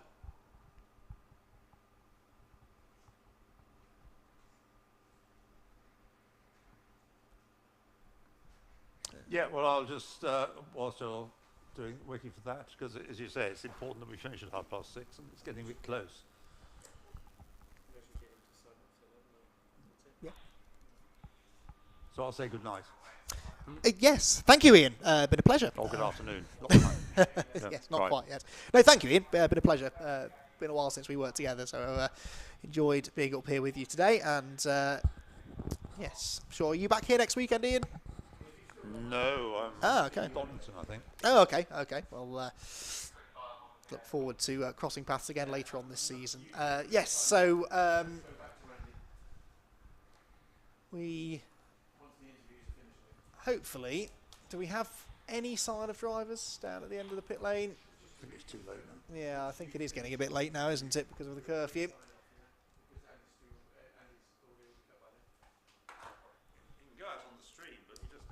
Yeah, we might have to just do it over the stream. Shall I sign off? So, it looks like we are going to chat to our podium finishers, but it may come too late to do it over the PA. So we will sign off here from Oulton Park to those of you trackside, those of you watching at home who want to hear from your podium finishers for the Stxr Challenge, the Vinyl Detail Stxr Challenge. Do stick around. But to everyone here at Oulton Park, thank you for joining us today, and we will see you again in the very near future.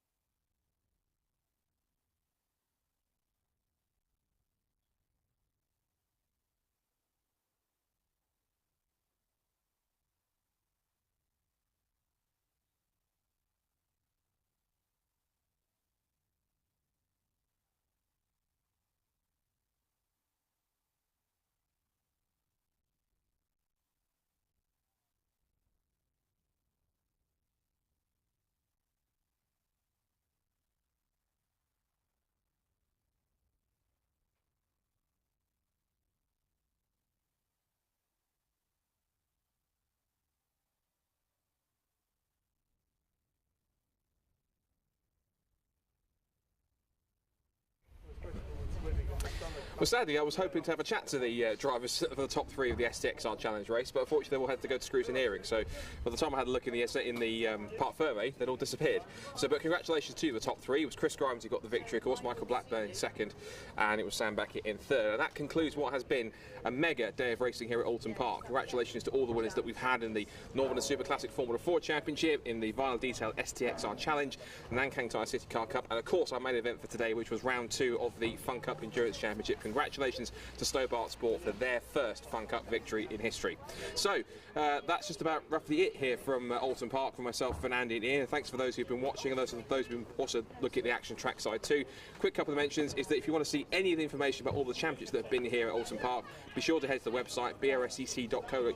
You can find all the details in there about all the championships. You've got a full race calendar of events, and you've also got information how to get started racing yourself. Secondly, you want to see the next BRSC racing action in terms of this main live broadcast. The next one will be in a week's time. That will be on next weekend at Stxr. We've got lots of top races coming out, including Mazda MX-5s, Zio Prototype Cup, and all sorts going on as well, including the first appearance on the BRSC timetable of the Silver Lake C1 Endurance Series. That's going to be a mega race, 5 hours worth of racing. Be sure to tune in for that as well. There's more live stream action across BRSCC this weekend still.